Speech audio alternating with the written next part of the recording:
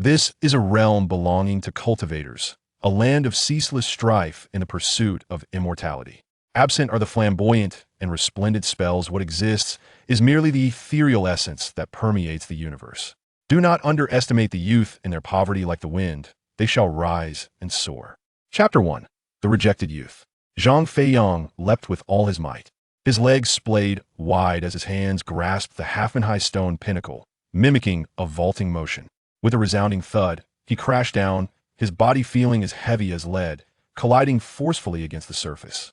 As he fell to the ground, his palms grazed the sharp edges, causing them to tremble and bleed profusely.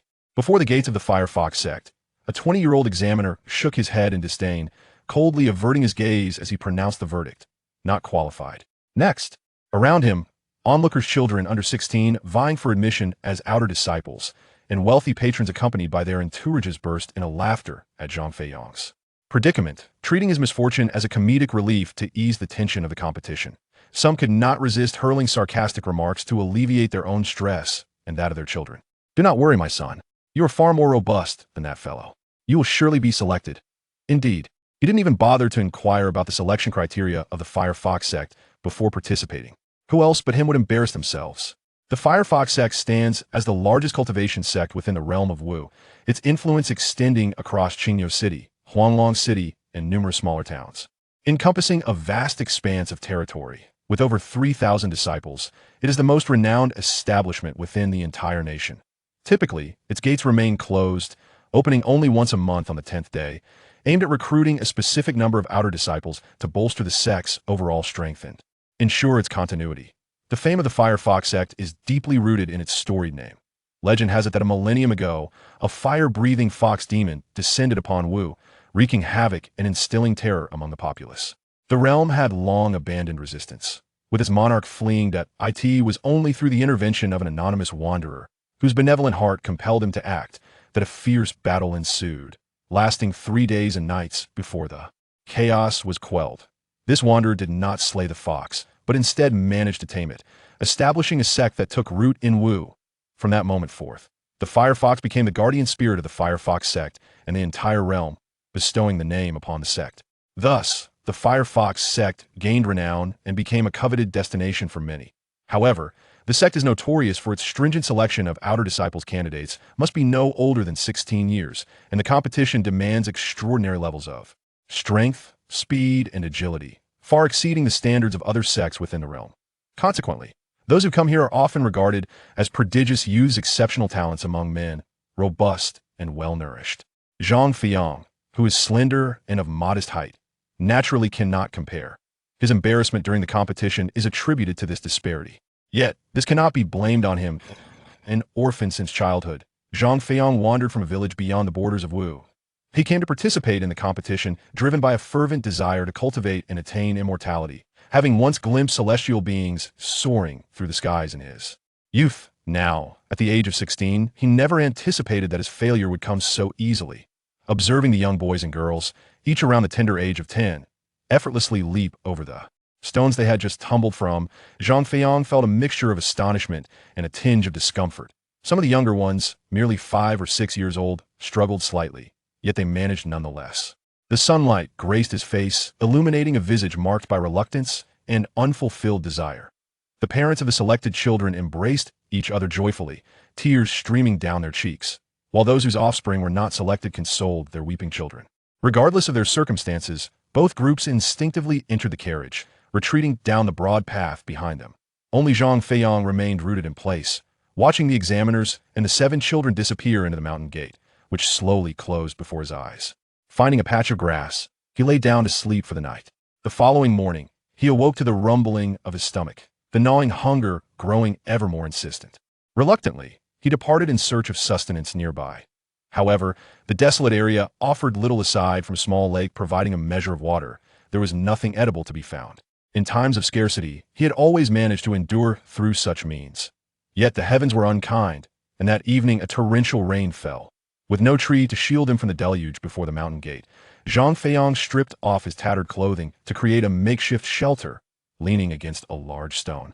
For protection from the rain, beneath the battering storm, the young Zhang Feiyang shivered, his frail body resembling little more than a collection of bones, yet his gaze remained resolute, fixated, unwaveringly on the mountain gate of the Huhuzong, clinging to hope. The world shows no compassion to anyone. After enduring that night, Zhang Feiyang fell ill, suffering from a headache and nasal congestion, feeling as if the very ground beneath him were unsteady. Yet, he gritted his teeth and persisted, enduring the dual torment of hunger and illness. Unwilling to depart on the fourth day, the mountain gate finally swung open. Zhang Feiyang's eyes brightened, an impulse to cry out swelling within him. However, emerging was not the examiner who could offer him hope, but rather a boy of approximately 10 years, the last of the new outer disciples who had entered the mountain gate. Just 4 days prior, the boy pushed a small cart laden with a large, bulging cloth bag, the contents unknown yet evidently displeasing, as indicated by the boy's disdainful expression. Zhang Feiyang approached with a smile, inquiring, "Hello, may I ask what is inside that bag?" Perhaps detecting the odor of illness that clung to Zhang Feiyang, the boy stepped back, casting a dismissive glance at him. As he continued to push his cart toward the distant lake, he grumbled, "Utterly useless rubbish. My senior brother is truly frustrating. I've become an outer disciple, yet instead of teaching me to cultivate, I am burdened with cooking and laundry. Now I must take out the trash. It infuriates me. Such tasks were always handled by servants at home." Zhang Feiyang only heard the first part of his tirade. Instinct, honed by his life as a vagabond, alerted him that the bag likely contained food. Even scraps would suffice to sustain him for a few more days. Allowing him to survive, he reached out to grasp the bag, feeling its weight, which stirred his emotions. With a gentle smile directed at the boy, he suggested, "If it troubles you, I could dispose of it for you. Where's the designated place for such waste?" The boy, clearly taken aback by the willingness of a stranger to assist him with such menial labor, felt his opinion of Zhang Feiyang improve significantly. He pointed toward a distant lake and said with a smile, "Over there, my senior brother mentioned that the lake will gradually dissolve this trash, transforming it into nutrients to nourish the earth anew."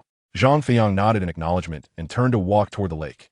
Yet the contents of the bag were a hodgepodge of items, including various dull and fragmented relics, tattered remnants of clothing with multiple rips, and an assortment of dark, powdery remnants exuding a mix of burnt and medicinal scents, with nary a morsel of edible food in sight. That he sighed, rubbing his growling stomach, revealing a self-deprecating smile.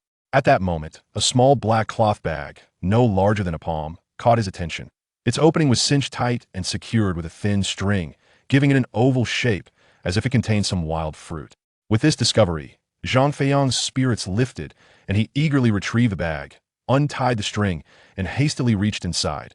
However, instead of fruit, he found a rusty little stove covered in a layer of dust.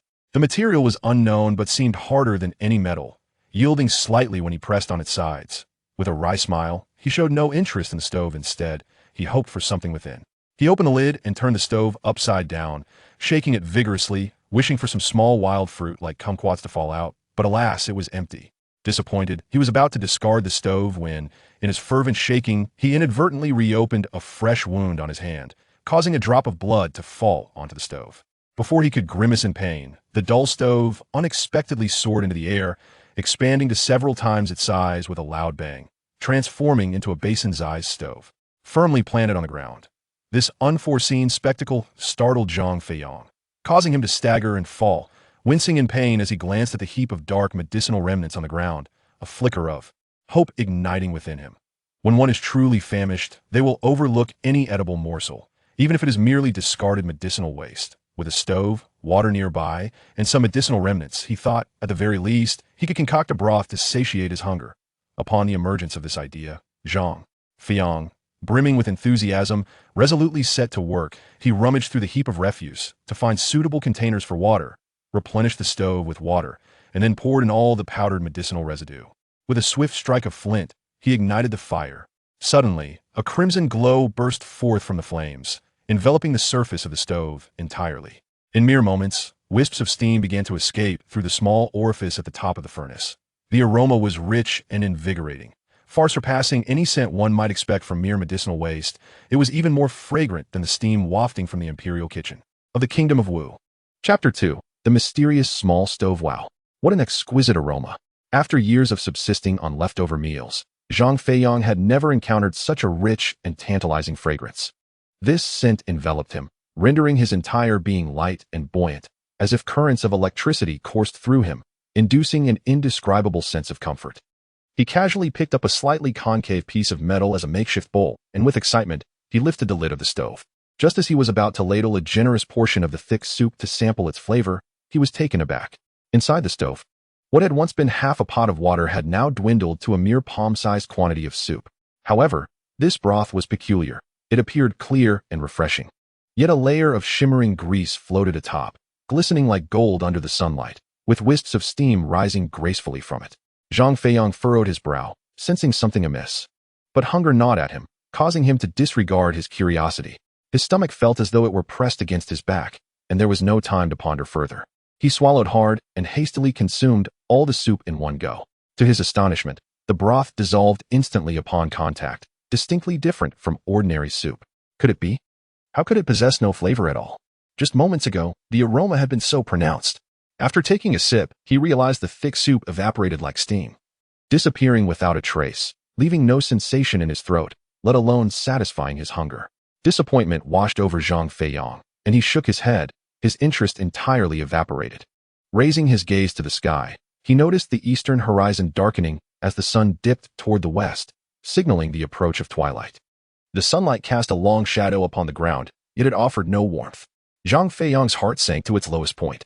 Casting one final glance at the strange stove, he could muster no further curiosity and succumbed to sleep, for slumber was the only temporary respite from the torment of hunger, a fact he had long accepted. Strangely, at that moment, something unexpected occurred. Logically, having consumed only a small sip of soup, which had not even traversed his throat, one would anticipate an intensification of hunger. Yet, Zhang Feiyang was perplexed to find that he did not experience the same overwhelming hunger he had felt days prior. In fact, after lying on the ground for what felt like an entire meal's duration, he found no discomfort in his stomach whatsoever. Moreover, another curious phenomenon baffled him. For a man like Zhang Feiyang, who often suffered from hunger, drowsiness was a constant companion. When food was scarce, fatigue would wash over him, leaving him weak and somnolent. Even after finding a meager portion of leftovers or wild vegetables, though the hunger might subside momentarily, an overwhelming urge to sleep would still seize him if he overindulged. Since his birth, he had never experienced a moment free from this drowsiness. Yet, astonishingly, after consuming the tasteless thick soup, Zhang Feiyang was taken aback to discover that his spirits were remarkably elevated. This sensation was akin to a famished tiger, which, after a prolonged period of hunger, suddenly feasted upon a wild boar, feeling warmth radiate throughout his body as an indescribable surge of strength and vitality clamored for release. If left unexpressed, this energy would render him uneasy. At that moment, Zhang Feiyang was engulfed by such feelings. Initially perplexed, he wondered if he had fallen ill, as this newfound sensation troubled him, preventing him from finding sleep. He tossed and turned restlessly, as if afflicted by stomach pains. It was then that another extraordinary event unfolded. How peculiar it was. After wandering for over a decade, he had encountered various stoves, yet never had he seen one that could autonomously expand and contract. Once his fatigue had dissipated, this peculiar phenomenon piqued Zhang Feiyang's curiosity. With a faint smile, he sat up, took the stove in his hands, examining it closely, hoping to unravel its mysteries. Expand. Inflate. I command you to grow. Yet, the stove appeared to possess a temperament of its own. Regardless of how he struck it or the verbal commands he issued, it remained unresponsive. Curious indeed. It was the soup from this very stove that had invigorated him. Surely this could not be mere illusion? Why, then, did it fail to respond now? Zhang Feiyang shook his head, replaying the events of the stove's expansion in his mind. Suddenly enlightened, a mischievous grin spread across his face. He bit into his fingertip, smearing the fresh blood onto the stove, hoping to witness the wondrous spectacle of its growth once more. With a loud bang, the stove indeed expanded upon contact with his blood, transforming into a basin-sized object. Its four corners firmly planted on the ground, nearly crushing Zhang Feiyang's feet. He laughed heartily in satisfaction. However, as his laughter subsided, he furrowed his brow, contemplating. This won't do. If I must use blood every time I require your assistance, I shall soon find myself drained of vitality. Shaking his head, he resumed pondering the matter. Pacing around the stove while engaging in a dialogue with himself. Why do you expand upon contact with blood? Moreover, what caused you to suddenly shrink earlier? I must discern how you achieved that contraction. After 2 laps around the stove, the answers eluded him. Yet, on the 3rd pass, without warning, the stove suddenly emitted a swift sound and shrank back down to the size of his palm right before Zhang Feiyang's eyes. This was not right. Clearly, the stove took considerably longer to expand when making soup. Was it possible that the stove, when subjected to heat or blood, would enlarge? During his soup-making process, he had ignited a fire beneath it, causing the stove to heat up entirely, thus prolonging its expansion time? With this deduction, Zhang Feiyang felt a surge of excitement, akin to a child who had just discovered a newfound joy. With a slight smile, he crouched down and began to experiment with flint. With a sharp crack, he struck the flint, igniting a spark that met the small stove. Sure enough, with a resounding pop, the stove instantly expanded to the size of a basin. Subsequently, Zhang Feiyang incessantly employed flint to heat the furnace from beneath, and indeed, the furnace sustained its integrity for an entire hour without any sign of contraction. It was not until Zhang Feiyang grew weary from his efforts with the flint, his hands aching and his arms numb, that the furnace, after cooling slightly on its surface, quivered gently, reverting to its palm-sized form. Zhang Feiyang erupted into hearty laughter, cradling the diminutive furnace in his hands as if it were a blossoming flower, relishing its beauty. That night, fatigue eventually overcame him, and he succumbed to slumber without noticing the passage of time. He was roused from his dreams by a familiar voice of complaint. Brother is so wicked. He neither teaches me to cultivate nor spares me from taking out the trash. How vexing. The tone was unmistakable. Upon opening his eyes, he beheld the very same 10-year-old boy who had previously emerged to dispose of refuse, pushing a handcart past him. The boy, adorned with a scowl of dissatisfaction, muttered and stumbled as he directed the cart towards a distant lake, deliberately avoiding Zhang Feiyang as if he were invisible, his face contorted with disdain. Unperturbed, Zhang Feiyang merely patted his stomach, sensing a hint of hunger, and with a faint smile, excitedly pursued the boy, calling out to request assistance in disposing of the trash once more. The 10-year-old boy, clearly taken aback that Zhang Feiyang would offer to help him for the second time, nonetheless welcomed the assistance, for to him, a child singularly focused on the pursuit of immortality, this task bore no significance. The prospect of having someone else do the labor was, indeed, a most fortuitous circumstance. Zhang Feiyang accepted the cloth bag, refraining from opening it immediately, and expressed his gratitude to the boy. Once the boy had entered the mountain gate, and the heavy door slammed shut, Zhang Feiyang eagerly opened the bag, akin to an adventurer impatient to uncover hidden treasures. Meticulously sifting through the contents, he disposed of weapons and tattered garments into the lake, allowing them to dissolve gradually, while retaining all remnants of medicinal herbs. He carefully gathered them together, reigniting the furnace and replicating the previous day's method to concoct a bowl of rich broth, this time fortified by experience. As the broth vanished upon entering his mouth, Zhang Feiyang felt the initial flicker of hunger dissipate entirely, exhibiting an unusual calmness. However, before he could stow away the furnace, he encountered an unexpected revelation. Within his body, it seemed as though his strength had magnified, his endurance had improved, and even his lung capacity had expanded, as he found himself capable of inhaling threefold the amount he once could. Zhang Feiyang gazed intently ahead, suddenly summoning all his strength to deliver a punch, which resonated in the air with a swift sound. This was a feat for someone who typically gasped for breath after a mere step in running. He had astonishingly managed to strike with such force. Is this truly me? After merely 2 sips of the medicinal broth, I have transformed into something stronger? Zhang Feiyang pondered in disbelief. He crouched down, tracing a straight line in the dirt with his index finger. Stepping back behind the line, he bent his knees and exerted force through his legs, launching himself into a leap. With a resounding thud, he landed, astonished to find that he had covered a distance of a full yard. For the ordinary individual, such a distance remains but a distant dream. Yet, he had just accomplished it, albeit with some effort.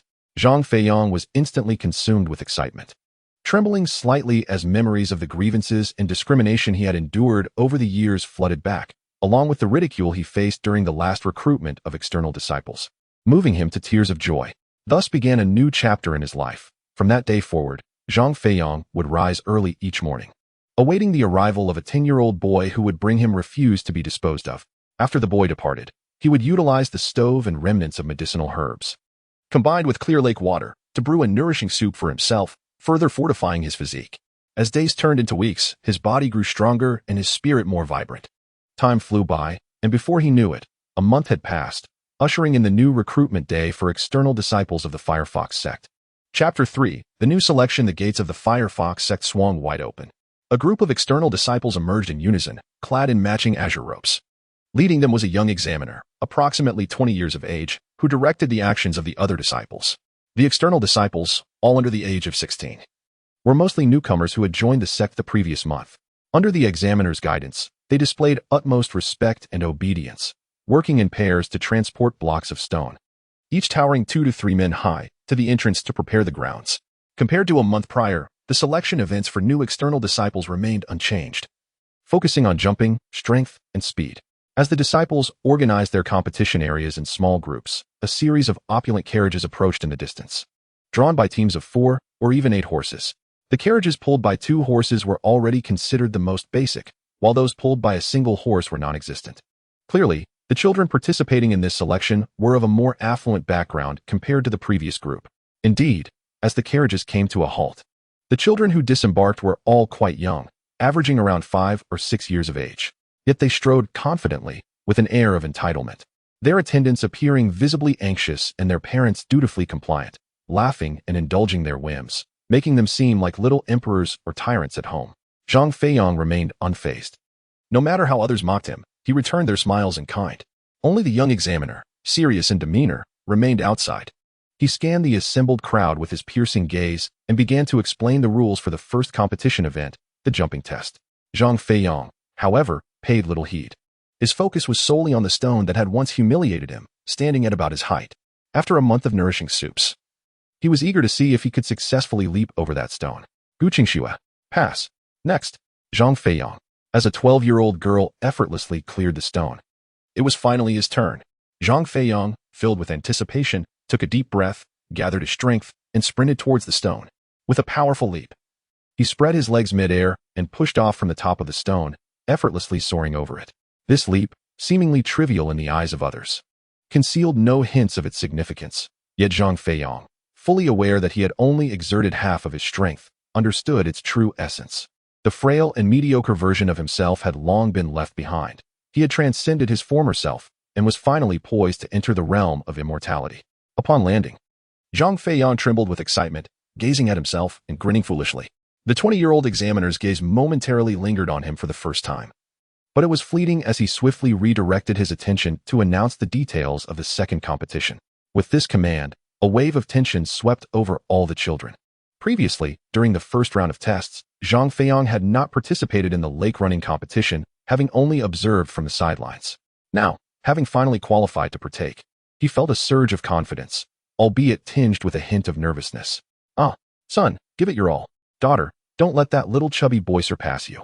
A glance revealed that all the other children had already dashed ahead, leaving him far behind, with the fastest among them having covered half the distance. He dared not linger any longer, gritting his teeth and taking long strides in a fervent pursuit.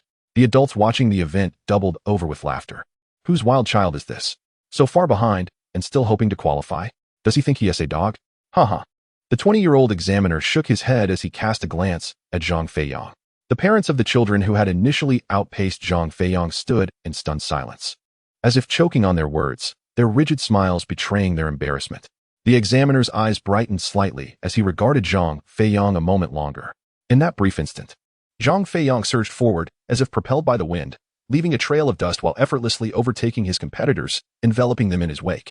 Third, second, first. Approaching the finish line, Zhang Feiyang maintained his fervent chase, his speed unwavering, while the 3 children ahead visibly faltered, their energy waning. Ultimately, within the last 2 yards, he surpassed them completely, galloping triumphantly across the finish line. The faces of the wealthy merchants and their servants, who had scorned him before the race, turned crimson with embarrassment, as they could not withstand Zhang Feiyang's gaze. The 20-year-old examiner nodded slightly, finally offering Zhang Feiyang a satisfied smile, allowing him to rest as he awaited the conclusion of the competition. Yet, as Zhang Feiyang stepped out of sight, a flicker of doubt arose within him. This lad had clearly failed the first test when he had come for assessment last month. How could he have made such rapid progress in merely a month? Was he deliberately concealing his strength back then?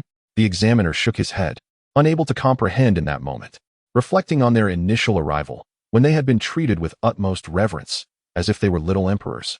Zhang Feiyang found the irony amusing. The final test was one of strength. Do you see this stone before me? It is the same one you used for your initial test of jumping ability. It weighs 50 pounds. The essence of the competition was to maneuver a stone, even if only for a fleeting moment, to lift it just slightly, without shifting it even a fraction, which would result in immediate disqualification. At that moment, the examiner announced the final test. Only about 50 children remained, a mere tenth of the original participants. Upon hearing the examiner's announcement, all the children, at their parents' insistence, retreated. hesitant to attempt the challenge. Their reasoning was clear. Having just completed a grueling running test, they were utterly exhausted. They believed that delaying their attempt to move the stone would be prudent. The first to try would surely be deemed foolish or simple-minded. The examiner, responsible for selecting qualified outer disciples each month, was acutely aware of the psychological dynamics at play between the participants and their parents. He scanned the crowd and noticed that none dared to step forward, his gaze settling on Zhang Feiyang. "Zhang Feiyang, you go first," he called. Zhang Feiyang, still brimming with energy, was eager to test his limits. As he prepared to join the queue, expecting to wait his turn like before, he was pleasantly surprised to be called personally by the examiner. With a slight smile and resolute determination, he approached, took a deep breath, and effortlessly lifted the 50-pound stone to his knees. This moment astonished everyone present. The parents of those who had hoped to see Zhang Feiyang falter stood speechless, dabbing their brows with handkerchiefs. The children, still recovering from their previous exertions, turned pale as if they too bore the weight of the stone, gasping in disbelief. The 20-year-old examiner was equally shaken, his gaze fixated on Zhang Feiyang, admiration gradually replacing his initial skepticism. What an extraordinary individual. It seemed he had concealed his abilities for a month, perhaps to witness my folly. Just as everyone thought Zhang Feiyang would lower the stone, he straightened his back, lifting it higher, until it was held aloft, resembling a titan supporting the heavens. With unwavering strength, he maintained his grip, silencing all prior mockery and disdain. The examiner's perception shifted as he observed Zhang Feiyang's ascent of the stone, his admiration morphing into envy. What a remarkable young man. Such physical prowess is a rarity coveted by aspiring outer disciples. How fortunate I am to witness this. If only I possessed such gifts. Why does this lad have such extraordinary talent? Yet, just when the examiner presumed Zhang Feiyang's test had reached its conclusion, Zhang Feiyang glanced up at the stone, releasing one hand to support it with just one arm. Though it appeared somewhat taxing for an adolescent, this feat was nothing short of astonishing. Good heavens! How is he achieving this? Who is this child's family? Truly remarkable. Father, is this stone truly 50 pounds? My son, remember my words. Once you enter the mountain gate, you must forge a strong bond with that fellow. What was his name again? Ah, Zhang Feiyang. Yes, ensure you treat Zhang Feiyang with utmost kindness and respect. He will undoubtedly rise to prominence within the Firefox sect in the future. It is imperative to cultivate a good relationship with him before he ascends. Do you understand? But, Father, Zhang Feiyang smells quite foul and his clothes are filthy. I do not like him. Slap. Are you disregarding my words? Do you wish to be punished? I understand, Father. Those children do not seem to mind, but their parents are in an uproar, treating Zhang Feiyang like a prized treasure, brainstorming ways to please him. Unbeknownst to them, the examiner's opinion of Zhang Feiyang has evolved. Witnessing Zhang Feiyang repeatedly exceed expectations, the examiner's gaze has shifted from indifference to deep-seated animosity. Zhang Feiyang is far too exceptional. If he enters the Firefox sect and becomes an outer disciple, what chance do I have for promotion to an inner disciple? He shook his head, suddenly adopting a stern expression, returning to his cold demeanor, and announced the verdict, unqualified.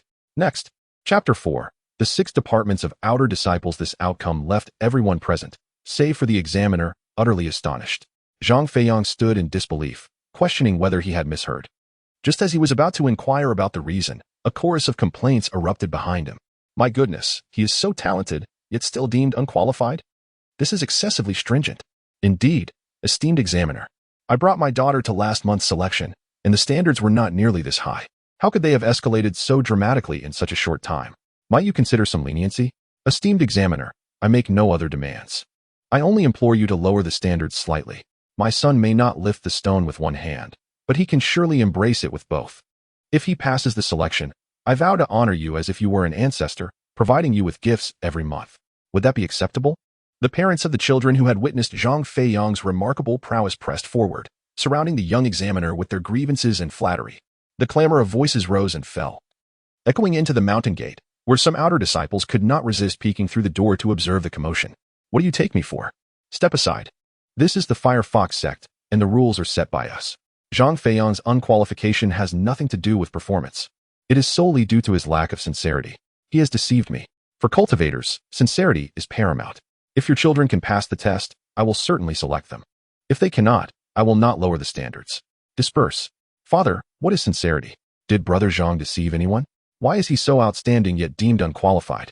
At that moment, a plump 12-year-old boy tugged at his father's pant leg, his gaze fixed upon Zhang Feiyang's face as he voiced his perplexity. His father. The very man who had earlier urged his son to befriend Zhang Feiyang was now visibly disdainful upon hearing his son's mention of the already eliminated youth.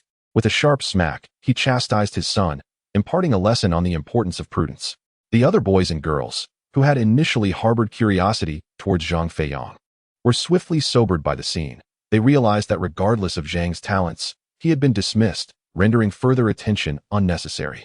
Sympathy would only provoke discontent from their parents, and so they returned to a state of eager anticipation for their own turn to shine. Meanwhile, the parents of these children maintained their scrutiny of Zhang Feiyang. Upon learning of his elimination, they reveled in his misfortune, relieved that his dismissal afforded one of them an opportunity, devoid of any gratitude. They accepted the examiner's words as undeniable truth, harboring contempt for Zhang Feiyang, and began to murmur mockingly amongst themselves. Thus, Zhang Feiyang found himself unjustly burdened with a plethora of baseless accusations and rumors. Confounded and feeling wronged, he questioned the examiner. "Honorable examiner, I am innocent. When have I ever deceived you?" As Zhang Feiyang faced this humiliation, the parents of the children who had relished his downfall were grinning broadly, their expressions brimming with unspoken satisfaction. The raucous laughter resonated, reaching even those disciples who were stealthily observing from behind the gates, prompting their own bursts of laughter. Even the examiner, witnessing Zhang Feiyang's dismay, could not suppress a smirk of triumph. Yet, amidst the cacophony of derisive laughter, a piercing voice erupted, akin to thunder breaking through a storm. Aha! The gates, which had been merely ajar, swung wide open to reveal a young man, similarly attired and aged as the examiner, yet possessing fair skin. He strode forth with his hands clasped behind his back, surveying the crowd before fixing his gaze upon the youthful examiner. Stifling a laugh, he inquired, "Brother Xiang, what cultivator would deem sincerity to be of utmost importance? Such a feeble excuse. How could you even articulate that? When was this rule established? I was never informed." Upon hearing this robust laughter, the pride and smile on the examiner's face swiftly faded. As he beheld the newcomer, his demeanor hardened, and he cast a cold glance towards the now fully opened gates, intimidating the remaining individuals hiding behind them before meeting the stranger's gaze. He retorted with a question. "Brother Hua, shouldn't you be in the mortuary? What brings you here?" Hua Dan's complexion paled, and he staggered back, feigning fright. Yet, upon noticing a glimmer of ease in Brother Xiang's demeanor, he burst into laughter, playfully clutching his chest and remarked, "Brother Xiang, I'm so scared. Please don't hit me." The outcome was evidently unforeseen by the examiner, Xiang. He stood momentarily stunned, lost in thought. In his recollection, Hua Dan would typically avoid him upon their encounters. Thus, he was taken aback by the sudden transformation in demeanor when he had grasped a weakness. Hua Dan abruptly turned, fixing his gaze upon him with a smile that seemed to convey a reassuring message. "Do not worry. I shall support you." Zhang Feiyang had never been acquainted with this version of Hua Dan. Naturally, Hua Dan was unfamiliar with Zhang Feiyang as well. His actions were merely a performance intended for the benefit of senior brother Xiang. Hua Dan shook his head in disbelief, his laughter ringing out. "Ha! Xiang Dong, do not frighten me. You lack the courage to harm me. I am no novice, oblivious to the world. We have known each other for 5 years. Surely, I am well aware of who you are. Save these tactics for others. I shall not engage in idle chatter with you. From my observations, Zhang Feiyang is a rare talent not seen in a century within our sect. If you do not take him, I shall. I merely sought a diversion from the tedium of my duties in the mortuary to converse and foster camaraderie with you. Should you decide to kill me, all the junior disciples behind that door would serve as witnesses. If Master were to learn of this incident, your chances of participating in the selection of inner disciples would be utterly obliterated. Perhaps, in a fit of rage, Master might even expel you from the sect. I trust you are not foolish enough to pursue that course of action." As Xiang Dong listened, his anger mounted, yet he found himself increasingly powerless against Hua Dan's words. In the end, witnessing Hua Dan's self-satisfied demeanor nearly drove him to the brink of exasperation. After a moment of silence, having contemplated the consequences of Hua Dan's assertions, he weighed the pros and cons and ultimately relented, casting a glance at Zhang Feiyang, and with a reluctant huff amended his earlier decision. "Zhang Feiyang, you have passed." The happiness arrived so unexpectedly, it was truly astonishing. Hua Dan waved dismissively, turning to Xiang Dong to express his gratitude. "Thank you, senior brother Xiang." Xiang Dong, now filled with irritation at the mere sight of him, had no desire to engage further. With a flick of his sleeve, he turned away and began testing the next child. Next, Gu Qingxue. The subsequent testing results were swiftly revealed. This time, only 5 individuals emerged successfully from the trials. The unsuccessful candidates, along with their parents, adhered to the usual custom of weeping and lamenting, expressing their discontent and frustration. In contrast, those who were selected rejoiced, dancing and singing hand in hand in celebration, due to his noticeably greater age compared to the other children, who were around 10 years old. Zhang Feiyang found himself unable to integrate into their youthful circle and chose instead to silently observe as a spectator. Once the personnel registration was completed, Xiang Dong opened the mountain gate, leading Zhang Feiyang and the others into the heart of the mountain. This mountain, long since transformed into Huahu Mountain by the Huahu sect, loomed vast and boundless, its peaks soaring into the clouds. As Zhang Feiyang arrived at the mountain's base, he found 5 outer disciples, clad in attire similar to Xiang Dong's, awaiting their ascent along the path. Xiang Dong and Huadan, who had just assisted him, were among the leaders of their respective departments. Xiang Dong oversaw the alchemy department, while Huadan was in charge of the corpse handling department. The remaining 4 individuals, 3 men and 1 woman, were assigned to the departments of construction, land reclamation, herbal gathering, and laundry. Among these, only the alchemy department offered the most promising prospects for advancement to inner disciples, although the corpse transportation department fell slightly short. Being solely responsible for the conveyance and handling of corpses, it was far less perilous than the herbal gathering department and less laborious than the land reclamation department, making it the most relaxed sector within the sect. Noticing that the other 5 children had already been chosen by the leaders of these departments, Zhang Feiyang approached Huadan with a smile, anticipating that he would select him. However, Huadan seemed to perceive Zhang Feiyang's intentions at a glance, shook his head, and said with a smile, "Do not look to me. Your excellence is undeniable, but you lack the qualifications to join my corpse transportation department. We have already made arrangements for you. The person selecting you is over there." Upon hearing Huadan's rejection, Zhang Feiyang felt a pang of disappointment. Yet, considering that both the land reclamation and herbal gathering departments were also commendable options, he reassured himself that with hard work and dedication to cultivation, he could likely ascend to immortality as well, and thus he turned his gaze towards where Huadan pointed. To his surprise, the individual he was directed to was the only woman among the 6 department leaders. Chapter 5. Zhou Yishi and Zhang Feiyang could scarcely believe his eyes, for it was evident which department she belonged to.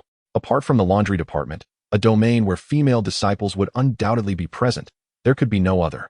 Indeed, before he could utter a word, the woman approached him, smiling as she patted his shoulder. She scrutinized him from head to toe, nodding to express her satisfaction. Although of modest height, her physique was robust, with strong shoulders and arms. "You are Zhang Feiyang, am I correct? Welcome to our laundry department. Should you require anything, feel free to seek me out directly. I will oversee your daily needs. You may call me Qiao Jia." Seeing Qiao Jia's warm demeanor and her straightforward, almost masculine manner, Zhang Feiyang's disappointment began to dissipate. He followed the example of other newly inducted outer disciples and respectfully clasped his fists in greeting. Qiao Jia appeared to be in her 20s, exuding the air of a mature woman, clearly well acquainted with men. She showed no signs of awkwardness or tension in response to Zhang Feiyang's respect. With a gentle smile, she took his hand and led him along the westernmost path. This route ascended to the mountain paths of the Huahu sect, which comprised a total of 6 trails, each corresponding to the 6 departments of the outer disciples. The locations of the 6 departments varied. Some were situated midway up the mountain, others at the summit, and some in the rear mountain area. The laundry department, to which Zhang Feiyang was headed, was located by a grand river at the foot of the rear mountain, consisting of a total of 7 houses. This river was formed over time by the cascading waters of a waterfall at the mountain's peak, each day from the moment the sun rose. The outer disciples of the laundry department, under Qiao Jia's guidance, would gather their wooden basins and sticks, along with numerous robes, to wash by the riverbank. These garments belonged to all the inner disciples of the sect. Additionally, the disciples of the laundry department were tasked with sewing clothes, as all attire for both inner and outer disciples of the Huahu sect was crafted by the members of the laundry department, with Qiao Jia being one of the most exceptional among them. Upon arriving at a wooden cabin by the riverside, Zhang Feiyang donned the standard azure robe of an outer disciple of the Firefox sect. It was then that he gleaned some of the specific regulations pertaining to the outer disciples from Qiao Jia. He learned that even after entering as an outer disciple, one was still barred from practicing cultivation. To embark on the path of immortality, one must acquire the sect's most vital cultivation technique, the Qi refinement method. However, this esteemed knowledge was reserved solely for those exceptional outer disciples who had made significant contributions, such as the leaders of the 6 divisions. Within the laundry department, the only individual truly beginning to cultivate her inner spirit energy was Qiao Jia herself. All her subordinates toiled like laborers, enduring her commands day in and day out. It remained uncertain how much hardship one must endure to earn even a fleeting chance at the sect's most treasured qi refinement method. Seeing Zhang Feiyang's newly arrived countenance mirroring the disappointment typical of all new laundry department disciples, Xiao Jie gently patted him on the shoulder. Offering the same comforting words she often extended to others, "Do not lose heart. Focus on washing your clothes diligently. If fortune smiles upon you, perhaps one day you may have the opportunity to obtain the qi refinement method, contribute more and question less about rewards." Upon reflection, Zhang Feiyang acknowledged the wisdom in her words.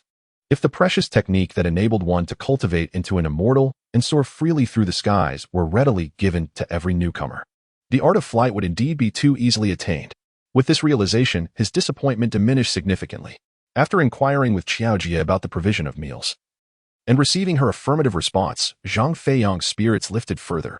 A joyful smile spread across his face, brimming with anticipation for the future, filled with newfound confidence. Those who had undergone cultivation truly were remarkable. Even a casual clap held an impressive weight. Just then, a procession of figures emerged from the far end of the river, comprised of young girls carrying wash basins, wooden sticks, and heaps of wet garments. Hand in hand, they held their heads high, singing cheerful melodies as they approached Zhang Feiyang, sunlight cascading down upon them, illuminating their sun-kissed smiles, akin to a beautiful tapestry that tugged at the heartstrings. Only at the back of the line was a 10-year-old boy, his head bowed, wearing a disgruntled expression. This assembly constituted the entire laundry department, 20 young girls and one boy, now joined by Zhang Feiyang, marking the arrival of a second male. When Xiao Jie introduced Zhang Feiyang to the group, the girls scrutinized him from head to toe, playfully poking and prodding, giggling as if they were admiring a rare treasure, leaving Zhang Feiyang feeling somewhat uncomfortable. At 16, he was in the prime of his youth, having once dreamed of encountering a girl who might share affection with him in the future. Yet, the young girls before him surpassed even his wildest imaginings of beauty, exuding a grace that was utterly unrestrained, as though they had all inherited Xiao Jie's forthright demeanor. Zhang Feiyang found himself somewhat out of place, momentarily overwhelmed by the fervent gazes of the young ladies around him. Unable to endure the intensity, he averted his eyes and retreated to converse with a solitary boy who was sulking with his head bowed. This boy had not regarded Zhang Feiyang at all, for he harbored a disdain for this place and its inhabitants, indifferent to whether they were male or female, as they held no significance for him. However, upon recognizing Zhang Feiyang as the vagabond from outside, the boy paused, as if a stranger had unexpectedly encountered a fellow townsman, and eagerly grasped Zhang Feiyang's hand, peppering him with questions and introducing himself, transforming into an entirely different person as he laughed and chatted with Zhang Feiyang. "Ah, it's you. You've come in as well. Haha. Greetings. I'm Zhou Yixian." Zhang Feiyang naturally recognized him as well. He was quite surprised that the 10-year-old boy who had indirectly aided him would end up in the same department. Like an old classmate reunited, Zhang Feiyang felt a surge of joy. They distanced themselves from the girls and settled upon a stone by the riverside, appreciating the gentle flow of the water and the enchanting scenery beneath the surface while reminiscing. "Brother Zhou, what a coincidence to encounter you here. I am Zhang Feiyang. Zhang Feiyang, I am aware of your name. During the selection, you certainly made quite the spectacle, didn't you? Haha. Truth be told, I have always remembered that. Oh dear, I shouldn't have mentioned it. I did not mean to belittle you, truly. I only found your fall rather ungraceful. It's fine. That is all in the past now. Brother Zhou, does our laundry department also handle the garbage?" Zhou Yixian slapped his thigh and sighed, seemingly wishing to vent his frustrations, as he picked up a stone and hurled it into the river. "It is impossible for us to cultivate and become immortals. The rules of the Huizong are exceedingly strict. Now, escaping is no longer an option. The only consolation is that we can at least receive our wages from Xiao Jie each month." This remark, however, seemed to diverge from what Xiao Jie had expressed. Zhou Yixian chuckled heartily, shaking his head, and picked up another stone, tossing it towards the river's surface, perhaps attempting to uplift his spirits. Yet, this stone, released at an awkward angle and lacking sufficient force, plopped into the water like a cow sinking in the sea, disappearing beneath the surface without a trace. At that moment, Zhou Yixian's heart sank along with the stone. He sighed deeply, his demeanor suddenly appearing immensely despondent. Bearing little resemblance to a 10-year-old boy, instead resembling a centenarian, his eyes reflecting a glint of despair, Xiao Jie certainly did not deceive us. What she said is true. However, neither you nor I hold any hope of obtaining the refining Qi Sutra. This left Zhang Feiyang perplexed. Why was it that, as outer disciples of the laundry department, others could attain it, yet he and Zhou Yixian could not? Zhang Feiyang widened his eyes and inquired, "Why is that?" "Because we are male." "Ah? Noticing Zhang Feiyang's bewildered expression, Zhou Yixian finally felt a flicker of delight, chuckling mischievously as he said, "Take a guess. What could the reason be?" Zhang Feiyang could not fathom it and shook his head candidly. Zhou Yixian laughed. "You would never guess. It was only today, while doing the laundry, that I became aware of this matter." Observing that Zhou Yixian seemed poised to unveil some hidden secret, Zhang Feiyang perked up his ears and leaned in closer. Indeed, Zhou Yixian divulged a sensational piece of information. "I heard it from a senior female disciple. This senior frequently associates with a leader from the six sects. According to her, the Qi Refinement Manual is the first step in the path of cultivation, detailing the incantations necessary for the Qi refinement stage. It contains all the essential techniques required for the three realms of Qi refinement, which are the initial stage, intermediate stage, and completion stage.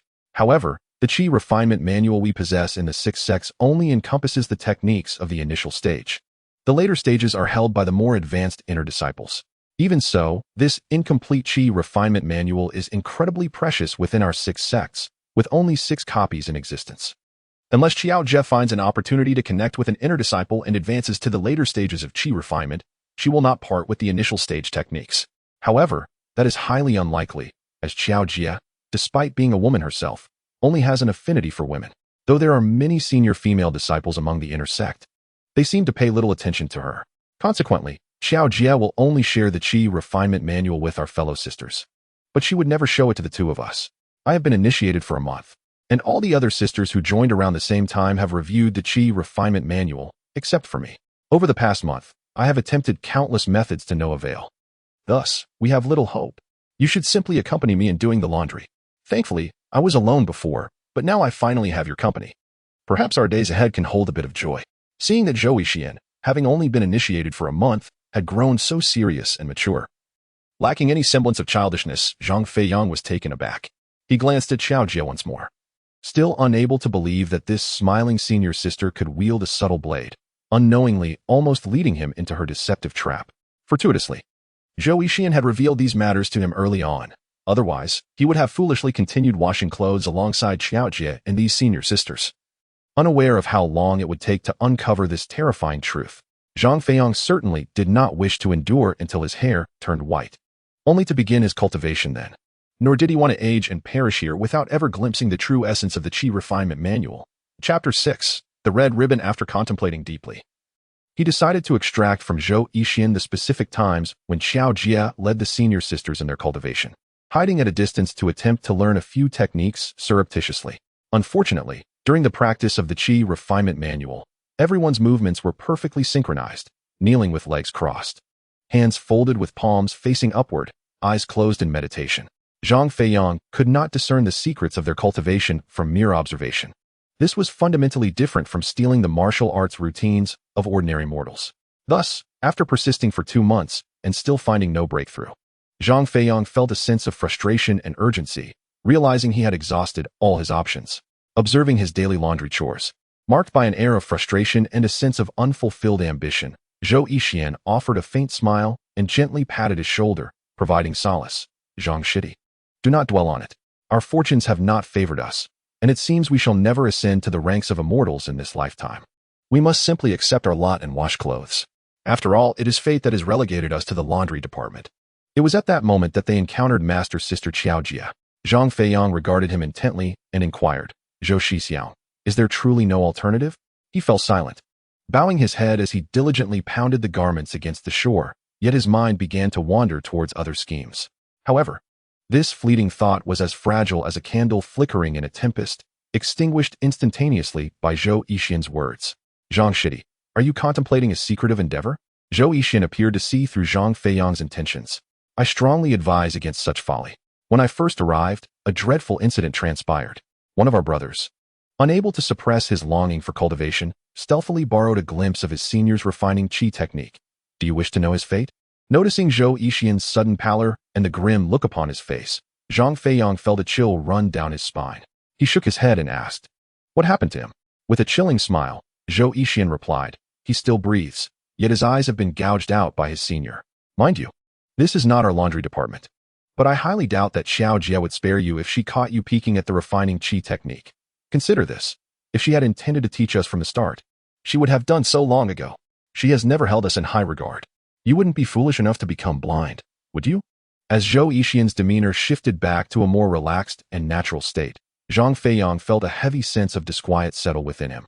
This revelation struck him like a bolt from the blue, extinguishing all his hopes and forcing him to confront the harsh reality, despite his lingering reluctance to accept it.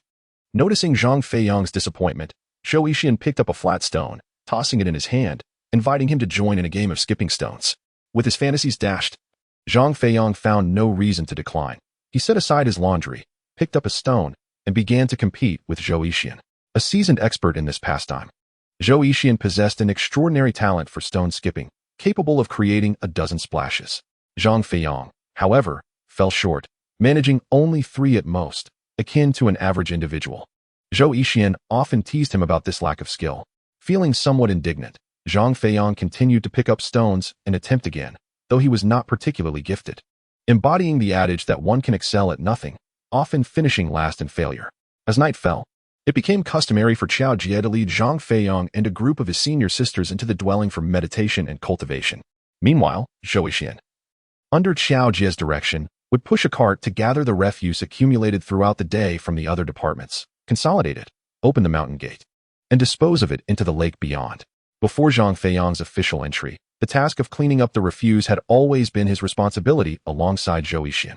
Now that Zhang Feiyang had become Zhou Yixian's junior disciple, it was only natural that Zhou Yixian would no longer take on such a tedious and laborious task. Each day, after finishing his meal, he would quietly sneak away to join the other 6 departments for leisure. As for the unpleasant and exhausting chore of disposing of garbage, that remained solely Zhang Feiyang's domain. Surprisingly, he did not find it irksome. Compared to the endless task of washing clothes, the act of dumping garbage, while still arduous, was imbued with a certain charm. Within that refuse lay countless remnants of medicinal herbs, and he often pondered what kind of rich broth could be concocted from them in that mysterious furnace, and what transformations his body might undergo after consuming such a concoction. This was the highlight of Zhang Feiyang's day. In this context, he spent his days mirroring Zhou Yixian's routine, rising early to follow Qiao Jie in needlework and learning to craft garments. After lunch, he would habitually wash clothes by the river, reserving his evenings, when he carried the collected refuse out of the mountain gates, for his own cherished moments of freedom. One particular day, as usual, Zhang Feiyang wheeled his cart to the mountain gates and paused by the lakeside to halt his cart. Eagerly, he opened the bag, curious about the evening's finds, only to discover an abundance of clothing inside, with no broken weapons or even a trace of medicinal residue to be found. Suddenly, a flash of red light swept before his eyes, resembling a crimson point that left a lingering afterimage due to its swift movement. Intrigued by the color, he recalled that the weapons in the bag were all as dark as ink and devoid of luster, while the clothes resembled the azure robe he wore, only a shade of blue. Compelled by curiosity, Zhang Feiyang cautiously reopened the cloth bag, carefully extracting each item he had just placed inside for a second examination. Indeed, this time, he made a significant discovery. The damaged weapons were unremarkable. Yet within the large bundle of severely torn garments, he found a red cloth strip, approximately a foot long, seemingly torn from something. As he held the red fabric in his hand and gently stroked it, he could distinctly feel that, being made from the same material as his garments. His blue robe was evidently lacking in comparison to this striking red cloth. However, relying solely on a small piece of fabric to ascertain its origins seemed overly demanding. Over the following month and a half, he consistently unearthed red garments from amidst the piles of blue robes each evening. Zhang Feiyang, however, was indifferent to these occurrences. His entire interest had shifted from the remnants of medicinal herbs to the red fabric strips. Strangely enough, ever since he learned of the death within the inner circle from Zhou Yixian, the red fabric had become increasingly scarce, dwindling from a near-daily discovery to just 1 or 2 days apart, until it was entirely absent. This realization left Zhang Feiyang feeling despondent. Nevertheless, it also sharpened his focus on the red fabric strips he had already amassed, which now filled an entire cart. Indeed, why not toss them all into the furnace and see what happens? The waste from the medicinal herbs can be brewed into a delicious and nourishing herbal soup. If I were to add these rags, might they also yield something extraordinary? With such thoughts igniting his imagination, Zhang Feiyang, brimming with enthusiasm, promptly cast all the red fabric strips into the furnace and, crouching down, struck a flint to ignite the fire. With a resounding boom, the furnace, which had just cooled, flickered with a vibrant glow, instantly transforming into a brilliant crimson. Noticing wisps of steam rising from the top of the furnace, which trembled ever so slightly, Zhang Feiyang was filled with anticipation. Time seemed to stretch indefinitely until the furnace, previously vibrating with intensity, abruptly stilled. Observing that no steam was escaping from the top, Zhang Feiyang could not contain his eagerness and opened the furnace door, unleashing a blinding surge of red light that momentarily rendered him unable to see. After a brief pause, the crimson radiance gradually dissipated, and when Zhang Feiyang focused his gaze, he beheld a scarlet beast hide resting serenely within. The hide was predominantly white, adorned with enigmatic patterns, and covered with a layer of soft red fur. It stood half the height of a person, its dense red fur almost enveloping one side entirely, measuring only half an inch in length, and felt as though it were ethereal to the touch, silky and delicate. As Zhang Feiyang extracted the hide and removed his robe for comparison, he discerned that while his robe was loose-fitting, the quality of this hide was evidently superior, excelling in hardness, comfort, and flexibility. The more he examined it, the more he grew fond of it, unable to part with his newfound treasure. He carefully stored the furnace and, brimming with excitement, settled by the lakeside, stitching by the moonlight, intent on crafting himself an undergarment. Alas, the hide proved slightly too small. After considerable effort, he fashioned a red vest. Once donned, the vest transformed his entire demeanor, as if he had acquired a rare gem exclusively his own. Upon returning to the mountain gate, Zhang Feiyang was so exhilarated that he hesitated to remove it, resting in his red vest and robe. As he drifted between slumber and wakefulness, unnoticed by anyone, a shadow silently approached the wooden cabin of the laundry department, opened the wooden door, and entered the room where Zhang Feiyang lay. The shadow glided past Zhou Yixian's bed like a specter, arriving stealthily at Zhang Feiyang's bedside. Gazing at him, soundly asleep on his back, a cold glint emanated from the shadow's eyes. Quick as lightning, the shadow produced a dagger from seemingly nowhere, aiming it at Zhang Feiyang with lethal intent. Chapter 7. The assassin. The strike was swift and merciless, executed with tremendous force. Zhang Feiyang, who had not been in a deep slumber, was jolted awake by a sudden pain. Struggling to open his eyes and discern the assailant, he could only make out a pair of eyes filled with malice and ruthlessness. The rest of the figure melded into the darkness, rendering everything else indistinct. Zhang Feiyang could scarcely believe that he was being assassinated in the dead of night. His heart plummeted, his body rigid with fear, and his hands trembled uncontrollably. He desperately reached out to grasp the assailant's arm, attempting to hold on. However, he was enveloped in an overwhelming tension, compounded by a night spent laboriously crafting garments. Exhaustion had drained him of nearly all his strength, leaving him a mere spectator as the assailant forcefully pried his hand away and withdrew a dagger. With a swift motion, the blade pierced his chest with a sickening sound, sending a jolt of pain coursing through Zhang Feiyang's body.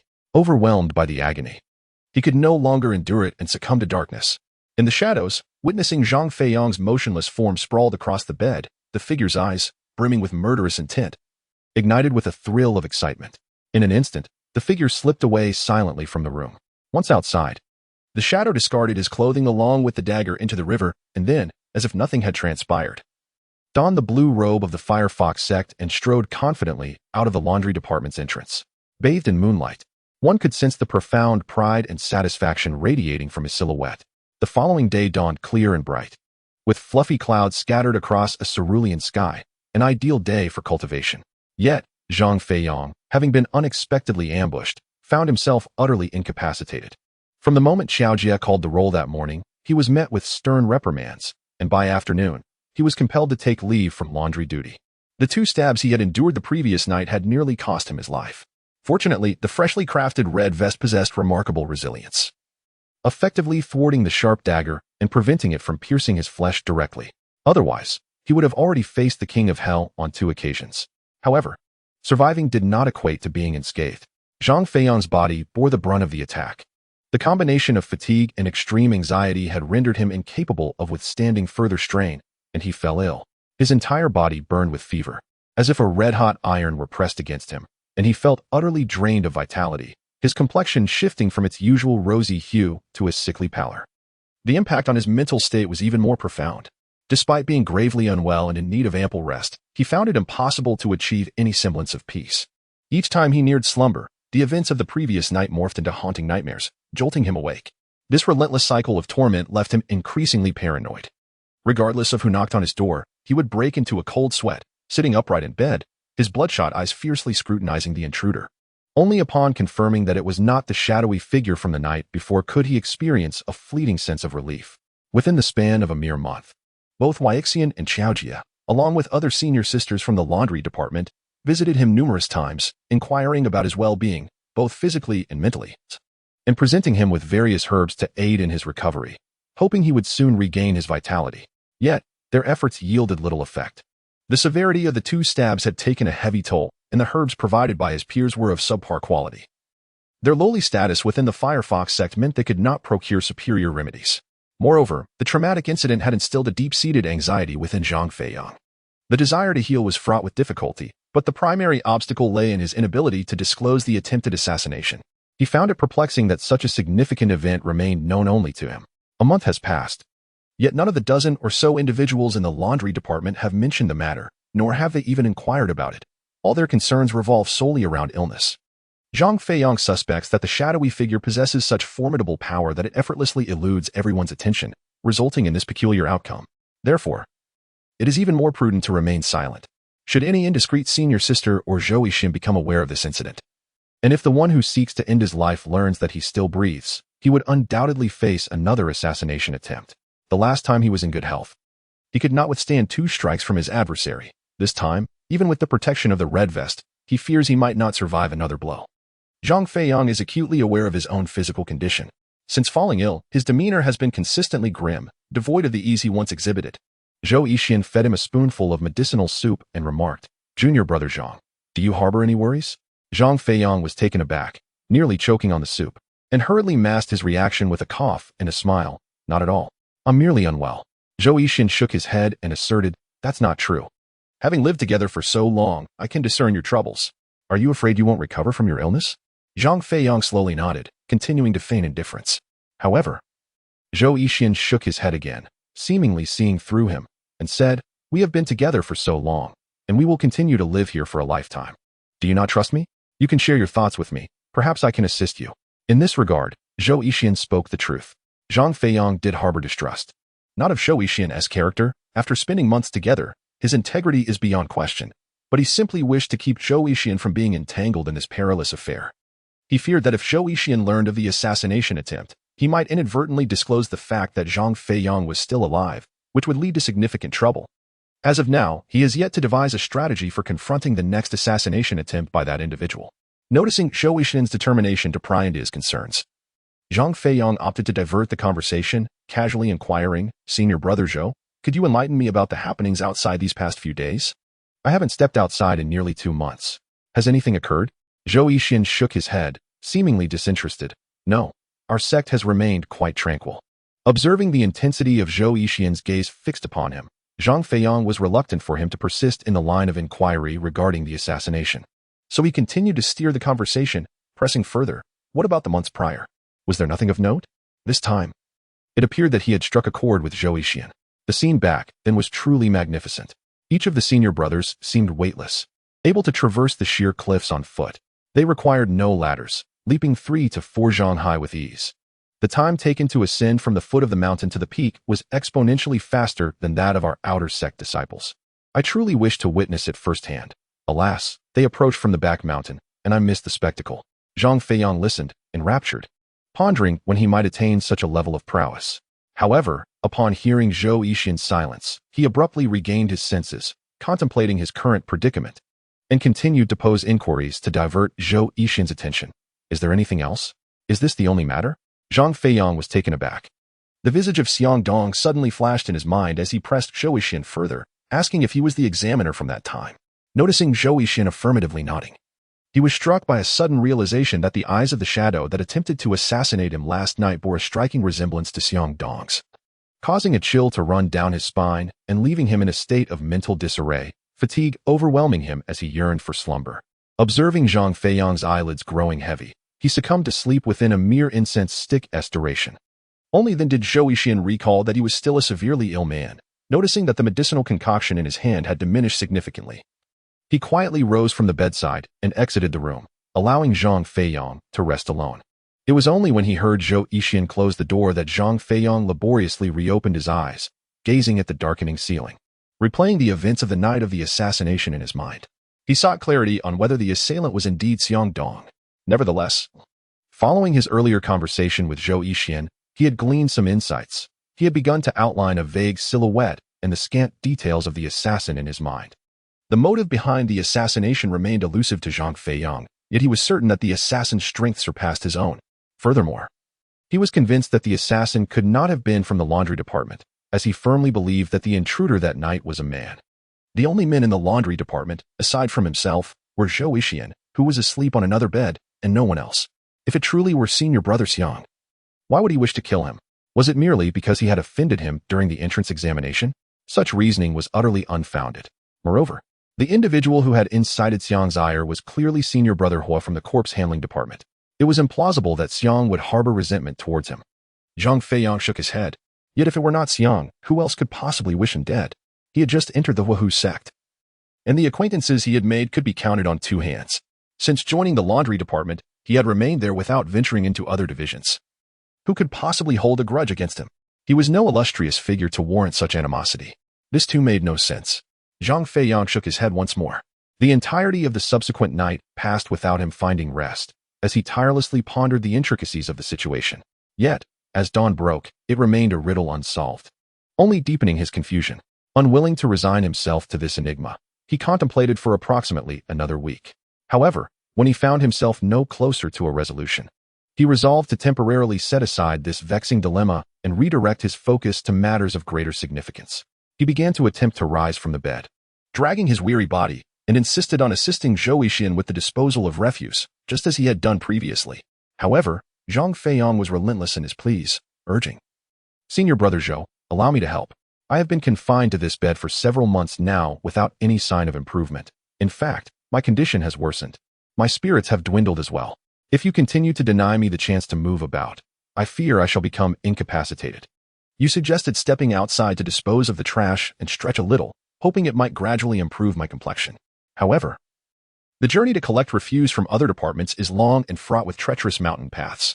Your current physical condition simply cannot endure such a strain, Zhou Yixian advised earnestly. Zhang Feiyang, filled with gratitude, replied with a smile, "Brother Zhou, what if you were to help me gather the trash from the other departments, and then we could sort it together with our laundry department's collection? I would only need to push the cart out the mountain gate for the final leg, just as we did the first time. The path from our laundry department to the mountain gate is all downhill and quite level. I can manage it alone." Seeing the determination reflected in Zhang Feiyang's eyes, Zhou Yixian finally acquiesced, nodding in agreement. He took up a sack, pushed the cart, and left the laundry department to collect the refuse. His thoughts had already drifted to the plum tree. Zhou Yixian had once informed him that behind that plum tree lay the location of the corpse transport department, one of the 6 divisions of their sect. Chapter 8. Seeking assistance, Zhang Feiyang recalled the aid he had received from Huadan when he first entered the sect. He reasoned that even if the assassin was not the leader of the alchemy department, Xiang Dong, it could certainly not be Huadan from the corpse transport department. After all, Huadan had played a crucial role in Zhang Feiyang's acceptance into the Huahu sect as an outer disciple. If Huadan harbored any murderous intent, he would have had no need to facilitate Zhang Feiyang's entry. Before discerning who sought to bring about his demise, it would be prudent to seek out a capable ally. Zhang Feiyang felt that Huadan was undoubtedly the most suitable candidate at this moment. With this thought solidifying his resolve, he refrained from hastening to the corpse transport department. He was still too weak, and before he could meet Huadan to request assistance, he needed to ensure his safety on the journey there by regaining his strength. Zhang Feiyang did not wish for his plans to be thwarted prematurely by ill fortune, encountering the assassin en route without any chance to escape. After lunch, although his condition was still insufficient for laundry duties, Zhang Feiyang was reluctant to continue lying in bed. Under Zhou Yixian's strong persuasion, he accompanied him to the riverside, where they sat on a large stone. While Zhou Yixian washed clothes, Zhang Feiyang engaged him in conversation to alleviate the tedium. The two exchanged brief pleasantries before Zhou Yixian eagerly dashed into the small cabin they shared, collapsing onto the bed for a rest. Alone, Zhang Feiyang pushed the cart unsteadily out of the mountain gate. As soon as he closed the gate behind him, he was already breathless. Beads of sweat like yellow peas dotting his forehead, his complexion paling. Nevertheless, Zhang Feiyang dared not delay. After resting for only a brief moment, he gritted his teeth and stood up, pushing the cart towards the riverbank once more. Yet, the moonlight that night was exquisite, cascading over the lake like sunlight, illuminating the scenery along the shore with a brilliant glow. Under the silvery light, Zhang Feiyang retrieved the cloth bag from the cart, opening it to rummage through its contents as he usually did, hoping to find something as delightful as the red fabric strip. Regrettably, this time, there was nothing of value. The entire sack was filled with discarded copper and iron, along with tattered robes, and, most familiar of all, remnants of medicinal herbs. Zhang Feiyang was not particularly disheartened, as he had anticipated this outcome. If he were to discover treasures akin to red cloth strips amidst the refuse each time, that would indeed be abnormal. He shook his head with a faint smile, retrieved his furnace, and with a sharp click, ignited it with a flint. The surface of the furnace glowed red momentarily, expanding several times its original size, standing firmly on the ground. Zhang Feiyang deftly opened the lid and cautiously poured the collected herbal remnants into it, followed by fresh water from the lake to brew. In less than half a stick of incense, a familiar and potent medicinal aroma wafted from the small opening atop the furnace. How delightful it was, regardless of illness. The concoction brewed within this furnace always exuded such a fragrant essence.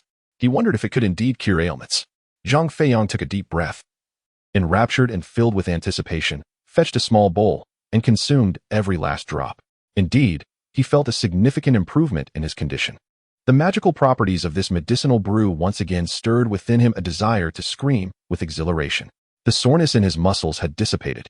Although he still felt a lack of strength, his spirit had noticeably improved, banishing all feelings of fatigue. With such a discovery, Zhang Feiyang's confidence soared. For the subsequent 7 days, every evening, while discarding refuse, he would brew the medicinal concoction for himself. His condition grew progressively better, and his physical state visibly improved, with his mental acuity recovering even more swiftly than his body. By the time his body was fully restored to health, his spirit had already rebounded 2 days prior. During this time, he inquired in detail with Shu Yixian about Huadan's residence within the Corpse Transport Department. The geographical location of the Corpse Transport Department lay in a valley nestled between several peaks of the Firefox Mountain, at a lower elevation than the laundering department where Zhang Feiyang resided. Viewed from above, it appeared as a vast pit, sunken amidst the surrounding peaks. It was said that this arrangement facilitated the transport and burial of corpses, in dire situations where the treacherous mountain paths were unsuitable for transporting a body. The personnel would simply cast the corpse off the cliff. Upon passing the plum tree, a sweeping vista of the valley unfolded before Zhang Feiyang, revealing the cemetery's location. The arrangement of several wooden huts, and the activities of his senior brothers outside the huts, all vividly discernible. As Zhang Feiyang entered the valley, 2 external disciples stationed at the entrance bore a stern demeanor. However, upon seeing Zhang Feiyang clad in his robe, they merely inquired about his department. Noticing his fluent responses and natural demeanor, they allowed him to pass. According to Shu Yixian's intelligence, Huadan resided in the largest wooden hut at the northernmost end. In the Corpse Transport Department, a larger hut signified greater status and nobility. Upon arriving at the wooden hut, Zhang Feiyang took a deep breath and gently knocked on the door. Could it be that brother who was asleep? Or perhaps you were preoccupied with something of great significance and did not hear. Zhang Feiyang slightly raised his voice and continued to knock on the door. Observing the door tremble ever so slightly, the movement had grown considerably, catching the curious glances of several senior brothers from the Corpse Transportation Department passing by. Yet, the door remained obstinately shut. Zhang Feiyang raised his voice once more, knocking harder while calling out, "Brother Hua, are you there? This is Zhang Feiyang." The door continued to remain firmly closed. "Sister, I am looking for Brother Hua regarding an important matter. Do you know where he is?" "I do not know. Brother Hua never allows us to seek him out. He always comes to find us," she replied. Zhang Feiyang was taken aback and approached another senior brother for further inquiry. "Hello, brother. I am here to find Brother Hua regarding something important. Has he gone out to transport corpses?" "No. If there were work to be done, Brother Hua would gather us to go together. He wouldn't go alone. That would be far too troublesome." Zhang Feiyang then asked, "Do you know where Brother Hua might be now?" "I do not know." This response felt like a bucket of cold water, extinguishing Zhang Feiyang's enthusiasm. He had not anticipated that seeking Brother Hua's assistance would prove to be so challenging. They belonged to the same sect, yet arranging a meeting relied entirely on fortune. He shook his head and glanced at the sky, noting that the sun was nearly setting. He pondered whether to remain and wait or to leave, realizing that idly waiting was not a viable option. What if the person intent on harming him happened to arrive at the Corpse Transportation Department? If they were to see him, or if that individual were already within the department, leaving unawares could be exceedingly perilous. The opponent's strength was evidently superior, as they had likely already mastered the chi refinement technique, making them incomparable to someone like him, a mere fugitive, should he unfortunately find himself exposed. Remaining near the bustling premises of the Corpse Transportation Department could be the safest course of action. After all, the previous night, that individual had chosen to stealthily infiltrate the wooden cabin to attempt his life, indicating a desire to keep their identity concealed. With such thoughts in mind, Zhang Feiyang resolved to stay for the time being, wandering between the wooden cabins of the corpse transportation department while inquiring about Huidan's whereabouts, eagerly anticipating his return. As he approached the last wooden cabin, he suddenly noticed a solitary cabin in a remote area to the west, half adjoined to a cliff, seemingly neglected and isolated. With not a single disciple of the corpse transportation department venturing there, nor even casting a glance in that direction. Curiosity piqued, he approached, and just as he drew near, he observed the door of the wooden cabin swing open. A familiar man emerged, smugly adjusting his attire, his expression one of sheer satisfaction. As though he had just engaged in something exceedingly pleasurable, it was none other than Huidan. Zhang Feiyang, exhilarated, approached him, bowing respectfully and greeting, "Brother Hua, greetings." The moment Hadan set his eyes on Zhang Feiyang, all previous delight vanished in an instant, replaced by a countenance so grim it resembled a sudden shift from clear skies to a tempestuous storm. Zhang Feiyang was immediately enveloped by an overwhelming pressure. Chapter 9. The useless stone. Why did Hadan appear so irate upon seeing him? Just as Zhang Feiyang contemplated this question, Hadan's expression grew even more ominous.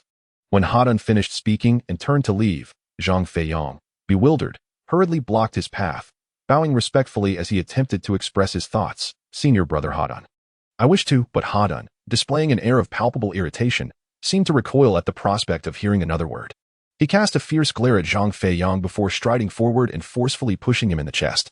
Taken completely off guard, Zhang Feiyang stumbled back 3 paces, nearly losing his balance despite his body having fully healed. It was evident that Hadan's strength far surpassed that of an ordinary person.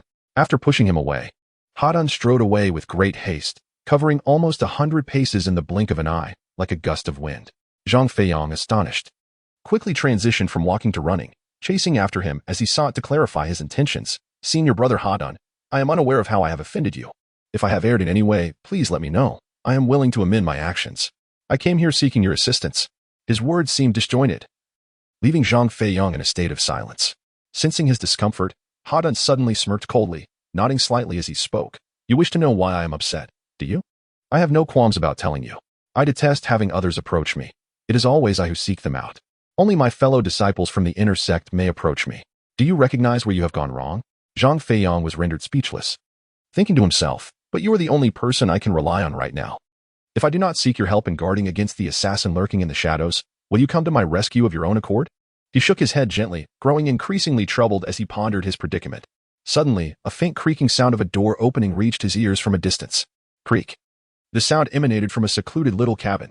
Zhang Feiyang squinted and saw a delicate, fair hand extending from within, followed by an exquisite profile emerging from the shadows, with neatly groomed hair framing her cheek. It turned out to be a female senior disciple, albeit her attire was somewhat disheveled.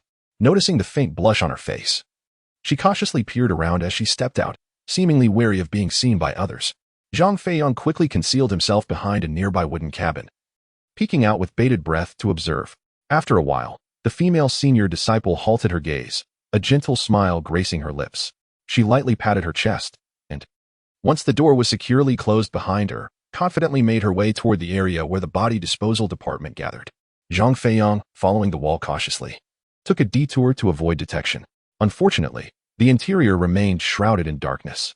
By this time, twilight had passed, and night had fully descended, rendering the outside world nearly indistinguishable in the pitch blackness, let alone the inside of the cabin.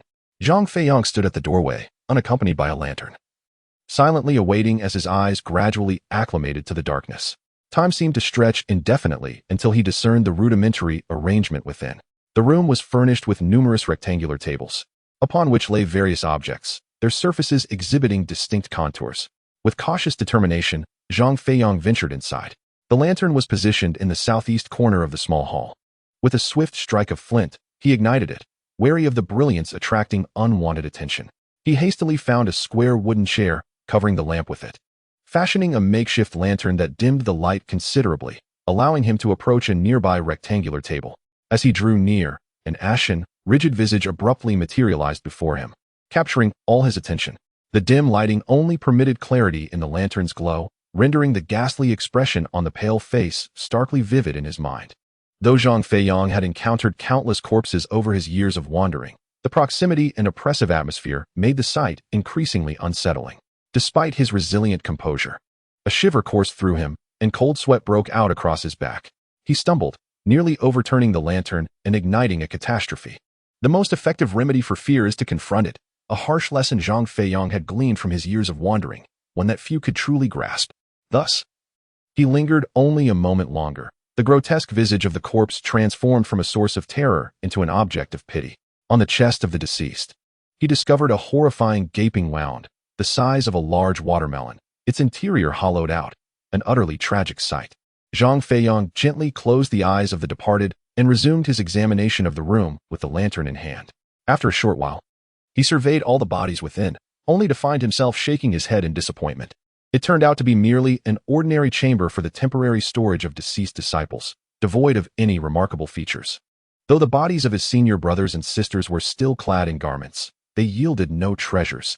Instead, they were filled with shattered stones. Akin to the pebbles found by the riverside, dull, uneven, and sharp-edged, their purpose unknown.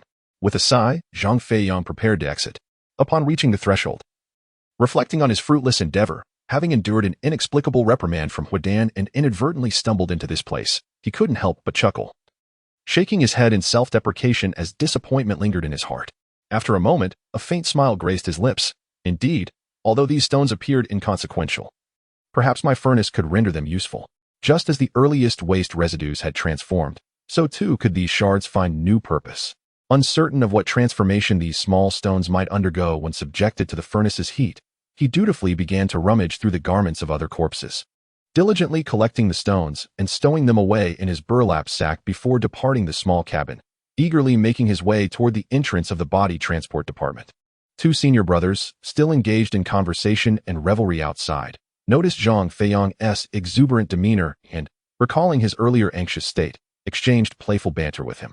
Zhang Feiyang nodded in response. Compared to his previous experience, even with precautions in place this time, he did not feel entirely confident in his ability to escape unscathed from that subordinate. Therefore, the prospect of having someone willing to accompany him as a free guardian was indeed fortuitous. With a smile, Zhang Feiyang respectfully bowed and expressed his gratitude, saying, "Very well. I shall trouble you, esteemed brothers."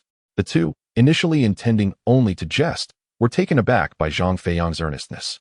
However, witnessing their junior brother's polite demeanor and gratitude, they were reluctant to lose face before him, so they awkwardly smiled and, albeit reluctantly, escorted Zhang Feiyang away from the body transport department. They shook their heads and waved their hands, insisting he should not take offense, their faces flushed as they departed. That night, Zhang Feiyang slumbered deeply and sweetly, experiencing a level of relaxation he had never known before, as if he were on the brink of floating away.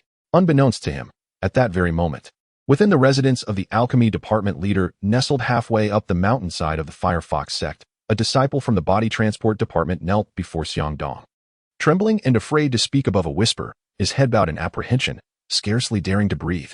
Xiang Dong's expression was as dark as the depths of a tempest. As he inquired, "So, Zhang Feiyang from the laundry department is still alive and well?" "Of course, senior brother. I merely heard he has fallen ill," the disciple replied. "What is it? I thought you disliked Zhang Feiyang. Why the sudden interest in his well-being?" he asked, puzzled. Xiang Dong's grim countenance suddenly shifted as he forced a smile, gently patting the disciple's shoulder and lifting him from the ground. "You know too much. What does that mean?" The disciple's confusion hung in the air when, seizing the moment of his bewilderment, Xiang Dong swiftly produced a dagger from seemingly nowhere and, with a swift thrust, pierced the disciple's chest. His expression returned to the earlier darkness as he withdrew the blade, the disciple's eyes rolling back as he succumbed to death. Xiang Dong retrieved a white cloth to wipe away the blood, sheathed the dagger, and closed his eyes to concentrate, remaining still for the duration of a half-incense stick's burn. Upon reopening his eyes, he lifted a foot and, with a resounding thud, kicked the disciple's lifeless body, sending it hurtling 2 or 3 yards away, out of the house, tracing an arc in the air before crashing heavily into the valley below, producing a dull thud. Xiang Dong smiled with satisfaction, took a few steps outside, and shut the door behind him. Chapter 10. The luminous powder. Xiang Dong shook his head, still unable to believe the events that had transpired. To him, it was utterly unfathomable. After all, in his eyes, Zhang Feiyang was merely an ordinary individual, albeit one with exceptional physical prowess among the common folk. Even with exceptional physical fitness, enduring 2 precise stabs at such close range would render any chance of survival utterly impossible. Moreover, that night, Xiang Dong possessed unwavering confidence in his aim, targeting the heart with utmost precision. Had he not feared that with one thrust, Zhang Feiyang might have fortuitously survived. He would not have considered delivering a second blow. The force behind those two strikes, Xiang Dong was certain, had been fully exerted. Yet, in such circumstances, how could Zhang Feiyang still be alive? As Xiang Dong pondered this, his expression darkened, and anxiety gripped his heart. Why? This defied all logic. He was no beast, merely an ordinary man. Furthermore, during the initial entrance examination, he had ranked last, the first to be eliminated. How had he suddenly become so formidable? Lost in thought, Xiang Dong abruptly rose, staring silently at the now-closed door, seemingly in a trance. After a moment, as if struck by a revelation, he felt a chill run down his spine, causing an involuntary shiver, his eyes momentarily reflecting a rare flicker of fear. Yet, this reaction was fleeting. After a deep breath, it dissipated like mist.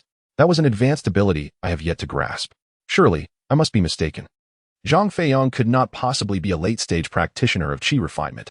But as he reflected further, a frown returned to his brow, leading him into a quandary. If he did not possess late-stage qi refinement cultivation, how could he withstand my two strikes and still remain unscathed? As he contemplated this, a lamp flickered and extinguished, plunging the room into darkness. Regrettably, despite considering countless possibilities, he could not arrive at any reasonable explanation. The oil in the lamp dwindled while the outside world brightened. Realizing that if he continued, dawn would soon arrive, Xiang Dong shook his head, sighed, and reluctantly conceded, "Let it be. If I cannot decipher it, then so be it. After all, I only need to be aware that this boy, Zhang Feiyang, cannot be killed by mere weaponry." However, this did not dishearten him. Rather, it seemed to open a window, awakening him completely. Just as he felt a tinge of disappointment and helplessness, a flash of inspiration ignited in his mind, causing him to laugh heartily. A murderous glint appearing in his eyes as he trembled with excitement. Of course. How could I have forgotten that aspect? I truly was foolish. If I employ that method, then even if Zhang Feiyang's physical prowess has reached a level where he is seemingly impervious to weapons, he would undoubtedly meet his demise. A sliver of white light emerged on the eastern horizon, gradually reviving the earth shrouded in darkness. As the white light ascended, gentle rays unfurled like a white carpet, illuminating the ground until the day finally broke. Due to a restful slumber the previous night, Zhang Feiyang experienced a significant improvement in his sleep quality and awoke quite early. He was the first to report to Qiao Jie, eager to learn the art of garment making. He finished breakfast before anyone else and was the first to wash clothes by the river, completing all his tasks for the day ahead of schedule. By dusk, he had already organized the refuse collected by Xian on Monday, placing it by the riverbank outside the mountain gate, and commenced his tidying efforts. Once he had brewed a medicinal concoction from the usable remnants and disposed of the worthless debris into the lake, the sky still held on to the light of day. Zhang Feiyang, brimming with enthusiasm, retrieved the fragments of stone he had gathered the previous night. Under the sun's gaze, he scrutinized them anew. These stones appeared even duller than they had in the mortuary chamber the night before, lacking any discernible characteristics upon superficial inspection. Yet, Zhang Feiyang remained undeterred, filled with anticipation. He lifted the furnace lid and poured the fragments inside, skillfully igniting the fire with a spark from his flint. He settled by the side, eagerly awaiting the outcome. Perhaps it was due to this being his first attempt at burning stones, but compared to his usual practice with medicinal residues, the materials within the furnace seemed to swell in size, causing it to tremble with amplified vigor. The sounds emanating from within were markedly louder, resembling the cacophony of an explosion rather than the gentle crackling of stone. What was even more astonishing was the furnace's lid. Zhang Feiyang recalled that while burning medicinal residues, wisps of steam would rise gently from the top. When he had last used red cloth, the vapor had thickened into a dense cloud enveloping the furnace. However, this time, it was not merely the abundance of steam that was remarkable. The vapor itself underwent a wondrous transformation. Initially uniform and pristine white, it soon began to display a spectrum of extraordinary colors. Shades of red, orange, yellow, green, blue, and purple emerged, with some of the vapor continuously shifting hues, never resting. It was only when the furnace ceased its tremors and the crimson glow faded from its surface that the vapor above reverted to normalcy, shedding its kaleidoscopic beauty and transforming into puffy white clouds against a clear sky, dissipating gently in the breeze. Zhang Feiyang, having never witnessed such a spectacle, was momentarily entranced, rendered speechless by the thrill swelling within him. If the steam alone could manifest such magical changes, what marvels awaited within? Instinctively, he lifted the furnace lid, driven by a compulsion to satiate his curiosity and excitement.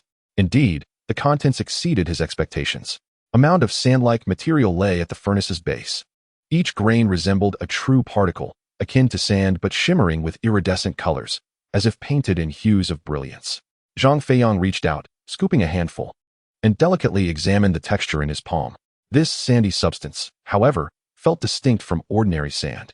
The sand, heavy and solid, stood in stark contrast to the shimmering, colorful substances in his hands, which felt remarkably lighter, almost weightless. The texture resembled that of fine flour, smooth as if it were milk, evoking an irresistible urge to bury his fingers within it.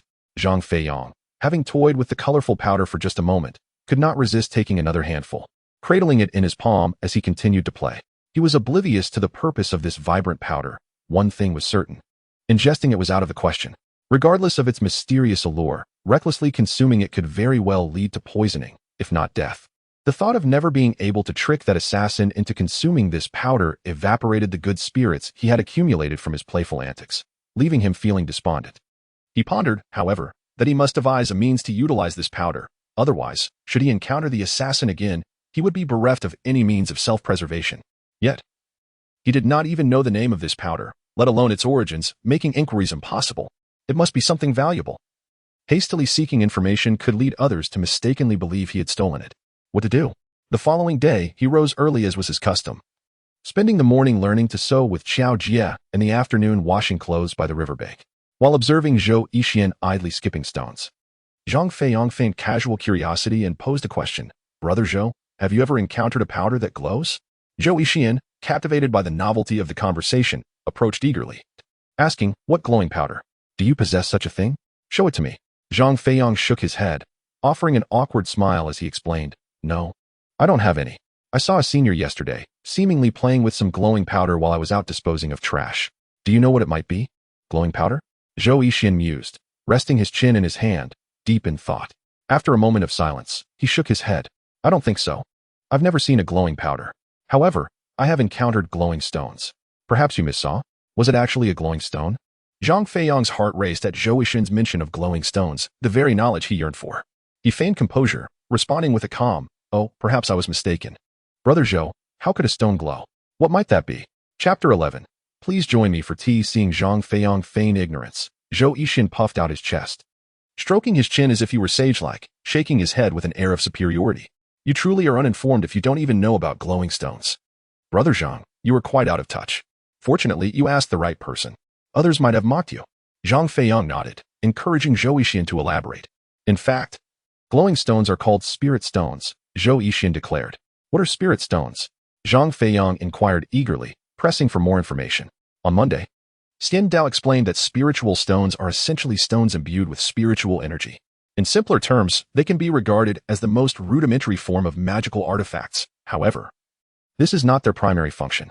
Spiritual stones resemble a form of currency, akin to the silver used by mortals. With spiritual stones in hand, one can venture to places where cultivators congregate to acquire magical artifacts or even forge their own. Yet, this practice is seldom undertaken. Why? What distinguishes a magical artifact crafted from spiritual stones from one obtained through exchange? Zhang Feiyang's eyes widened with curiosity, as this was the first time he had encountered the term magical artifact, although he had witnessed a celestial being soaring through the skies on a sword during his childhood. He had been oblivious to the difference between the flying swords in the air and ordinary weapons. It was only upon hearing Xian Dao's explanation that he began to discern the distinction in his heart. Surely, the flying sword capable of carrying a cultivator should be classified as a magical artifact. As thoughts of magical artifacts and the possibility of crafting one with spiritual stones crossed his mind, Zhang Feiyang instinctively reached into his robe to feel the pouch of powder within, his heart racing with excitement and breath growing heavier. Observing Zhang Feiyang's sudden surge of enthusiasm, Xian Dao seemed to see through his thoughts and chuckled. What is this? Zhang, my junior brother, do you wish to forge a magical artifact with spiritual stones? That would be a tremendous waste. If you have the opportunity to trade with other cultivators, an equivalent quantity of spiritual stones could procure a more potent magical artifact. The spiritual energy within these stones is simply too scant. Genuine magical artifacts are forged from specialized materials, such as the flesh or bones of mystical beasts. Only a fool would attempt to create a magical artifact from spiritual stones. It was then that Zhang Feiyang experienced a moment of clarity. No wonder the shattered spiritual stones remained on the corpses. They had become useless remnants, destined to be buried alongside the deceased. Only a furnace could extract the last vestiges of essence from the dull fragments. allowing them to continue radiating brilliance in the form of spiritual stone powder. As for whether artifacts made from spiritual stones would possess diminished power, Zhang Feiyang was unconcerned. At present, he had nothing to defend himself except for a red vest. The furnace was not a tool for combat, and as long as there existed an opportunity to transform this spiritual stone powder into a unique magical artifact of his own, that would suffice. He did not aspire to possess an overwhelmingly powerful artifact. He had not read about the consequences of being burdened by wealth. But after years of living as a vagabond, he had witnessed enough to grasp this truth. After Xian Dao finished speaking, he noticed that Zhang Feiyang was lost in thought, gazing into the distance with a dreamy expression, a faint smile playing on his lips. With a hearty laugh, he playfully nudged Zhang Feiyang's shoulder and exclaimed, "Junior brother Zhang, are you daydreaming about when you might possess a magical artifact? Allow me to enlighten you. Stop dreaming."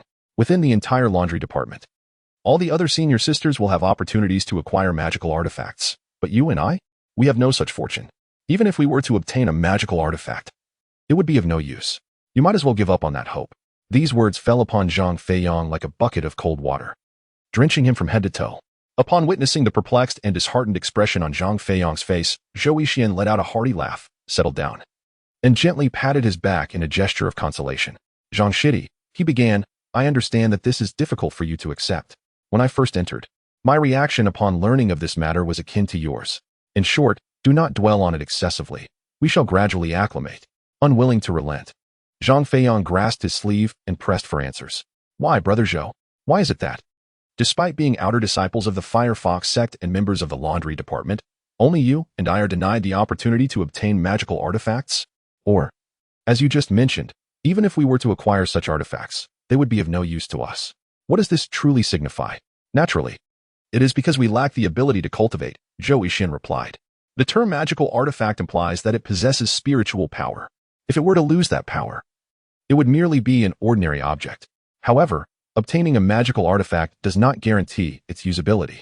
Only through cultivation, once one becomes a true cultivator, can one unleash the artifact's potential. The key to activating a magical artifact lies in the wielder possessing spiritual energy. But how does one acquire such energy?" With a sigh, Zhou Yixian picked up a stone, rose to his feet, and skipped it across the water, seemingly venting his frustrations and explaining, "At this point, you seem to have a question in your eyes." Zhang Feiyang's mind conjured the name of a cultivation technique and reasoned. Only by practicing the qi refinement technique can one utilize magical artifacts. It is precisely because neither you nor I can practice this technique that the artifacts hold no significance for us. Is that correct? Zhou Yixian smiled wryly and nodded, then picked up another stone to skip across the water. This stone soared across the surface, skipping an impressive 20 times, setting a new record.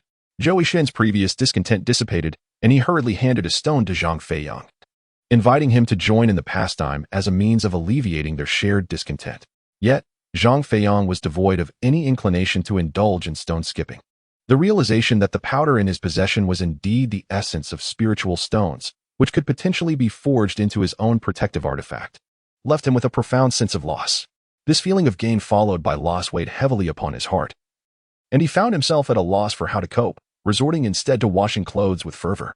After completing his share, he proceeded to assist Zhou Yixian, and upon finishing Zhou Yixian's garments, he continued to help other senior disciples. By evening, he had taken it upon himself to wash the clothing of all his seniors, successfully accomplishing the task, which offered him a slight reprieve from his earlier gloom. Just after dinner, as he pushed his cart to collect refuse from the remaining 6 departments, he was cheerfully interrupted by Qiao Jia, who brought a stranger, a fellow senior, before him. "Zhang Shidi," she introduced, "tonight's refuse disposal will be handled by Zhou Shidi. You have other matters to attend to, so please accompany this senior Su." Uncertain of the intentions of this unfamiliar senior Su, Zhang Feiyang bowed respectfully and inquired, "Senior Su, may I ask what the matter is? Is it not possible to discuss it here?" Seemingly perceiving Zhang Feiyang's anxiety and concern, Brother Su suddenly broke into a smile, patting him on the shoulder in a comforting manner. "Do not worry. I harbor no ill intentions towards you. It is not I who sought you out, but rather my senior, Brother Xiang, who wishes to invite you to our place for tea. He has matters to discuss with you. I am merely here to convey his message." Upon hearing the name Brother Xiang, Zhang Feiyang's heart tightened, and he hesitated to leave hastily, instead inquiring further about the identity of his interlocutor. After confirming with Brother Su that it was indeed his former examiner, Xiang Dong, Zhang Feiyang's heart did not lighten, rather, it grew heavier. He had never held a favorable impression of Xiang Dong. Although there was no concrete evidence implicating him as an assassin, there remained a significant possibility, 7 parts out of 10, that it was indeed Xiang Dong. However, what gnawed at him was not the absence of evidence, but rather the inexplicable reason behind his invitation to the alchemy department. While it was framed as a casual tea invitation, Zhang Feiyang was not naive enough to believe it to be merely a social visit. Xiang Dong must have ulterior motives, and assuredly, they were not trivial. But as an inconsequential individual, what could he possibly want from him? Was it merely an opportunity to eliminate him? Had he gleaned from others that he had survived? If so, would it not be illogical for him to invite Zhang Feiyang for a visit only to dispose of him thereafter? What assassin would draw all suspicion upon themselves before executing their target? The rational approach would surely be the opposite, to find a discreet moment for a clandestine assassination. Or perhaps, there was a significant misunderstanding at play, and he was, in fact, misjudging the situation? Could the prime suspect actually be the unwitting scapegoat? Did Xiang Dong genuinely wish to extend an invitation to the alchemy department? Yet, even that seemed implausible. What reason would he have to invite a nameless junior like Zhang Feiyang for a visit? Zhang Feiyang pondered these thoughts. Unable to discern the true intentions behind Xiang Dong's actions, yet an unsettling premonition began to stir within him. He shook his head, feigning illness, coughed lightly, and said, "Brother Su, I appreciate your kind intentions, as well as Brother Xiang's regard for me. However, my health has been poor lately. I am afraid I cannot make it today." Brother Su smiled gently, responding, "It is of no consequence. Brother Xiang is not in haste to meet you today. He merely asked me to bring you to see him at your earliest convenience. Since you are unwell, it would be best for you to rest for a few days. I shall visit again in a few days." Zhang Feiyang was taken aback, never expecting that his attempt to decline would be so ineffective. Just as he contemplated fabricating another excuse to refuse outright, Brother Su seemed to see through his thoughts, smiling again as he produced a jade vial from his robe and pressed it into Zhang Feiyang's hand, saying, "Junior Brother Zhang, this is a potent medicine for your ailment. Take it tonight, and by tomorrow, you should feel well enough. The day after, I will return to escort you to meet my senior. Brother Xiang has quite the temper. Do not make it difficult for me." This final statement, delivered with an air of command, completely extinguished any possibility of Zhang Feiyang's refusal. As the smile faded from Brother Su's face, a sudden seriousness enveloped the atmosphere, rendering it almost suffocating. Zhang Feiyang found it increasingly difficult to breathe, unable to withstand the oppressive presence of a cultivator who had mastered the qi refinement technique. After enduring for a brief moment, darkness clouded his vision, and he nearly fainted. With a steely resolve, he nodded in agreement. Only then did Brother Su's expression brighten, returning to the warmth he had displayed upon their initial encounter. Regrettably, the entire evening passed without a single positive thought. Thus, an entire day was squandered, leading to the day of their visit to the alchemy department. At dawn, just as Zhang Feiyang emerged from his quarters, Brother Su approached with palpable excitement from the entrance of the laundry department. After a brief inquiry into Zhang Feiyang's well-being, disregarding anything he said, Brother Su led him away. The sun shone brightly, and the path to the alchemy department was adorned with birdsong and fragrant blooms. The air crisp and invigorating, a perfect day for a leisurely outing. Yet, as Zhang Feiyang trailed behind Brother Su, his complexion grew increasingly pallid. Feeling as though he were not heading to the alchemy department, but rather the underworld, the path he traversed seemed like the final road to the netherworld. Chapter 12. A private decision. The alchemy department was situated on the mid-slopes of Huahu Mountain, evidently more prestigious than both the corpse transport department and the laundry department. The entrance was flanked by towering stone walls, with a wooden door at the center, adorned with large, ornate handles resembling those of an affluent family's iron gate. Brother Su guided Zhang Feiyang to the entrance, instructing him to wait at a distance while he respectfully approached the door to knock. As Zhang Feiyang stepped forward, preparing to enter, he noticed a female senior disciple exiting the door, joining Brother Su as they descended the mountain, engaged in light-hearted conversation, reminiscent of a couple in love. Cautiously, Zhang Feiyang followed, hoping to accompany them. Brother Su chuckled, "Zhang Jr., how old are you? You're not a mere child anymore. It's just a meeting with my senior brother. Why do you need someone to accompany you? Are you afraid?" Without hesitation, Zhang Feiyang nodded. If admitting fear meant he could have someone continue to escort him, why not acknowledge it? He was not the type to foolishly venture into danger when he was well aware of the threats. His sole desire was to cultivate into an immortal, not to recklessly face demise. Unfortunately, this tactic was ineffectual with Brother Su. Observing Zhang Feiyang's pleading expression, Brother Su laughed heartily, ruffled his hair, and then merrily departed with the female senior disciple. No matter how Zhang Feiyang implored them to stay, his efforts proved futile.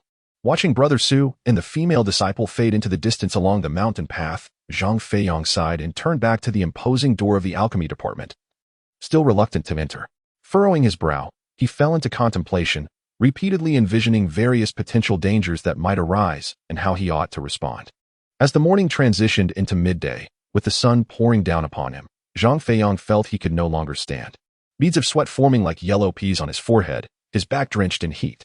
He took a deep breath, stepping forward with heavy strides, slowly making his way inside. The interior of the alchemy department bore a resemblance to that of the corpse transport department, primarily consisting of several small rooms aligned along a mountain path. The largest of these rooms was situated adjacent to a waterfall cascading down from the mountain summit. The waterfall's central rocks, resembling mercury spilling across the ground, unleashed torrents of water that crashed onto the stones below, perpetually sending up plumes of mist that enveloped the space above the room. As Zhang Feiyong walked, he observed that there were numerous disciples of the alchemy department present. It became evident that he was not the only one there. With each greeting exchanged with the alchemical disciples, the tension within him dissipated gradually. By the time he reached his destination, he had regained complete composure. Appearing to be just an ordinary outer disciple, devoid of any defenses, Zhang Feiyong stepped forward and gently knocked on the door, producing a soft thud. The door trembled twice before opening to reveal a familiar figure and an even more familiar face, Xiang Dong. Upon opening the door, Xiang Dong maintained a serene expression. Yet when his gaze met Zhang Feiyong's, a smile broke across his face as if he were greeting a cherished relative. He grasped Zhang Feiyong's hand and led him into the living room. While walking, Xiang Dong joyfully expressed his excitement. "You have finally arrived, junior brother Zhang. I have awaited your presence for so long, I almost thought you would not come. Come in, have a cup of tea. This is Longjing tea that I had my junior brothers fetch from the herb collection in the back mountain." Once inside the living room, he guided Zhang Feiyong to his seat, pouring him a cup of fragrant tea before taking a seat across from him. The entire exchange felt warm and welcoming, as if he were hosting a brother by blood, a stark contrast to his earlier demeanor towards Zhang Feiyong. This unexpected turn of events took Zhang Feiyong by surprise. Prior to meeting Xiang Dong, he had contemplated countless scenarios in which Xiang Dong might seek to harm him, yet he had never anticipated such a cordial approach. However, the more kindness Xiang Dong showed, the more composed Zhang Feiyong became, unwilling to let his guard down even slightly. He calmly gazed at the cup of green tea, his mind racing as he pondered Xiang Dong's intentions. "Junior brother Zhang, why aren't you drinking? Green tea should be enjoyed while it's hot, otherwise the flavor diminishes." After savoring a sip of tea, Xiang Dong appeared quite content, his demeanor warm and inviting. Noticing that Zhang Feiyong remained hesitant, he gently prodded him with a smile. "Senior brother, I apologize. I do not particularly enjoy green tea." Zhang Feiyong scrutinized the tea for a long moment. Unable to discern if it had been poisoned, how could he dare to take such a risk? He concocted a polite excuse and offered a respectful bow to Xiang Dong. "I may have been somewhat strict with you during the outer disciple selection, but that was about the matter, not the person. I hope you do not take it to heart. The reason I invited you here today is to share some good news. A few days ago, a junior brother from the corpse transport department unfortunately fell off a cliff and passed away. Now, there is a vacancy within the department. I've heard that you have not been well received in the laundry department, and it seems that Xiao Jia has not been passing on any cultivation techniques to you. Therefore, I thought it would be best to transfer you to the corpse transport department. Although Brother Hua from the corpse transport department harbors some old grievances against me, he still holds a rather favorable impression of you. This decision is entirely mine, and I am here merely to inform you of it. I hope you will accompany me shortly to the corpse transport department to undertake some preparatory arrangements. Surely, you would not refuse, would you?" This unexpected turn of events caught Zhang Feiyong off guard. He had anticipated that Xiang Dong, having failed in his attempt to poison him, might resort to more aggressive measures, possibly turning against him outright. To his surprise, however, Xiang Dong merely intended to take him to the corpse transport department for preparations. Could it be that his instincts had misled him? Did Xiang Dong truly harbor no intentions of causing him harm? Zhang Feiyong gazed into Xiang Dong's eyes, searching for any hint of deceit upon his countenance. Yet, at that moment, Xiang Dong's demeanor was warm and amiable, devoid of the authoritative air he had exuded during assessments. He appeared almost like an affable neighbor from the mortal realm, with a smile that radiated warmth, perhaps even more so than the sunlight streaming from above. Zhang Feiyong found himself bewildered, increasingly confounded by the enigmatic intentions of Xiang Dong. After careful consideration, he opted to shake his head, politely declining the offer. Weighing his options, He believed that remaining in the laundry department was far safer than venturing into the corpse transport department, even if it might present an opportunity to learn the refining qi technique and embark on the path of cultivation. Yet, he remained cautious, unwilling to place his complete trust in others, especially after having recently endured a perilous assassination attempt. Such apprehension was understandable. Xiang Dong, however, did not anticipate Zhang Feiyang's refusal. His once affable expression shifted to one of mild displeasure, yet he did not react with hostility. Instead, he took a deep breath, restored his smile, and adopted a more conciliatory tone. Brother Zhang, why do you refuse? At the corpse transport department, you could learn the refining qi technique. Do you not wish to cultivate? Are you content to remain a mere laundress for all your days? If you do not come, it will pose considerable difficulties for me. How difficult? Zhang Feiyang was unafraid of provoking Xiang Dong's ire, for with so many disciples around, he could easily draw attention should the need arise. What truly concerned him was the persistent kindness and smile of Xiang Dong, which made him seem genuinely benevolent. He retorted, I find your words intriguing. This time, Zhang Feiyang chose not to decline. If what Xiang Dong claimed was indeed true, he would certainly wish to seize such a favorable opportunity. However, the suddenness of the situation prompted him to wish for a few days to investigate further, perhaps seeking assistance from Zhou Yixian. With this thought in mind, Zhang Feiyang nodded, offered a respectful bow, and turned to depart. Xiang Dong smiled as he watched him leave, maintaining his affable demeanor. Yet, scarcely had Zhang Feiyang covered 10 paces, and with at least 20 paces remaining to the entrance of the laundry department, when a figure shot forth like an arrow from behind him, swiftly landing before him with a whoosh.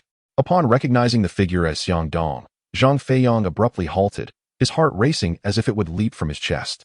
He took a deep breath, striving to maintain his composure, remaining silent as his right hand extended before him in a defensive posture while his left hand stealthily reached for the spirit stone powder hidden within his robes, gradually retreating. Xiang Dong approached with a broad smile, striding forward with great confidence. Before Zhang Feiyang could react, he found himself ensnared by Xiang Dong's arm around his neck. Xiang Dong, with a playful demeanor, wiped the beads of sweat from his forehead and brushed the dust off his clothing before releasing him, saying, Junior brother Zhang, why are you so tense? I harbor no ill intentions. Come, I suddenly remembered something. You've never visited the corpse transport department, and you must think it's filled with corpses and frightful sights, correct? Allow me to take you for a tour. At that moment, only Zhang Feiyang and Xiang Dong traversed the mountain path, the other outer disciples at least several dozen meters away. On this secluded trail, Zhang Feiyang's thoughts churned like tumultuous waves. He could not fathom what Xiang Dong was truly scheming. Notably, Xiang Dong had the opportunity to kill him earlier but refrained, sparing his life, which made Zhang Feiyang surmise that perhaps he had indeed misjudged the situation. The assassin was not Xiang Dong. With this thought, Zhang Feiyang's previously elevated anxiety began to ease slightly as he followed Xiang Dong towards the corpse transport department. However, upon reaching a fork in the path, an unexpected scene unfolded.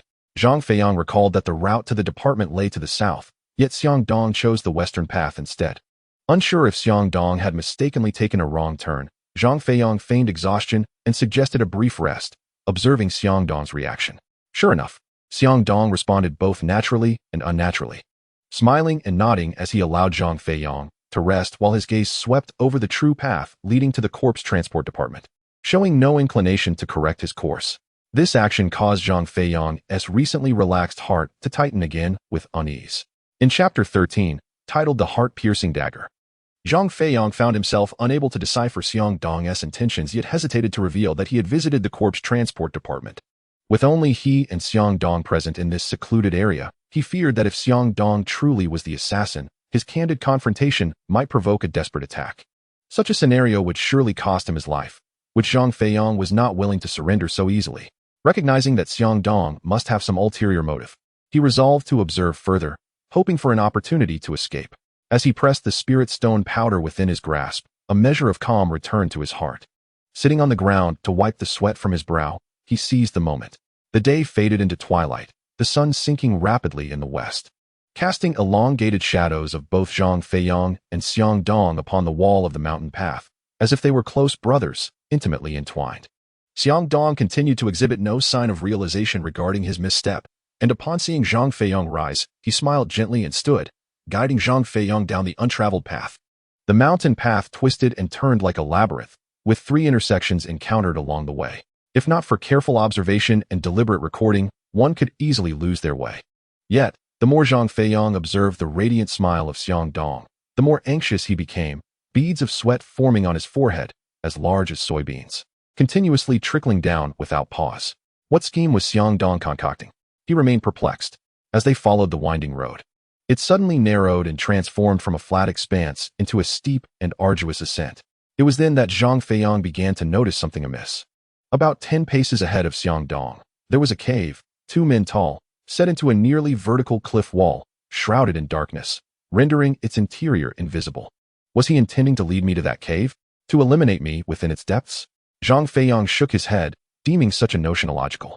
Throughout their journey, he had scarcely encountered any disciples of the 6 departments. This area seemed long abandoned. If Xiang Dong truly intended harm, he could have acted at any moment along the way. Why then choose this cave? Did it harbor some secret? Unable to contain his curiosity, Zhang Feiyang halted, pretending to scan his surroundings without acknowledging the cave, and inquired, "Senior brother, where is the corpse transporting department? Have we not arrived yet?" Noticing that Xiang Dong had begun to lead the way and had reached the cave's entrance, Zhang Feiyang followed suit, albeit at a leisurely pace, one hand firmly clutching the spirit stone powder, reluctant to let go. Upon entering the cave, Xiang Dong performed an unknown action, and the once pitch-black cavern suddenly radiated light. The cave itself was unremarkable, merely a narrow passage that twisted and turned towards an unseen end, wide enough for a cart to traverse, quite spacious indeed. If Xiang Dong truly meant to harm him here, the cave should have remained dark, facilitating any malicious intent.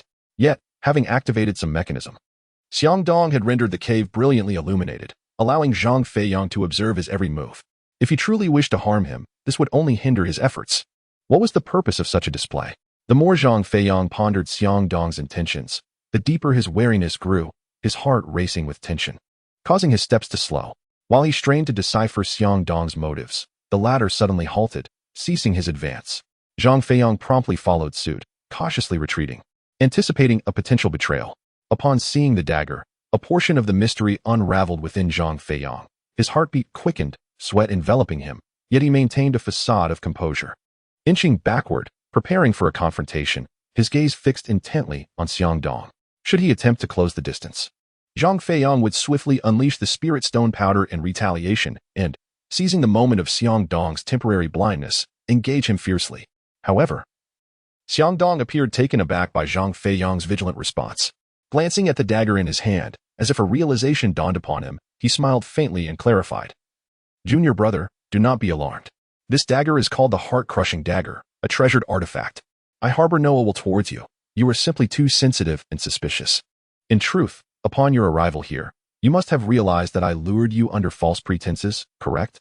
Zhang Feiyang remained silent, wisely refraining from giving Xiang Dong any opportunity to strike. Xiang Dong scratched his head and continued, "Junior brother, please do not hold it against me. I was compelled to bring you here. If I were to present this artifact in the alchemy department or elsewhere within the sect, it would inevitably attract the attention of other disciples. Even in my own quarters, I could not guarantee complete security. Hence, I chose this location. Allow me to speak plainly. I intend to leave the sect. This dagger is an artifact I acquired 2 years ago, and I wish to bestow it upon you. I deemed no place more suitable than this, which is why I deceived you. I hope you will cherish it. What? Do you doubt my words? Or perhaps you question its authenticity as an artifact? Very well. Observe closely. I shall now activate its power for you to witness its might." With that, Xiang Dong grasped the dagger in his left hand, pointed it skyward, and abruptly closed his eyes, his entire body quivering slightly before Zhang Feiyang. After a moment, the dagger in his hand began to tremble as well. A half-incense stick's duration passed, and the entire dagger radiated a mesmerizing violet glow, extending from the hilt to the tip. At that moment, Xiang Dong abruptly opened his eyes, firmly grasped the dagger, and forcefully plunged it into the hard stone wall, then gently withdrew it. The wall bore a clear imprint of the dagger, the cut smooth and even, devoid of any rough edges or cracks. Zhang Feiyang gazed in astonishment. Noticing the spark of excitement in his eyes, Xiang Dong chuckled and drove the dagger into the stone wall once more, effortlessly carving 4 strokes that left a distinct square imprint, roughly the size of a fist, as if he were slicing through tofu. The previously struck wall now displayed a smoothly contoured groove. Having completed this demonstration, Xiang Dong beamed with pride and declared, "What do you think? This is the remarkable power of the heart-cutting dagger. Once its might is unleashed, no weapon can match its sharpness and utility." Zhang Feiyang nodded slightly. Indeed, This dagger was extraordinary, a treasure that stood leagues apart from ordinary weapons, justifying its designation as an artifact. Yet, could Xiang Dong truly part with such a formidable treasure? Zhang Feiyang remained skeptical, maintaining his vigilance and composure, unwilling to relax his guard. Observing the tension etched on Zhang Feiyang's face, Xiang Dong sighed, raised his hand, and tossed the heart-cutting dagger towards him. Junior brother, could you not manage a smile? Have I wronged you in some profound way? Why do you always wear such a stern expression? I speak the truth. I am departing from the Huahu sect. The path to immortality has proven excruciating for me, and I have chosen to relinquish it. Henceforth, this will be yours. Catch. Zhang Feiyang instinctively reached out to receive the dagger, puzzled. Just as he grasped it, he felt a surge of curiosity and was about to inquire why he was the recipient of this gift rather than someone else. Yet, in that fleeting moment of distraction, the warmth and kindness that had adorned Xiang Dong's face vanished, replaced by an expression of fervent excitement. Upon witnessing Zhang Feiyang's attempt to seize the artifact, Xiang Dong coldly smirked and accelerated towards him, darting swiftly to his rear before Zhang could react. The moment Zhang caught the heart-piercing dagger, Xiang raised a foot and, with a resounding thud, delivered a harsh kick to Zhang's lower back. The force sent Zhang staggering forward, tumbling thrice before coming to a halt. Rising from the ground, Zhang Feiyang beheld Xiang Dong's menacing demeanor and felt a pang of regret, never imagining that despite his prolonged vigilance, he had ultimately fallen into Xiang's trap. Wishing he could slap himself in frustration. However, noticing that Xiang had no intention of continuing his assault and merely watched him with a sneer, Zhang felt perplexed.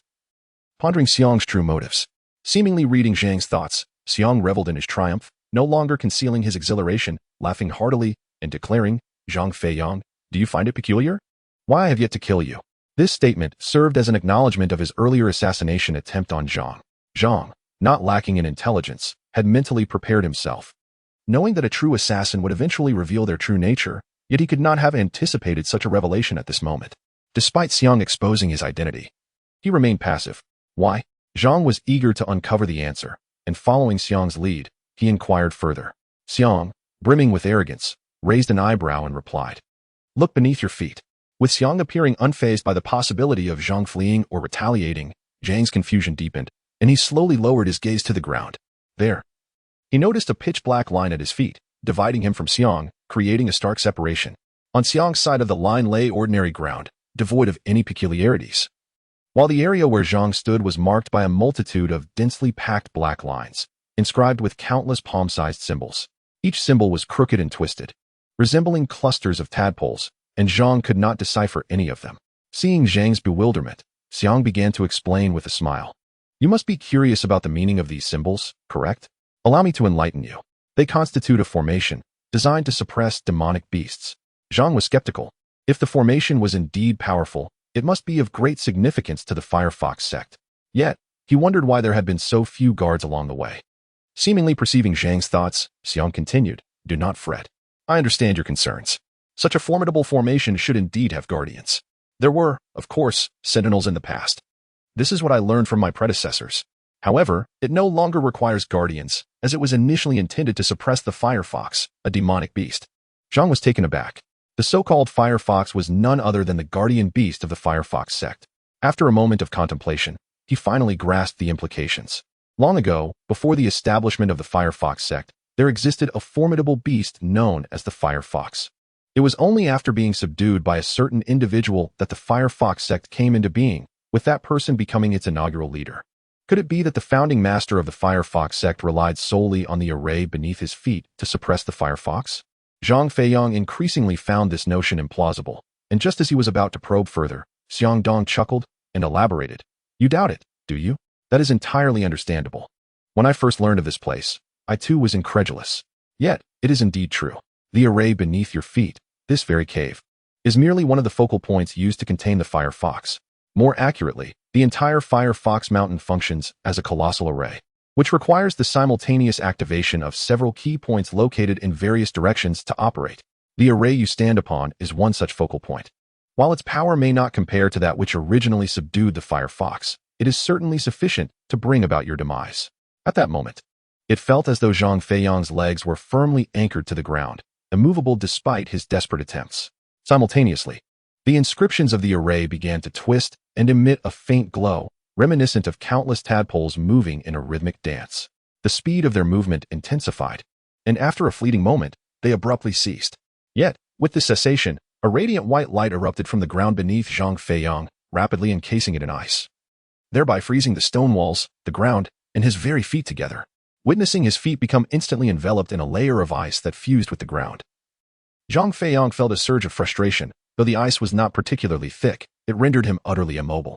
His body tingled with numbness, even his hand, which instinctively reached for the spirit stone powder to retaliate against Xiong Dong, could not be extricated. A deep-seated hatred for Xiong Dong welled up within him, coupled with regret for allowing himself to be distracted by the allure of his treasures. However, at that moment, he recognized the futility of such thoughts. He simply wished to comprehend all his lingering doubts before his impending demise, refusing to die in ignorance. As for begging for mercy, that was out of the question. He held no belief that it would bear any fruit. Xiong Dong had clearly devised this method with malevolent intent, harboring a deep-seated animosity towards him. There was no way he would be spared for a few words of supplication. Reflecting on the fact that his journey of cultivation was yet to begin, only to be abruptly halted here, Zhang Feiyang took a deep breath, forcibly suppressing his discontent, and inquired, "Xiong Dong, you were the one who launched a surprise attack on me that night, weren't you?" Zhang Feiyang nodded, stifling his impulse to curse him, and began to unravel the most perplexing question. What was the reason behind it? We share no blood feud nor accumulated grievances. Why do you insist on my death? Surely it cannot be merely because I displeased you during the outer sect disciple selection? Observing Zhang Feiyang's bewildered expression, Xiong Dong burst into hearty laughter, as though he had heard the most amusing jest, slapping his thigh and pounding the stone wall, taking quite some time to regain his composure. As Zhang Feiyang observed, he noticed that the ice beneath his feet was rapidly spreading, climbing up to his knees and continuing its relentless ascent. His complexion turned as pale as that of a corpse. Satisfied, Xiong Dong nodded and explained, "This is all due to your exceptional abilities. Your brilliance instills a sense of danger within me. Therefore, to prevent you from becoming a future burden, I must take the initiative and eliminate you. Only in this way can I seize the opportunity to become an inner disciple." Zhang Feiyang listened intently, all the while mentally organizing the structure of the Huahu sect. Gradually, he unraveled the intricate web of events that had long troubled him. It became evident that the Huahu sect operated under a strict hierarchy, classified into several levels from highest to lowest. At the pinnacle was the sect master, followed by the elders. Next in line were the inner disciples, while the outer disciples occupied the lowest tier. Typically, the Huahu sect recruited outer disciples monthly, who were tasked with performing menial and laborious duties for those above them, including the inner disciples. This established the 6 divisions, beginning with the alchemy division and extending to the laundry division. The responsibilities of outer disciples mirrored those of the lower-class laborers in the mortal realm, burdened with substantial daily workloads. They were responsible for cultivating lands suitable for growing spiritual herbs, venturing into perilous forests to gather precious medicinal materials, preparing simple healing elixirs and enhancement potions according to the recipes passed down by inner disciples, transporting and burying corpses, constructing and repairing residences, as well as washing and producing garments. Consequently, the number of individuals truly capable of cultivating was exceedingly limited.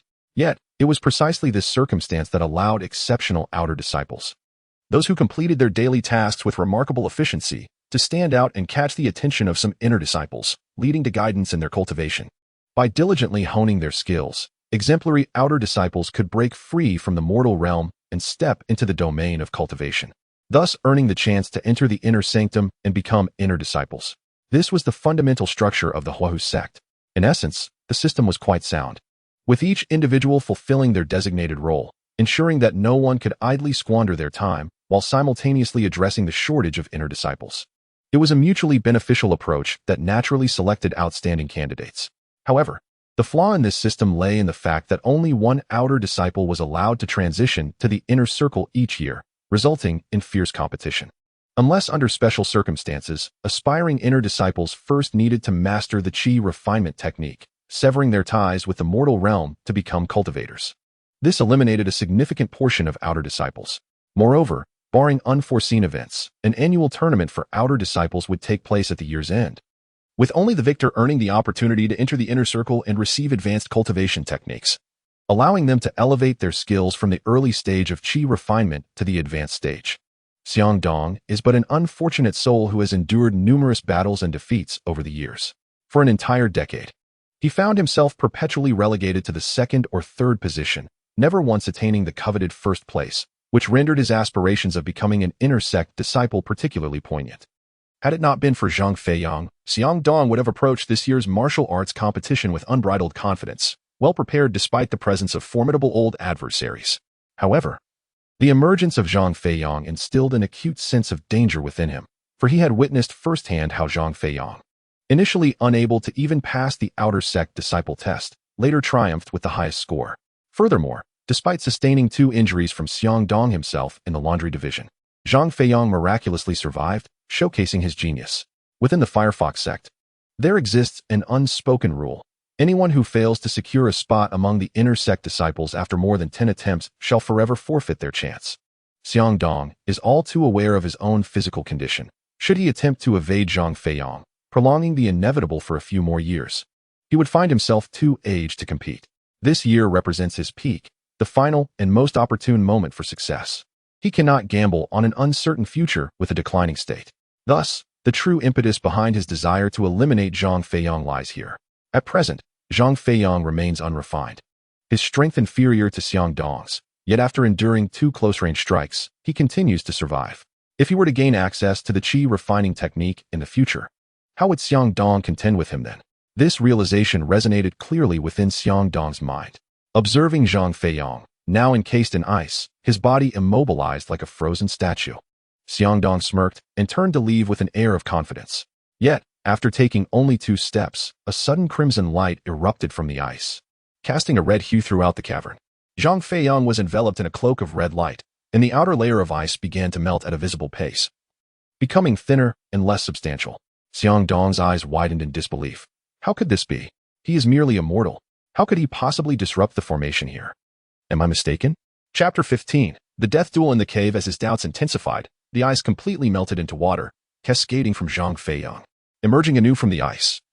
Zhang Feiyang noticed the astonished expression on Xiang Dong's face, a whirlwind of confusion and anxiety sweeping over him. He felt a series of warm pulses emanating from his chest, the source of which he touched, revealing a faint warmth through his blue robe. When he reached to feel the red vest beneath, a wave of heat surged forth. Not by his volition, but rather a spontaneous release from the garment. Had it not been for this beast's skin, radiating a fiery warmth that countered the chill rising from his feet, Zhang Feiyang would have undoubtedly transformed into a true ice sculpture. This incident lingered as an enigma in Zhang Feiyang's mind until he ultimately became an inner sect disciple of the Firefox sect, at which point he finally unraveled the mystery. It turned out that the Firefox sect possessed 2 distinct sets of robes. The first robe is an ordinary Taoist garment worn by outer disciples, which bears no distinction from the attire of common mortals. In stark contrast, the robes donned by inner disciples are entirely different entities. Not only does the appearance of the inner disciples' robes diverge from those of their outer counterparts, but their efficacy is vastly superior, providing significant protection to the body and greatly mitigating the impact of assaults. Such knowledge remains elusive to outer disciples. Only those who truly ascend to the status of inner disciples are privy to the privilege of wearing these robes. At first glance, the colors of these 2 types of robes reveal their differences. The outer disciples' attire predominantly features shades of azure, exuding an air of understated elegance and simplicity, while the inner disciples' robes are primarily adorned in vibrant hues of crimson and orange, signifying their nobility and dominance, clearly distinguishing them from the common folk. The red robes possess the remarkable ability to regulate temperature, offering warmth in winter and coolness in summer, thus significantly enhancing the wearer's comfort. However, the inner disciples remain largely unaware of why the red robes are so vastly superior to their blue counterparts. The secret lies with a few esteemed elders and the sect leader. The material of these red robes contains fragments of the hide of the mystical firefox.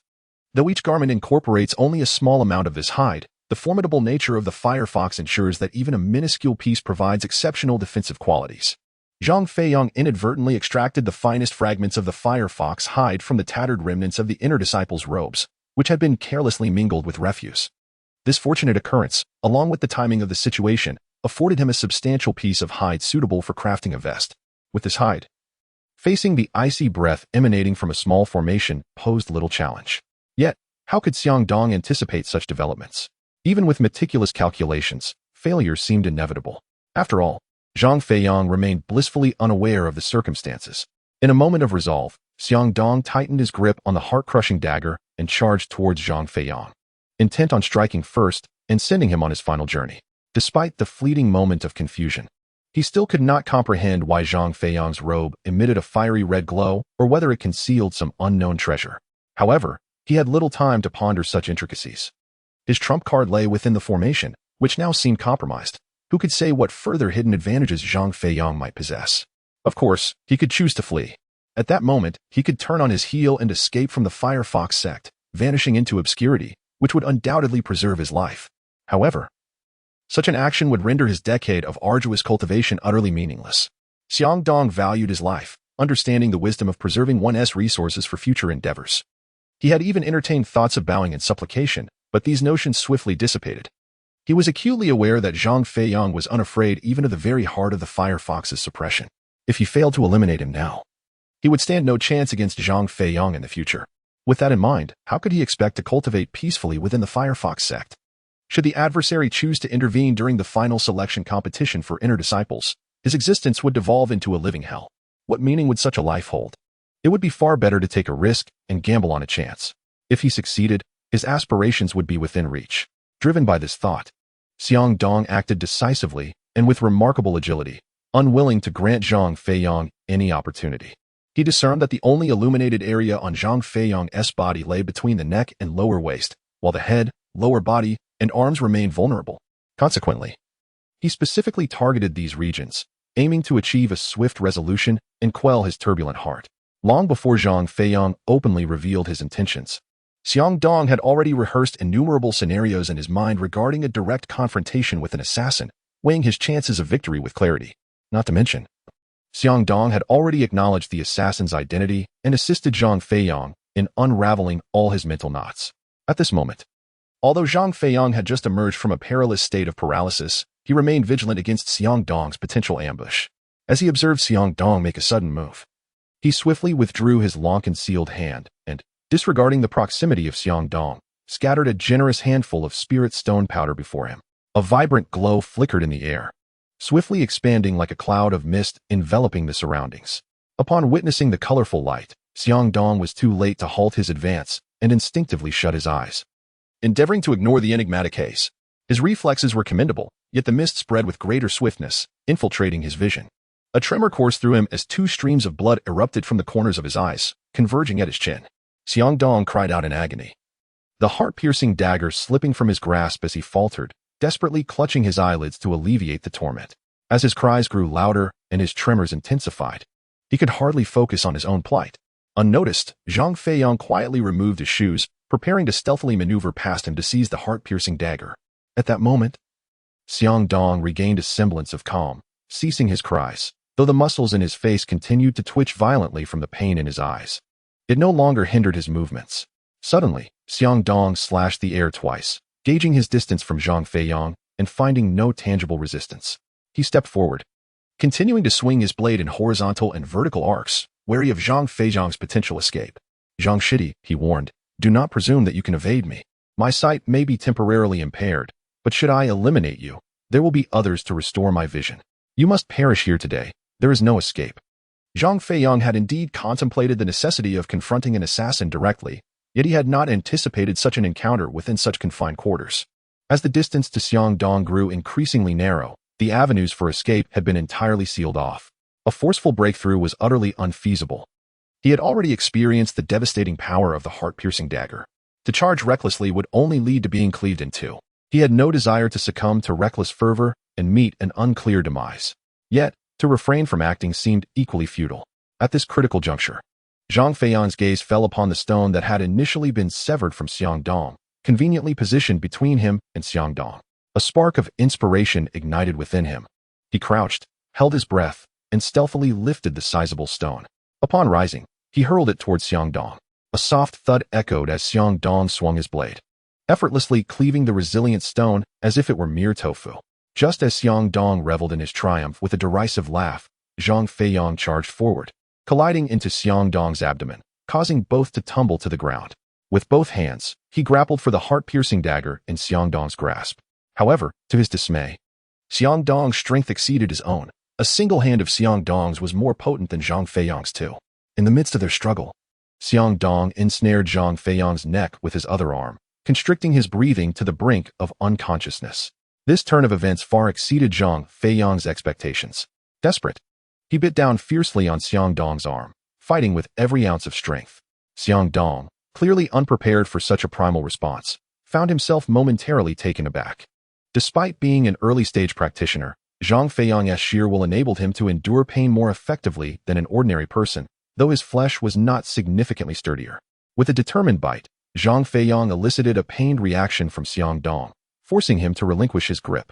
Seizing the opportunity, Zhang Feiyang executed a roll, attempting to rise and escape the cave.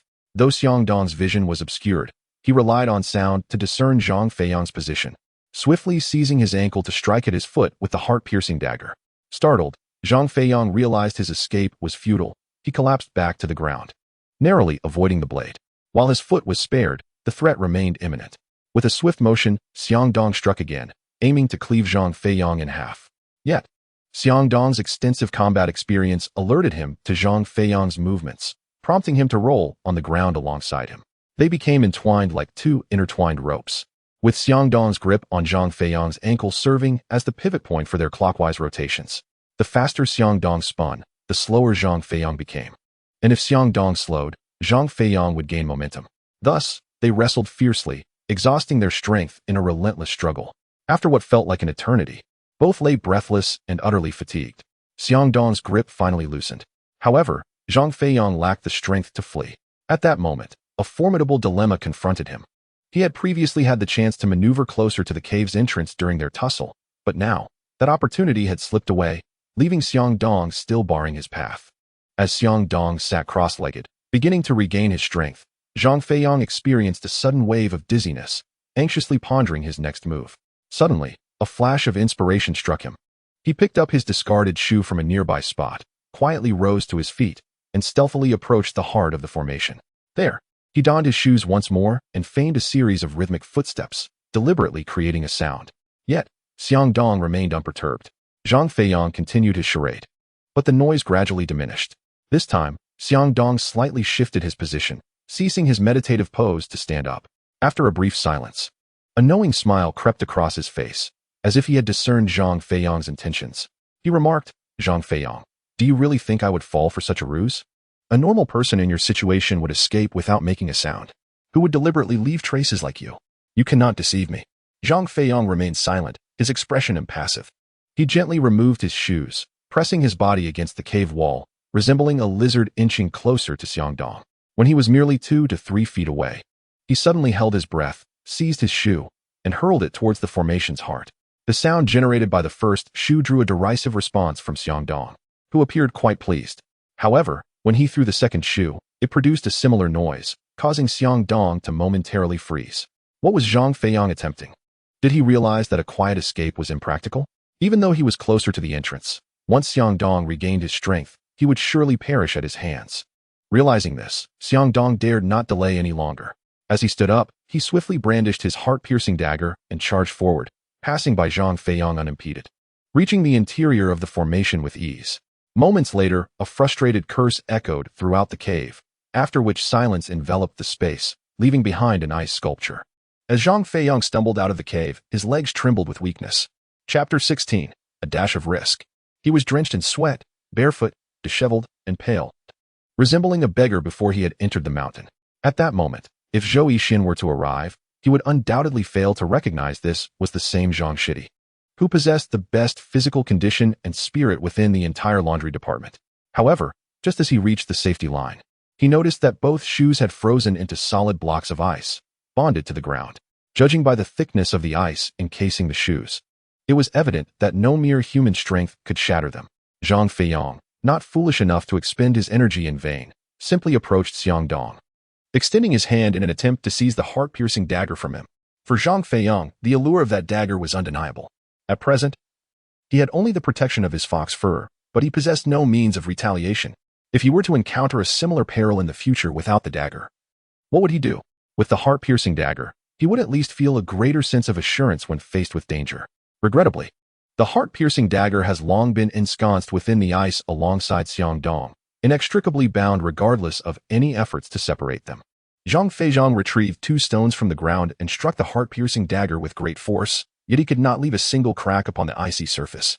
Reluctantly, he sat down, resting for a while until a significant portion of his strength was restored before attempting again. When he entered, he noticed Zhou Yixian heading towards the bed, seemingly oblivious to his presence. Suddenly, Zhou Yixian's fatigue vanished, and he sprang excitedly from his chair, leaning against the bed, shaking Zhang Feiyang's body, and bombarding him with questions, displaying curiosity akin to that of a younger brother. Junior brother Zhang, where have you been all day? Junior brother Zhang, why are you sleeping? Don't sleep. I've waited for you all night. Please, tell me everything about your day.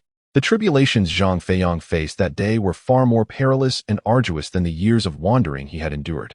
At that moment, he remained in a deep slumber, unresponsive to Zhou Yixian's persistent nudges and calls. The following morning, as dawn broke, Zhou Yixian rushed to Zhang Feiyang's bed, eager to continue inquiring about the previous night's events.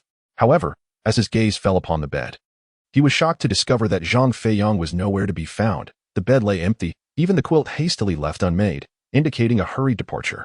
This ignited a wave of confusion in Zhou Yixian, prompting him to dash out of the wooden cabin to seek answers from Qiao Jie and the other senior sisters. Had his vision been sharper, he would have spotted a youthful figure, merely 16, hurrying along the mountain path towards the alchemy department, which was none other than Zhang Feiyang himself. In the past, at the laundry department, he had the opportunity to consume the essence of medicinal concoctions derived from the dregs of herbal brews almost daily. Even after a grueling day, Zhang Feiyang's vitality recovered swiftly. He awoke before the dawn, while Zhou Yixian remained lost in sweet dreams. The only sound filling the room being Zhou Yixian's gentle snoring, creating an atmosphere of calm. Reflecting on the previous night's extraordinary feat of vanquishing the formidable Fo Xiangdong, Zhang Feiyang could not help but feel a chill run down his spine. Haunted by lingering apprehension, cold sweat swiftly soaking through his garments, he realized that his next encounter might not be as fortuitous. This time, he possessed the protection of a fox fur. However, he feared that such luck might not accompany him again. Unfortunately, this realization bore little tangible effect. Zhang Feiyang pondered deeply, yet satisfaction eluded him. Nevertheless, this did not dishearten him. After years of living as a vagabond, enduring mockery and scorn had become an integral part of his existence, and he remained unfazed.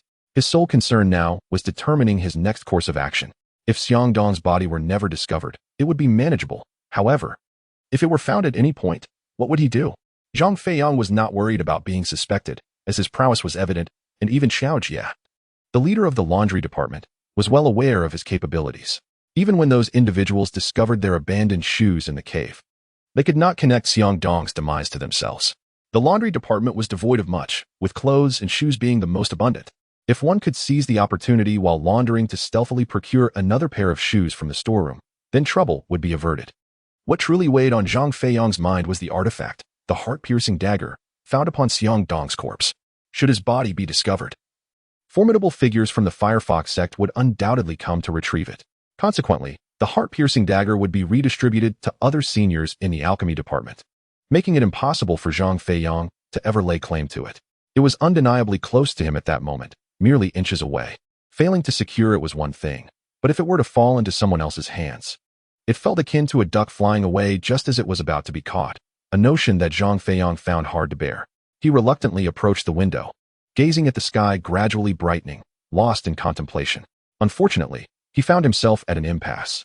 Zhang Feiyang pondered intensely, yet all he could muster was a feeble sigh. Just then, a new thought began to take shape in his mind. Wait a moment. Why am I so fixated on the heart-piercing dagger?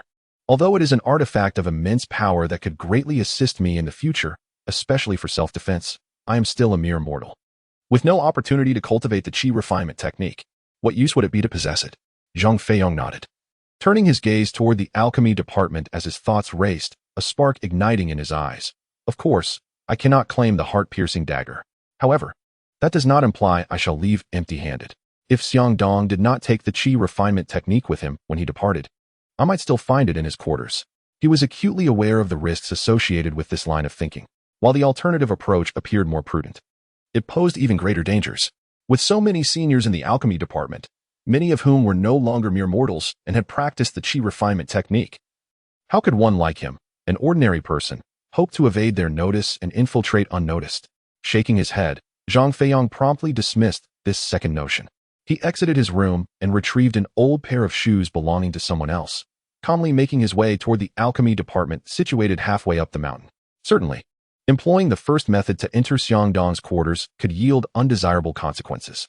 Should Xiangdong's body be discovered, he would undoubtedly become a prime suspect in the ensuing inquiries, making it difficult to extricate himself from any connection to Xiangdong's death. If his quarters held nothing of value, this step would be tantamount to recklessness. Yet, after careful consideration, Zhang Feiyang felt the risk was worth taking.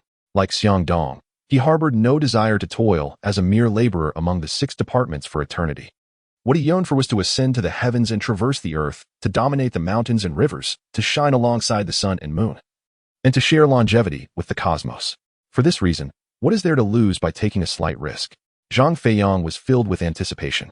The journey thus far had been relatively smooth. From the moment he entered the alchemy department to arriving at Xiangdong's door, he encountered no inquiries from others. Those he passed merely greeted him with nods and smiles. Naturally, Zhang Feiyang mirrored the demeanor of his senior brothers, projecting an air of nonchalance. However, upon gently pushing open Xiangdong's door and discovering it unlocked, he barely had time to feel relieved before a portly senior brother approached him, inquiring about his identity and purpose. "Who are you? Are you here to see senior brother Xiang?" This individual was unfamiliar to Zhang Feiyang, as they had never crossed paths before. Chapter 17. Qi Refinement Technique. The rotund brother scrutinized Zhang Feiyang before he could continue his questioning when a tall female senior sister strolled by. She glanced at Zhang Feiyang and greeted him with a smile, although she did not linger and vanished behind a wooden cabin. That simple smile became undeniable evidence of Zhang Feiyang's credibility in the eyes of the portly brother. Zhang Feiyang respectfully bowed in gratitude, watching as the brother departed from view before finally entering Xiangdong's wooden abode in search of what he needed. Although the Qi Refinement Technique was merely a foundational practice for beginners, it held significant value, even surpassing that of magical artifacts, especially for an outer disciple like Zhang Feiyang, who had never encountered it before. Such a treasured item would certainly not be carelessly left on a table or tucked away in any ordinary box, as the risk of theft would be far too great. After searching through Xiangdong's room, inspecting beneath the table, under the bed, in the wardrobe, and all conceivable hiding places, Zhang Feiyang still found no trace of the Qi Refinement Technique. If Xiangdong truly did not have the technique on him, then only 2 possibilities remained. Either Xiangdong had burned the manual to prevent it from being stolen, though Zhang Feiyang did not believe he would resort to such an act. As the saying goes, a good memory is not as reliable as a poor pen. Human memory is prone to error, and should a mistake arise during practice, how could one correct it without having the original technique to reference? Without means for correction, one could easily veer further into error, risking the peril of losing one's way in cultivation. Even if the consequences were not as dire, there remained a considerable chance of rendering oneself incapable. Such a fate would be a significant blow to anyone aspiring to attain immortality. This left only one final possibility. The technique must still be concealed within the room, but not in a visible location. It likely lay hidden in a secret compartment, thus ensuring greater security. Yet, this posed a formidable challenge for Zhang Feiyang. Where would Xiangdong choose to hide it? He was not Xiangdong and had no way of knowing the latter's thoughts on securing his precious technique. Zhang Feiyang raised his chin, his brows furrowed deeply, as he paced slowly around a wooden table in the living room, lost in thought. Given the immense value of this technique, concealing it in the most inconspicuous place would surely be the wisest choice. For instance, within a bag meant for refuse.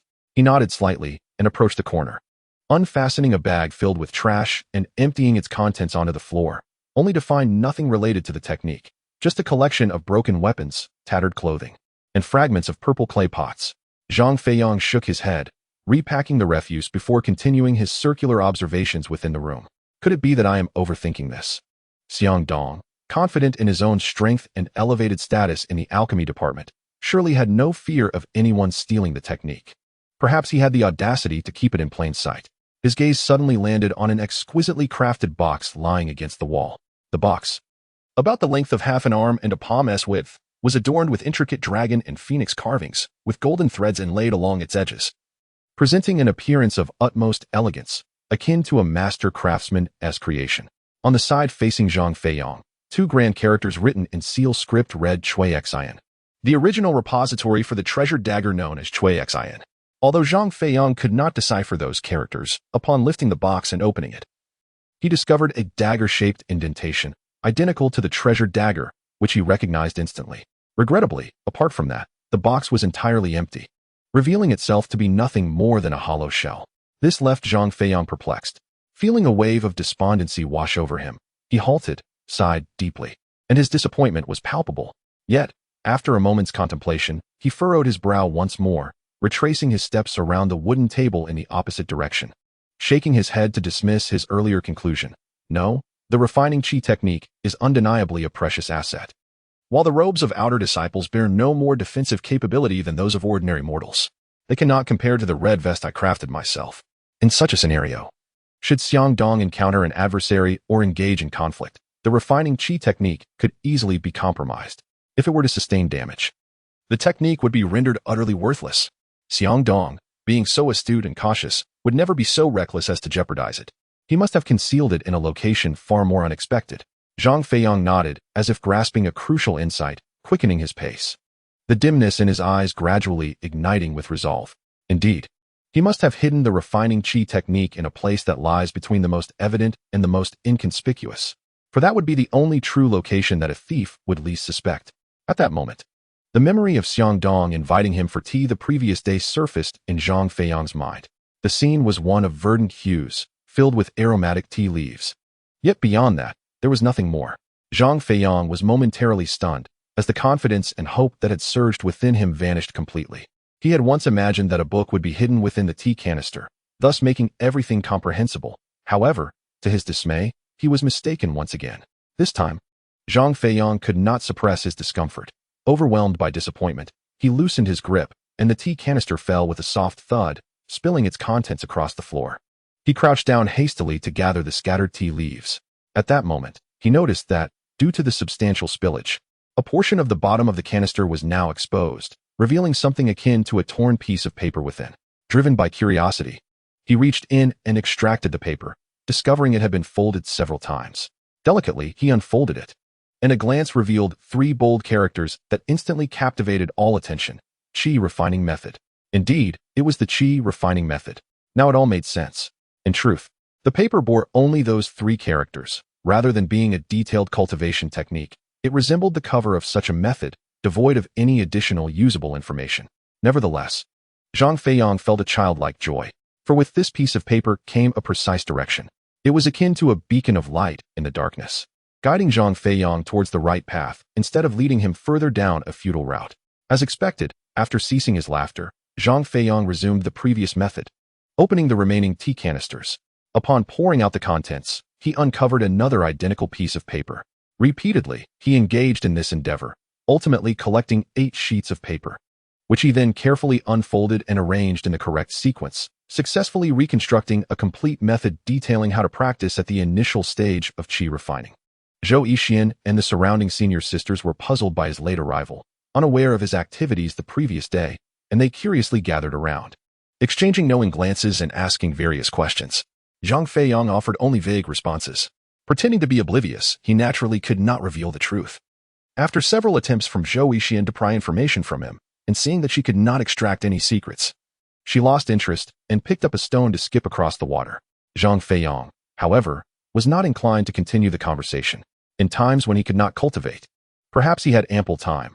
Now, with the opportunity to practice finally at hand, he was more excited and anxious than anyone else.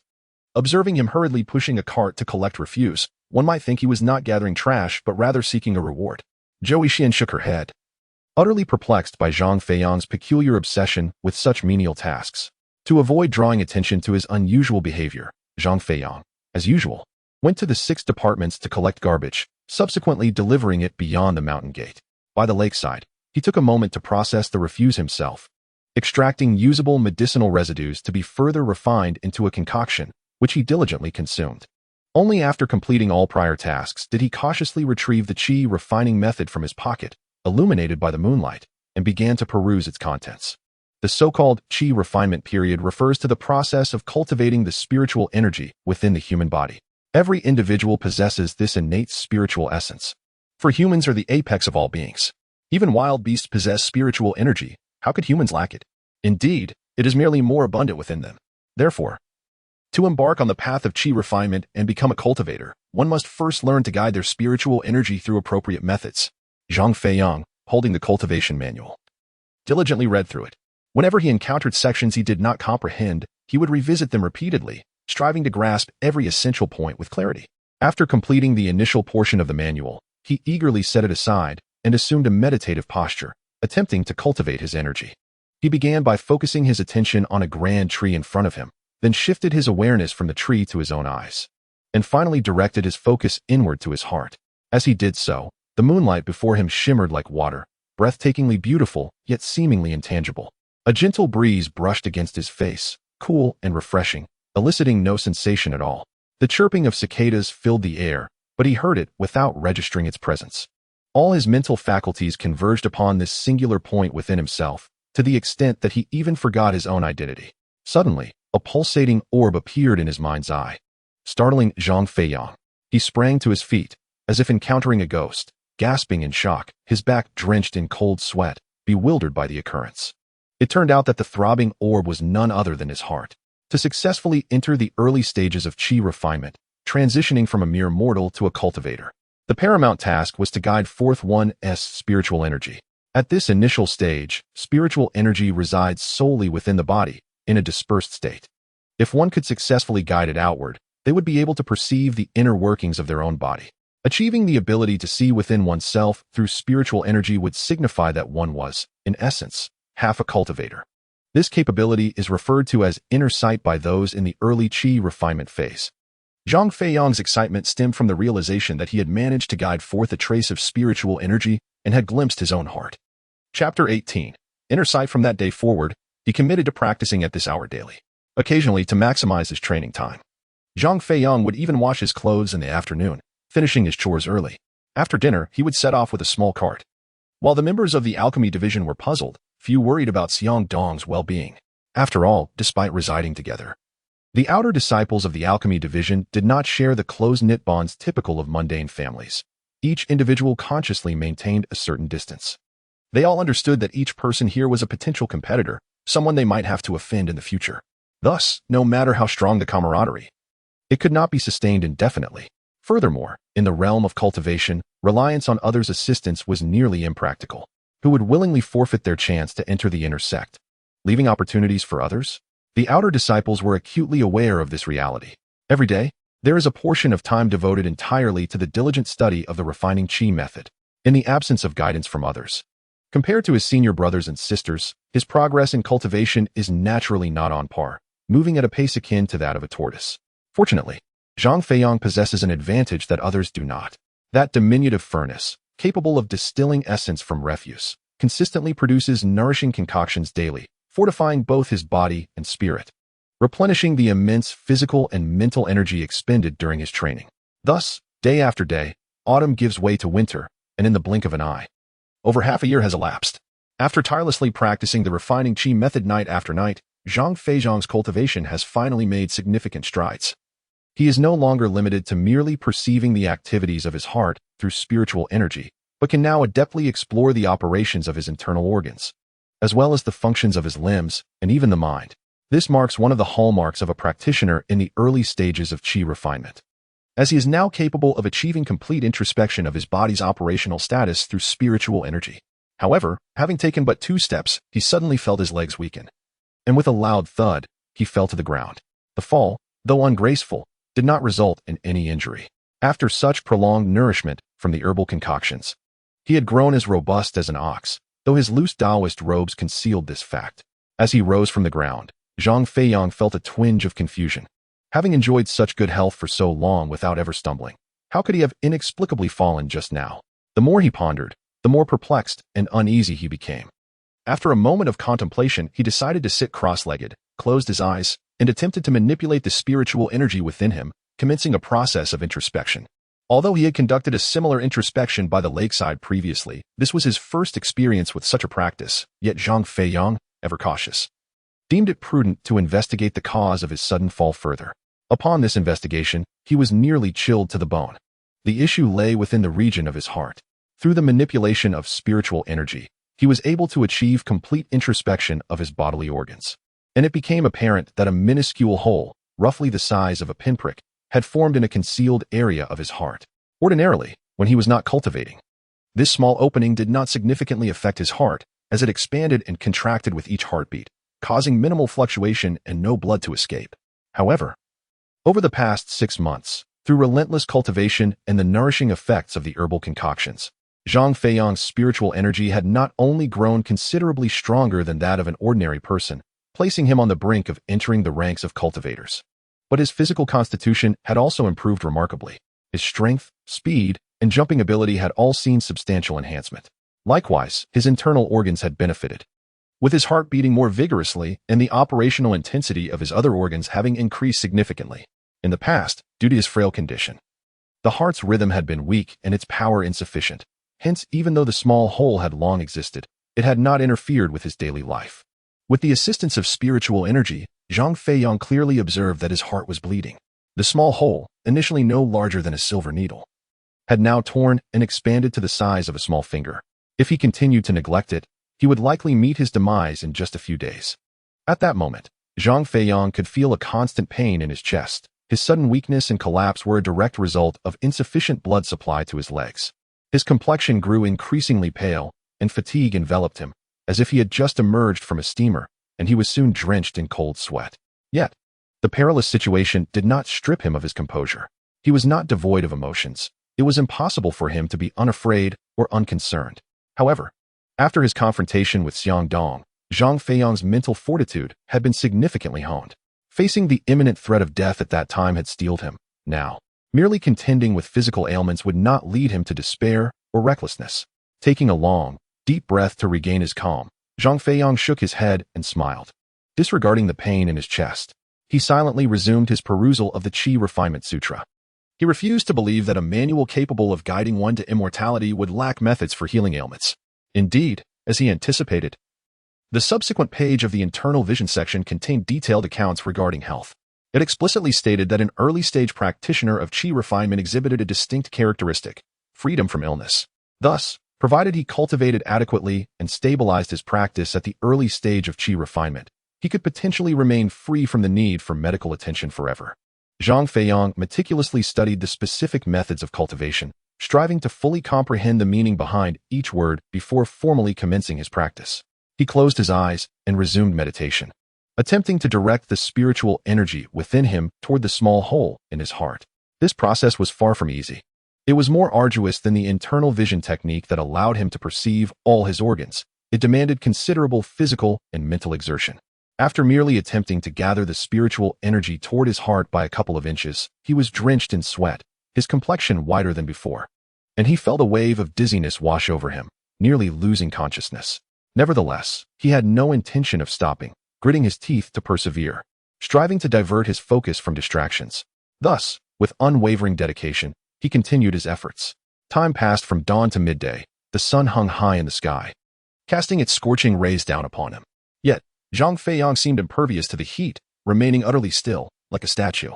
After a moment, a gentle breeze wafted through, bringing a hint of coolness to the air. A few leaves fluttered down, one of which landed on Zhang Feiyang's face. As he felt the refreshing coolness on his skin, he finally succeeded in directing a small stream of spiritual energy to the hole in his heart, releasing a long sigh of relief. However, this was merely the beginning. He was still far from healing this grave affliction. Zhang Feiyang extended his hand to tuck a leaf into his clothing, pressing it against the location of his heart. He felt a slight alleviation of the pain in his chest and continued to immerse his consciousness within his heart. Indeed, cultivators were not beings of mere mortals. Although he was still in the nascent stage of Qi refinement and appeared no different from an ordinary person without any magical artifacts, upon truly channeling his internal energy and progressing to this point in his cultivation, Zhang Feiyang realized the vast chasm that separated them. At that moment, under the influence of the spiritual energy, he could distinctly observe the small wound tearing further, visibly mending at a perceptible pace. This process was not swift, yet it was invigorating enough to fill Zhang Feiyang with immense joy. As time unknowingly transitioned from noon to dusk, the malevolent affliction upon his heart had reverted to its original size. However, this was not the end.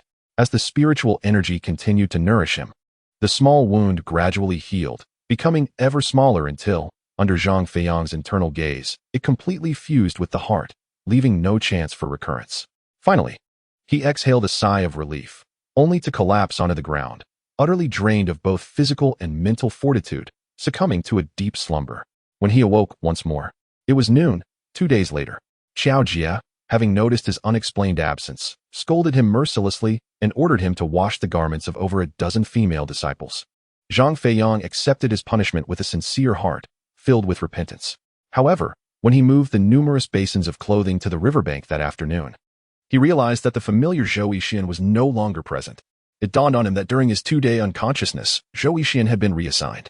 This was due to an unfortunate incident involving a brother from the herbal collection department, who had fallen from a cliff and met a tragic fate. The herbal department was critically understaffed, leading to a recruitment effort across the other 5 departments. However, the disciples hesitated, deeming the work in the herbal department too perilous. Only Zhou Yixian, who had entered before Zhang Feiyang but had yet to find the opportunity to cultivate, eagerly volunteered. Thus, the leader of the herbal department took him away. Reflecting on his journey since the moment he stepped through the gate, Zhang Feiyang felt an overwhelming gratitude towards Zhou Yixian, as he had learned to read through their exchanges. Now, having successfully embarked on the path of cultivation by studying the Qi Refinement Sutra, his appreciation deepened. Just as he pondered how to repay him, he learned that Zhou Yixian had already joined the herbal department. Casting a glance at the bed where Zhou Yixian once rested, he smiled gently, bowed respectfully, and sincerely offered his blessings. Brother Zhou, may you achieve great success in your cultivation. Half a year later, the body of Xiang Dong was finally discovered by an outer sect disciple. Chapter 19. The initial stage of Qi refinement. The reason for this was that over the past 6 months, the quality of the mortals participating in the selection had markedly improved compared to previous disciples. These individuals had traveled from the distant realms of Zhao, Chu, and Qi, drawn by the illustrious reputation of the Firefox sect. Due to the long journey, by the time they arrived, nearly a year had passed, resulting in a sudden exponential increase in the number of outer disciples being recruited by the Firefox sect in recent months. Thus, the accommodations available for the new disciples within the 6 divisions naturally became overcrowded. To prevent issues regarding housing when admitting new outer disciples, the head of the construction department personally instructed his junior disciples to undertake the construction of the 6 divisions in some remote and spacious areas of the Huahu sect. Among them, a group of disciples was assigned to a cave near the corpse of Xiang Dong. A particularly curious disciple stumbled upon the cave and reported the discovery of Xiang Dong, now encased in ice. The news of Xiang Dong's demise gradually spread throughout the 6 divisions. Given Xiang Dong's death, the responsibility for handling the matter naturally fell upon the shoulders of Huidan, the leader of the corpse transport department.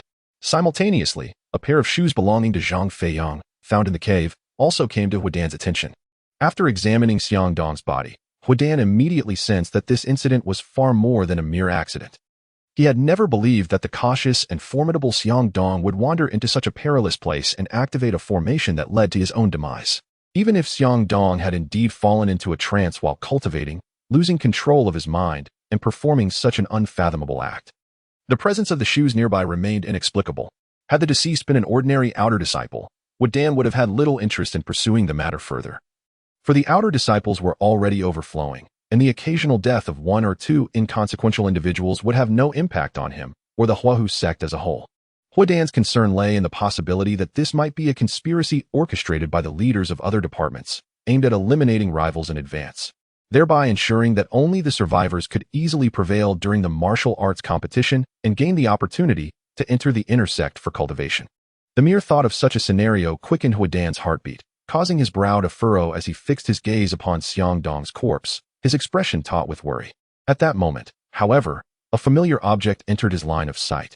He beheld a gleaming dagger firmly gripped in Xiang Dong's hand. Huidan was taken aback. Cautiously extracting the dagger and inspecting it with rapt attention, his body trembling slightly with exhilaration as sparks of excitement danced in his eyes. After a brief moment, he inhaled deeply, striving to regain his composure, his gaze suddenly fixated on the dagger, motionless, as if he had transformed into a statue. After a duration equivalent to half a stick of incense, the dagger, which had only reflected a glimmer of cold light under the candle's flame, suddenly erupted in a blinding brilliance, overshadowing all the candlelight in the room and enveloping the entire dagger. At that moment, holding the dagger, Huidan appeared oblivious to those around him, as though he had seized a fragment of light, excitedly waving it about. His initial intent to further investigate the circumstances surrounding Xiang Dong's death in the cave long forgotten. When he finally paused, Huidan's face was flushed with excitement, a vibrant crimson. That night, he remained utterly still, his eyes merely darting about, lost in contemplation, occasionally closing and then reopening. 2 days later, News emerged from the corpse transport department where Huadan was stationed. Following a thorough investigation, it was suspected that Xiang Dong's death was not accidental, but rather a malicious act perpetrated by a fellow disciple from the 6 departments. In order to swiftly ascertain the truth, the murderer would be publicly identified, and all external disciples were urged to remain prepared for summons. As Zhang Feiyang listened to the distant conversations of his senior sisters while washing clothes, he furrowed his brow. Deep in thought, he had anticipated that Xiang Dong's body would remain undiscovered for several more years, by which time he might have had the opportunity to become an inner disciple, thus rendering any future inquiries by the 6 departments irrelevant to him. Even if, by some chance, the 6 departments managed to trace the matter back to him, he could suppress the situation with a cultivation level far superior to that of the department's leader. However, the discovery of the body occurred much sooner than he had expected. Zhang Feiyang realized he must now strategize his next steps. Under the current circumstances, he could not afford to acknowledge his involvement, even if he was the prime suspect. As long as he remained silent, he could evade the repercussions. The martial arts competition was set to commence shortly. After 6 months of rigorous training, his cultivation had stabilized at the initial stage of qi refinement, achieving the 3 essential goals required for practitioners at this level.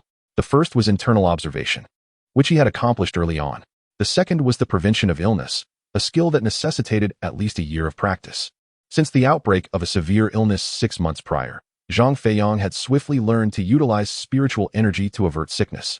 He discovered that by daily examining the internal condition of his body with spiritual energy, he could detect any damaged organs or irregularities in their functioning.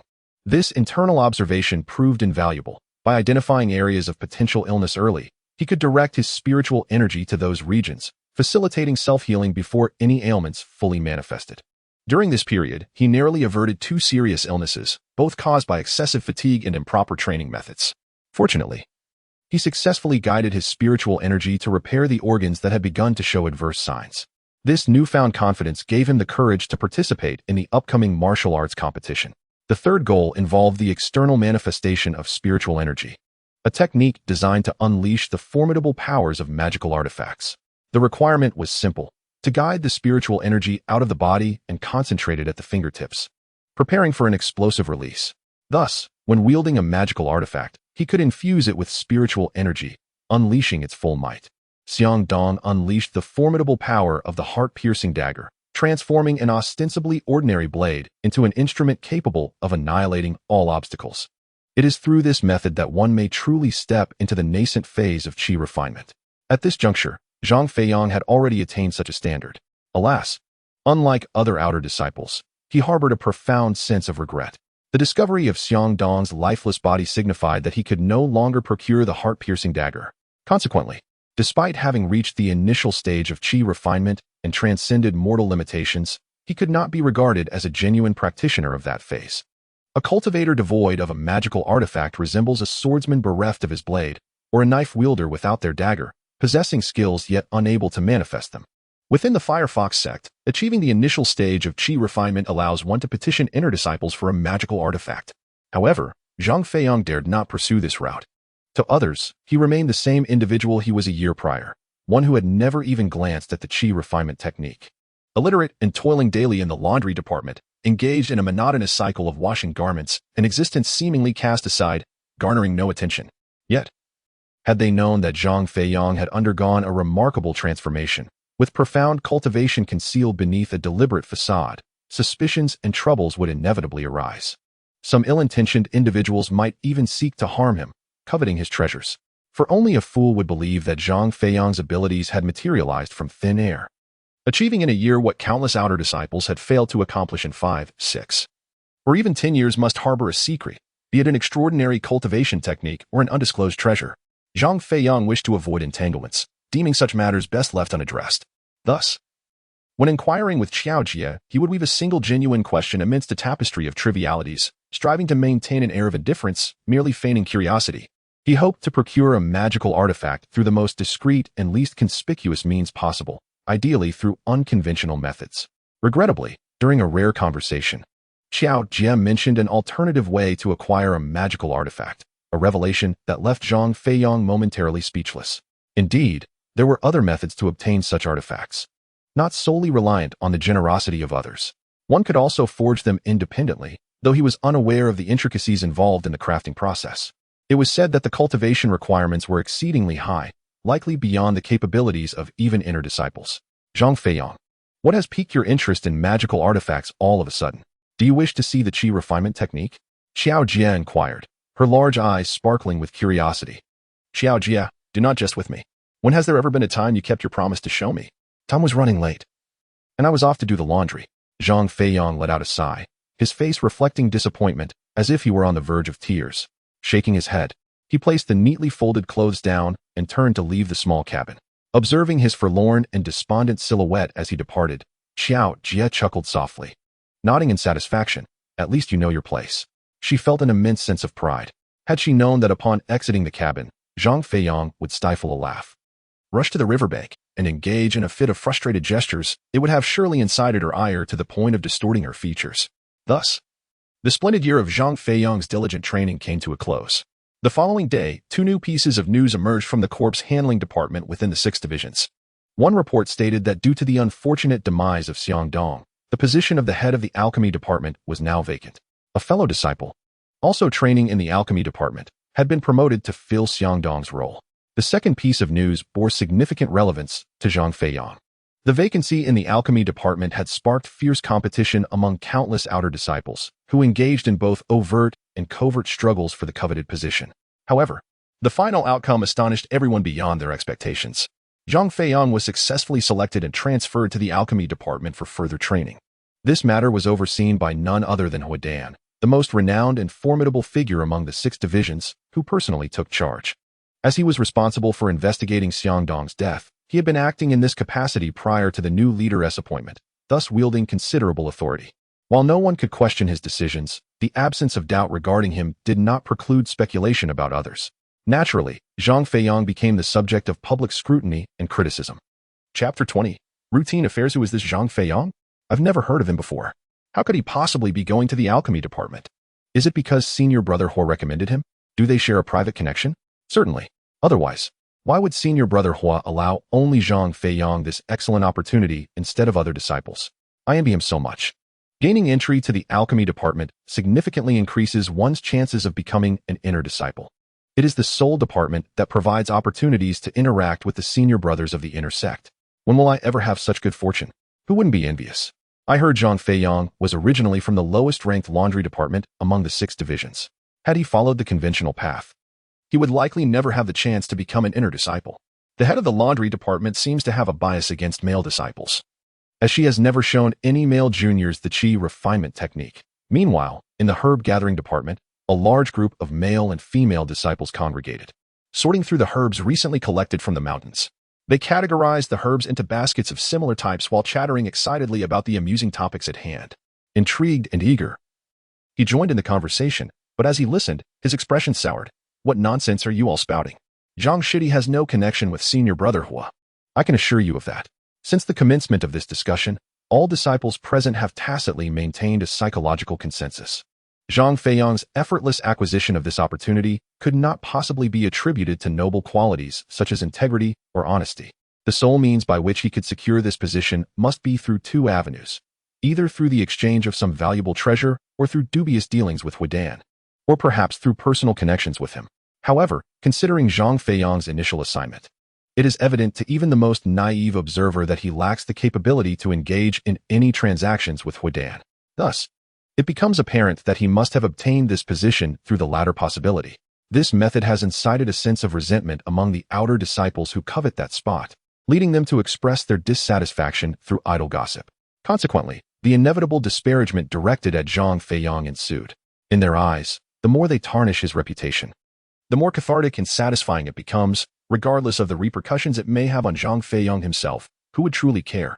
Yet, Zhou Yixin does care. After all, he is the first outer disciple to have had profound interactions with Zhang Feiyang since his entry into the Huahu sect, and he has spent the most time in Zhang's company. Although their friendship may not be particularly deep, hearing others relentlessly slander Zhang Feiyang in his presence, with an air of smugness, leaves Zhou Yixin feeling quite uncomfortable, as if the filth being thrown was landing upon him instead. Enough, he exclaimed. Zhang Shidi is not Hu Shixiang's paramour. Let us cease this discussion, shall we? The reason Zhang Shidi obtained this position must surely be due to qualities that we lack, such as his unwavering diligence.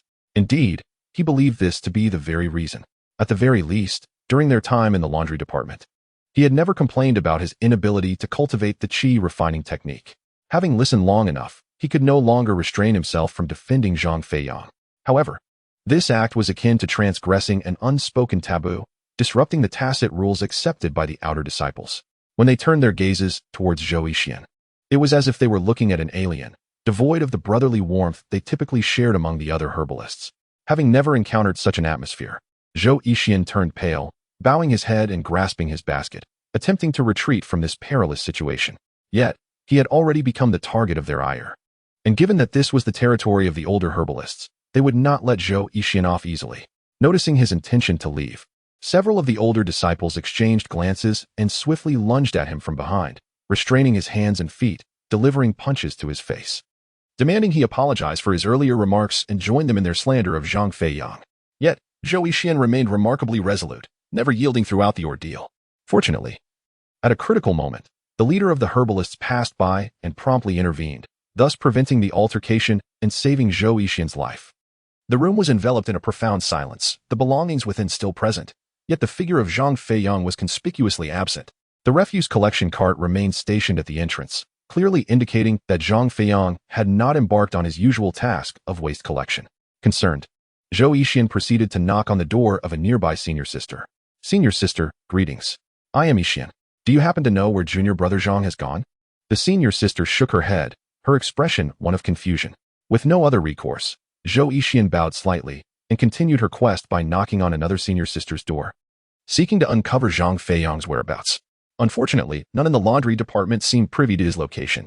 Unbeknownst to them, Huadan had summoned Zhang Feiyang later in the evening for questioning regarding the investigation into Xiang Dong's demise, convening in the very quarters where Xiang Dong had resided. Behind Xiang Dong's room lay a spacious courtyard, measuring several meters in length and width. Once Zhang Feiyang arrived, Huadan, seemingly inspired by a sudden whim or perhaps in an effort to lighten the mood, deviated from routine and did not confine Zhang Feiyang to the interior for interrogation. Upon seeing Zhang Feiyang enter respectfully, he greeted him with a smile and led him to the courtyard behind the building. This unexpected shift took Zhang Feiyang by surprise. Uncertain of Huadan's motives for this outdoor dialogue, he cast a glance around at the herb-laden expanse of the courtyard, sensing an undertone of unease. He concealed any sign of relaxation, remaining vigilant as he regarded Huadan. Zhang Feiyang feigned a sigh of relief, nodded, and managed a faint smile. Though inwardly he remained apprehensive, he pondered why Huadan opted for an outdoor conversation rather than the confines of the room. Huadan, with a subtle smile, retrieved a small booklet from his pocket, glanced at it briefly, and then closed it before proceeding to pose a series of straightforward inquiries to Zhang Feiyang. The questions revolved around the last time he had seen senior brother Xiang, whether he had encountered any suspicious individuals in his company, and so forth. Suddenly, the conversation shifted to the crux of the matter. Huadan's demeanor transformed, his smile faded, replaced by a serious expression as he broached the subject of a cave. "Junior brother Zhang, within the activity area of our outer disciples, there exists a secluded fork in the path where a cave is situated. Have you ever been there?" Zhang Feiyang shook his head, feigning ignorance and curiously inquiring about the cave's location. Observing Zhang Feiyang's bewilderment, Huadan nodded and produced a pair of shoes, tossing them to Zhang Feiyang. "Junior brother Zhang, I have a pair of shoes here. Could you please try them on?" Without a moment's hesitation, Zhang Feiyang sat down and changed into the shoes, taking a few steps immediately afterward. The entire process appeared fluid and effortless, with no signs of tension. On the surface, Zhang Feiyang maintained a calm demeanor, embodying the innocence of an unknowing individual, yet only he was aware of the turmoil churning within him. Despite having rehearsed this series of actions countless times in the laundry department, when the moment finally arrived to perform before others, Zhang Feiyang still felt his heart racing, his body growing increasingly warm, as if he were transformed into a furnace, heating up with each passing moment, on the verge of breaking into a sweat. Fortunately, a refreshing breeze swept through the courtyard, alleviating some of his discomfort. Noticing that Huadan showed no intention of allowing him to stop, Zhang Feiyang paused, casting a puzzled glance at him and inquiring, "Senior brother Hua, shall we continue?" Huadan smiled gently, prompting Zhang Feiyang to remove his shoes. The sincere warmth of Huadan's smile reassured Zhang Feiyang, who exhaled softly, maintaining an air of calmness, careful not to reveal any hint of anxiety. After Huadan carefully stowed away the shoes, he suddenly posed a perplexing question. Junior brother Zhang, it was my suggestion for you to join the alchemy department. I believe you are quite suited for this position. You wouldn't hold it against me, would you? Zhang Feiyang, unable to decipher his intent, shook his head with a smile. Bowing respectfully, his voice infused with genuine enthusiasm. Not at all. I am truly grateful for the opportunity you have bestowed upon me, senior brother Hua. Huadan patted his shoulder, a slight smile gracing his lips, and seemingly without intention, he posed a curious remark. That's wonderful. Junior brother Zhang, I hope you will work diligently in the alchemy department. I have faith that you will not disappoint me. I heard that on the last day before senior brother Xiang Dong went missing, he personally sought you out for a discussion here. I wonder what the two of you talked about? However, these words struck Zhang Feiyang like a thunderclap, laden with peril. Chapter 21. Huadan's malice. With an air of calmness and an innocent demeanor, he recounted the events of that day spent conversing with Xiang Dong in the small room, delivering a flawless performance, devoid of any flaws, as if he were merely recounting a conversation that had taken place between the two of them. Huadan probed further, asking if Xiang Dong had sought him out again after Zhang Feiyang had left. Zhang Feiyang firmly denied, no. After a moment, noticing Huadan's lingering skepticism, he added, well, I certainly haven't seen senior brother Xiang again. Perhaps he came looking for me while I was out taking out the trash. Or maybe he had a change of heart and decided to head somewhere else instead. Of course, this was all part of Zhang Feiyang's premeditated strategy. He believed that an outright denial, while emphasizing his innocence, would come across as overly contrived and could arouse suspicion, making him appear guilty. Instead, by initially rejecting the notion and then conceding to some plausible scenarios that could be construed as unfavorable to himself, he presented a persona more akin to that of a genuinely innocent person. In doing so, he hoped to convince Huadan of his non-involvement in the matter, thereby securing his own position. For it is only the truly innocent who, unafraid, can candidly express potential threats to themselves. This embodies the principle that a righteous person need not fear the shadows cast by their actions. Huadan indeed refrained from pursuing the matter further, nodding with a smile, conveying an expression of understanding and innocence. However, Zhang Feiyang remained cautious, unable to relax his vigilance until he comprehended why Huadan had chosen to bring him into the courtyard for questioning. The moment he spoke, the gentle breeze stilled, and the chill in the air lessened significantly, causing the atmosphere in the courtyard to become oppressive and tense. Zhang Feiyang felt as if he were a chick caught by an eagle, drenched in sweat, yet concealing his trepidation. But you cannot suspect me simply because my desire for the chi refinement technique surpasses that of others, can you? My acquaintance with senior brother Xiang is relatively brief. Altogether, we have met only twice. His chi refinement technique has gone missing. Where would I procure it? How could I? Such a crucial item. Would he leave it on a table in his house for me to take? Moreover, even if fortune favored me and I happened upon the chi refinement technique at senior brother Xiang's residence, would I dare to seize it? Shouldn't I discreetly glance at it and memorize the essential contents instead?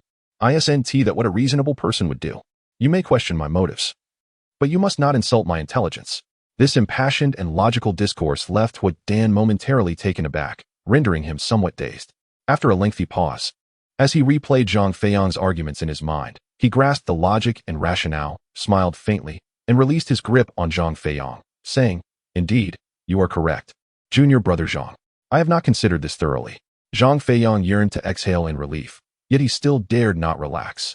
For, with Huadan's sudden inquiry, he had recalled a matter he had long overlooked. Why did Huadan ultimately choose him, the most inconspicuous individual, for the alchemy department's disciple quota, instead of selecting a more distinguished candidate? This question loomed over Zhang Feiyang like dark clouds, preventing him from reveling in his nearly flawless performance, instead giving rise to a sense of foreboding. He felt as though something sinister was about to transpire, though he could not predict what it might be. Indeed, just as Zhang Feiyang shifted his gaze from Huadan for a brief moment, a sudden glint of icy malice flashed across Huadan's otherwise smiling face. With a swift motion, he raised his hand, striking like the wind, and with a resounding thud, he forcefully pressed his palm against Zhang Feiyang's chest, sending him hurtling 2 or 3 yards backwards, landing on his back. Zhang Feiyang coughed violently, expelling a mouthful of blood. Caught off guard and suffering internal injuries, his face turning a ghastly yellow as he trembled slightly. At that moment, Huadan stepped forward, crouched down, and seized Zhang Feiyang's shoulder with a firm grip. Closing his eyes, he trembled slightly as a surge of spiritual energy erupted from his palm, penetrating Zhang Feiyang's body. Feeling the spiritual energy racing wildly within his body, darting aimlessly in all directions, primarily confined to the already injured visceral area, Zhang Feiyang finally grasped Huadan's intentions. He sought to investigate his internal condition by inflicting harm upon himself, then probing with spiritual energy. For if Zhang Feiyang had indeed not stolen the qi refinement technique, there would be no changes within him. However, should he have truly pilfered the technique and successfully cultivated it, thus eliciting spiritual energy, it would be exceedingly difficult to conceal. Given that Zhang Feiyang had already stabilized his cultivation at the early stage of qi refinement, any injury would automatically prompt the spiritual energy to emerge and repair the damaged organs without the need for deliberate meditation. Only severe injuries would necessitate such an effort. Huadan's earlier strike was evidently measured. He aimed to verify whether Zhang Feiyang was deceiving him. Yet, he could never have anticipated that all of this was still within Zhang Feiyang's calculations. In his quest to appear as ordinary as possible during the investigation, Zhang Feiyang pondered every conceivable method, yet found them all flawed. As long as there were vulnerabilities, he remained uneasy, particularly after sustaining injuries. The spiritual energy would instinctively draw forth to the afflicted areas for repair without the cultivator's conscious command, a capability far superior to the mere directive of the cultivator's will. Nonetheless, Zhang Feiyang, despite his steadfast nature, felt a lingering sense of insecurity. This was no simple endeavor. It was akin to forcing a sphere larger than its container into that very vessel. The agony, challenges, and the remorse stemming from repeated failures were torturous. And only Zhang Feiyang, the pioneer of this endeavor, could truly comprehend the depth of his struggle. Even someone of his resolute character found himself on the brink of surrender. Yet, every time he contemplated giving up, he recognized that such an act would equate to total failure, losing everything, even his life. Thus, he gritted his teeth and persevered until the moment of success arrived. Indeed, the countless days and nights of diligent practice bore fruit. When Huadan unleashed his spiritual energy to probe Zhang Feiyang's condition, he found nothing. At that moment, Zhang Feiyang finally exhaled a sigh of relief. Enduring the near-fainting pain as he nodded laboriously, stood up, bowed, and turned to leave. However, just after taking a step, he suddenly sensed something amiss. He still had not fully comprehended Huadan's intention regarding his entry into the alchemy division. Just as he was about to turn back for clarification, he noticed that Huadan had, at some point, produced a palm-sized stone from his hand. The stone shimmered with a red glow, radiating a brilliance reminiscent of crimson clouds. Enveloping Huadan in an air of mysterious enigma, a wave of foreboding surged within Zhang Feiyang, and sensing the urgency of the moment, he swiftly summoned his spiritual energy to shield his injured organs and turned to flee. Huadan erupted into a hearty laugh, raising a stone high above his head. Radiant crimson light, akin to the hues of a sunset, coalesced around the stone, and in an instant, a brilliant beam split the air, soaring away. Just before Zhang Feiyang could escape into the wooden cabin, the beam struck his back with tremendous force. He felt an intense surge of fiery energy invade his body. As if his internal organs were being violently torn apart, the agony rendered him utterly powerless, and with a resounding thud, he collided against the door of the cabin. Despite the protective layers of fox fur and spiritual energy, his insides sustained severe injuries, nearly bursting apart and leading to his demise. A cold sweat broke out on Zhang Feiyang as he hastily collapsed to the ground, feigning a state of near death. Glaring fiercely at Huadan as if a dying man sought to comprehend the cause of his end. With great effort, he asked, "Why do you wish to kill me?" "Brother Hua, how have I offended you?" Chapter 22. Deception and delay. Seeing Zhang Feiyang's pallid complexion, resembling that of a corpse, Huadan tucked the stone away, shook his head with a smile, and proudly placed his hands behind his back before swaggering away. Zhang Feiyang called out to him multiple times, but Huadan merely chuckled. Unresponsive, as if to convey that Zhang Feiyang was unworthy of an explanation, bidding him to rest in peace. Watching Huadan exit the small cabin and disappear beyond the threshold, Zhang Feiyang was overwhelmed by an unsettling mix of fear, dissatisfaction, and anxiety. Longing to vent, yet silenced by trepidation, he found himself perplexed. If it were reasonable to believe that Xiang Dong sought to eliminate him due to witnessing his rise and recognizing the threat he posed, then Huadan's inexplicable attempt on his life was utterly illogical. A new knot of confusion tightened within Zhang Feiyang's mind. Long after Huadan had departed, he remained sprawled on the ground, channeling spiritual energy to mend his wounds while pondering this conundrum, hoping to uncover an explanation. For although Huadan's desire to kill him appeared irrational, Zhang Feiyang did not perceive any mental instability in him, convinced there must be a coherent rationale, yet one that had yet to be revealed. However, the injury had undeniably affected Zhang Feiyang's mental state, compounded by the fact that he was in Xiang Dong's cabin, far from the safety of the laundry room. In such a heightened state of tension, maintaining composure was a formidable challenge, let alone deciphering Huadan's motive for murder. After a night of relentless effort, his findings amounted to naught. Ironically, this only deepened Zhang Feiyang's concern. If Huadan was intent on ending his life, what peril lay ahead if he were to discover that Zhang Feiyang had survived? Would he not then seek to assassinate him? What could he possibly do? Shaking his head, Zhang Feiyang recognized he had no better course of action at that moment. He rose to his feet and stepped toward the door. Yet, after only 2 strides, a sudden thought sparked within him, a brilliant idea. Yes, if Huadan sought to kill him, then feigning death could indeed be an astute strategy. This ruse might unveil Huadan's motives for his intended murder. However, for Zhang Feiyang, this plan held little significance. If my strength were to surpass that of Huadan, and I could defeat him in combat, then this method would indeed be commendable. However, the reality is that my strength falls short of his. Moreover, I am still unaware of the nature of the stone that injured me yesterday, and I have no idea how to counter it. The fact that it can penetrate even the red vest signifies that should I engage him in a direct confrontation, my chances of victory are utterly bleak. I must seize the moment to cultivate in secrecy. If I could elevate my cultivation from the initial stage of qi refinement to the later stages, all my troubles would naturally resolve themselves. Yet, this approach is rather impractical. Zhang Feiyang nodded, slowing his pace. Firstly, I lack the cultivation techniques for the later stage of qi refinement. If I truly wish to advance, I must rely on my own insights and experimentation. I am hardly a gifted individual, and it is impossible to ascertain how long this process may take. Clearly, this method is unfeasible. Should I delay for too long, even the best concealment may be discovered, unless I choose to leave the Firefox sect entirely. Zhang Feiyang shook his head, turning his body to stroll in the opposite direction. Yet I have only recently entered the Firefox sect, and am still somewhat acquainted with everything here. I am uncertain whether other sects accept external disciples, and if they do, whether they are stringent in their requirements. Am I even qualified? More importantly, could it be that other sects do not have individuals like Xiangdong and Huadan? Surely they do. In that case, it would be wiser to remain here. At the very least, by staying, I can still discern who my friends are and who my foes might be. If I were to rashly venture elsewhere, unable to distinguish between friend and enemy, it would pose a greater danger. Considering this, it appears that remaining here and allowing Huadan to be aware of my survival would be most advantageous for me. Yet, this notion seems paradoxical. If Huadan knows I am alive, he would undoubtedly seek to kill me again. Upon pondering this, he abruptly halted, gazing vacantly at the distant sky.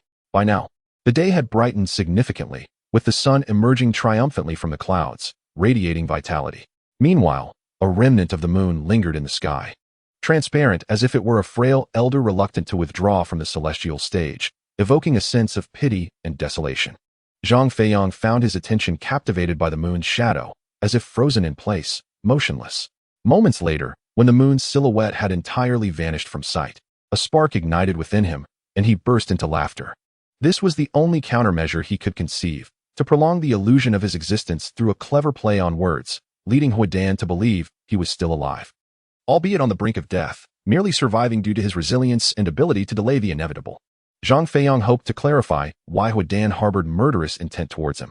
He deemed this the most pressing matter at hand. If this question remained unresolved, he would find no peace in slumber, and all future strategies and preparations would be mere talk.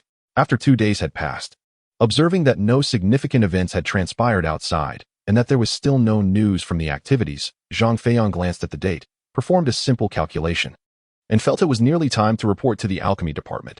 He bid a brief farewell to Qiao Jie and the sisters in the laundry department, then, with heavy steps, made his way alone to the alchemy department. Noticing the pallor of his complexion, Qiao Jie intended to accompany him. However, Zhang Feiyang declined her offer. To prevent anyone from discerning that his injuries had healed, he could not afford to give anyone the opportunity to inspect his wounds again. Of course, should he encounter Huadan on the journey, it would still pose a danger. Thus, after leaving the laundry department, Zhang Feiyang did not hasten to ascend the mountain, but rather sat on a stone, resembling an elderly man, gazing at the mountain path leading to the alchemy department. He waited until noon, observing that the number of disciples descending from the mountain had increased, creating a bustling atmosphere akin to a marketplace, before he slowly rose, continuing to feign the appearance of someone gravely injured and on the brink of death, blending into the crowd as they proceeded to the alchemy department. This time, his transfer was overseen by Huadan, the leader, and the disciples of the alchemy department dared not be lax, having gathered early at the entrance in anticipation. Upon spotting Zhang Feiyang among the ascending group, 2 outer disciples approached him, grasping his hands to assist him up the mountain. Subsequently, There was a series of simple procedural exchanges. From the very first day of entering the alchemy department, Zhang Feiyang consistently slept beneath the bed each night. During the day, he remained in the alchemical chambers, surrounded by several younger brothers. In order to convey to Huadan that he was alive but would not long endure, he maintained a notably low profile. He refrained from learning the qi cultivation method, disregarded any alchemical formulas for healing elixirs, and actively distanced himself from discussions on cultivation experiences, choosing instead to adopt the demeanor of one resigned to a short life, showing little interest in worldly affairs. However, he understood that doing nothing would not allow him to remain in the alchemy department and might invite gossip, to convince others that he was merely alleviating boredom rather than harboring ulterior motives. He would voluntarily undertake the unpleasant and laborious tasks that others in the alchemy department were reluctant to perform, such as sweeping the floors, taking out the trash, or pruning the flowers and trees in the courtyard. As for strenuous labor, he dared not engage, fearing it would arouse Huadan's suspicions. Thus, 7 days of Zhang Feiyang's tranquil yet monotonous existence came to an end. Just as he had concealed himself beneath the bed, preparing to rest, a figure appeared outside the long-closed window. Bathed in moonlight, the silhouette bore a striking resemblance to Huadan. Zhang Feiyang instinctively held his breath in a state of tension.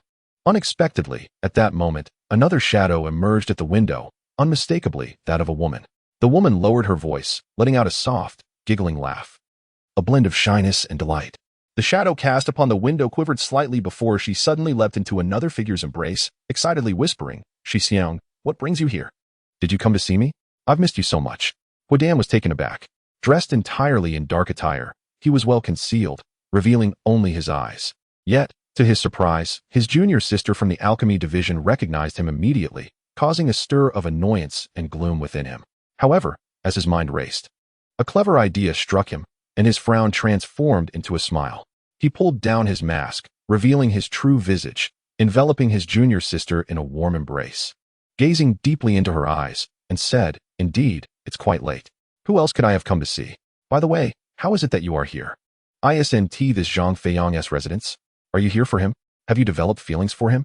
His junior sister, a picture of beauty, illuminated by the moonlight, possessed exquisite features that were truly captivating. With a glance towards Zhang Feiyang's window, she chuckled. Who could possibly have feelings for him? He has been looking like a walking corpse lately, as if he has suffered some grievous injury. Whenever we inquire, he remains tight-lipped. His condition seems to be worsening. I doubt he'll last much longer. After saying this, her enchanting gaze returned to Huadan, suddenly fixated on him. A blush of excitement graced her cheeks, making her even more alluring.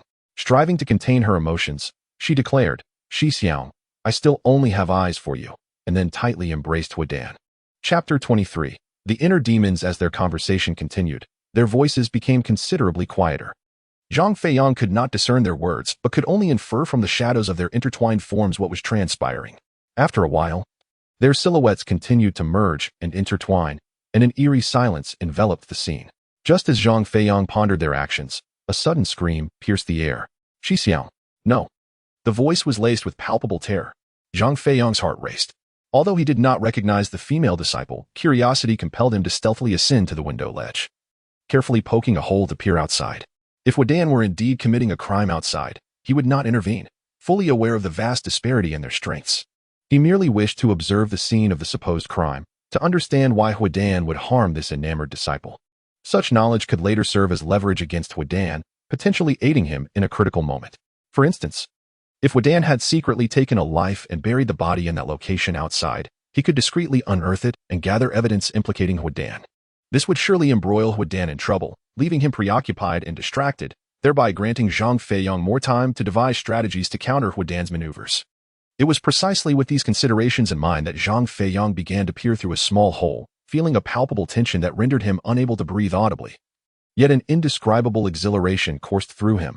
Alas, reality dealt him a harsh blow, shattering his expectations. Just as he positioned his gaze at the aperture, he was confronted with a scene of breathtaking intensity. A girl, nearly of his own age, lay excitedly on the ground, playfully striking at Huadan, who was atop her. The two were entangled like serpents, engaged in a fervent struggle, their movements creating a considerable commotion. At merely 17, Zhang Feiyang was still a youth brimming with vigor. Unaccustomed to such astonishing spectacles, this was the first occasion in his life that he beheld the form of a girl. Just a fleeting glance sent a tremor through him. igniting a fire within that seemed to consume his very soul, rendering him utterly captivated by the sight. Had it not been for Huodan and the girl seemingly sensing an onlooker, casting a glance in his direction, Zhang Feiyang might have found himself in trance for an entire night. Yet, even with just a few glimpses, the impact of the scene profoundly affected him. Zhang Feiyang, however, found himself plagued by restless sleep, beset by nightmares that followed one after another.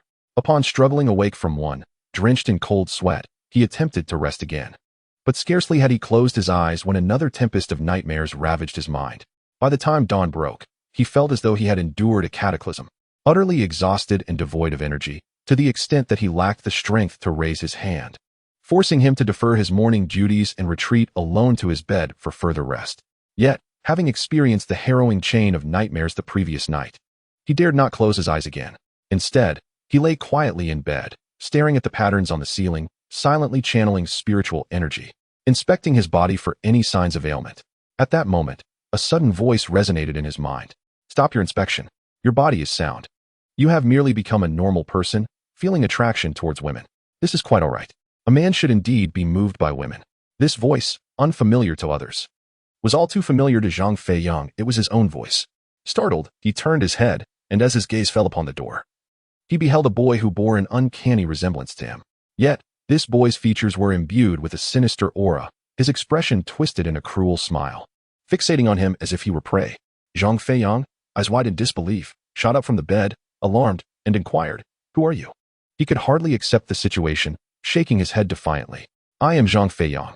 Who are you really?" The other remained silent, and suddenly, with a swift motion, lunged at Zhang Feiyang, mounting him and gripping his neck with an iron hold, threatening his very life. Zhang Feiyang was seized by an icy dread, his entire body trembling as he attempted to struggle, only to find himself utterly powerless. The difficulty in breathing grew increasingly oppressive, leaving him at a loss for how to proceed. Suddenly, darkness enveloped him, and when his vision returned, the mysterious figure had vanished as if they had never existed at all. Rubbing his neck, he recalled the unbearable pain inflicted by that individual, which had nearly choked him. Yet now his skin was smooth, devoid of any wounds, and the sensation of suffocation had dissipated. The room was once again tranquil, akin to its usual state. A cold sweat broke out across his brow, leaving him bewildered about the experience he had just endured. At that moment, the door creaked open, and a girl of similar age to him entered, startling Zhang Feiyang once more. To his astonishment, this was the same girl he had glimpsed the previous night, entangled with his senior sister, Huodan. But what could possibly bring her into his room? He distinctly remembered her disdainful demeanor from the night before. As the girl approached him with a gentle smile, her demeanor seemingly harmless, a sense of foreboding stirred within him. He raised his left hand, blocking her path, and calmly inquired, "Senior sister, what brings you here? Do you seek something from me?" To his astonishment, she began to remove her clothing, first shedding her shawl, then her gauzy skirt, until she discarded the final remnants of her modesty, revealing herself like a flawlessly carved jade bracelet.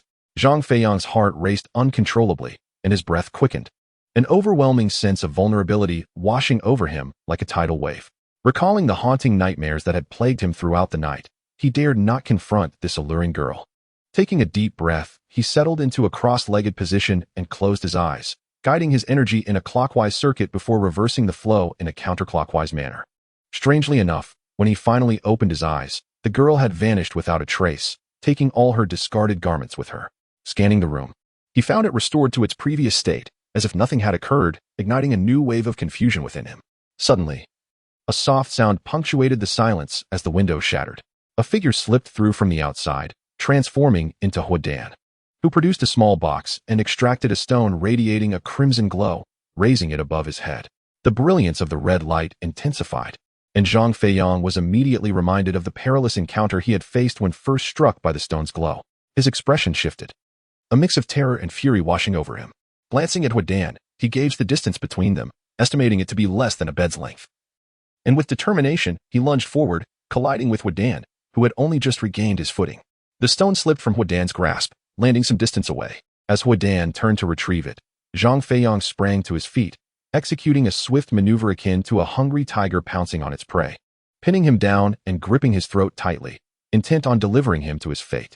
Until that moment, seeing Huodan's face turn ashen, all his authority and coldness vanished entirely. At that instant, he resembled a pitiful clown, pleading for mercy with a mournful expression. Zhang Feiyang finally exhaled in relief. assured of his safety, overwhelmed with an urge to shout in exhilaration. However, considering the multitude of alchemy disciples outside, he realized that if anyone overheard him, he would be unable to eliminate Ho Dan. Missing this opportunity would leave him with no escape. He would have to succumb to Ho Dan's demise. Resolving this in his mind, Zhang Feiyang steeled himself, ready to exert his strength once more to eradicate this threat. Suddenly, a feminine voice emerged from Ho Dan's mouth. "Junior brother, I beg you, do not kill me." This voice acted as a key, unlocking a room shrouded in darkness, allowing sunlight to stream in. With this illumination, Zhang Feiyang discerned the identity of the person gripping his throat.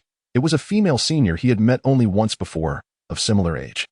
Not the one who had cavorted with Ho Dan the previous night. He held a favorable impression of this senior. On his first day, she had smiled at him, leaving a lasting impression. Meanwhile, the stone artifact that had fallen to the ground had vanished, replaced only by a shattered porcelain bowl from which medicinal broth oozed, filling the air with a faint herbal aroma. As for Ho Dan's whereabouts and how he had transformed into a senior, Zhang Feiyang was utterly bewildered.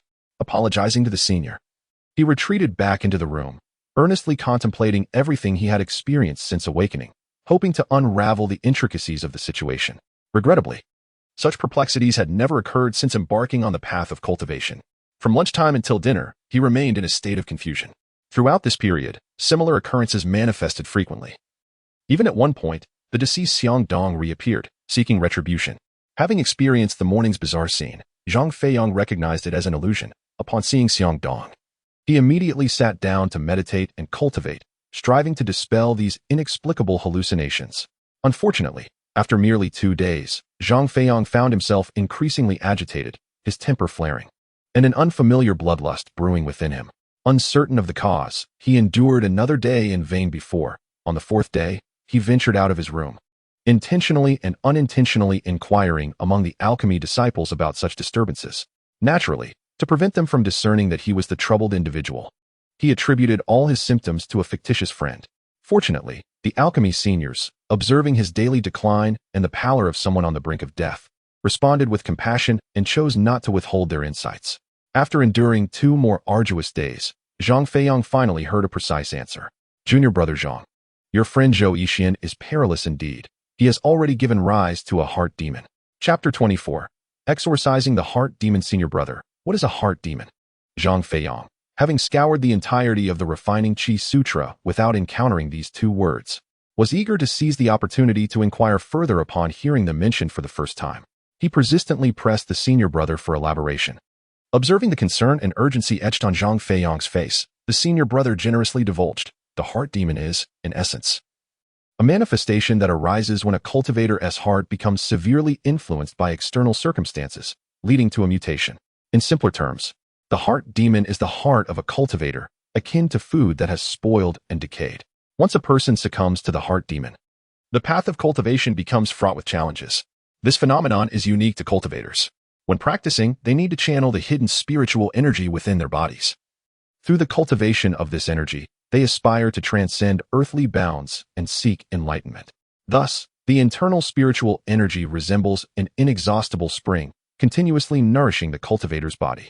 However, if the cultivator's heart is swayed by worldly affairs, causing their resolve to falter or leading to indulgence in secular matters, this spiritual energy becomes a fertile ground for the heart demon to gestate and grow. Once the heart demon manifests, it conjures various illusions that distort the cultivator's perceptions. It gradually devours the spiritual energy within the cultivator. The more it consumes, the stronger the illusions become, making it increasingly difficult for the cultivator to break free. When all the spiritual energy has been consumed, the heart demon then begins to feast upon the cultivator's consciousness. Should the heart demon succeed in completely annihilating the cultivator's awareness, the former practitioner will ultimately transform into a mere shell, a soulless entity that preys upon other cultivators to satisfy its insatiable hunger for spiritual energy. The heart demon will commandeer the abandoned body, actively attacking cultivators. However, this is tantamount to self-destructive annihilation. A soulless husk devoid of spiritual energy cannot wield magical artifacts nor perform techniques that require such energy, rendering its power significantly inferior to that of a true cultivator. Thus, under ordinary circumstances, no cultivator wishes for a heart demon to arise. Yet, for any cultivator, this remains an unavoidable topic. Only mortals can afford to disregard heart demons. for they have not channeled spiritual energy and thus need not fear becoming soulless entities themselves. Conversely, from another perspective, the heart demon can also be viewed as an opportunity or a form of wealth.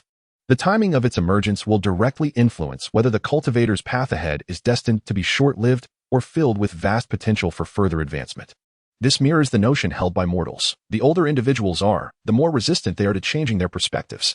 The younger individuals possess a remarkable ability to swiftly amend erroneous thoughts and promptly rectify their paths, guiding themselves towards the correct direction. The notion of inner demons operates similarly. The higher one's level of cultivation, the more perilous the emergence of inner demons becomes. It is during these moments that one may falter, leading to a potential downfall that could undermine centuries, even millennia, of diligent effort. The earlier one encounters these inner demons, the lower their level of cultivation appears to be. While the endeavor to vanquish these inner demons proves to be exceedingly daunting for the cultivator, they will no longer need to be haunted by the fear of these demons re-emerging in their future pursuits. As for my understanding of inner demons, that encapsulates my knowledge on the subject. Brother Zhang, do you have any further inquiries? That evening, in a bid to combat his inner demons, Zhang Feiyang prepared himself by fastening a rope around a beam and securing it around his neck to prevent himself from leaving his bed. In this way, should his inner demons strike again and compel him to act recklessly, the constriction of the rope would induce a powerful discomfort and suffocation, forcing him to remain in place and continue his meditation. However, when he awoke the following morning, he discovered that he had not remained in bed as intended.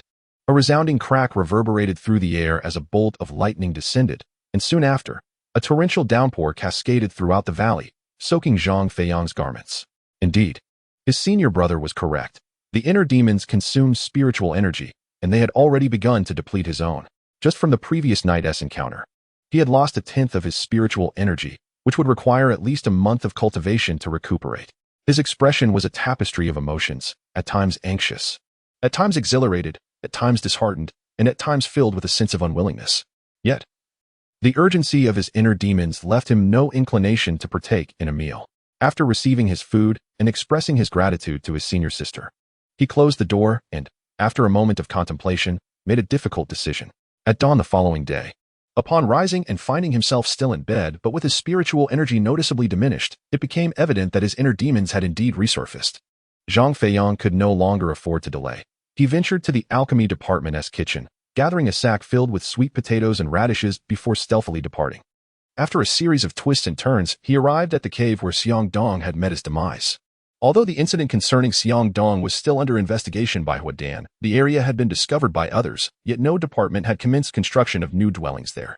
Upon reaching the cave, Zhang Feiyang noted that the surroundings remained as desolate and tranquil as before, devoid of human presence, which allowed him to exhale with relief. He resolutely entered the cave and began to meditate. In his quest to entirely eradicate his inner demons, Zhang Feiyang had surmised the probable origins of these demons. It was likely connected to that fateful night when he had inadvertently witnessed Huadan and a female senior engaging in an inappropriate act. The vivid imagery was undeniably captivating, making it difficult to remain detached. After all, he was merely a 17-year-old, in the throes of youthful vigor. Yet therein lay the greatest dilemma.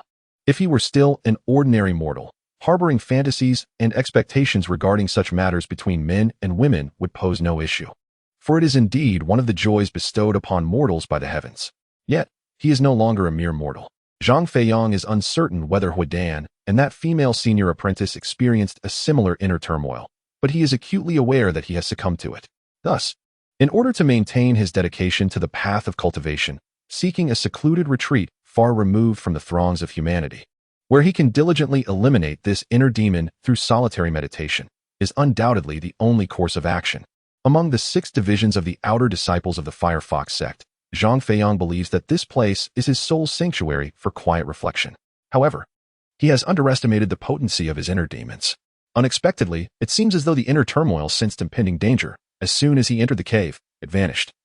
Along with the treacherous mountain path, even the flowers and verdant trees disappeared, leaving him surrounded by alluring women, scantily clad, their expressions beguiling, their laughter intoxicating.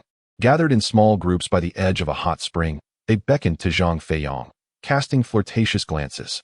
Some audacious souls even leaped joyfully, like sprites, gracefully bounding to his side, seizing his hand, attempting to draw him into the warm waters. The air was thick with warmth, and he could feel the distinct sensation of skin against skin. Was this truly an illusion? Why did it seem so vividly real? Zhang Feiyang stood transfixed, momentarily caught off guard, unable to suppress the stirring of desire within him. In that fleeting moment of temptation, a significant portion of his spiritual energy dissipated. With a faint smile, he closed his eyes, turned away, and covered his ears with his hands, stepping into the darkness, distancing himself from the earthly pleasures behind him.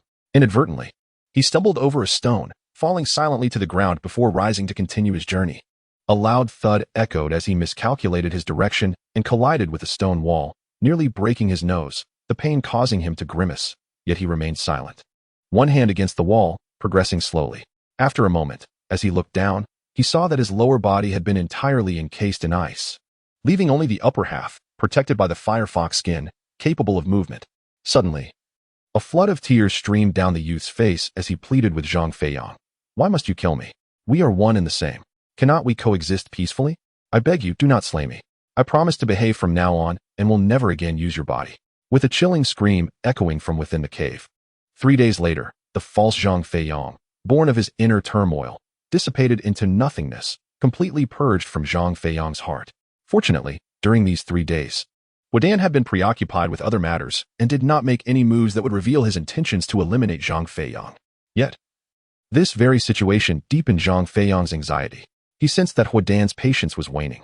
If he discovered that Zhang Feiyang could still prolong his existence in a state of near death, it would not be long before Huadan could no longer restrain himself from personally launching an assassination attempt. Currently, Zhang Feiyang felt utterly powerless against Huadan's potential attack, especially given that stone, which seemed to be a magical artifact, not only emitted light, but possessed formidable power. Zhang Feiyang had simulated his confrontation with Huadan countless times in his mind, yet he still saw no glimmer of hope for victory. What should he do? If he could not find a way to counter that formidable opponent, his fate was sealed for the next encounter with Huadan. With a heavy sigh, Zhang Feiyang felt a wave of despondency wash over him. As he took a sip of water, he was about to delve back into his thoughts when suddenly, a spark ignited within him. His gaze fixated intently on the clear water in his cup. He stared at his reflection for what felt like an eternity, and finally, a smile broke upon his face as a strategy took shape in his mind. He drained the cup in one swift motion and strode purposefully out the door.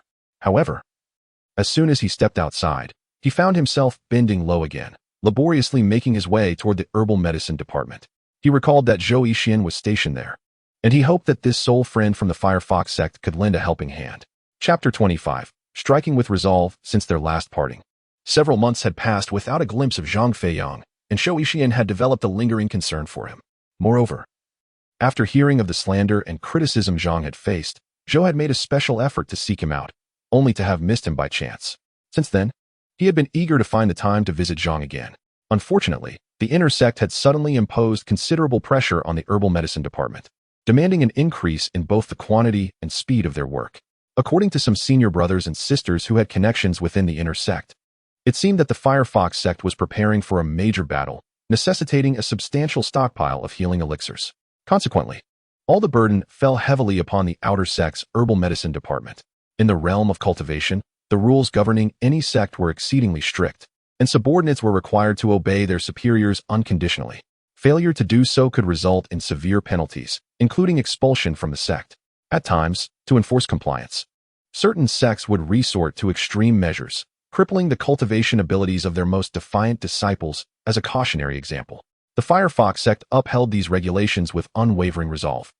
However, perhaps due to the relatively gentle disposition of the current leader and elders, after issuing the directives for the outer sect's herbal medicine department to work overtime, they had also presented several magical artifacts as rewards for the top performers.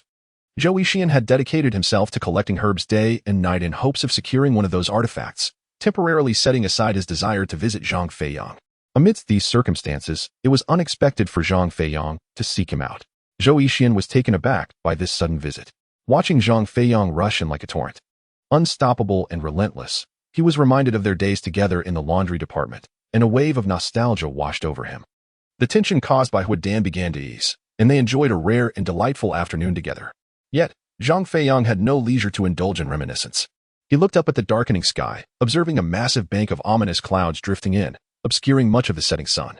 A sense of foreboding washed over him as he took a deep breath, striving to regain his composure. Eventually, He conveyed his purpose to Zhou Yixian in meticulous detail. "What do you think, brother Zhou?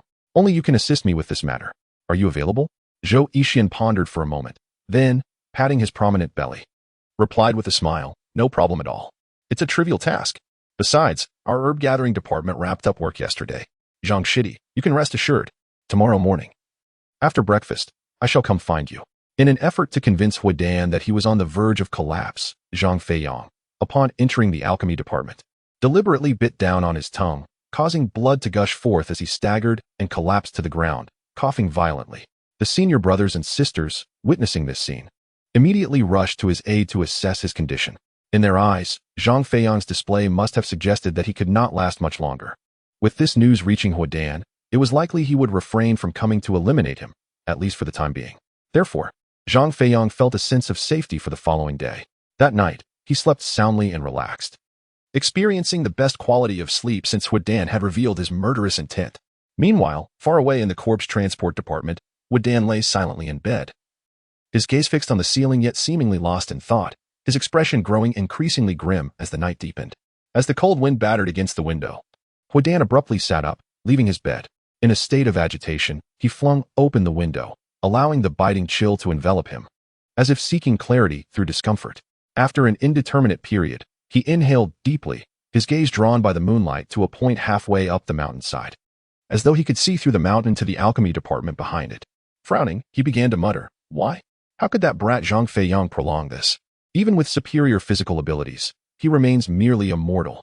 Mortals have their limits." Yet, Brother Xiang truly proved to be a fool, falling for Zhang Feiyang's ruse. Although it was understandable, given the difficulty of guarding against such deceit, especially since Zhang Feiyang was still a mere mortal. By now, he must have become a cultivator. "I almost let you pull off this deception." Huidan scoffed, his face darkening with fury upon realizing he had been deceived by Zhang Feiyang for nearly a month. He slammed his palm heavily on the table. "You clever boy, Zhang Feiyang. You truly are exceptional. No wonder Brother Xiang was reluctant to let you in. If you were to develop further, you would soon pose a threat to me. You wish to continue stalling? Then I shall not grant you the opportunity to delay any longer." Afterward, Huidan regained his composure, sitting silently at the table, contemplating throughout the night without closing his eyes. On the following day, as dawn broke, Huidan instructed his subordinates from the Corpse Transport Division to disseminate a message, summoning all disciples from the Alchemy Division to gather at the Corpse Transport Division. The purpose was to guide the disciples in their cultivation practices. It was said that he aimed to secure victory in the upcoming martial arts competition, and thus wished to impart some of his insights on the refining Qi technique to his junior brothers and sisters before departing from the outer sect, hoping to assist as many as possible. As for why he summoned only the disciples of the Alchemy Division rather than those from the other divisions, whispers among the disciples of the Corpse Transport Division suggested that Huidan, during his tenure as the acting leader of the Alchemy Division, had developed a bond with its disciples. Observing their stagnation and progress, he was reluctant to see them take unnecessary detours and therefore extended his invitation solely to them, allowing them to partake in his teachings alongside the disciples of the Corpse Transport Division. This exhilarating news naturally incited envy and jealousy among the other divisions. While all the disciples from the Alchemy Division erupted in joyous celebration, embracing one another in excitement, the atmosphere was charged with anticipation, and no one seemed inclined to decline the invitation. However, as the enthusiastic disciples of the Alchemy Division arrived at the square, meticulously arranged by the Corpse Transport Division, and gathered together to wait for a brief moment, they encountered a peculiar reality. The protagonist, Huidan, who was supposed to commence the lesson in the center of the square, was inexplicably absent, as if he had vanished into thin air. No one knew his whereabouts. Yet, had even one disciple remained at the Alchemy Division, they would have clearly observed Huidan swiftly opening the doors of the Alchemy Division and, after passing through 3 small rooms, charging straight into a 4th room, which served as the resting quarters for newly arrived disciples. Inside, the room was sparsely furnished and cramped, yet it housed a critically ill individual, whose complexion was ashen and whose breathing labored, incapable of even rising from his bed. He was the only disciple unable to attend the lesson at the Corpse Transport Division and had shown no interest in Huidan's teachings. Upon entering, Huidan, upon seeing the disciple lying on his side, smirked coldly. Without a word, he procured a box and extracted a radiant stone, channeling spiritual energy into it fervently. The stone glowed with a brilliance akin to crimson clouds. It was Huidan's magical artifact, the Crimson Cloud Stone. Once unleashed, its power was boundless and, more crucially, so swift that evasion was nearly impossible, regardless of distance. With a resounding thud, the light from the crimson cloud stone flashed, sending a beam that struck the disciple's back, propelling him into the air, where he spun once before collapsing limply against the wall. Previously, Zhang Feiyang had endured an attack from the crimson cloud stone and survived. So Huadan, exercising caution, continued to channel the artifact, releasing 2 more successive strikes. Once the disciple was sent crashing through the wall and into the outside, Huadan finally stowed away the crimson cloud stone, satisfied, and proceeded outside, eager to confirm Zhang Feiyang's demise. But as his gaze fell upon that disciple, the pride and excitement that had just surfaced on his face suddenly froze, leaving Huadan in utter shock. Chapter 26. The Forge of the Small Town. At that very moment of Huadan's astonishment, Zhang Feiyang was equally taken aback. Staring at the crimson embroidered ball that had just descended into his hands, at a loss for words, he found himself in a small town, situated several miles away from the gates of the Firefox sect. Zhang Feiyang's purpose for visiting this town was solely to seek out a skilled blacksmith to craft an essential item for him. With time pressing, he had set out before dawn, navigating the darkness to reach the nearest town he recalled from his days of wandering. By the time the sun rose, he had finally arrived at his destination. This small town was familiar to Zhang Feiyang, as he had once visited it during his days as a vagrant. However, while traversing a shortcut, he chanced upon a young lady from a prominent family who was tossing an embroidered ball. The lady, renowned for her beauty, had many suitors. Yet she was quite selective and indecisive. After much deliberation, she devised a plan. Whoever caught her embroidered ball would be the one she would marry, without any regrets. Naturally, the young men of the town flocked to her residence in droves, eagerly awaiting their chance to seize the ball.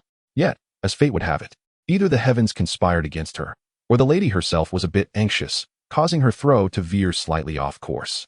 The ball soared through the air, unexpectedly landing in a less crowded area. At that moment, a sudden gust of wind swept through, carrying the ball several yards away, leaving the pursuing crowd far behind, until it gently landed in the arms of Zhang Feiyang, who had just reached the blacksmith's door. Having experienced the peril of inner demons previously, Zhang Feiyang had long abandoned any desire to engage in worldly matters. Upon seeing the embroidered ball in his hands, he instinctively understood the implications and prepared to return it. However, the young men who had chased after him suddenly cast aside their expressions of envy and resentment, directing fierce glares of anger at him. Some towering figures, standing 8 or 9 feet tall, surged forward, seizing Zhang Feiyang's hand with an iron grip, preventing him from discarding the ball. Through this encounter, Zhang Feiyang learned of the young lady's oath. She had sworn that no matter how unattractive or aged the individual who caught the ball might be, she would willingly marry him, believing it to be destiny. She hoped for a partner who would accept her, regardless of wealth or appearance, expressing her willingness to live in a cave if necessary. Yet, if the one who caught the ball refused her, or passed it to another, or simply discarded it, she vowed to end her life by jumping into a river. Upon hearing this, Zhang Feiyang was left in a state of bemusement, unsure of how to proceed. Had he still been a wanderer, he would have been overjoyed, rushing to propose without a second thought. However, at this moment, he found himself utterly disinterested in such matters. However, to abandon this matter would unjustly cost the life of a beautiful young maiden. Zhang Feiyang found himself in a quandary. Though his desire for immortality was sincere and resolute, he was not devoid of compassion. After much contemplation and finding no immediate solution, he could only smile and nod. Feigning agreement to the task at hand, temporarily setting it aside, he dismissed the crowd that had gathered to witness the event, tucked away the embroidered ball, and entered the blacksmith shop to discuss matters with Master Song. Master Song, an experienced blacksmith in his 40s who had been in the trade for over a decade, saw Zhang Feiyang approach with a pouch of silver in one hand and a small bag of materials in the other. Upon inspecting the contents of the material bag, he was intrigued and eager to accept the commission. However, his enthusiasm waned when he heard Zhang Feiyang insist that the item must be completed within an hour or 2. This posed a challenge. The silver coins were hard-earned wages from Zhang Feiyang's time as an outer disciple at the Huahu sect. Very well, then. I appreciate your assistance. I shall take my leave, he said, unaware that Master Song had a backup plan. Reluctant to let go of the silver, Master Song smiled warmly, shifted the conversation, and revealed the truth.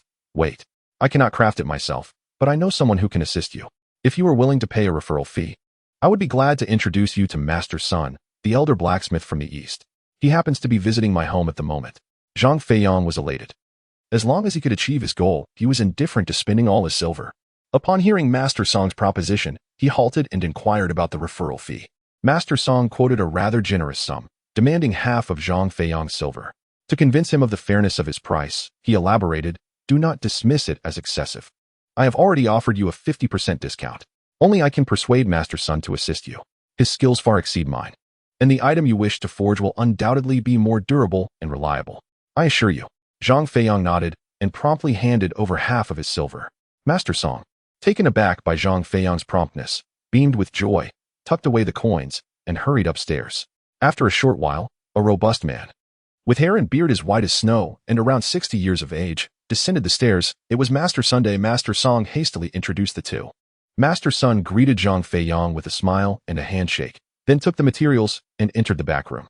He directed Master Song to assist him while he vigorously wielded his hammer, forging the item in front of Zhang Feiyang.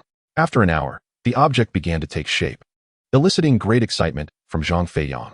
2 hours later, the item had completely cooled, set into its final form, and was meticulously assembled, fitting snugly into the bag that Zhang Feiyang had originally used for the materials. As all the spiritual stones finally fused into a perfect whole, transforming into an object capable of confronting Huadan, Zhang Feiyang trembled with excitement, his eyes sparkling, ready to take the item and depart. However, the old blacksmith's son removed the bag and immediately quoted an exorbitant price, far exceeding the amount he had brought. Zhang Feiyang smiled and nodded. Having witnessed the heart-piercing dagger and the red cloud stone, he harbored a measure of confidence in his discerning eye.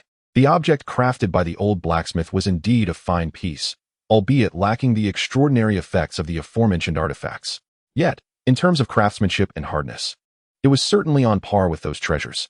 Zhang Feiyang accepted the blacksmith's asking price, but the question of how to procure the necessary funds became a dilemma.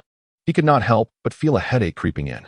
Unconsciously, he reached into his pocket and felt the smooth embroidered ball once more, which suddenly sparked an idea within him, causing his furrowed brow to relax. Just out of the old blacksmith's sight, he entered the only brothel in the small town. Zhang Feiyang smiled slightly and made some inquiries inside, learning that a certain young master-by was not only affluent, but also well-educated, and had a special affection for the lady who had thrown the embroidered ball that day. Yet, he lamented his failure to seize it and wished he could drown his sorrows in drink. Zhang Feiyang approached him with a friendly demeanor, introduced himself briefly, and shared his proposition. "What do you think? As long as you provide sufficient silver, I shall sell you the embroidered ball. Isn't that inappropriate? It is common knowledge that you received the ball today. If you give it to me, how can I justify it to everyone?" Zhang Feiyang chuckled and explained his plan succinctly, causing the young master-by's face to light up with joy. They quickly reached an agreement and exited the tavern together. After receiving 1,000 taels in silver notes from young master-by, Zhang Feiyang promptly knelt before him, reverently presenting the embroidered ball in front of all, exclaiming, "Young master, I have secured the embroidered ball for you. Now, you can finally bond with Miss Su." Young master-by was momentarily taken aback, rubbing his eyes in disbelief.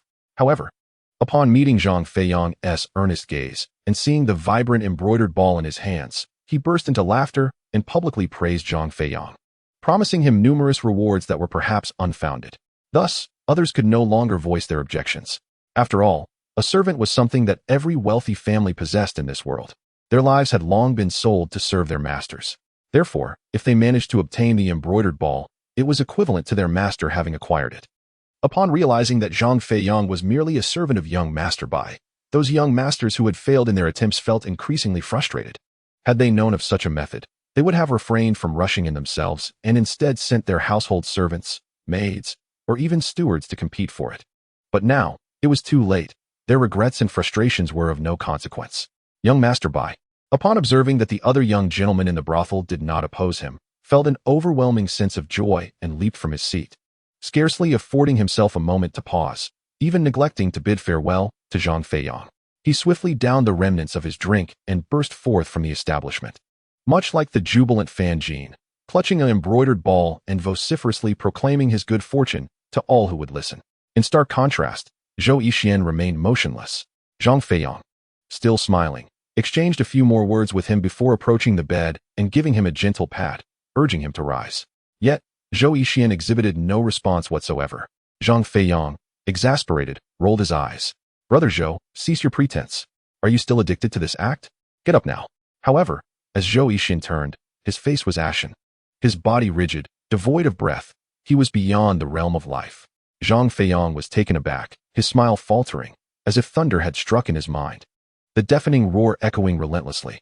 Simultaneously, a sharp pain pierced his heart, as though a substantial piece had been forcibly extracted, and tears streamed down uncontrollably. The sensation was akin to the death of a loved one, an experience he had never encountered before. Chapter 27. Had Zhou Yixin perished? The lively and loquacious Zhou Yixin had, astonishingly, passed away. Just the night before, they had shared cheerful conversation, reminiscing together. Although he was the senior brother, he was 7 or 8 years younger. Such youth, and yet he had succumbed to death? Zhang Feiyang had taken precautions to prevent Zhou Yixin from facing an assassination by Huadan while impersonating him, convincing Huadan that he was gravely injured and on the brink of death, a condition everyone knew could not last long. Had Huadan truly waited so long, only to be unable to endure these final days? Had he so callously taken Zhou Yixin's life? Zhang Feiyang found it hard to accept this grim reality. He reached out to touch the already cold and rigid body, yet he could not deny the truth before him. Had the malevolent spirit not been vanquished, he might have thought this was yet another manifestation of his inner demons. However, it was now undeniably real. The thought deepened his sorrow, causing his body to tremble slightly. And for the first time, he felt an overwhelming urge for vengeance. Not for any other reason, but to avenge his only friend in the Firefox sect, Brother Zhou. Yet, as the notion that Huadan was undoubtedly the culprit behind Zhou Yixin's death surfaced, an insurmountable question rushed into his mind like a tide. If Huadan had indeed slain Zhou Yixin, he would have surely left the room in disarray, yet there were no signs of a struggle whatsoever. Even if Huadan had struck with a magical artifact, there should have been some evidence left behind. At the very least, Zhou Yixin's position or posture should have changed. Zhang Feiyang frowned in silence, his thoughts racing, his gaze darting around the room with the swiftness of lightning, his senses heightened and alert, ready to guard against any potential danger lurking nearby. At that moment, a conspicuous crack appeared on the wall not far from the corpse of the celestial being. Adjacent to the bed, Zhang Feiyang reached out and gently touched it. With a resounding crack, the wall suddenly collapsed, revealing a large hole, half his height. Beyond the hole lay a courtyard adorned with green trees and vibrant flowers, interspersed with mounds of herbs piled closely together. Birds descended from the sky, alighting on branches and amidst the blossoms, chirping melodiously, their songs echoing in the sunlight, creating a serene and natural ambience. However, Zhang Feiyang's expression changed dramatically after a mere glance.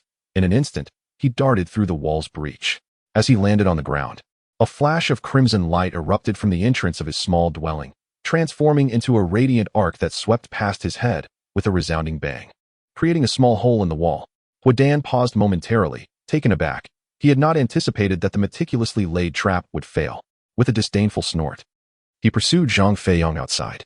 Upon emerging, he raised the redstone in his hand, ready to continue the chase, only to find the space before him devoid of anyone, save for towering heaps of herbs. He let out a hearty laugh, a glint of murderous intent flashing in his eyes, revealing an unprecedented madness. Zhang Feiyang, do you believe these piles of herbs can save your life? You are on a path to certain death. With a casual gesture of the redstone in his hand, a beam of crimson light shot forth, dispersing one of the herb mounds into a cloud of black ash. He was reluctant to reveal his trump card too soon. Before anything else, he sought to uncover one essential truth: why Huadan wished to kill him. He recalled that he had no grievances with Huadan. If Xiang Dong's jealousy of his brilliance was one reason, it was evident that Huadan could not share that motive. Otherwise, he would not have initially aided him in joining the outer sect of the Firefox clan.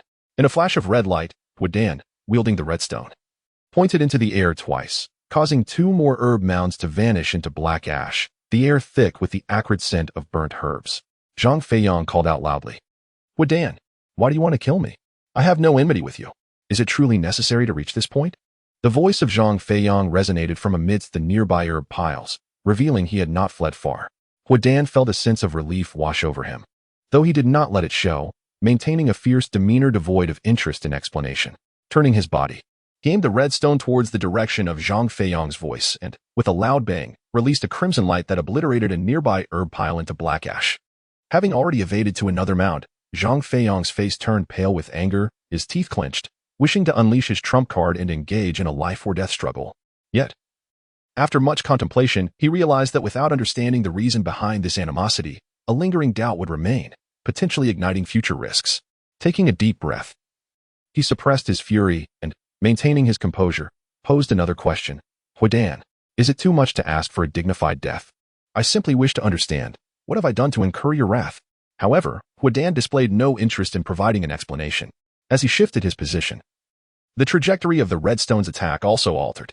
With a resounding bang, 2 beams of crimson light shot forth, incinerating the 2 mounds of grass before him into black ash. At this moment, only the final mound remained in the courtyard. And even a fool could deduce that Zhang Feiyang was concealed within it, as he had nowhere else to hide. Indeed, a loud bang echoed as another crimson beam erupted, turning the grass pile into ash. In that fleeting moment, Zhang Feiyang rolled out, narrowly evading the lethal light. Yet, this left him with no further sanctuary. Seeing Zhang Feiyang, covered in dirt and looking defeated, yet unwilling to concede, Huidan trembled with excitement and laughed heartily. Zhang Feiyang, now you can no longer escape. Noticing the murderous glint returning to Huidan's eyes, Zhang Feiyang felt a tightening in his chest as the red stone flashed ominously, ready to unleash another assault. Despite the rising tension, he maintained his composure and raised his voice, exclaiming, Huidan, this is the alchemy department, not your corpse handling division. Outside, there are my fellow brothers and sisters from the alchemy department. If you dare to kill me here, you will meet your end as well. Huidan, with a smug expression, raised an eyebrow and replied, feel free to call for help. Have you not noticed that it is just the 2 of us in the alchemy department? Those who could serve as witnesses have long been sent away by me. Did you think I would be foolish enough not to prepare before attempting to eliminate you? Zhang Feiyang, momentarily stunned, shouted in disbelief. As for the brothers and sisters he mentioned, there was indeed not a single soul present. Observing Zhang Feiyang's disappointed and despondent demeanor, Huidan's grin grew increasingly sinister, his murderous intent intensifying. With a flick of his wrist, he unleashed another beam of red light aimed at Zhang Feiyang, intent on taking his life. With a heavy sigh, Zhang Feiyang felt utterly disheartened. It was clear that unlike Xiang Dong, Huidan would never divulge his secrets. Realizing this, he saw no further purpose in continuing the charade. Acknowledging this truth, his expression darkened, and he resolved to drop the pretense. He reached into his robe and retrieved a round object, positioning it defensively before him. This unexpected maneuver caught Huidan off guard. He gasped in shock, crying out in pain as he lost his grip on the redstone, which clattered to the ground. Clutching his wound with his other hand, his face drained of color, all previous arrogance vanished, replaced by unmistakable terror. His gaze fixated on the object in Zhang Feiyang's hand.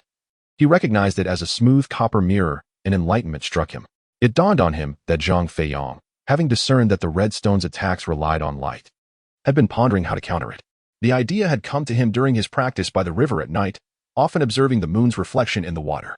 He recalled how a copper mirror used by women could reflect sunlight during the day, creating a movable spot of light on the ground. Thus, Zhang Feiyang had contemplated crafting a copper mirror to counter Huidan's artifact. However, this notion had only lasted a day before being abandoned. Zhang Feiyang is not a fool. He understands that such a scenario would never arise. If he were to foolishly prepare only an ordinary copper mirror to confront the challenge, the inevitable outcome would be the shattering of the mirror, leading to his demise at the hands of Huidan's Crimson Stone.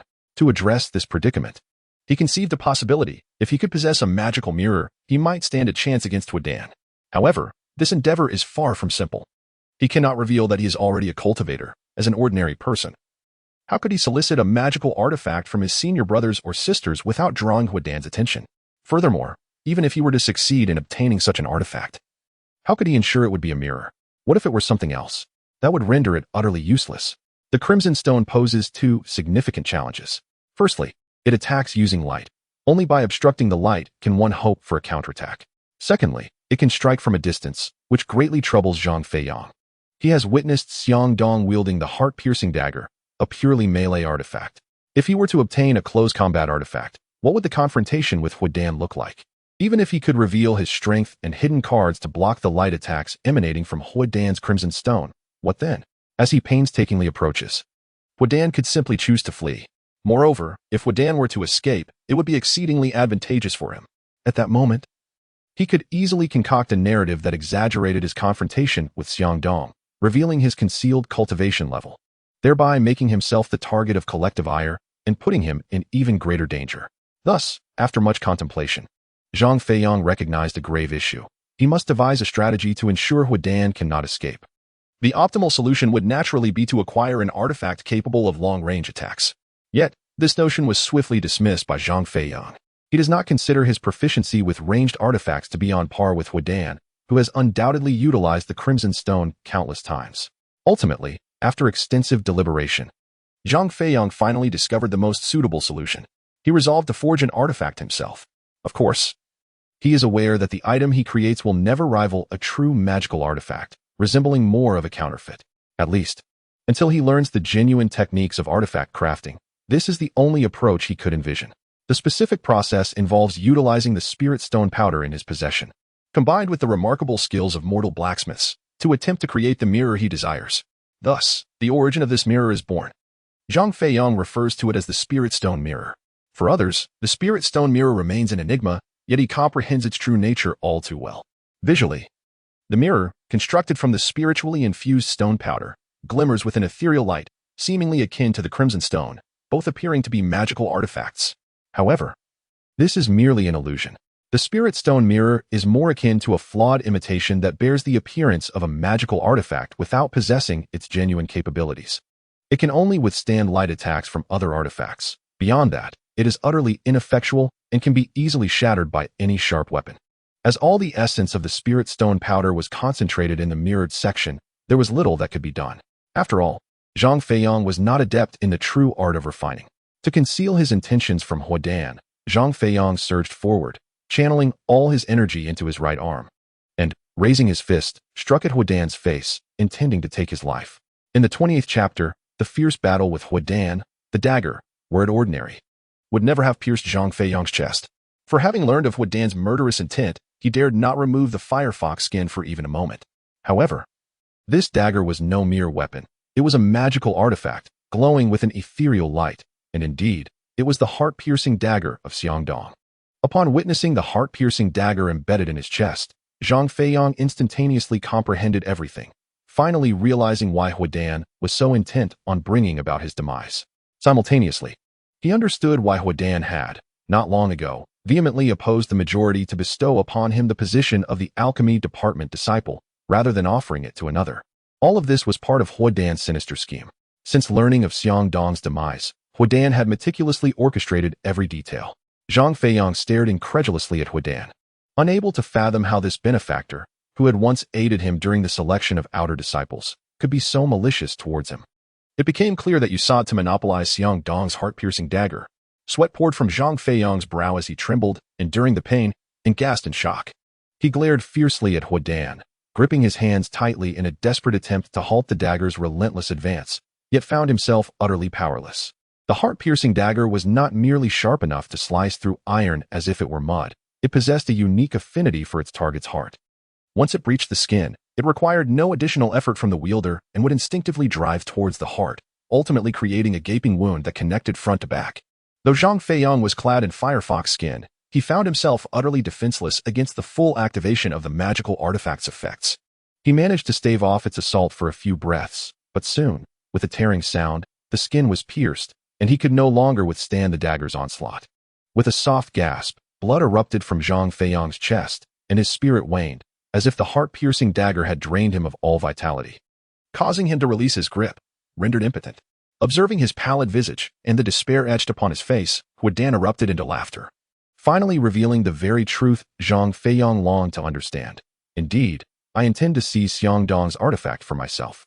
After all, who prompted the discord between you and Xiangdong? Thus, everything traced back to Huodan's discovery of Xiangdong's lifeless body. During the examination, upon realizing that Xiangdong bore no cultivation technique, the qi refinement method, Huodan naturally found it peculiar. He personally ventured into the residence of Xiangdong to search for the refining qi technique, yet to his dismay, he found nothing. Just as he pondered his next course of action, he inadvertently noticed that the magical artifact, the heart-crushing dagger, which belonged to Xiangdong, remained in pristine condition. This was due to the fact that when Xiangdong's body was removed from the center of the formation, it was still in a frozen state, and the dagger was encased in ice, which he had initially overlooked. At that moment, his thoughts shifted from a straightforward investigation into Xiangdong's demise to devising a scheme to secretly consume the heart-crushing dagger without attracting suspicion. It was clear that simply taking it would be impossible. Several external disciples of comparable strength and status were also aware of his investigation into Xiangdong's case. If Huodan failed to produce a satisfactory report, it would undoubtedly raise suspicions that he had monopolized both the refining qi technique and the heart-crushing dagger. Consequently, Huodan would find himself the target of public condemnation, a most unfavorable position. Moreover, when the martial arts competition arrived, he would encounter numerous complications. Thus, He needed to conceive a method to discreetly appropriate the heart-crushing dagger. After 3 days and nights of contemplation, Huaidan devised an ingenious plan to assassinate Zhang Feiyang and subsequently attribute the crime of monopolizing the heart-crushing dagger to him, claiming he had taken his own life out of guilt. Of course, this would not entirely absolve him of suspicion regarding his private acquisition. Yet if he could link the heart-crushing dagger with the refining qi technique, it would render him seemingly innocent. After all, no one is foolish. This is a straightforward logic that becomes clear upon even a moment's reflection. Huaidan, as the head of the corpse transport department within the 6 divisions, was the sole possessor of a single refining qi technique within the entire department. This tome had always been with him, and his elevated cultivation was a direct result of his diligent study and practice of the refining qi technique. Thus, why would someone who already possessed the refining qi technique seek to monopolize Xiangdong's? Having 2 copies would not enhance Huaidan's cultivation further. Therefore, when faced with scrutiny or questioning from higher-ranking inner disciples, he could articulate this logic clearly to exonerate himself entirely. This was Huaidan's plan. As for why he chose Zhang Feiyang as the scapegoat rather than another, the reasoning was equally straightforward. During the external disciple selection, Zhang Feiyang had clashed with Xiangdong. Should Zhang Feiyang perish, it would be a simple matter to fabricate evidence indicating further conflict between him and Xiangdong, thereby shifting the blame onto Zhang Feiyang. Moreover, the crucial pair of shoes fit Zhang Feiyang perfectly when he tried them on. Huaidan found no more suitable candidate to serve as the scapegoat. Nonetheless, even with this plan, a slight flaw remained. The relationship between himself and Zhang Feiyang was far from amicable. Huaidan then conceived a cunning plan. With the untimely demise of Xiangdong, a disciple's position within the alchemy department had become vacant. If he could secure this position for Zhang Feiyang, it would serve as ample evidence of their close camaraderie. In such circumstances, once the news of Zhang Feiyang's death spread, the suspicion of murder would naturally not fall upon him. Now, do you understand? Thus, you must perish. With the heart-piercing dagger in my possession, I could surpass my peers in the inner sect, achieving excellence greater than that of those who merely possess a single treasured artifact, and thereby earn the elder's favor. Inner sect disciples have never concerned themselves with external matters. They would be indifferent to the origins of my heart-piercing dagger and be captivated solely by my remarkable prowess. As Zhang Feiyang's breathing grew faint, his complexion shifting from pale to dark, his eyes nearly closing in the throes of death, Huaidan reveled in his triumph. His face flushed with excitement, exuding an air of imminent victory.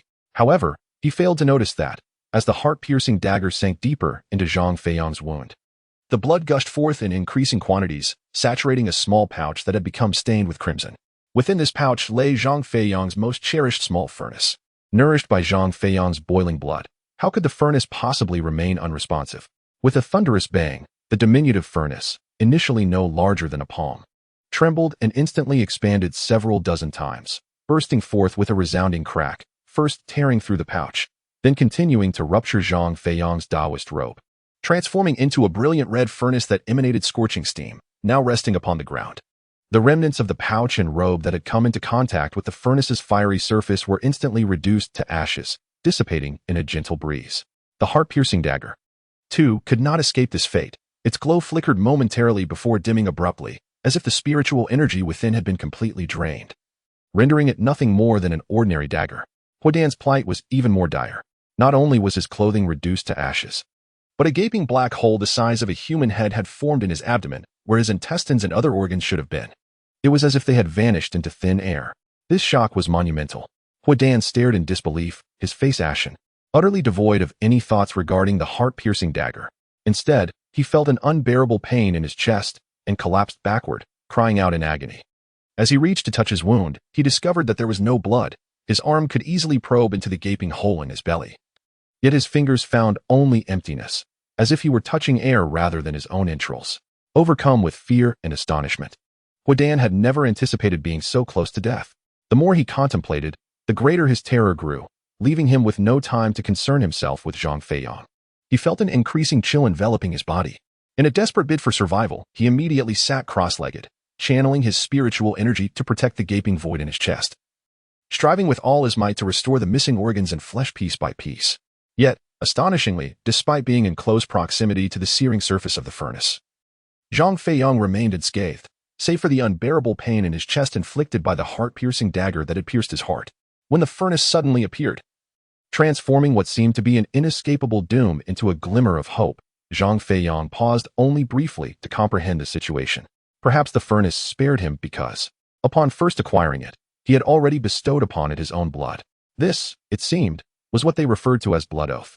Reflecting on this, Zhang Feiyang reignited his fighting spirit, settled into a meditative posture, and directed his spiritual energy towards his heart.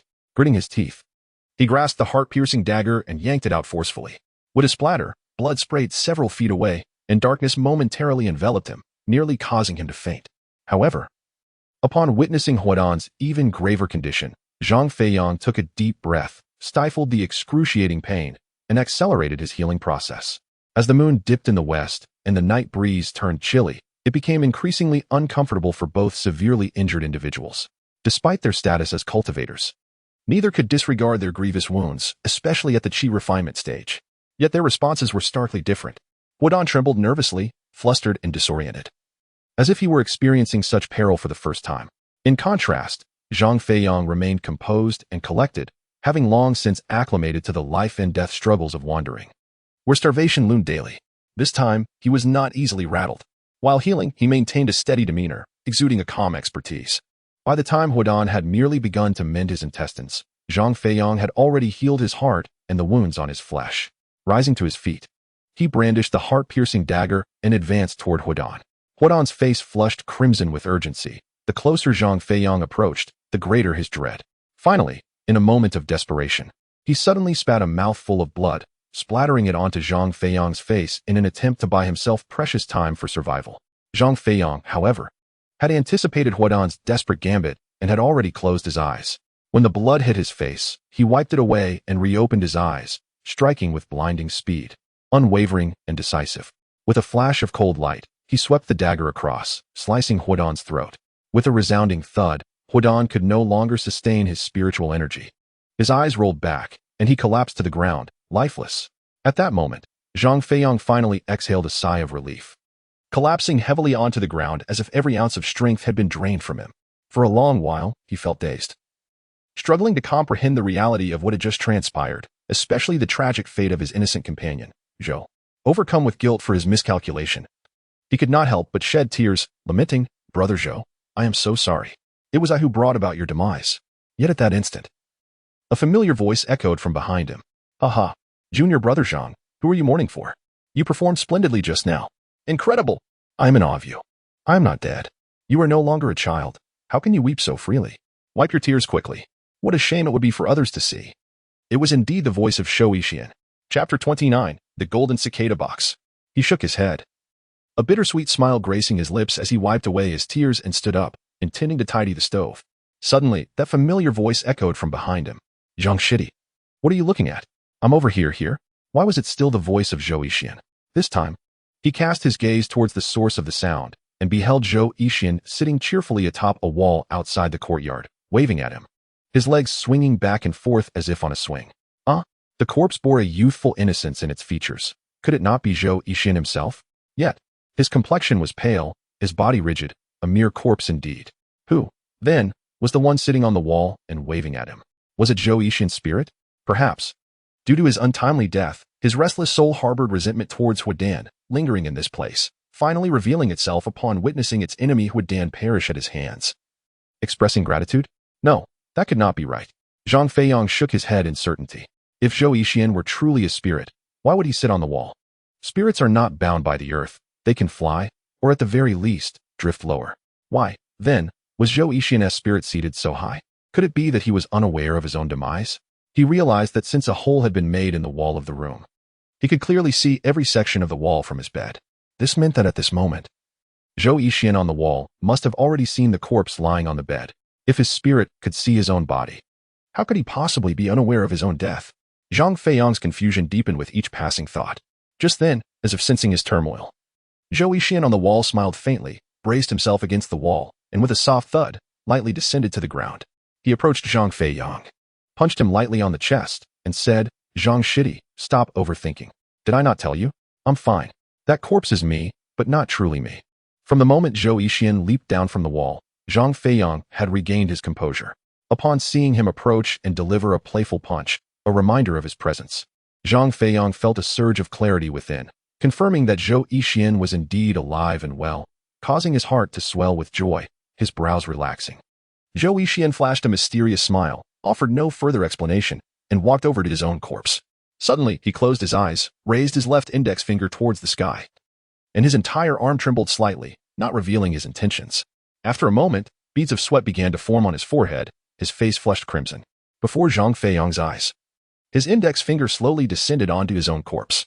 At that instant, a flash of red light erupted from the corpse, which then appeared to be engulfed in flames, transforming into black ash and vanishing completely within a few breaths. Only then did Zhou Yixian open his eyes, wipe the sweat from his brow, and, with a proud puff of his chest, exclaimed, "What do you think?" Zhang Feiyang remained perplexed by his recent actions. However, ever since he mastered the qi refinement technique and entered the initial stage of qi refinement, his sensitivity to spiritual energy had become remarkably acute.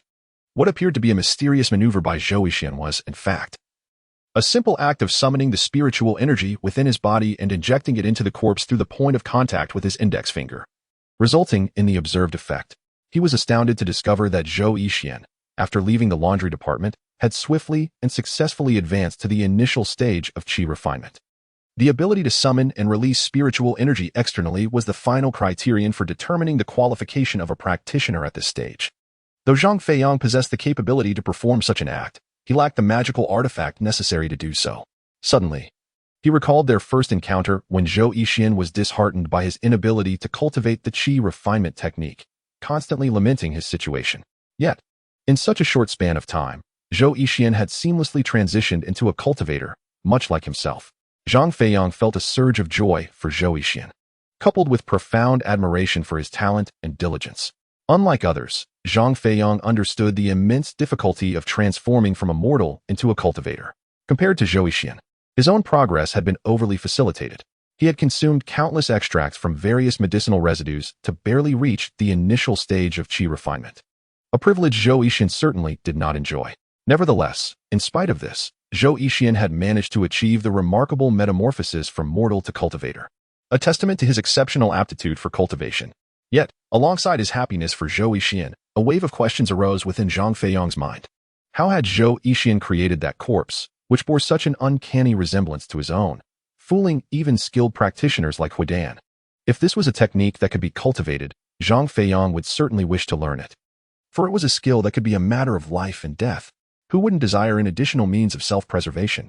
Noticing the glint of curiosity in Zhang Feiyang's eyes, Zhou Yixian chuckled heartily, patted his shoulder, and said, "Junior brother Zhang, it's not that I don't wish to teach you, but this method is unique to me. It is not a technique in the traditional sense. Look at this." He reached into his robe and retrieved a rectangular box resembling a severed arm, revealing it to Zhang Feiyang. Upon opening the lid, the box appeared empty, merely coated with a layer of white paint. Zhang Feiyang furrowed his brow in confusion and asked, "Senior brother Zhou, where are the contents?"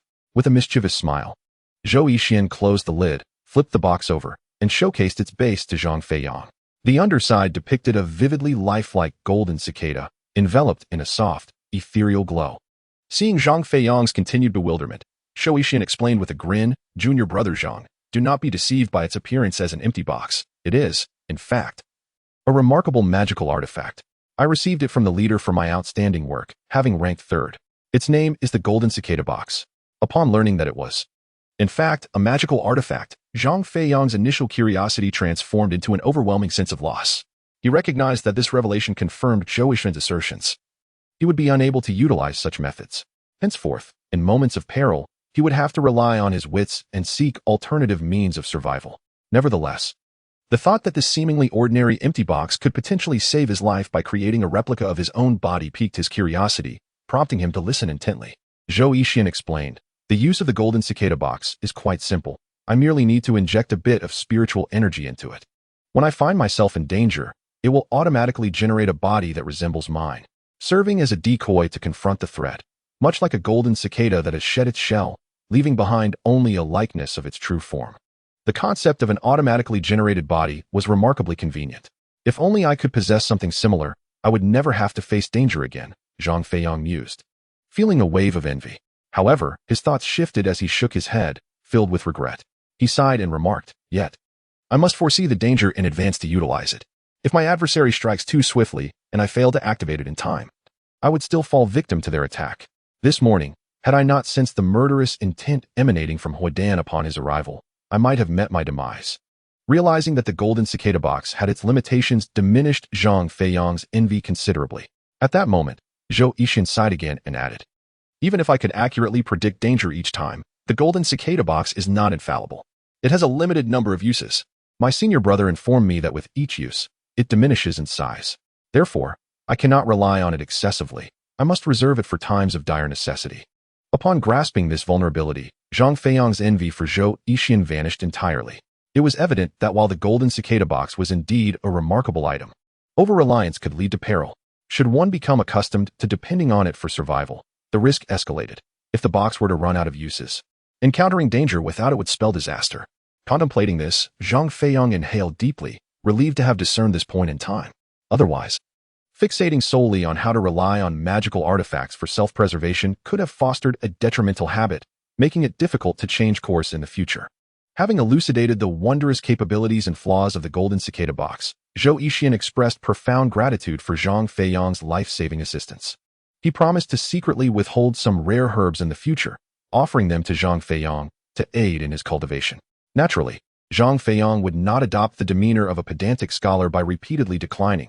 His heart desired the gesture, even if his lips hesitated to concede. Seeing his acceptance, Zhou Yixin was delighted and wished to form a brotherly bond with Zhang Feiyang. However, Zhang Feiyang promptly and cheerfully declined, and both individuals found themselves reminiscing fondly about their experiences. As the time came to tidy up his beloved little furnace and the precious artifact, the Qixia stone, belonging to Huadan, Zhang Feiyang noticed that Zhou Yixin, seemingly indifferent, averted his gaze and displayed a lack of interest. A flicker of doubt arose in Zhang Feiyang's mind, prompting him to inquire, "Brother Zhou, you witnessed my battle with Huadan just now. Do you not wish to know about my furnace?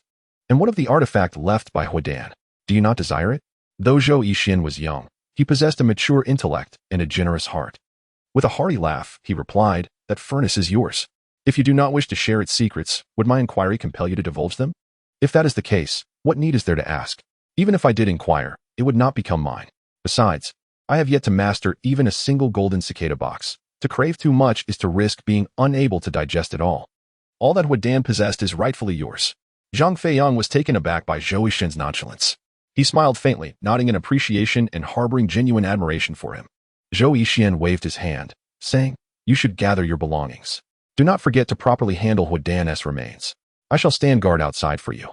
Chapter 30. Inner sect disciples. Huadan possessed two items, a stack of silver notes valued at 100 taels, and a book titled Qi Refinement Sutra.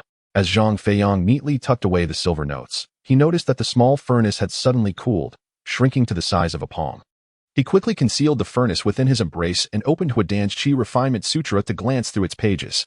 To his self-deprecating amusement, he found that its content bore no distinction from the one he already possessed, leading him to believe that Huadan's text would contain advanced techniques for later stages of Qi refinement. It appeared he had overestimated its worth. As he closed the Qi Refinement Sutra, he hesitated, contemplating its fate, when suddenly, Zhou Yixin's earlier struggle with the golden cicada box came to mind. Zhang Feiyang vividly recalled that Zhou Yixin's movements were somewhat awkward. His release of spiritual energy appeared laborious, indicating that his control was somewhat unstable. This closely resembled a condition described in the Qi Refinement Sutra, suggesting that Zhou Yixin's cultivation was barely at the initial stage of Qi refinement, revealing a significant gap compared to Zhang Feiyang's stable early-stage proficiency.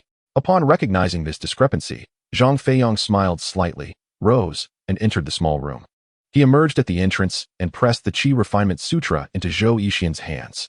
For Zhang Feiyang, the book had lost its significance. He had fully grasped the essential points of cultivation contained within, and he had another copy at hand. However, for any outer sect disciple in the 6 departments lacking the Qi Refinement Sutra, its value was exceedingly high, rivaling that of a magical artifact. After using the golden cicada box to preserve his life, Zhou Yixin had hidden himself outside the room, yet he remained in peril. At that moment, the entire alchemy department was deserted. Any sound he made, even the slightest crack of a twig beneath his foot, could alert Huadan to his presence, leading to a fatal confrontation. In essence, this action was akin to saving his own life. It is precisely due to such considerations that Zhou Yixin refrained from harboring any unfounded hopes regarding the belongings left by Huadan. At that moment, when he saw Zhang Feiyang emerge and unexpectedly offer him Huadan's Qi refinement technique, he was taken aback, overwhelmed with joy, and yearned to accept it immediately. This would resolve a persistent issue he faced while cultivating spiritual energy. However, upon reflection, he realized the immense value of the qi refinement technique. The mere opportunity to glimpse it was a reward for his diligent efforts at work, having managed to secure a chance to review 3 pages from the leader of the herb-gathering department.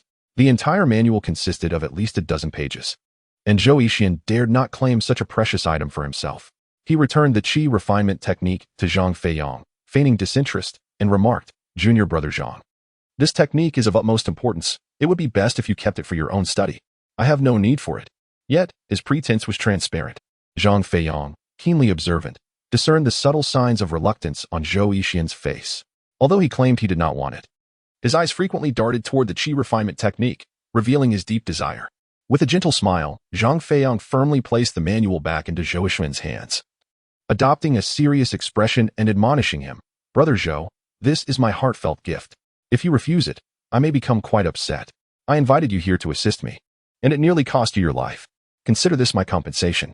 However, you must remember to keep your possession of the qi refinement technique a secret, otherwise, it could lead to complications." Seeing Zhang Feiyang's determination, Zhou Yixian, not one to be timid, accepted the manual without further protest. Eagerly, he opened it and, upon reading the 4th page, discovered methods to stabilize the invocation of spiritual energy. He was elated, tucking the qi refinement technique into his bosom and playfully punching Zhang Feiyang's chest, exclaiming, "Junior brother Zhang, I cannot thank you enough. You are the best of friends to me, Zhou Yixian. In the future, should you need anything, do not hesitate to seek me out. I shall never refuse."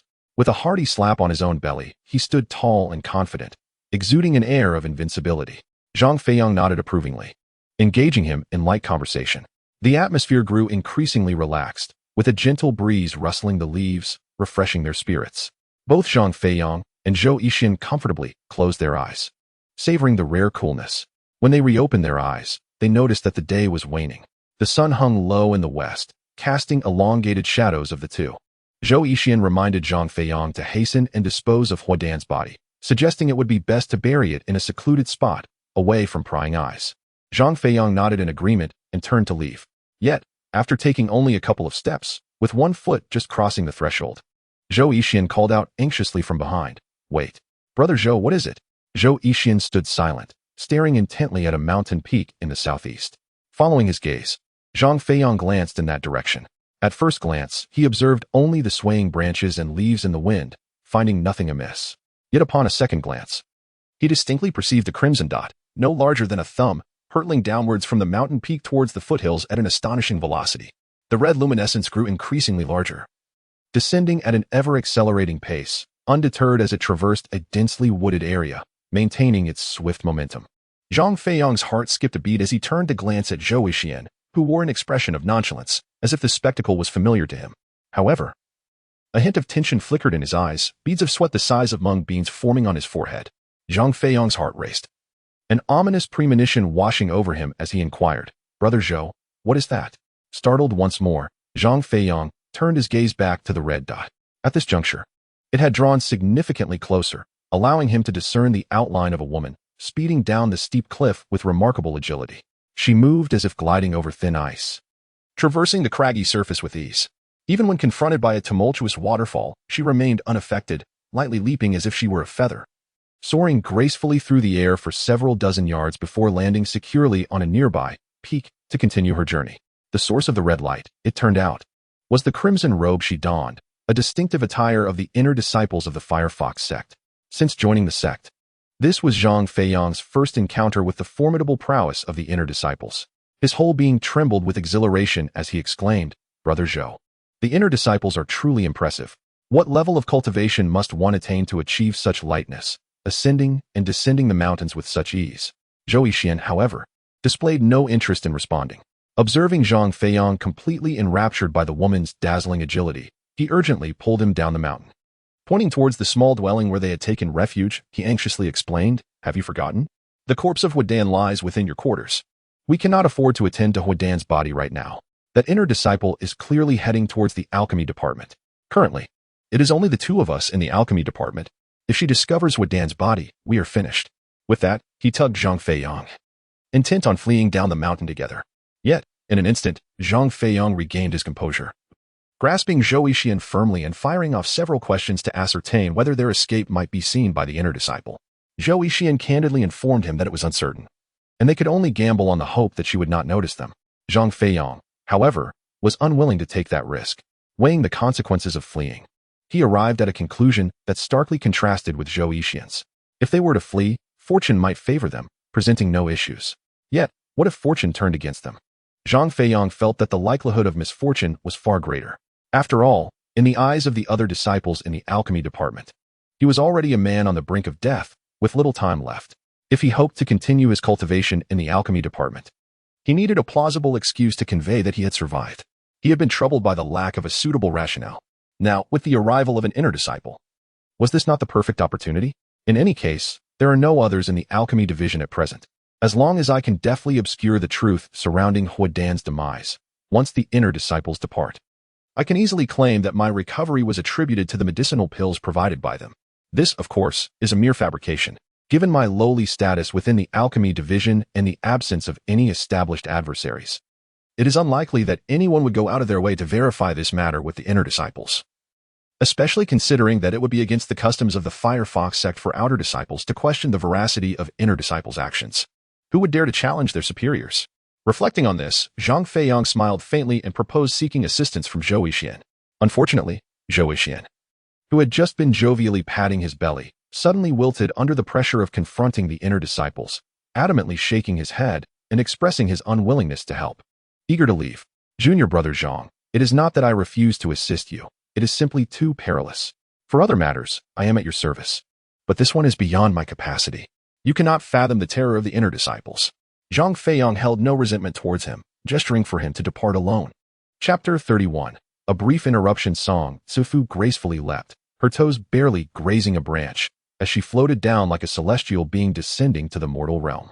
Landing steadily at the entrance of the alchemy division, with a faint smile, she stood at the threshold, her hands clasped behind her back, resembling an unmoving statue, awaiting the reception of the outer disciples. Alas, after a brief interval, the silence within persisted, as if no one was stirring. The grand doors remained shut, devoid of any sound. Song Tsufu paused momentarily, a delicate wrinkle forming on her jade-like visage. With a huff, she crossed her arms in a posture of discontent and continued to wait. After another interval had passed, during which the stillness suggested that all within were lifeless, she exhaled a puff of frosty breath, losing her patience. Gently pushing against the door, it creaked open, and in a huff, she strode inside, prepared to confront the head of the alchemy division regarding their negligence. However, upon entering the vast, vacant space, littered with fallen leaves, it became evident that no signs of life were present. She took a few steps, surveying her surroundings, eventually pausing beside a grand tree. After a moment of contemplation, she felt no concern for the missing disciple's safety. Rather, her anger surged, her countenance darkening. With a determined stomp of her foot, a resounding crash echoed as the earth trembled and the tree beside her swayed violently before crashing to the ground, producing a thunderous sound. Such a commotion naturally alerted Zhang Feiyang. He had anticipated that the inner disciples would be far more formidable than the likes of Huadan and Xiangdong from the outer sect, given their elevated status and markedly superior strength. Nevertheless, he did not expect this impending encounter with the senior sister to be heralded by such a tremendous uproar. It was clear that the visitor bore ill intentions. He understood that, regardless of the circumstances, he must exercise utmost caution to avoid any missteps. Upon reflecting on this matter, he took a deep breath, considerably lowering the sound of his inhalation, fearful of drawing the attention of the senior sister outside. He was anxious that the meticulously prepared strategy he had devised would be rendered futile. After venting his frustrations for a while outside, and observing that no one had come to guide him, Song Tsufu, who had endured such treatment before, felt a wave of discontent. It is worth noting that despite her youthful and enchanting appearance, resembling a girl not yet 20, her true age had long surpassed 40. The reason for her seemingly eternal youth was solely due to the enhancement of her cultivation, which had slowed her aging process compared to that of ordinary mortals. In the past decade, every time she ventured from the inner sect to meet the disciples outside, she was greeted by hundreds, if not thousands, of junior brothers and sisters, who lined the path with reverence and enthusiasm, their fervor rivaling that of a grand celebration. Naturally, she was the centerpiece of each of these festivities. However, this occasion was markedly different from those of previous years. Traditionally, she would inform the outer sect disciples in advance of her arrival. allowing them ample time to prepare for her grand reception. Yet this time, due to extraordinary circumstances, she had to forego this customary advance notice. During her last expedition to hunt demonic beasts, her senior brothers and sisters in the inner sect had sustained grave injuries, and the medicinal pills in the storeroom had been entirely depleted. In her urgency to expedite the provision of more elixirs from the outer sect's alchemy department, she hurried over without prior warning. Song Tsuefu thought that even without notification, her personal presence in the alchemy department should have warranted at least some welcome from her junior disciples. However, she found the entire alchemy department devoid of any personnel. Unbeknownst to her, this was a ploy orchestrated by Huodan prior to his demise. She wandered through the streets of the alchemy department, entering and exiting various rooms, yet encountered not a single soul, merely attributing their absence to negligence and collective idleness, as if they had all gone on vacation. The thought of this deepened the displeasure etched on her face. With an audible huff, she abandoned any pretense of decorum and, with a forceful kick, flung open the door to the small dwelling of Zhang Feiyang. Her beautiful eyes swiftly scanned the interior, and upon finally spotting someone within, her discontentment eased slightly, allowing a faint smile to surface. Just as she was about to approach and unleash her pent-up ire upon Zhang Feiyang, she noticed the lifeless body of Huodan lying in the backyard, which startled her immensely. Taking several swift steps, she bypassed Zhang Feiyang and hurried to the scene of the incident.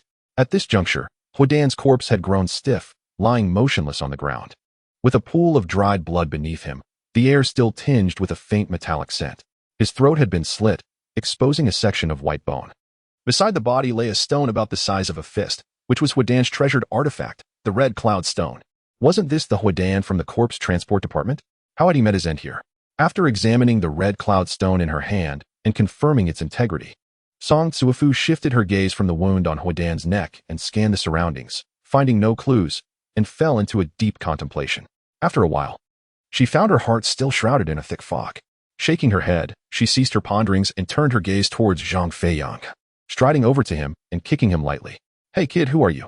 State your name and tell me what has transpired here," she inquired. Noticing the frown on Song Tsuefu's brow and the dark lines forming on her forehead, Zhang Feiyang dared not feign ignorance too blatantly, fearing he might truly provoke her ire. Seemingly inadvertently, he cast a glance at Huodan's lifeless body and, with a sudden gasp, leaped up from the ground, his face paling, his legs trembling uncontrollably as if sifting grain. Stammering, he exclaimed, "HHH, how did he die?"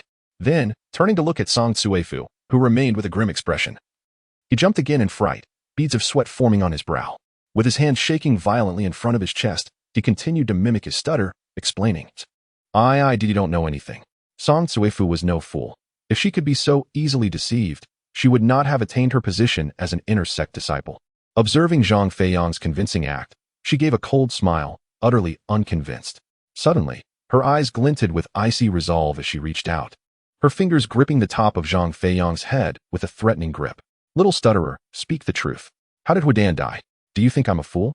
Huodan was the strongest among this batch of outer sect disciples.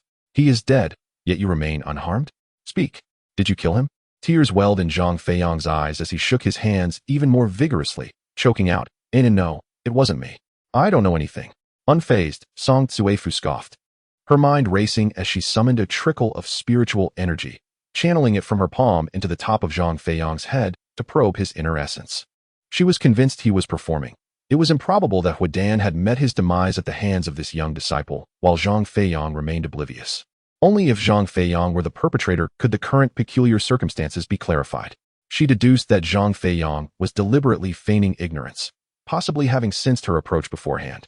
He could have chosen to flee, yet at this moment, the alchemy department was devoid of others, their whereabouts unknown. The area was so silent one could hear a pin drop. If Zhang Feiyang chose to escape now, he would only hasten his own discovery. Thus, he would further entrench himself in suspicion. Moreover, as she wore the robes of an inner sect disciple, it was clear that Zhang Feiyang possessed strength surpassing that of Huodan. However, no matter how formidable he might be, he surely understood his own limitations and would not consider himself a match for an inner sect disciple such as herself. Given these circumstances, what other means remained to evade the peril of revealing the truth? It seemed the only remaining option was to feign madness and act foolishly. Yet, Song Tsuefu did not regard this as a wise course of action. In her eyes, this strategy was utterly foolish. For it was common knowledge that any cultivator who had successfully entered the initial stages of the qi refinement period would have already manifested a considerable amount of spiritual power within them. In such circumstances, a mere cursory examination would reveal the strength of the opponent's spiritual energy. Upon discovering that the fluctuations of Zhang Feiyang's spiritual energy surpassed or were comparable to those of Huidan, she intended to subject him to severe interrogation to extract the truth. However, upon infusing spiritual energy into Zhang Feiyang and probing meticulously, she found that the fluctuations within him were non-existent, akin to that of an ordinary individual yet to awaken their spiritual essence. Song Tsuefu was taken aback, her confidence in her judgment wavering. Shaking her head in disbelief, she suddenly struck Zhang Feiyang's chest with a resounding thud, propelling him back a full yard. Stumbling to the ground, Zhang Feiyang coughed up a mouthful of blood, his face ashen and pitiful. Yet, Song Tsuefu felt no compassion. Instead, she swiftly pursued him, her delicate hand reaching out to clasp the top of his head once more, injecting another thread of spiritual energy to investigate further. For cultivators in the early stages of qi refinement, it was common knowledge that upon injury, spiritual energy would automatically coalesce at the site of the wound to facilitate self-healing. However, Zhang Feiyang's torn insides bled profusely, with no sign of spiritual energy gathering to mend the damage. Surely, you will not press me further? Zhang Feiyang thought skeptically, though his countenance betrayed a sense of relief. Gratefully, he clasped his fists and swallowed a medicinal pill. Chapter 32. A thought long conceived. It is indeed remarkable. The healing pill resembled a candy in size and bore no peculiarities on its surface. Upon placing it in his mouth, a faint bitterness lingered, but once swallowed, its extraordinary qualities became apparent. The entire pill transformed into a mass of energy, akin to spiritual essence, which, unbidden by Zhang Feiyang, instinctively coalesced around his previously injured internal organs, initiating the healing process. As this energy diminished, the wounds within his organs healed progressively. In less than half a stick of incense, they were entirely restored. Zhang Feiyang marveled at this phenomenon, instantly becoming intrigued by the formula of the healing pill, secretly hoping that the required materials for its creation would not be overly difficult to procure, if the ingredients were manageable to gather. He intended to keep a few on hand for future emergencies, ensuring prompt application in times of peril. He wondered whether refining the ingredients in his own small furnace might yield an even more effective healing pill. Contemplating this brought him a wave of eager anticipation. Yet he recognized that it was not the appropriate moment for such thoughts. Suddenly feeling the impatient gaze of Song Tsuefu upon him, Zhang Feiyang regained his composure.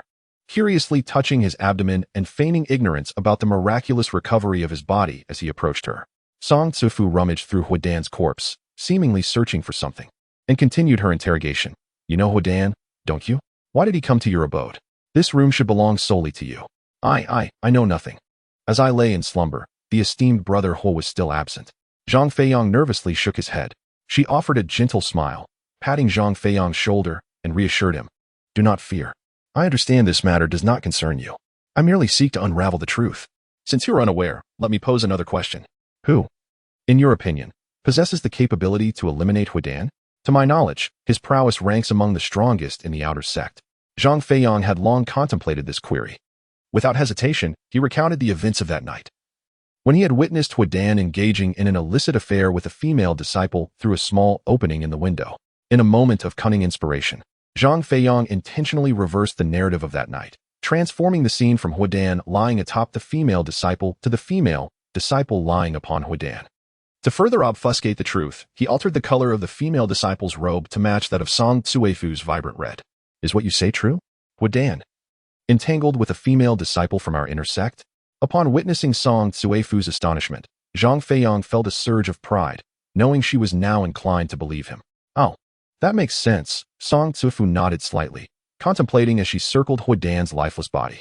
That fool Huidan overstepped his bounds, seducing a disciple from our inner sect. However, he provoked her ire, and thus, while they rendezvoused here, he met his untimely demise. Seeing that Song Tsuefu had fully embraced the narrative, Zhang Feiyang breathed a sigh of relief. Yet, at that moment, as if suddenly uncovering a flaw in the tale, Song Tsuefu halted, her keen eyes scanning the surroundings anew. She then directed a scrutinizing gaze at Zhang Feiyang, pressing him with a query. Little stutterer, wait a moment. If they truly conspired to meet, given the vastness of Huahu Mountain with its many secluded areas, why would they choose to rendezvous so close to your dwelling? Are you attempting to deceive me?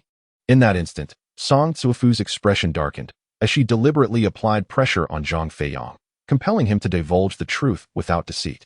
The weight of an inner sect disciple's scrutiny was indeed formidable. Despite Zhang Feiyang's prior mental preparation, the intensity of Song Zufu's inquiry affected him, causing his complexion to pale, his breath to quicken, and his heart to race. The spiritual energy he had carefully concealed nearly escaped his body. Thankfully, his reflexes remained sharp and his mind clear, as he maintained vigilance against Song Zufu, reminding himself that this was a life-or-death performance, where failure could result in dire consequences. After a brief pause, Zhang Feiyang provided the most fitting explanation, detailing how Huadan had met his mysterious end, how he had assumed the role of the acting leader of the alchemy department, and how fortune had serendipitously granted him this opportunity. These events were factual, verifiable, and supported by witnesses, thus requiring no fabrication. Song Zuefu nodded slightly, her suspicions alleviated by more than half. So it is, little stutterer. It seems that you are indeed fortunate to have entered the alchemy division. However, the individuals in the laundry division have truly overstepped their bounds. It is outrageous that after such a lengthy period of initiation, they still deny you the opportunity to cultivate. Here, take this Qi refinement manual. From now on, let it guide your practice. It contains various methods for harnessing spiritual energy, with a delicate touch. She swiftly produced a Qi refinement manual from her robe and tossed it to Zhang Feiyang. Overwhelmed with surprise, Zhang Feiyang felt tears welling up in his eyes as he gazed at the cover of the manual, trembling with excitement as if it were the first time he had received such a technique. Noticing the gleam of exhilaration in his eyes, which were fixated on the Qi refinement manual, he expressed his gratitude with a brief nod before eagerly flipping through its pages. Song Zuefu smiled and nodded, intending to inquire about other matters, momentarily setting aside her thoughts of Huadan. At that moment, her gaze fell upon the Qi refinement manual in Zhang Feiyang's hands, stirring a thought in her mind that furrowed her brow. Something was amiss. If indeed it was that intersect female disciple who had slain Huadan, her failure to take Huadan's magical artifact could be understood. However, why had she taken the Qi refinement manual, the very technique Huadan practiced? This was illogical. It presented a critical flaw, a potentially fatal one. If it could not be resolved, all previous efforts would be rendered futile. Zhang Feiyang, aware of the precariousness of his situation, had already devised a plan. A moment later, he glanced up at Song Zuefu, and upon meeting her gaze, he was so startled that he fell to his knees, bowing deeply in reverence. From his robe, he produced his own Qi refinement manual and humbly presented it to Song Zuefu, pleading for mercy. Sister, it was I who took it. I shall never dare to do so again. Song Zuefu was momentarily taken aback, her face flushing with anger as she almost reprimanded him harshly. Taking a deep breath, she demanded, "What audacity! How dare you deceive me, you stammering fool? How much of what you just said is true? Speak plainly, or I shall break your legs." Startled, Zhang Feiyang trembled, his forehead knocking against the ground repeatedly as he begged for forgiveness. Yet he did not confess to his earlier deceit. Instead, he recounted how he had awakened to find Huadan deceased, and, driven by a fleeting greed, had merely touched the corpse, hoping to discover the Qi refinement manual he believed might be on him. Indeed, in that moment of exploration, he had stumbled upon the manual. An irresistible temptation for someone like him, an ordinary mortal who had never laid eyes on such a tome. He had hidden it away at once, not foreseeing the commotion that would soon ensue outside. To clear his name, he dared not admit to having awakened early, for doing so would jeopardize his possession of the Qi refinement manual. When Song Zuefu heard Zhang Feiyang's explanation, she was both amused and enraged, continuing to press him on why he had not stolen the magical artifact, the Red Cloud Stone. He confessed that he had never encountered such a treasure and was unaware of its significance. Initially, when he approached Huadan's corpse, he had noticed the stone but found nothing remarkable about it, believing it to be an ordinary rock, hence he had paid it no further attention. This explanation is both reasonable and aligns with Zhang Feiyang's identity as an untrained mortal in the realm of the Qi refinement technique. At this juncture, Song Zuefu finally unraveled all the inconsistencies. Zhang Feiyang shook his head, conveying his ignorance. Song Zuefu, recalling the purpose of their journey, couldn't help but feel a surge of anger, stamping her foot in frustration, causing the small dwelling of Zhang Feiyang to tremble slightly, almost on the verge of collapse. Startled, Zhang Feiyang turned pale, retreating hastily, fearing that the structure might indeed fall and crush him. He was momentarily taken aback by this unforeseen outcome. It is essential to understand that becoming a leader would grant him the authority to command the disciples of the alchemy department to assist him. For instance, they could aid him in gathering intelligence or concocting elixirs. In such a scenario, he would possess ample time to devote to his cultivation, free from the concerns of interruptions. Moreover, should he find it necessary, he could amend the regulations of the alchemy department to suit his needs. Such a reward would undoubtedly be far more advantageous than merely receiving a volume of the qi refinement technique.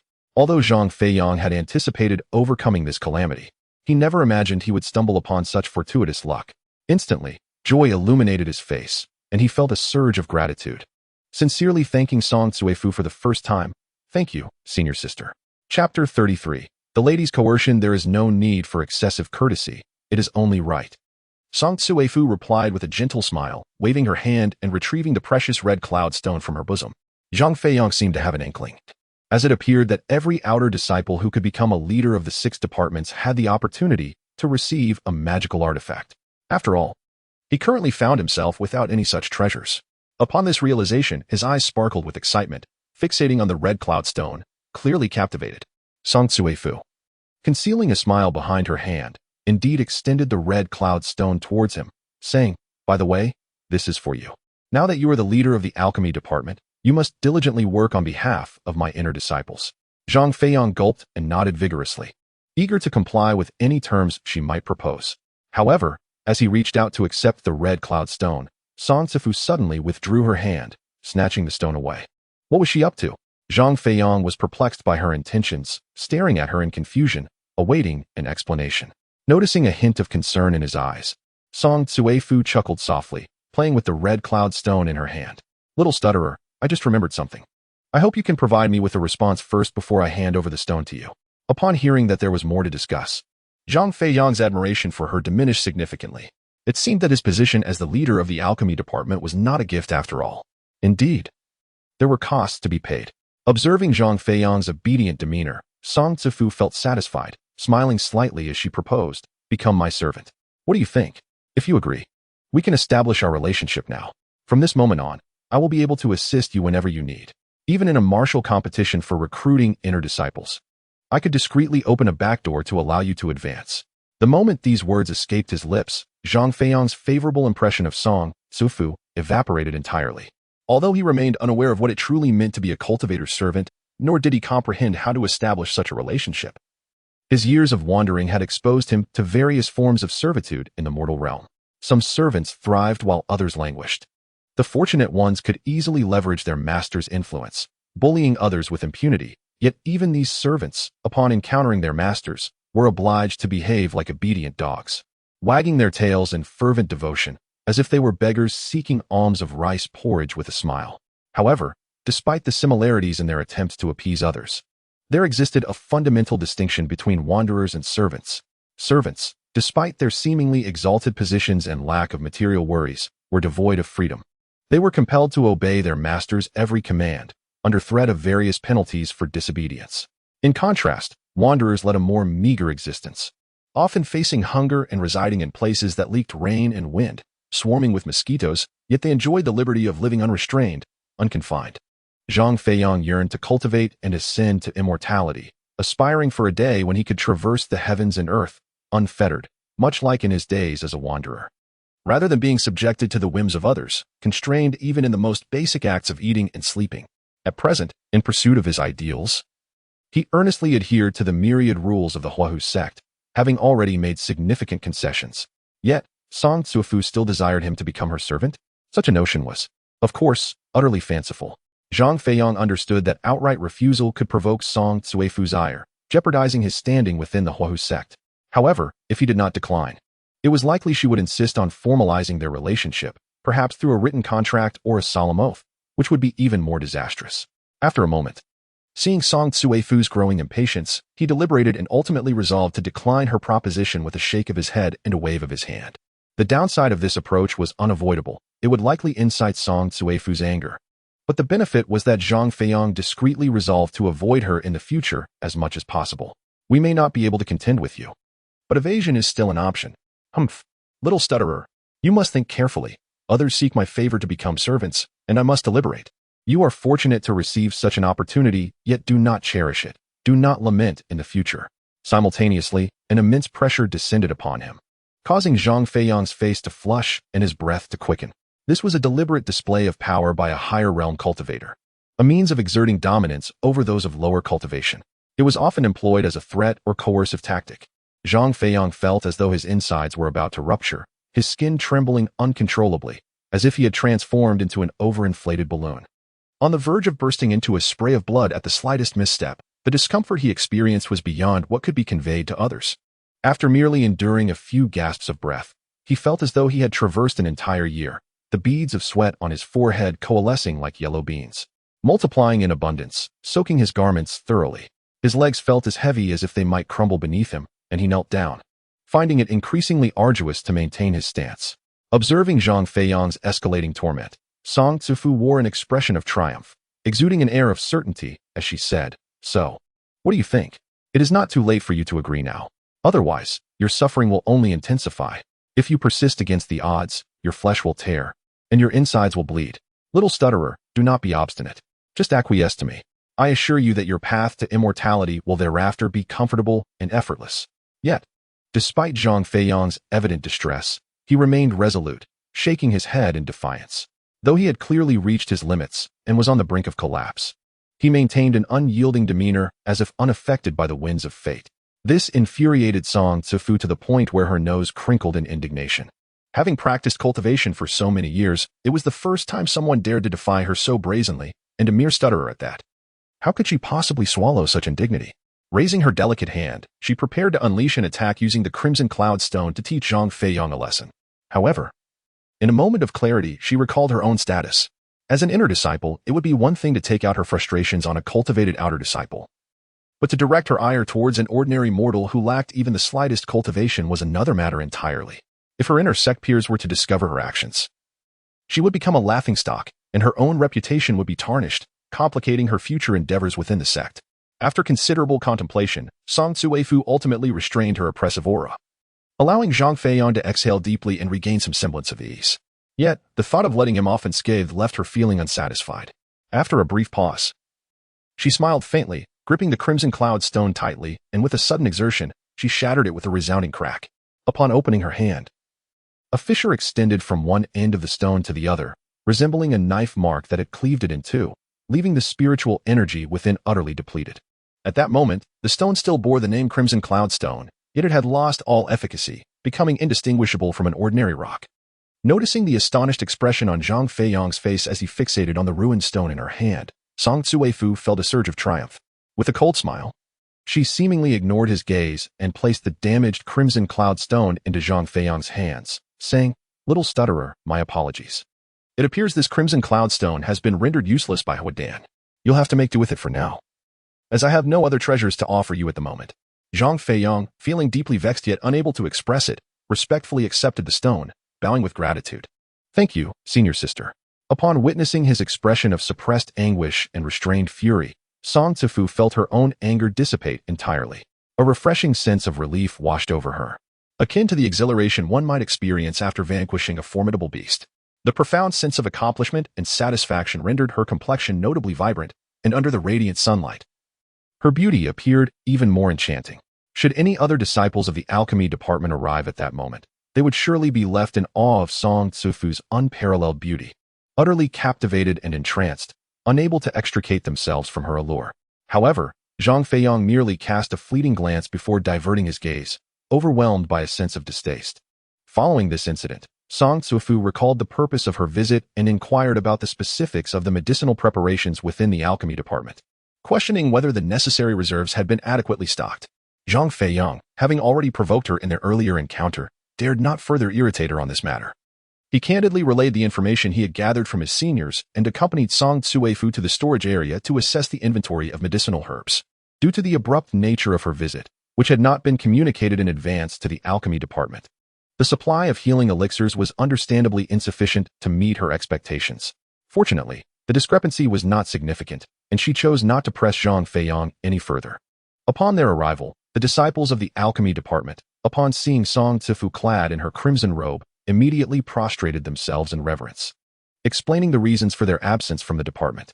Yet, Song Zuefu displayed little interest in their explanations, listening perfunctorily before interrupting them to announce her decree to elevate Zhang Feiyang to the position of the alchemy department's leader. All the disciples, including the recently appointed senior brother, stood in stunned silence, gazing at Zhang Feiyang with disbelief. None dared to question him, and the thought of confronting Song Tzufu was even less conceivable. It was evident to all that something significant had transpired between Zhang Feiyang and Song Tzufu, likely suggesting that Zhang Feiyang had become her subordinate. Thus, to offend him would be tantamount to offending her. With no one willing to act so foolishly, they chose to remain silent and obedient, recognizing that compliance would surely yield no adverse consequences. Satisfied with their unanimous acceptance and lack of opposition or inquiry, Song Tzufu offered a few brief remarks before proceeding to the storage room. With a single hand, she effortlessly lifted a massive basket brimming with medicinal herbs, and with a graceful leap, she ascended as if a delicate petal drifting upon the breeze. Thus, Zhang Feiyang ascended to the role of leader of the alchemy department, dedicating himself to seclusion and cultivation, rarely stepping outside his quarters, delegating alchemical matters to others in hopes of advancing his own prowess. The day of the Outer Disciples martial arts competition was approaching swiftly, underscoring the significance of this event for the 6 factions of the Firefox sect. The ultimate victor of the competition shall gain direct approval to enter the inner sanctum, where they will receive guidance from inner disciples. Not only will they acquire the missing subsequent cultivation techniques of the Qi refinement method, but they will also completely liberate themselves from the menial and undesirable tasks assigned within the sect's 6 divisions, each inner disciple's daily responsibilities. Apart from fulfilling the occasional message relay assigned by the elders, predominantly involve venturing forth to hunt demonic beasts. This is far more engaging than the monotonous routine of the outer sect, which consists of washing clothes, gathering herbs, or the endless alchemical refinements. Although hunting demonic beasts is inherently more perilous than the tasks in the outer divisions, who among cultivators can resist the exhilarating sense of achievement that comes from subduing a formidable beast? Furthermore, embarking on such hunts signifies an official encounter with other sects cultivators from the outside world. If the opposing party is amicable, there is little to worry about. However, should they prove hostile, a conflict may ensue, potentially culminating in a fierce battle. In the event of victory, the inner disciple undoubtedly stands to gain numerous treasures from the fallen adversaries, such as rare elixirs or powerful artifacts, temptations that are simply irresistible. Moreover, venturing out to hunt demonic beasts provides a genuine opportunity to broaden one's horizons. Engaging in combat with other cultivators or beasts can lead to profound insights, enhancing one's understanding of the path of cultivation. This, in turn, may allow cultivators to break through their bottlenecks and elevate their cultivation to a higher realm. Thus, the significance of the martial competition cannot be overstated. Securing victory equates to unlocking the gateway to a more advanced path of cultivation. Only by truly becoming an inner disciple can one be deemed to have taken a substantial step onto the path of cultivation. Zhang Feiyang is acutely aware of this importance, which is why he has temporarily cast aside all distractions, severing even his usual interactions with Zhou Yixian.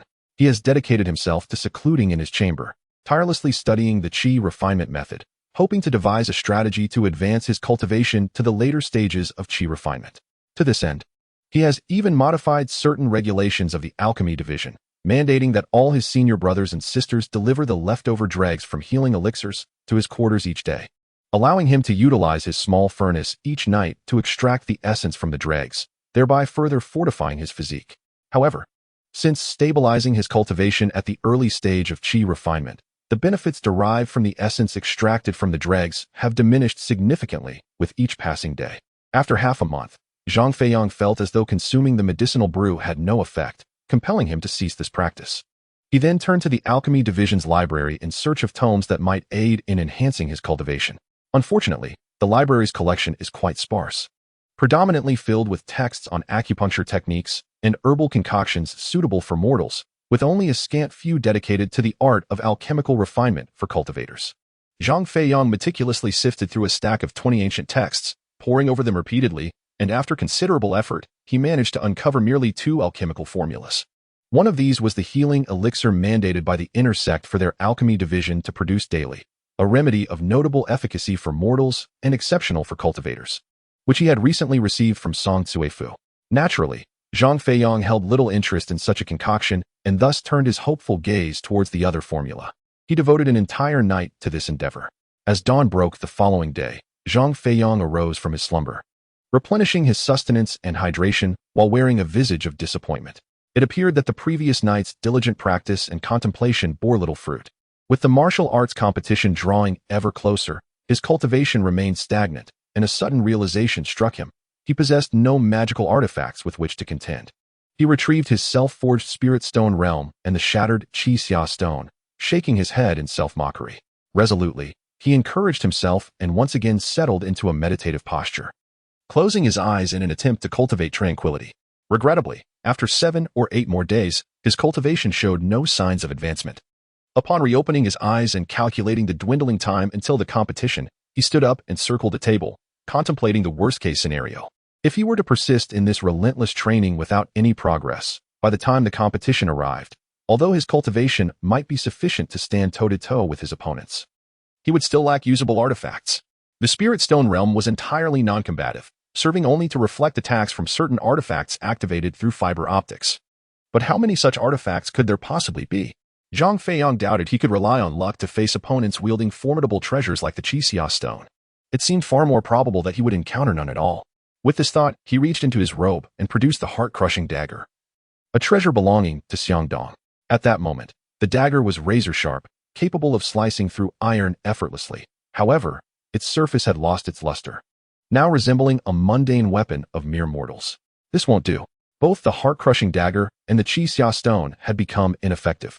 To force their use in the competition would not only risk recognition by others, particularly with the heart-crushing dagger, but even if he managed to conceal it, his chances of victory would be negligible. He might even be eliminated in the first round. Zhang Feiyang did not wish for his inaugural participation in the martial arts competition to end in a swift defeat, returning empty-handed. He realized that aspiring to claim first place under his current circumstances was a fanciful dream, yet he still hoped to secure at least one victory. That way, he would not entirely squander the time and effort he had devoted to his arduous training. However, he was at a loss as to how to proceed. As he paced around the table, changing directions twice, he still could not conceive of a superior strategy, and a deep sigh escaped his lips. Was he destined to reach an impasse here? Recalling the relentless persecution inflicted by Xiangdong and Huadan, Zhang Feiyang had finally undergone a profound transformation, emerging as a cultivator in the initial stage of qi refining. Yet, at this moment, the prospect of stagnation loomed, seemingly rendering any further advancement impossible. Unable to suppress his frustration, he shook his head and clenched his fists. At that juncture, his gaze once again swept over the table, which was strewn with a sizable stack of books, all replete with various records of medical techniques, alongside 2 alchemical recipes. The sight of the recipes sparked a sudden realization within him. His furrowed brow gradually relaxed, and excitement flushed his face.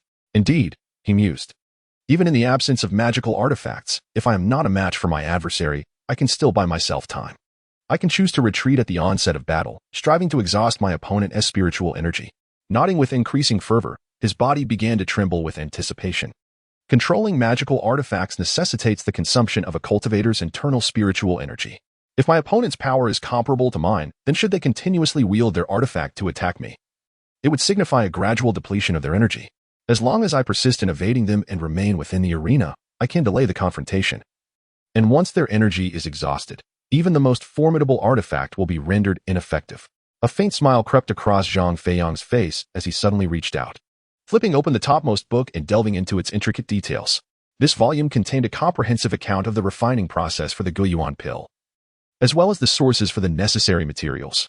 When my opponent can no longer utilize their artifact, that will be my moment to strike back. I merely need to close the distance and prevail through hand-to-hand combat. However, during my escapades, it is improbable that I would evade every strike from their artifact. The likelihood of sustaining significant injuries from their attacks is considerably higher. Yet, if I prepare the Guiyuan pill in advance, hope remains.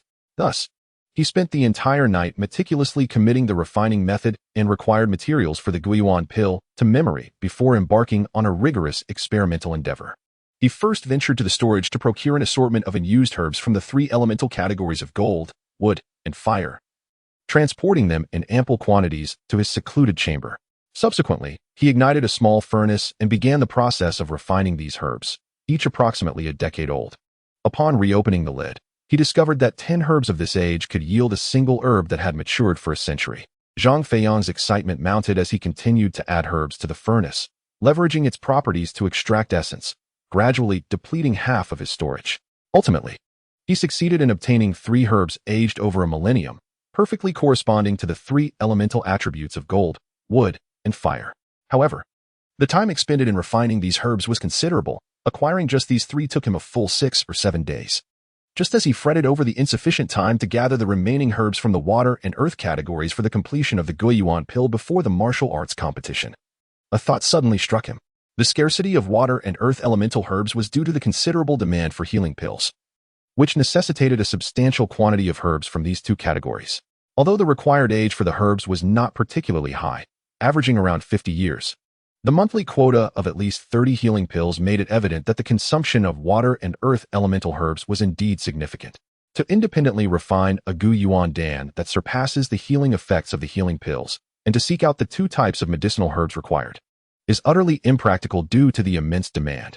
Even if he were to enlist the help of Zhou Yixian from the herbal collection department, it would likely be futile. Contemplating this, Zhang Feiyang made a bold decision. He discreetly appropriated several healing pills, opened the furnace lid, and attempted to place one healing pill inside, igniting the fire to extract its essence. Indeed, as a rich and fragrant aroma enveloped him, upon lifting the lid, he discovered that the healing pill had transformed into a drop of aromatic liquid. Just a gentle sniff revealed the presence of earth and water herbs, aged at least 50 years. It seemed this method was viable. With the imminent emergence of the Guiyuan Dan, Zhang Feiyang could hardly contain his excitement and exhilaration. Without hesitation, he began to decompose the healing pills, replicating his earlier procedure to accumulate the two types of herbs from the liquid. When he finally reached around 1,000 years of accumulation, he retrieved a long-prepared cloth bag, poured in the other 3 herbs, and casually added 10 healing pills. Then, he covered the bag and patiently awaited the outcome. After an entire night, as the first light of dawn appeared, he noticed the furnace had fallen silent. Upon unveiling the lid, before he could discern the contents, a sudden burst of white light shot forth, leaving him momentarily speechless. This radiant beam soared skyward, spreading across the room and illuminating the previously dark space as if it were daylight. Chapter 35, The Dawning Task bathed in the white light. Zhang Feiyang felt an icy coolness enveloping him, akin to having just taken a refreshing shower. Eagerly, he leaned over the furnace to take a closer look inside. There lay a white, spherical pill, roughly the size of his thumb, quietly resting, with wisps of white vapor emanating from it. Was this the Guiyuan Dan? Its primary ingredient was the healing pill, yet it bore no resemblance to it. The healing pill was golden, while the Guiyuan Dan was pure white. The healing pill, warm in hand like a piece of soft jade, contrasted starkly with the Guiyuan Dan, which felt icy to the core, as if he were holding a shard of millennial-old ice. Carefully extracting the pill, he secured the furnace and began to examine it intently.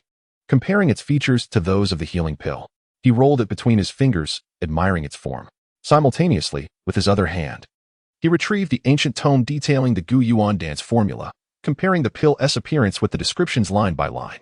Once he confirmed that it was indeed the genuine Guiyuan Dan, a smile broke across Zhang Feiyang's face as he sought out a delicate vial, intending to store the Guiyuan Dan within. Suddenly, a thought struck him. In the event of an unforeseen circumstance where one is temporarily unable to consume the Guiyuan Dan, and should an adversary or rival conduct a search, the likelihood of the exquisite vial being discovered and subsequently seized is considerably high. Although it has been replaced with a less valuable container, the risk of inspection persists. However, it is evidently more probable that such an inconspicuous vessel would be overlooked. Contemplating this, Zhang Feiyang could not help but smile, silently commending his own cleverness. At that moment, a series of knocks resonated from outside. Zhang Feiyang hastily secured the small vial, tidied his desk, and cleared away the remnants of herbs scattered on the floor before proceeding to open the door for his guest. Standing at the threshold was a young junior sister from the alchemy department, a typical girl of about 11 or 12 years, who had only just embarked on her journey in the craft. With a delicate and youthful appearance, upon seeing Zhang Feiyang, she shyly lowered her head, blushing as she relayed the news. It turned out that Song Zuofu was coming for a visit. This time, she had not arrived unexpectedly as before, but instead had sent a notification to the alchemy department in advance. Ordinarily, as the leader of the alchemy department, Zhang Feiyang should have been the first to be informed of such matters. Yet, having sequestered himself in solitude for days, wholly absorbed in his cultivation, he had missed the message recently dispatched by Song Zuofu. After closing the door, he promptly delved into the contents of the message. While he had little interest in matters concerning others, the mention of Song Zuofu prompted him to set aside his intention to attempt refining another Guiyuan Dan. Within a month, he was required to prepare a substantial quantity of healing elixirs. Otherwise, he would have to brace himself for the consequences. His countenance flushed crimson, as if he were facing Song Zuofu directly, overwhelmed by the mounting pressure that nearly rendered him unsteady on his feet.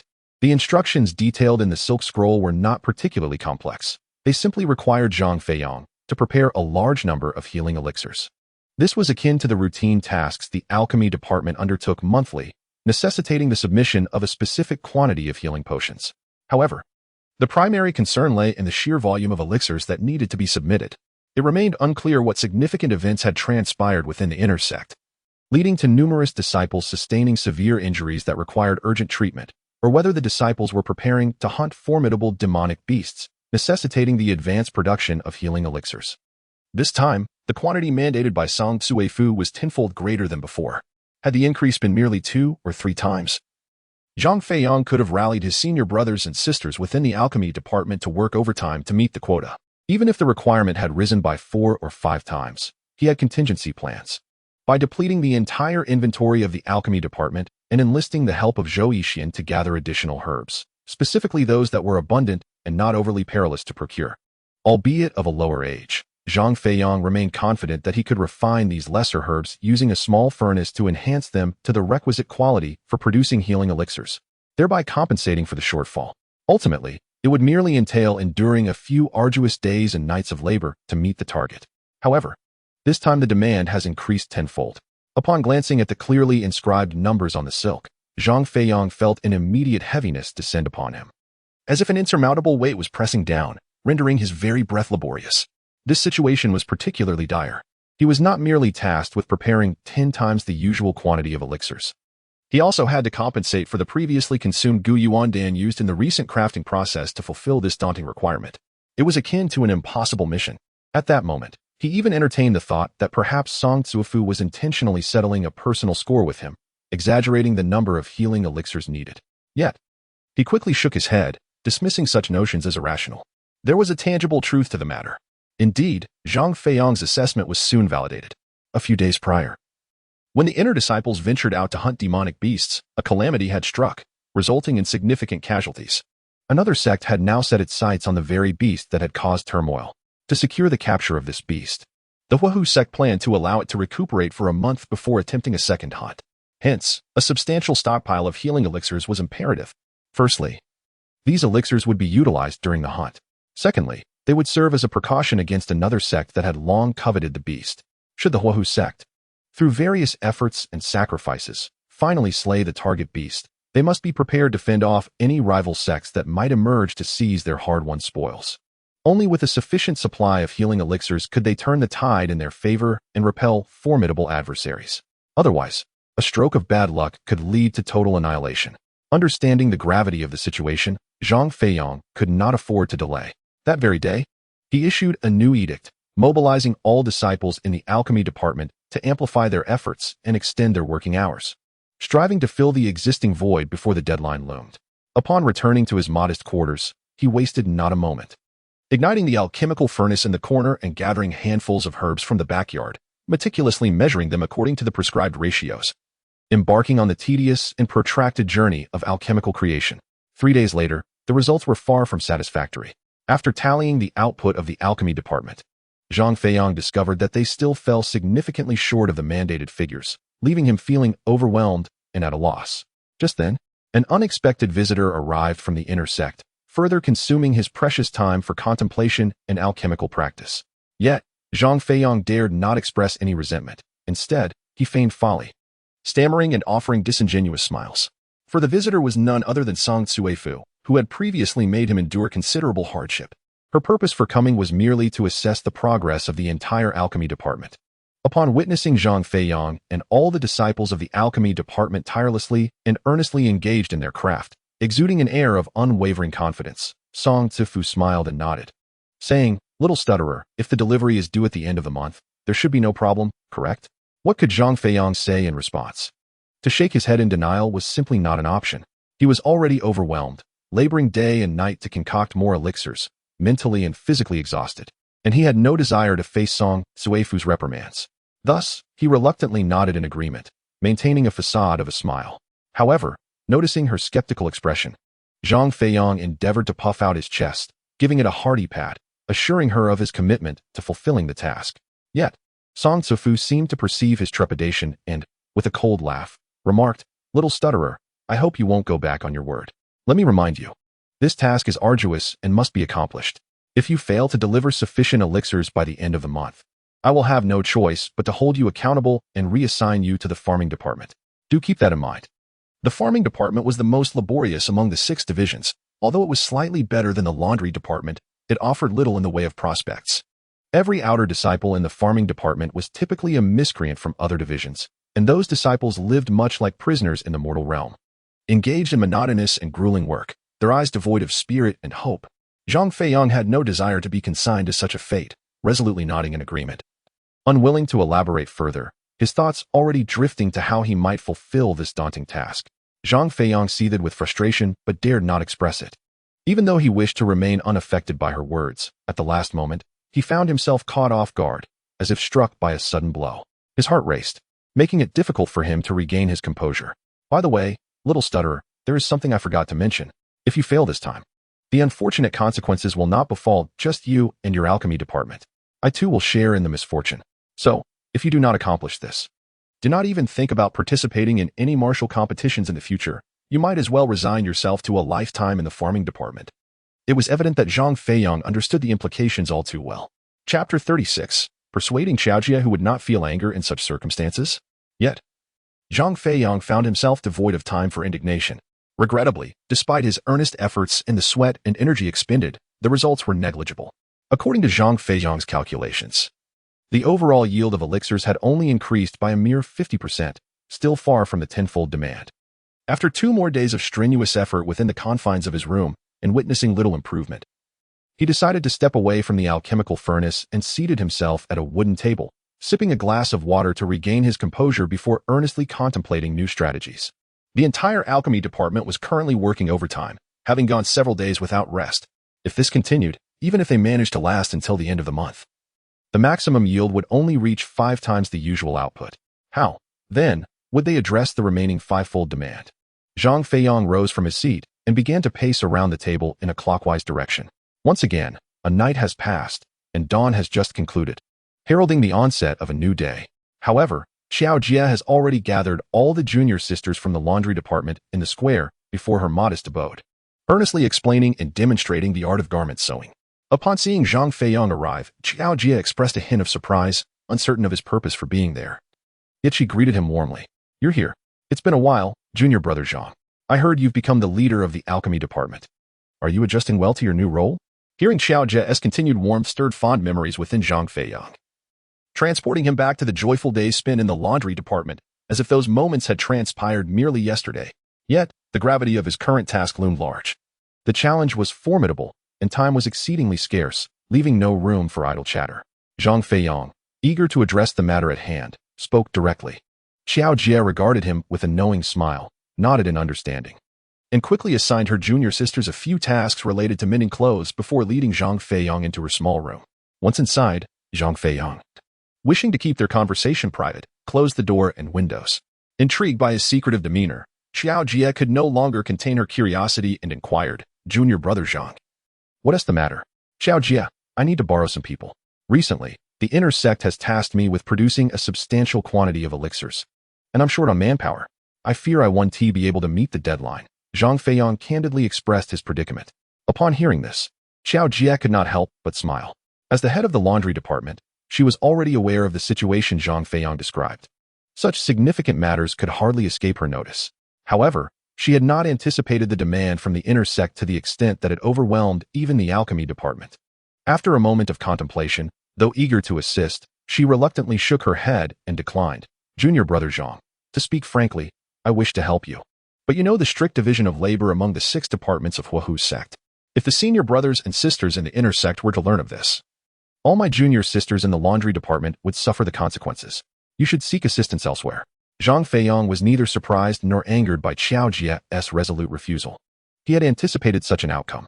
He had long come to understand that, in times of crisis, most people tend to look out for themselves, with few willing to extend a helping hand. This was a lesson he had learned throughout his years of wandering. Encountering someone as loyal as Zhou Yixian was already a stroke of immense fortune. How could he expect to find another? Seeing the look of regret etched upon Xiaojie's face, Zhang Feiyang reacted with a smile rather than anger. He took a step back and gently pulled a petite junior sister aside, whispering a few words to her. The little sister, resembling an adorable kitten, scampered over to Xiao Jia, tugging at her sleeve with a tearful expression that exuded innocence and vulnerability, as if her tender heart had been wounded. Sister Xiao, my senior brother says you're the best. When he was in the laundry department, you took the utmost care of him. Please help us, won't you? I beg you. Xiao Jia has always held a particular fondness for young girls, and when Zhang Feiyang's little junior sister unexpectedly launched a charming assault, she found herself momentarily disarmed. Unable to withstand the onslaught, it felt as if her heart was about to melt away. With a resigned sigh, she shot Zhang Feiyang an exasperated glance, which served as her reluctant agreement. Fine, I can't really do anything about you. I concede. Dear little one, please don't cry. All right, come on, give me a smile. Zhang Feiyang had been observing from a distance, furrowing his brows in silence. Only when he heard Xiao Jia finally acquiesce did his expression relax. He bowed in gratitude, saying, Thank you, Xiao Jia. Then it is settled. Once this matter is accomplished, I shall express my gratitude by presenting a healing elixir to everyone in the laundry department. Initially, Xiao Jia felt somewhat aggrieved, her mood soured by the sense of having been outwitted by Zhang Feiyang. However, upon learning that the promised reward was a rare healing elixir, a treasure unattainable for the disciples of the laundry department in their lifetime, her spirits lifted. She began to engage in detailed discussions with Zhang Feiyang about how to assist. Zhang Feiyang's initial suggestion was for the laundry department's junior sisters to wear garments provided from the alchemy department's storeroom and come to help with potion making under the cover of night. Xiao Jia proposed a more efficient alternative. She remarked that such an approach would only delay progress, as the demand for outer sect clothing was minimal, and the workload for washing was not substantial. Instead, they could simply transport some of the alchemical furnaces to the laundry department. This way, as long as Zhang Feiyang delivered a certain quantity of herbs daily, all the junior sisters in the laundry department could lend a hand. 3 days passed, and the production of healing elixirs surged severalfold, successfully catching up on the previously lagging schedule. After another 3 days, the output doubled once more, depleting the alchemical department's entire stock of herbs. With the momentum maintained, it seemed they would complete the required amount before the month's end, bringing a sigh of relief from Zhang Feiyang. Yet, he remained cautious, continually urging the brothers and sisters in both the alchemy and laundry departments to exert further effort, striving for collective success in this challenging endeavor. Regrettably, such fortuitous circumstances did not last long. The pressure on the herb-gathering department was equally intense, but unlike the alchemy department, the herb-gathering department showed no inclination to expedite their progress, even though they were aware that the supply of herbs was insufficient for the alchemy department's needs.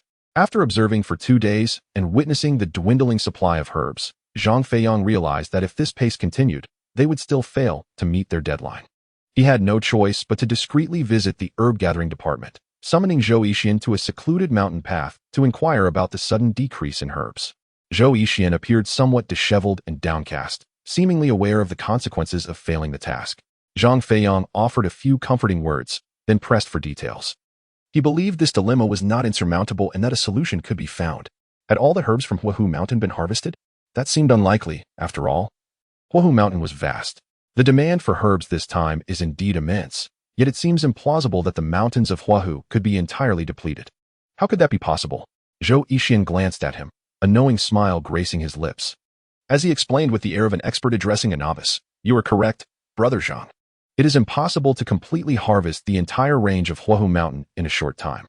Even if our herb-gathering department worked tirelessly day and night, it would take around a year. However, not all herbs are suitable for crafting healing elixirs. Zhang Feiyang was momentarily taken aback, beginning to grasp his meaning, and nodded attentively to continue listening.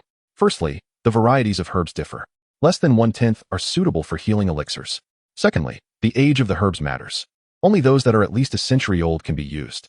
Even a year's difference is significant. A herb that has matured for 99 years is worlds apart from one that has reached a full century. Lastly, there is the issue of location. At this point, Zhou Yixian seemed to recall a sorrowful memory, his eyes glistening with unshed tears. Zhang Feiyang was taken aback, eager to offer comfort but at a loss for words. He simply placed a hand on his shoulder, hoping to ease his distress. There remain many herbs on Huahu Mountain that could be used for healing elixirs. However, their locations are perilously steep and dangerous, making the risk of harvesting them exceedingly high. The esteemed senior brother, who rewarded me with the golden cicada box and leads our herb-gathering department, tragically fell to his death just days ago while attempting to harvest a 200-year-old herb. Zhang Feiyang suddenly understood, noticing Zhou Yixian's lingering sadness. and gently patted his shoulder in an attempt to console him. Yet, Zhou Yixian seemed to perceive Zhang Feiyang's urgency and concern. He shook his head, pushing away Zhang's hand, and said, "Brother Zhang, that matter is in the past. Let us not dwell on it. Let us discuss your situation. Our herb gathering department cannot provide a substantial amount of herbs in time, and by the end of the month, this task will surely remain unfulfilled. What do you plan to do? What else could be done? Should one simply abandon hope?" Zhang Feiyang shook his head, his thoughts racing as he glanced up at the sky and began to walk aimlessly forward. His pace slowed as his mind wandered, becoming increasingly muddled. Passing through a grove, he spotted a clump of weeds on the ground, suddenly struck by inspiration, feeling akin to those weeds, seemingly devoid of hope. For no matter how hard weeds strive, they can never grow into towering trees. With a sigh, Zhang Feiyang contemplated this. Yet, at that moment, as he drew a parallel between himself and the weeds, a flicker of realization sparked within him, and a smile broke forth as he formulated a plan. He patted Zhou Yixian's hand, urging him to take him to meet the new leader of the herb-gathering department. Seeing Zhang's sudden transformation from despondency to exuberance, filled with newfound confidence, Zhou Yixian curiously inquired, "Brother Zhang, have you devised a solution? Pray, share it with me." Zhang Feiyang met his gaze with a mysterious smile, offering no explanation. For this matter, discussing it with Zhou Yixian would bear no fruit. Only a direct conversation with the leader of the herb-gathering department could yield results. Zhang Feiyang yearned to refine his internal plans further, unwilling to squander time on trivial displays before Zhou Yixian. Chapter 37. The Genius Maiden of the Herb-Gathering Division. The Herb-Gathering Division is situated on the mountainside, akin to the Alchemy Division, albeit at a slightly higher altitude, to amass a sufficient quantity of medicinal herbs. The location of the Herb-Gathering Division is considerably more expansive than that of the Alchemy Division. If the layout of the Alchemy Division resembles a long dragon, then the Herb-Gathering Division resembles a serpent that has grasped its own tail, establishing a flat, circular encampment in the mountainside. In light of the recent loss of their leader, a shroud of sorrow enveloped the hearts of all disciples within the Herb-Gathering Division. The unfortunate demise of the eldest senior brother has awakened a stark awareness among the disciples regarding the perilous nature of their pursuits and the arduous path to transcendence.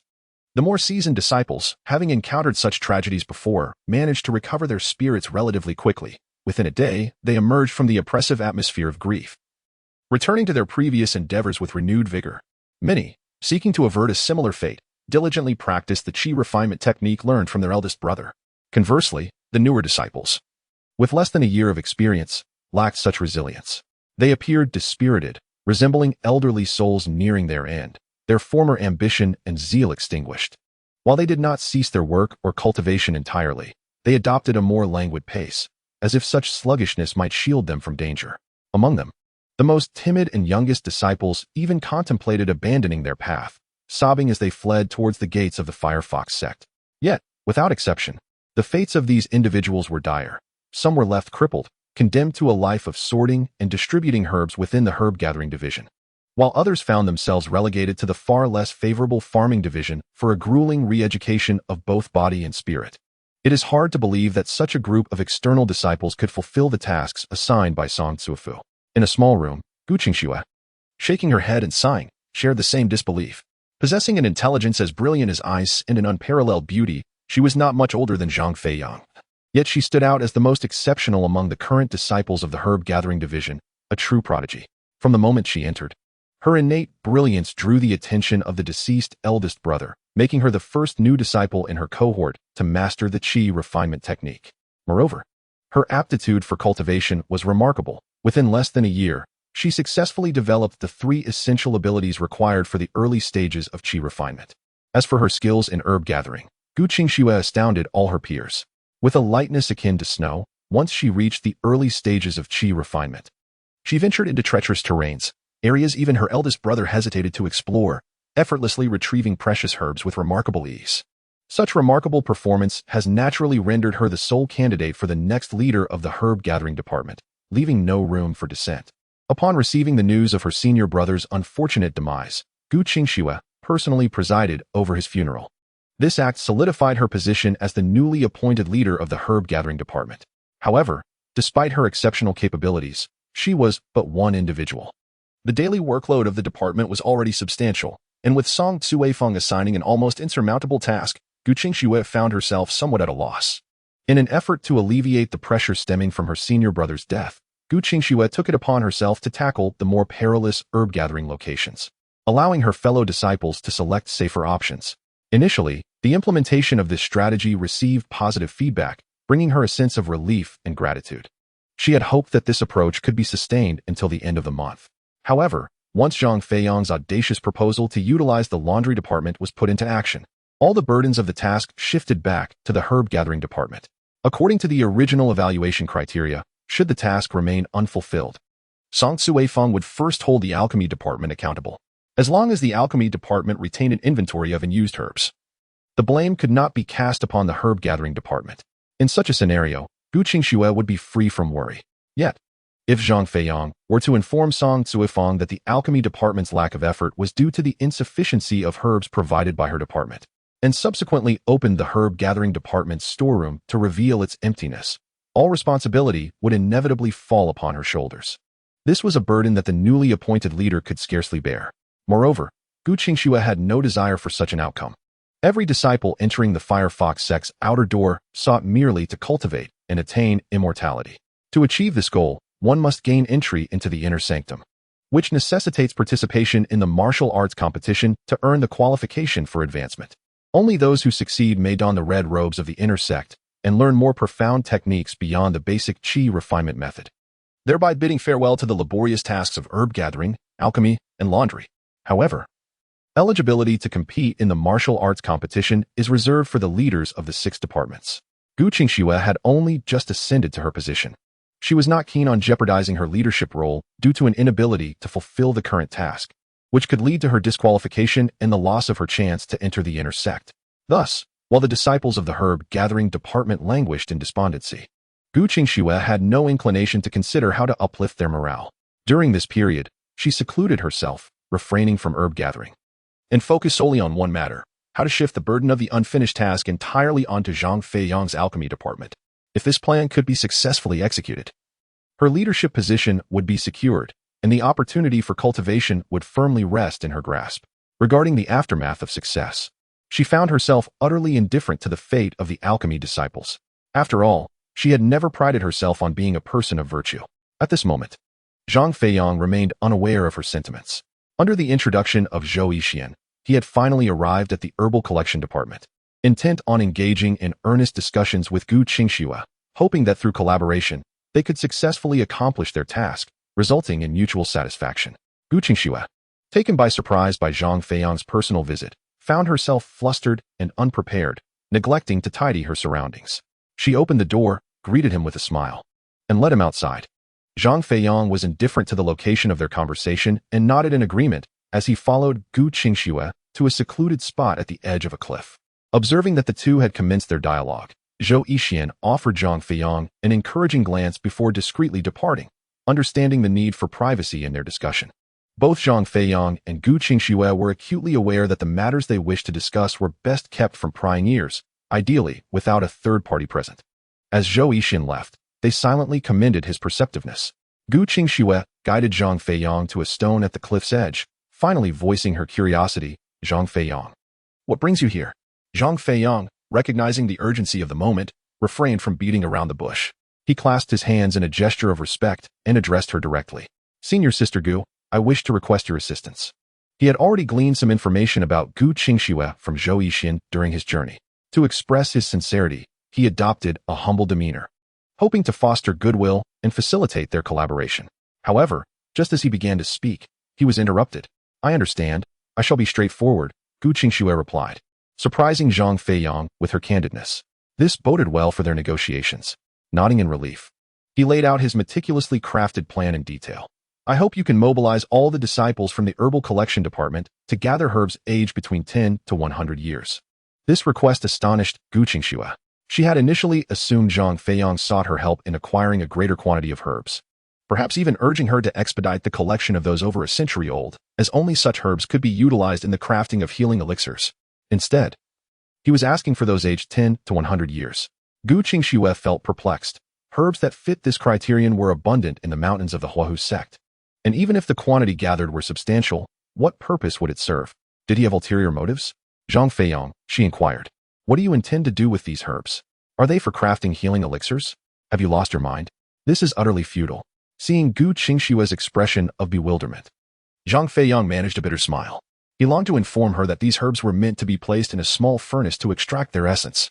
This would allow him to utilize the otherwise useless herbs to compensate for the current shortage in the herb-gathering department. However, the existence of his small furnace was a rather private matter. In the entire Huahu sect, apart from Shi Xian, he was the only one privy to this secret. If a third person were to discover it, and the secret were to spread, he would be at risk of bearing the consequences of possessing something so valuable. Zhang Feiyang was not so foolish. Yet, saying nothing would undeniably fail to convince Gu Qingxue. Chapter 38. The merchant noticing Gu Qingshua's lack of understanding regarding the Guiyuan Dan. Zhang Feiyang reached into his robe, retrieving a worn, small vial, from which he took out a white elixir and placed it in his palm. The elixir was pristine white, resembling a snowball, and it radiated wisps of white vapor that enveloped it, lending the pill an air of mystery. Although Gu Qingxue was unaware of what the Guiyuan Dan was, her keen gaze, upon witnessing Zhang Feiyang's pained reaction, indicated that it was undoubtedly precious, prompting her to inquire further. The Guiyuan Dan was indeed documented in the ancient texts of the alchemy department, so there was little to conceal. Zhang Feiyang candidly explained its name, its effects, and the challenges involved in its formulation, hoping she would grasp the elixir's value.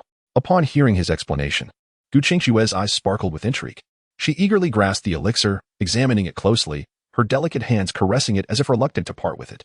As her admiration grew, the smile in her eyes blossomed, and Zhang Feiyang felt a significant alleviation of pressure.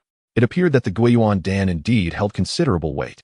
Although he possessed only this single pill, freshly concocted yet destined for another, it was still worth it compared to the punishment of being unable to participate in the martial arts competition. He could always refine another when the demand for healing pills was not so pressing. With this thought, he sighed in relief and was about to ask for Gu Qingshue's response. Suddenly, she seemed to see through his thoughts, smiling at him before returning the Guiyuan Dan to his hand.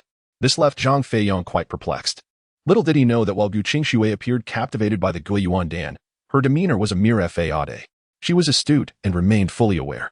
Seeing Zhang Feiyang present such a valuable Guiyuan Dan only deepened her concerns. She did not believe that the conditions he had just proposed could warrant a Guiyuan Dan.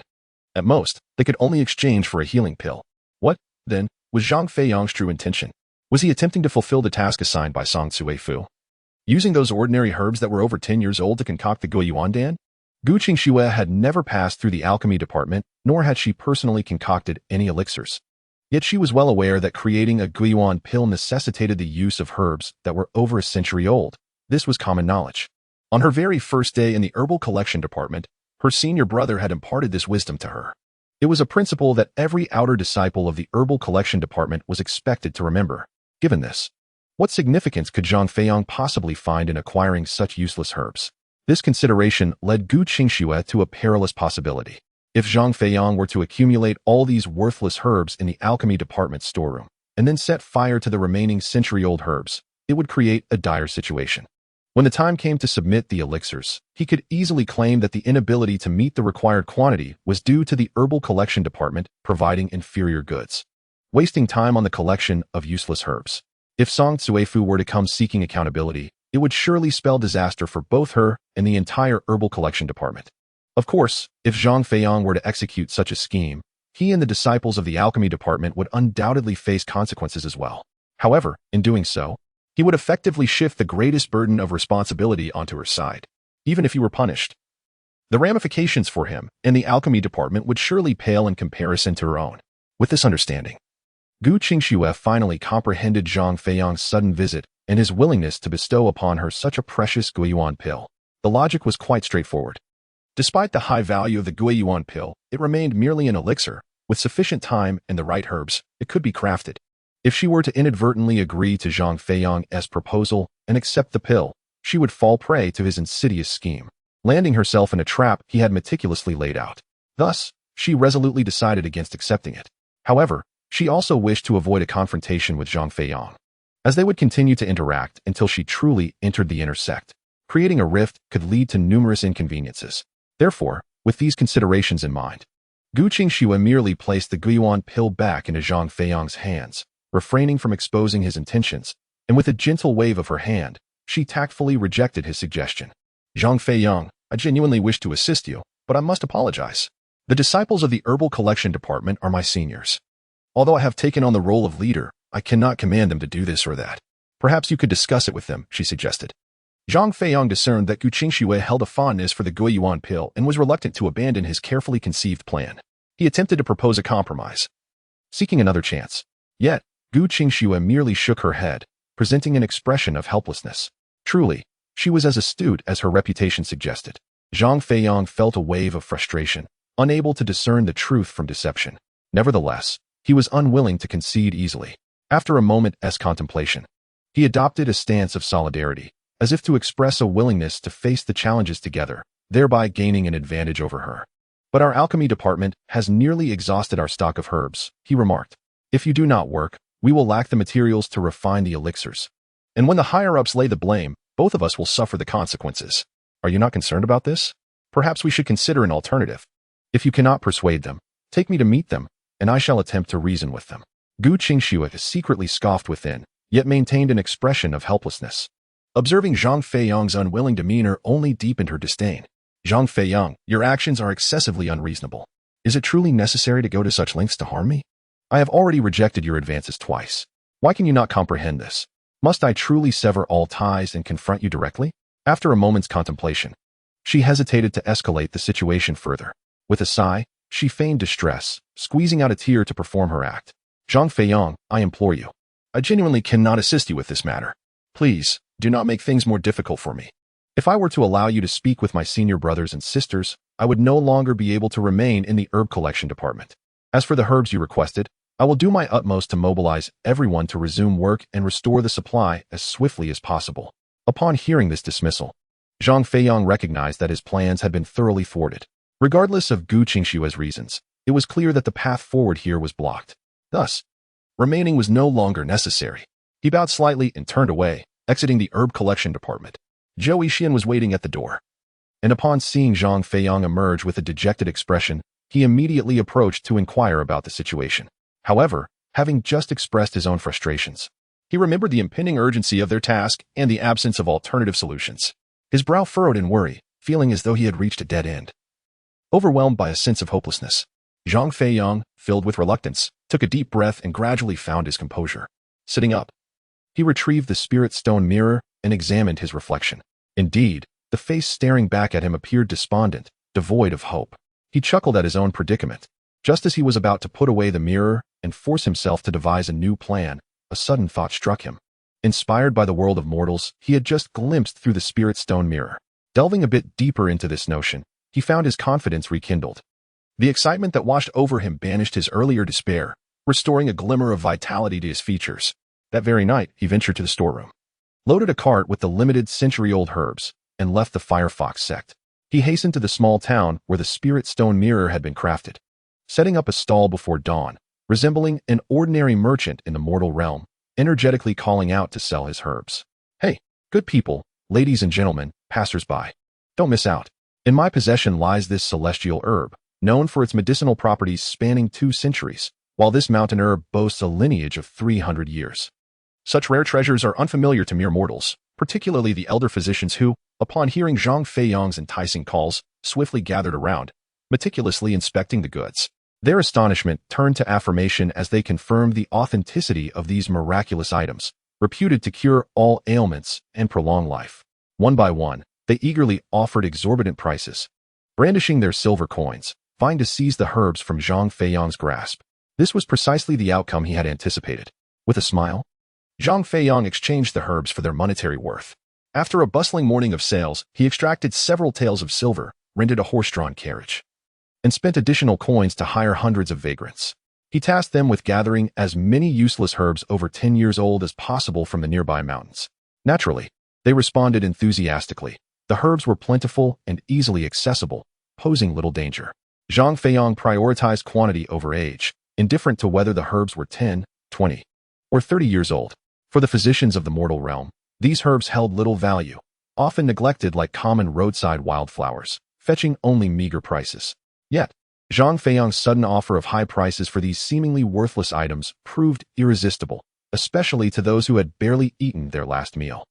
Zhang Feiyang's approach yielded results far beyond expectations.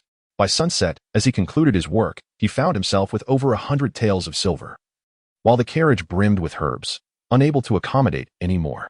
That evening, after enlisting the laundry and alchemy departments to assist in stacking the surplus herbs in his modest lodgings, Zhang Feiyang, undeterred by fatigue, ignited the furnace and diligently commenced the process of refining the essence, transforming the useless herbs into potent materials suitable for concocting healing elixirs. After a day and night of relentless labor, he wiped the beads of sweat from his brow, washed his face, and replenished his energy with a modest meal. Upon inspecting the remaining herbs, he realized they significantly exceeded the alchemy department's requirements, allowing him to finally exhale a sigh of relief, his heart swelling with exhilaration and laughter. As days passed, he completed the necessary quantities just a day before the deadline. The alchemy department, upon learning this news, erupted in excitement and celebration, the vivacious atmosphere lasting for an entire day and night. Knowing that he would not face punitive repercussions, Song Zifu hurried from the inner sanctum to join the festivities, lavishing praise upon Zhang Feiyang during the evening banquet, bestowing upon him great honor. Grateful, Zhang Feiyang bowed in thanks. However, upon hearing her words, a knot tightened in his heart. The festive ambience that had momentarily relaxed his spirit now rendered him alert, as an instinctive foreboding whispered that something ominous loomed ahead. If it were indeed a favorable matter, why did Song Cuefu not reveal it in front of everyone during the banquet? Why seek a private conversation? There must be something amiss. He scoffed inwardly, yet maintained a benevolent smile on his face, shaking his head and waving his hand to gently decline Song Cuefu's invitation. Senior sister, I am quite fatigued. Let us discuss this tomorrow. I shall retire for the night now. Chapter 39. The demon worm Song Cuefu's audacity far surpassed Zhang Feiyang's expectations. As he attempted to turn and escape, she gracefully leaped, akin to a leaf dancing in the wind, gliding above his head before landing with poise. With a delicate grasp, she entwined her hand around his arm, leading him into a secluded area of the alchemy department. The unaware disciples of the alchemy department, seeing this, mistakenly believed that Zhang Feiyang and Song Cuefu shared a romantic entanglement.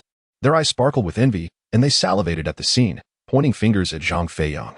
Some senior brothers, who had pursued Song Cuefu for years without success, could not contain their frustration, lamenting with heavy sighs and indulging in despondent drinks. They criticized Song Cuefu's taste, lamenting that despite their own tall and handsome appearances, as well as superior cultivation levels compared to Zhang Feiyang, she chose to associate with someone of such average looks.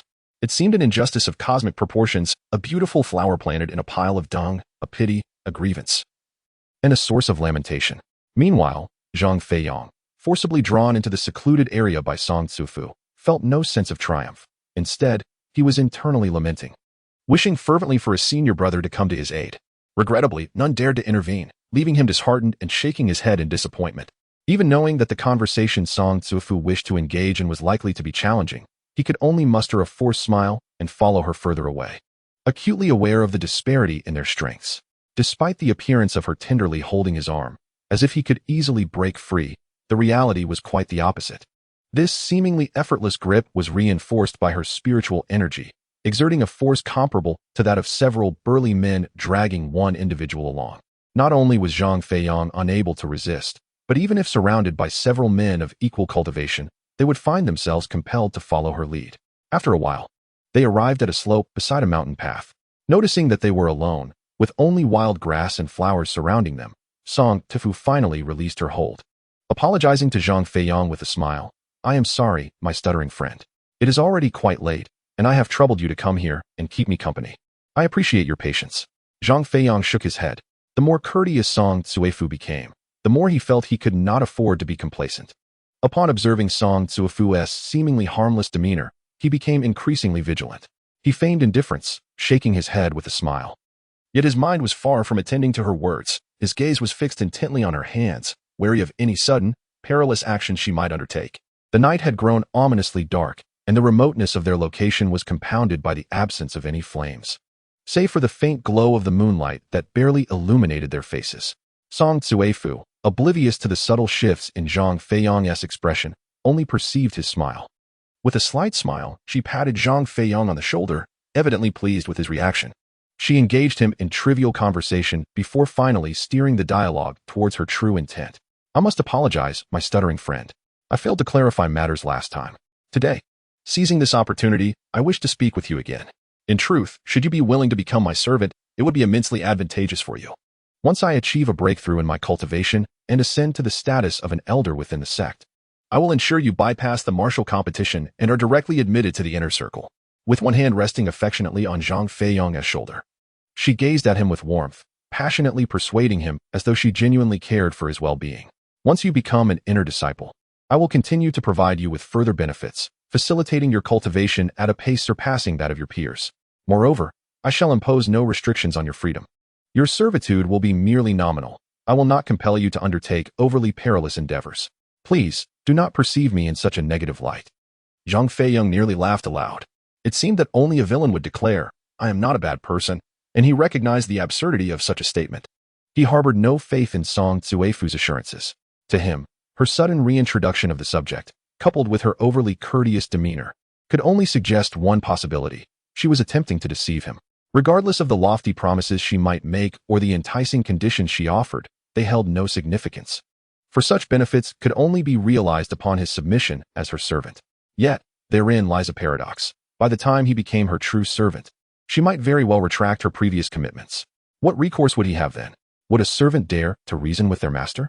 Anyone of sound mind would recognize the futility of such an endeavor. Unless, of course, the promises she made could be honored in advance, but that was patently unrealistic. If Song Tsuefu were genuinely inclined to bestow upon him such considerable advantages, why not present something tangible now to demonstrate her sincerity? For instance, she could easily offer him a fine artifact as a token of goodwill. Yet, she had not done so, merely extending empty promises. Zhang Feiyang was not so naive. The more she spoke, the more his opinion of her deteriorated, and correspondingly, his wariness intensified. Certainly, even though he has discerned Song Tsuefu's subtle intentions, he dares not expose them publicly. After all, her strength surpasses his significantly, her realm is elevated, and her status is more esteemed than his. Moreover, as a woman, she naturally elicits sympathy from others. It is undoubtedly best to resolve the matter without any confrontation. Thus, from the moment Song Tsuefu began to make extravagant promises, Zhang Feiyang maintained an attentive demeanor, nodding in agreement, portraying an image of profound endorsement. However, when she inquired whether he would immediately pledge his allegiance and establish a master-servant relationship, he feigned distraction, lost in admiration of the fireflies or the moon. And if pressed too hard, he would only offer a vague excuse to buy himself some time to contemplate.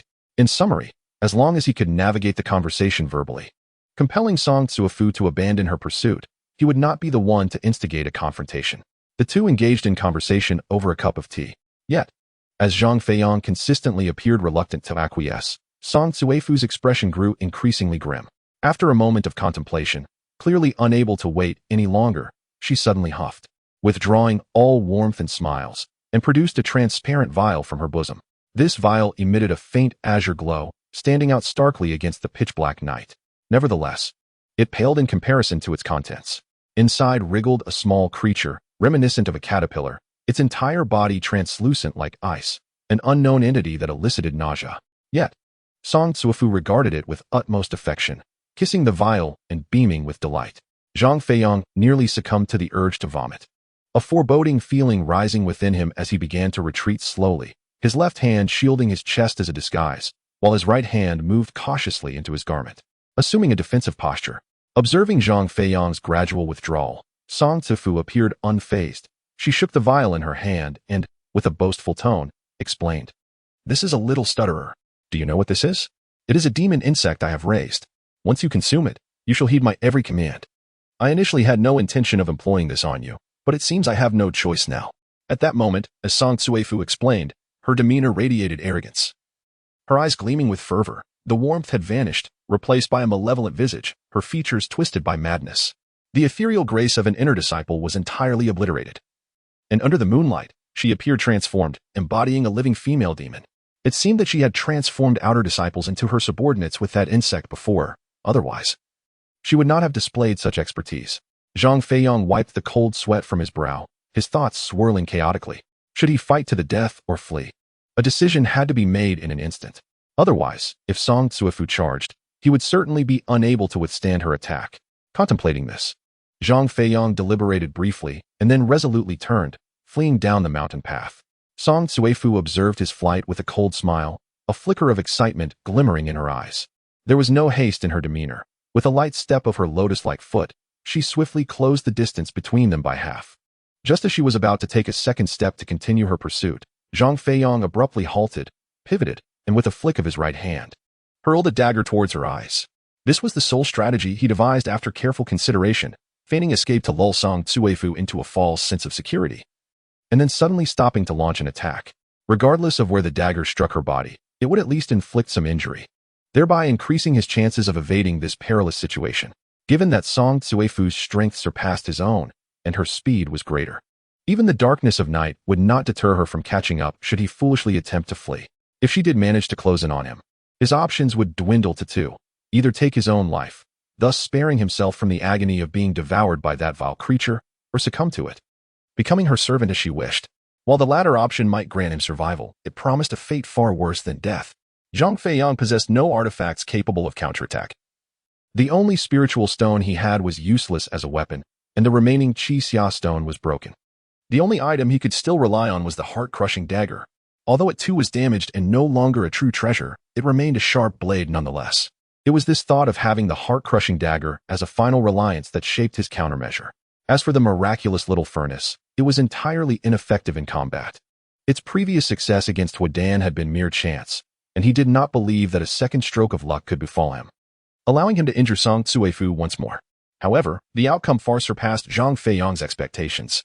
His sudden dagger throw took Song Tsuefu by surprise, leaving her unable to evade, and she could only watch helplessly as the heart-crushing dagger hurtled toward her left eye.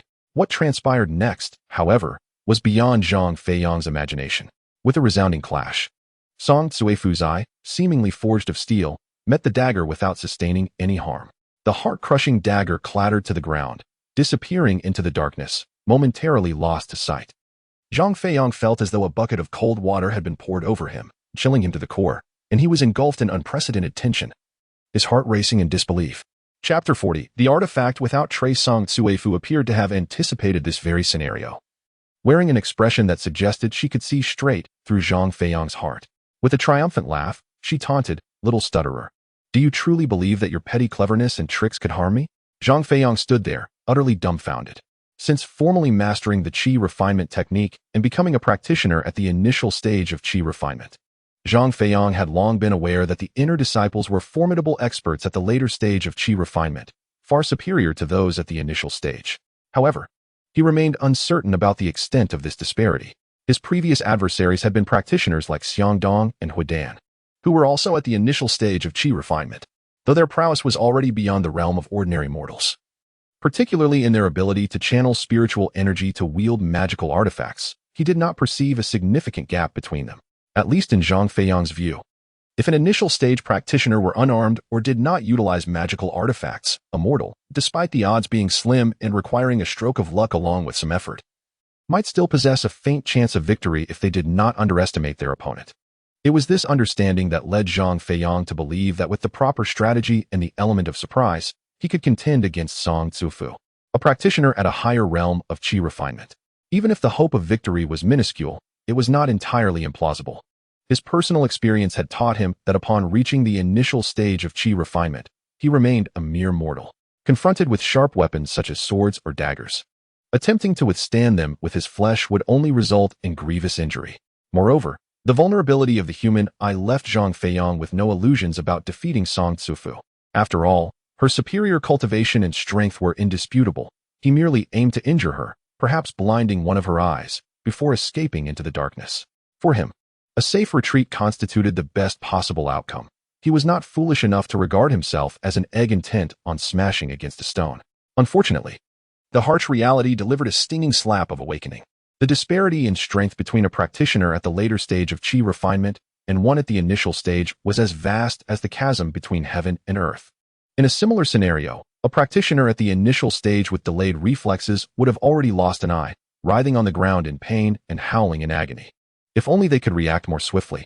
It would still be impossible for a practitioner at the initial stage to evade a sharp dagger without sustaining at least a superficial wound. After all, they were still flesh and blood. Yet, in a startling turn of events, that very flesh had just deflected the dagger. Zhang Feiyang could not fathom how Song Tsuefu had achieved this, but he recognized one undeniable truth. The present moment was far more perilous than before. Indeed, as Song Tsuefu's laughter faded, She suddenly sneered, her footwork resembling the swiftness of the wind as she pursued him. As the distance between them dwindled, the word escape flashed through Zhang Feiyang's mind. Song Tsuefu's relentless pursuit grew fiercer, trailing him from one mountain path to another, closing in with increasing intensity. Her eyes gleaming with cold light and triumph. After much effort, Zhang Feiyang finally caught up with the third mountain path.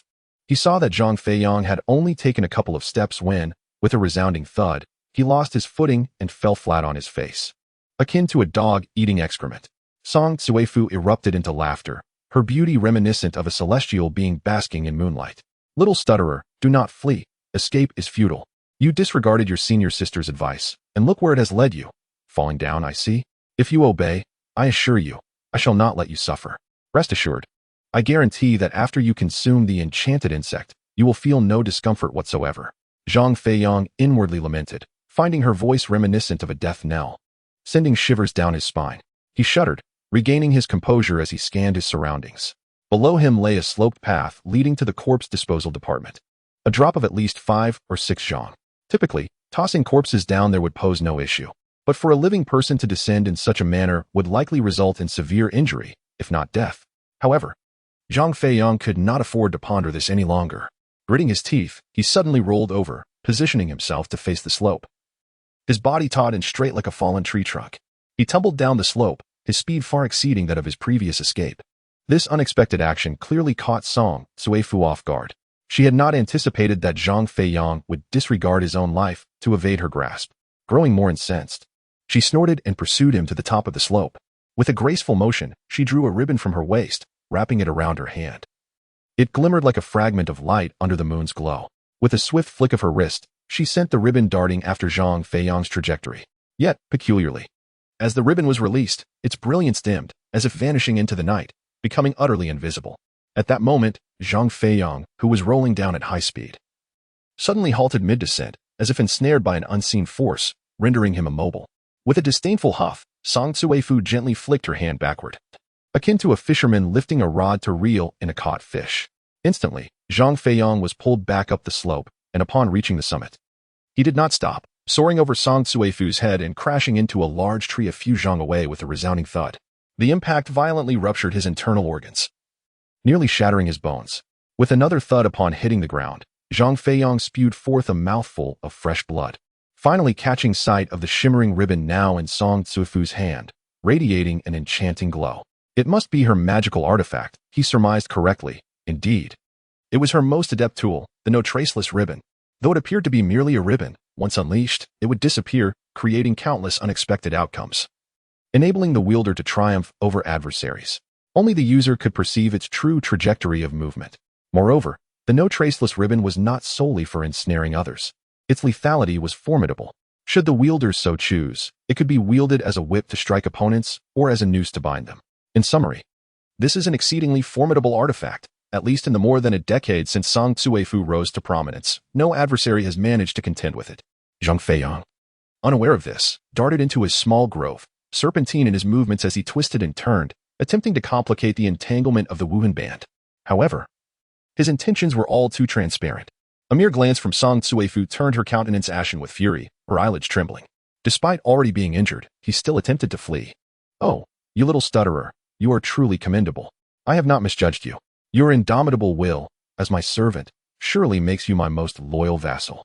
With a cold laugh, she flicked her delicate hand, and the Wuhan band glimmered with light, launching forth with a crack. It resembled a whip several dozen feet in length, sweeping from east to west, brutally snapping a tree that would require 2 or 3 people to encircle, cleaving it in half. When it struck Zhang Feiyang, he was sent hurtling through the air, landing several yards away with a thud, blood spewing from his mouth. Numbed by the impact, his bones felt as though they might shatter, and he lost sensation from head to toe. Although he was not on the brink of death, he was perilously close to it. A section of flesh was torn from his right side, exposing white bone, and blood flowed profusely from the wound. Should he fail to staunch the bleeding promptly and apply spiritual energy for urgent treatment, in less than the time it takes to burn an incense stick, his life would be forfeit. The blood flowed swiftly, and as time passed, the laceration worsened. After receiving such a blow, Zhang Feiyang's consciousness began to fade gradually. This was still under the condition of his rock-solid willpower, allowing him to maintain a semblance of awareness. Had it been anyone else, they would have already succumbed to unconsciousness under such a strike. Yet, Zhang Feiyang understood that he absolutely could not allow himself to lose consciousness. Regardless of the pain or despair, he must remain alert, even until the final moment of life slipped away. At that moment, thoughts of escaping Song Tsuefu's clutches were no longer on his mind. He merely sought to channel his spiritual energy, hoping to regain some movement in his fingers to retrieve the life-saving Guiyuan pill and consume it, prioritizing survival before all else. Only by living could he contemplate anything further. Alas, this task was exceedingly arduous for him now. After 2 attempts, although he successfully uncorked the vial, he could not manage to invert it and pour the Guiyuan pill into his mouth. A profound sense of helplessness washed over him, akin to being at the end of his rope. Seizing the fleeting moment as his body lifted off the ground, Zhang Feiyang summoned the last vestiges of his strength, biting down on the vial's opening. As he spun through the air, he finally managed to swallow the Guiyuan pill. Upon landing, he appeared still on the verge of collapse. Yet the miraculous effects of the pill began to manifest, momentarily dispelling the numbness throughout his body and restoring a modicum of mobility. As the Guiyuan Dan transformed into spiritual energy, healing Zhang Feiyang's internal injuries and lumbar ailments, the serene atmosphere of the surroundings was abruptly shattered. From a distance, an exuberant throng of people engaged in animated conversation approached, their footsteps growing louder and more numerous. Within mere moments, the owners of the voices revealed themselves before Zhang Feiyang and Song Tsuefu. "Sister, did you notice that handsome alchemy brother from the refining department? The tall and slender one. He is quite charming, don't you think? I sensed he has a keen interest in you. What are your thoughts? Are you teasing me again? Did you not notice the younger brother beside him? I saw your gaze linger on him quite clearly. Speak the truth, have you two exchanged glances?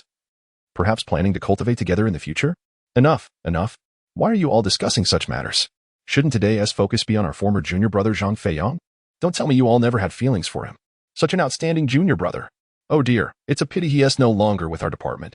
Had I known he would be so remarkable, I would have made every effort to be with him." Thus, the banquet of the night finally approached its conclusion. The disciples of the alchemy department began to close the doors, retreating to rest. Meanwhile, the sisters from the laundry department, who had contributed significantly to this alchemical endeavor, reluctantly made their way out of the alchemy department. Chapter 41. Return to the laundry department at this moment.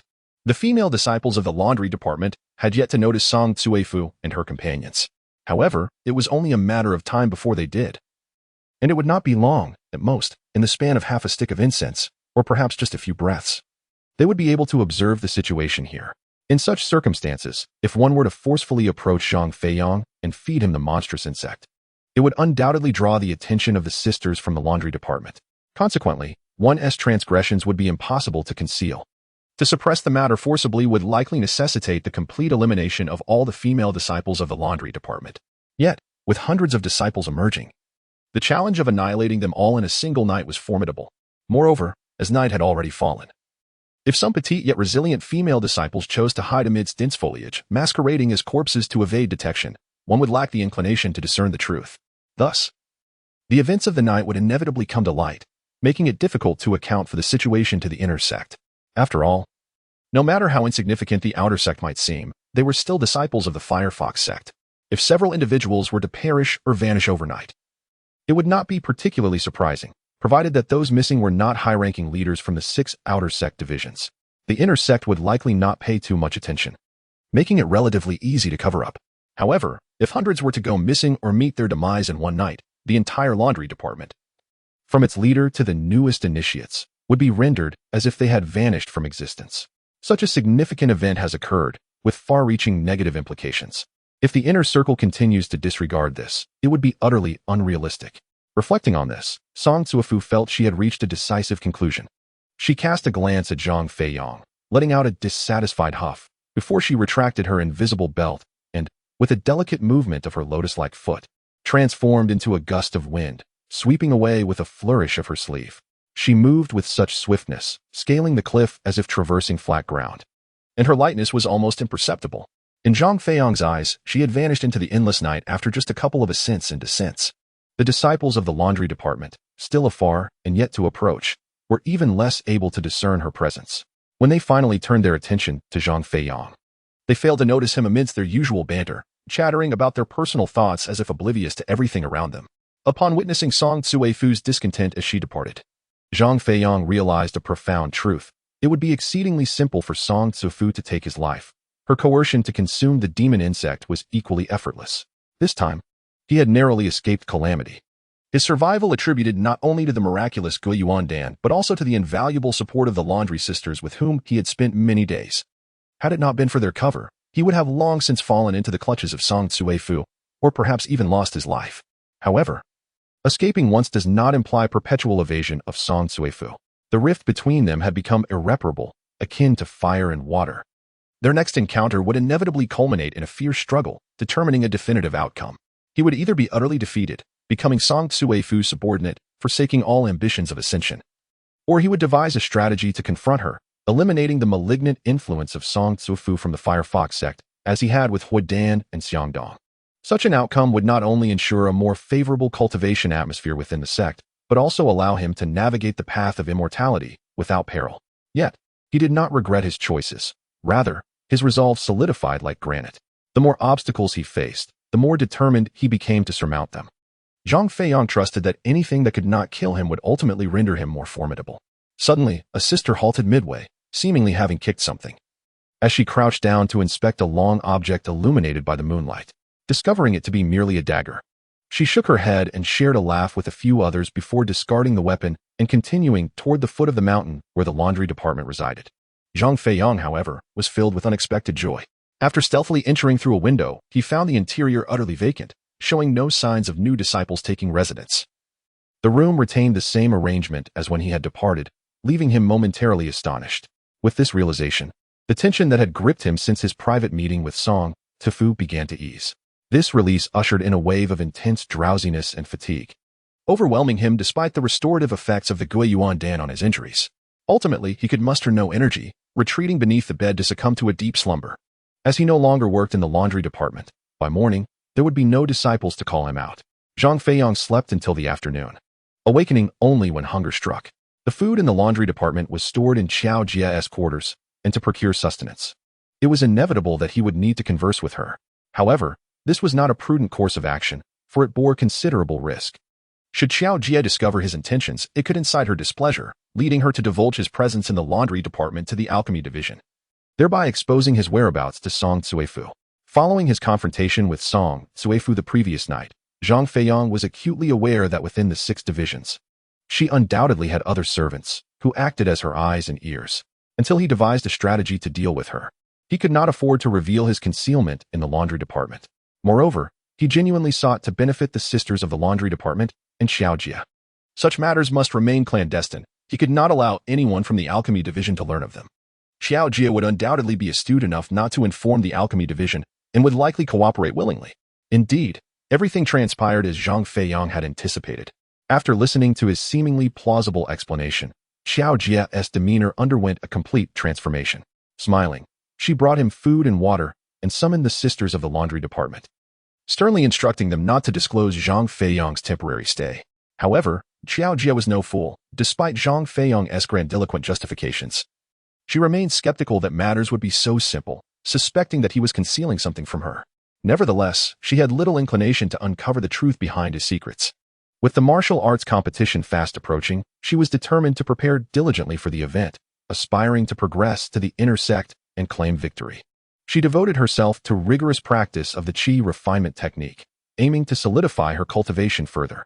Concurrently, she did not forget to create obstacles for Zhang Feiyang. After all, he had transformed from a mere disciple to the leader of the alchemy division, positioning him as her imminent rival. Zhang Feiyang naturally did not dare to refuse Xiaojia. The risks associated with refusal were far too great. Rather than take such chances, he chose to acquiesce and perform menial labor, as he had not prioritized this year's martial arts competition. At that moment, among the 6 divisions of the outer sect, the leaders of the other 5 departments had gradually become less occupied, delegating their responsibilities to their disciples, and entered seclusion to prepare for the upcoming competition. Only Zhang Feiyang remained diligently refining elixirs and washing clothes, living as a common disciple among the 6 divisions. He understood that his current predicament was more precarious than anyone else's, and thus he was under immense pressure. Zhang Feiyang was well aware that if he wished to continue his pursuit of immortality within the Huahu sect safely, he needed to formulate a strategy to contend with Song Tzuefu before the martial arts competition commenced. According to the established rules, he was obliged to attend the martial arts competition, and it was highly likely that Song Tzuefu would also be present. This meant he would have to confront the formidable woman once again. Time was of the essence. To outsiders, Zhang Feiyang appeared to lead a leisurely life, spending his days concocting elixirs, washing clothes, eating, and sleeping, seemingly devoid of any pressure. Yet, only he understood the immense toll that each session of alchemy and laundry exacted upon his spirit, not from physical exhaustion, but from the mental strain of racing against time. Desperately carving a path through what seemed like a dead end, a struggle too profound to articulate. Chapter 42. The slip of paper. Thus, 3 days passed. Zhang Feiyang had exhausted every conceivable strategy and fulfilled his promise to Qiao Jie by successfully crafting a healing elixir. However, he still found himself at a standstill regarding how to confront Song Cuifu. As the date of the martial arts competition drew ever closer, he began to feel increasingly overwhelmed. Upon awakening once more, it was already afternoon, and a knock at the door interrupted his thoughts. Upon opening it, he found Qiao Jie standing there, her expression radiating a harmless smile. Qiao Jie had anticipated this moment. She observed the storage room, where garments had accumulated into a staggering number of barrels, occupying 2/3 of the space. If not addressed promptly, there would be no room left to store anything.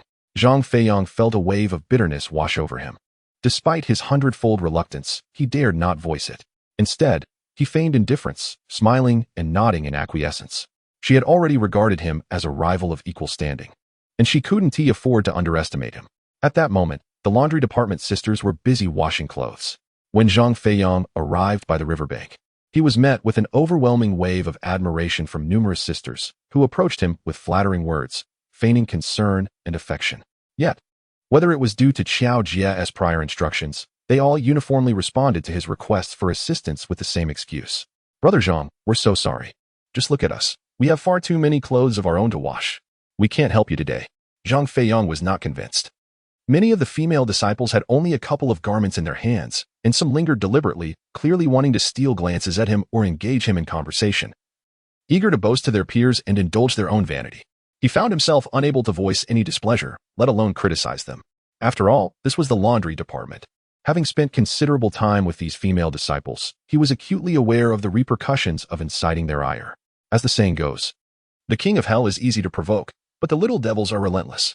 Should they become truly displeased, they would find ways to make his life difficult, effectively thwarting his intention to strategize against Song Cuifu in the laundry department. Zhang Feiyang resolved to endure, cooperate, and respond with a benign smile as his strategy. Every day, he endeavored to present an air of enthusiasm, captivating the female disciples until they were utterly enchanted. In those moments of distraction, he seized the opportunity to diligently wash the garments in stock while simultaneously contemplating strategies to deal with Song Cuifu. Regrettably, this approach persisted for several days without yielding any progress. During this time, Zhou Yixin made another visit. Zhang Feiyang, increasingly disheartened by the stagnation in his tactics against Song Cuifu, finally began to regain some composure. The urgency of the situation weighed heavily upon him. If he continued to delay without advancement, disaster would surely ensue. Fortunately, by this juncture, the novelty of idolizing Zhang Feiyang had waned for the senior and junior sisters. As they engaged in fervent discussions about the upcoming martial arts competition, extolling the remarkable prowess and charm of their fellow competitors, their eyes sparkled with excitement. Zhang Feiyang breathed a sigh of relief, finally able to focus wholeheartedly on the pressing matter concerning Song Cuifu. One fateful day, upon rising, the situation appeared less than favorable. This predicament allowed for the clearing of more garments each day. However, by midday, progress was still elusive. Zhang Feiyang found himself entangled in a web of confusion, teetering on the brink of despair. At that moment, while washing a garment missing a button, he felt a crumpled piece of paper within his grasp. This fragment, torn from a book, bore only 2 words, "later phase." A wave of curiosity washed over him as he scrutinized the words, yet their significance eluded him. Just as he contemplated discarding the paper, it struck him that it might be a fragment of the qi refining technique. To his astonishment, he realized the lettering and size matched precisely those found in the qi refining technique. Could this be a page torn from it? Zhang Feiyang's mind raced as he sought the origin of those 2 words. Moments later, he paused, a flicker of confusion crossing his face, bringing the paper closer. He fixated on the 2 words, scrutinizing them intently. Strange. It dawned on him that the qi refining technique contained merely over 2,000 characters, all of which he had memorized verbatim. The phrase "later phase" was not among them. After a few breaths, he made a breakthrough. He noticed a small hole in the sleeve of the garment, within which lay another fragment of paper, albeit of a different size and inscribed with different words. Excited, Zhang Feiyang eagerly continued to explore the garment. Alas, despite turning the clothing inside out numerous times, no further discoveries emerged. Nevertheless, his determination surged, and he carefully stowed away the 2 fragments before embarking on a new quest through the remaining garments from the same batch. When he found another piece devoid of any contents, he wasted no time and immediately set his sights on the next item. Thus, he searched for one piece after another, continuing the cycle of discovery and failure countless times. By evening, the sun had dipped below the horizon, casting a beautiful sunset that elongated Zhang Feiyang's shadow. In his relentless pursuit of more scraps of paper, he neglected even to eat, unwilling to rest, laboring from dusk until dawn.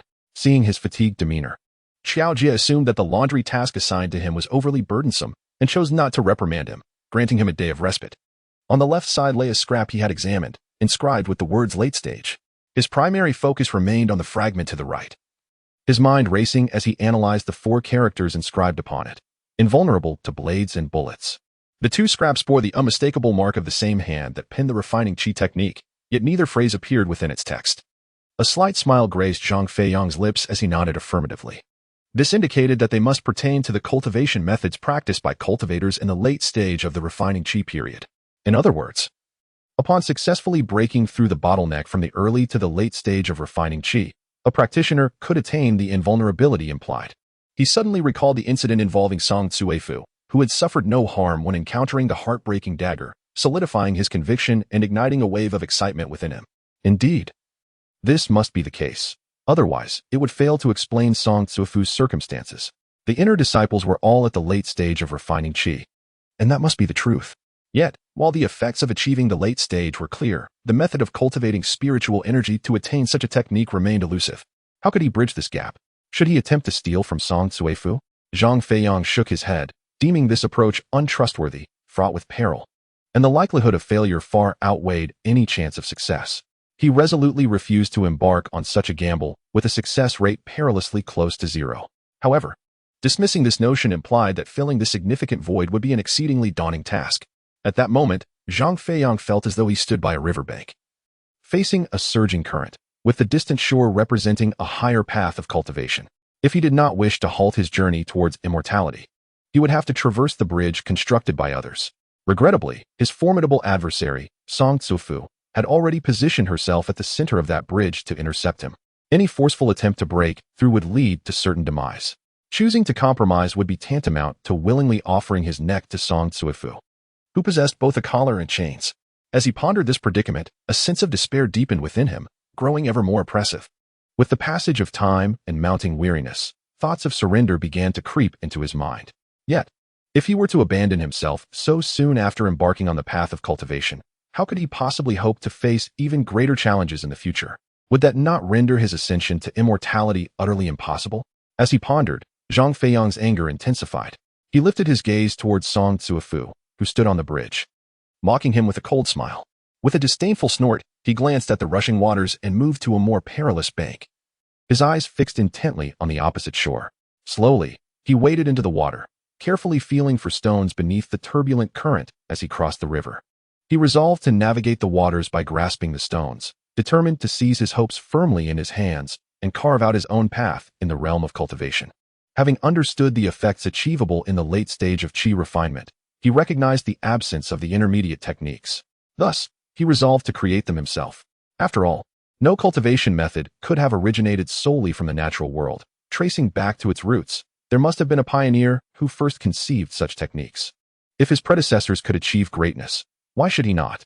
He was convinced that by accomplishing this, his stagnated cultivation would inevitably break through its limitations and reach the late stage of chi refinement. With this newfound strength, when he next encountered Song Tsuefu, he would no longer feel powerless. At the very least, he would be able to contend with her. Chapter 43. Invulnerable to blade and spear for the majority of ordinary individuals who live without want from the moment of their birth. There are designated individuals to impart various skills, ensuring that they can lead a peaceful life upon reaching adulthood. The instructors come from diverse backgrounds and maintain varying degrees of closeness, yet their essence remains the same. Initially, it is the parents who guide, followed by private tutors who assume the role of mentors. Should one cultivate a wide circle of friends, elder companions will share a plethora of experiences, Even in the absence of friends, one can acquire diverse skills through the study of classical texts left by ancestors. Upon reaching true adulthood, if one chooses a career in governance and passes the imperial examinations, various senior officials will naturally impart the skills required for bureaucratic responsibilities. Alternatively, if one opts for commerce, relatives or business associations will willingly guide newcomers on the intricacies of trade and the regulations governing it.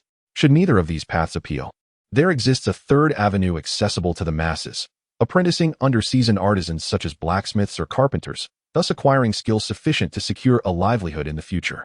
Although the realm of cultivation operates as a parallel universe, untouched by the mortal world, there remains no distinction in the teaching of skills. To enable their disciples to cultivate successfully and strengthen the entire sect, seasoned masters tirelessly instruct their students on the most effective methods of channeling spiritual energy, the correct application of such energy, and the means to overcome bottlenecks when encountered. In summary, this represents the most common approach to cultivation among practitioners. With a benevolent master guiding them, students need only diligently follow their instructor's various directions and complete each challenge without overexerting their minds. Thus, they can ascend in cultivation unknowingly, breaking through seemingly insurmountable barriers, ultimately becoming ever more powerful cultivators and indispensable pillars of their sect. In summary, the path of cultivation involves a certain methodology, and the potential heights one can attain may not necessitate profound contemplation for most. Since embarking on this journey, auspicious mentors have paved the way ahead. One merely needs to heed the guidance of their mentors, avoid missteps, and progress steadily step by step to ascend to great heights. For such individuals, the notion of detours is virtually non-existent. Regrettably, Zhang Feiyang has never been graced with such fortune. Since his birth, he has been an orphan, devoid of anyone to teach him the art of conversation or to impart the crucial lesson that neglecting sustenance may lead to death. These fundamental truths were learned through instinct and personal exploration in his quest for survival. Years of wandering have led him through numerous arduous paths, exposing him to a myriad of trials and tribulations. He has toiled as a laborer at the docks, begged in the streets, tended sheep in a small village, and even worked as a miner. This was the consequence of lacking a proper guide to illuminate the way forward. After commencing his cultivation journey, Zhang Feiyang believed that such concerns would no longer plague him. However, he was taken aback when he found himself confronted once again with similar challenges. He realized that, in comparison to the formidable trials and dangers he now faced, the hardships of his past years seemed almost trivial. The howling wind rattling against the window became inaudible to him, and the gentle candlelight that warmed the modest room failed to register in his consciousness. At that moment, he was oblivious to everything, his mind solely focused on the endeavor to break through the bottleneck of his cultivation. Why is it that those in the late stage of qi refinement become impervious to blades and arrows? What distinguishes them from the practitioners in the early stage of qi refinement? Is it merely an increase in spiritual energy? Zhang Feiyang shook his head, disbelieving that matters could be so straightforward. What could possibly be the solution then? Could it be that disciples at the late stage of qi refinement have bodies hardened like iron? Thus, the secret to advancing from the early to the late stage of qi refinement lies not solely in the cultivation of spiritual energy, but rather in the fortification of the physical body. As the body grows stronger and more resilient, would that suffice? Zhang Feiyang shook his head once more. The thought of Song Zuofu's delicate skin, seemingly fragile, made him doubt the presence of muscle beneath. However, since it is neither about cultivating muscle nor merely about enhancing spiritual energy, how do practitioners at the late stage of qi refinement become invulnerable? Song Zuofu, with even her fragile eyes, could withstand the assault of a heart-piercing dagger. There must be a third method at play. This reasoning appeared sound. Zhang Feiyang felt as though he had finally grasped a glimmer of understanding amidst his confusion. Taking a deep breath, he rested his chin on his left hand while supporting his left elbow with his right, delving deeper into contemplation. But what could this third method possibly be? The only distinction between practitioners and ordinary mortals lies in the presence of spiritual energy in the former. Could it be that the third method involves channeling a third form of power within the human body, akin to how spiritual energy is drawn out, to achieve a breakthrough? Zhang Feiyang pondered for a moment, engulfed in a sea of uncertainty, his expressions shifting dramatically, at times exuberant, at others despondent, occasionally grinning widely, basking in delight, and then shaking his head with a sigh, clenching his teeth and stamping his feet. As these thoughts coursed through his mind, he felt a pang of thirst. He settled into a chair, lifted a teacup, poured himself a glass of water, and took a hearty sip. Just as he set the cup down, an epiphany seemed to strike him. His countenance altered, and his gaze fixated intently on the empty teacup, scrutinizing it repeatedly. Seemingly unsatisfied, he picked up the teacup once more. inspecting it from various angles, evaluating it thoroughly. After placing the cup down again, his eyes swept across the entire table, observing the porcelain plates, bowls, and other utensils meticulously. Suddenly, his eyes sparkled with excitement, and he burst into hearty laughter, shaking his head in exhilaration. The teacup is made of porcelain. The plates and bowls are also of porcelain. Porcelain is the essence of these objects, and the essence of a cultivator is spiritual energy. Zhang Feiyang rose, continuing to toy with the cup in hand, his gaze drifting aimlessly toward the window as he strolled slowly, murmuring to himself. In other words, the reason late-stage qi refining cultivators can be impervious to blades and bullets is not that their bodies are fundamentally different from those in the early stages. The crux lies in the manipulation of spiritual energy. Nodding in agreement, his thoughts became increasingly lucid, as if he had stumbled upon the correct methodology. On the verge of uncovering all secrets, his demeanor radiant, and his smile more assured. If it were merely an enhancement of spiritual energy, it would at most strengthen the internal organs and improve physical fitness, yet it would not render one impervious. This implies that the key lies in the method of utilizing spiritual energy, necessitating a transformation for specific enhancements. Early-stage qi refining cultivators possess only two methods of using spiritual energy: healing or manipulating magical artifacts. With a huff, Zhang Feiyang felt a sense of clarity wash over him. Suddenly, a thought struck him, and with his eyes closed, he guided the spiritual energy from his entire right hand, enveloping its surface. At that moment, externally, his right hand appeared no different from that of an ordinary person. Yet Zhang Feiyang alone understood that it felt as if it were cloaked in a glove of spiritual energy.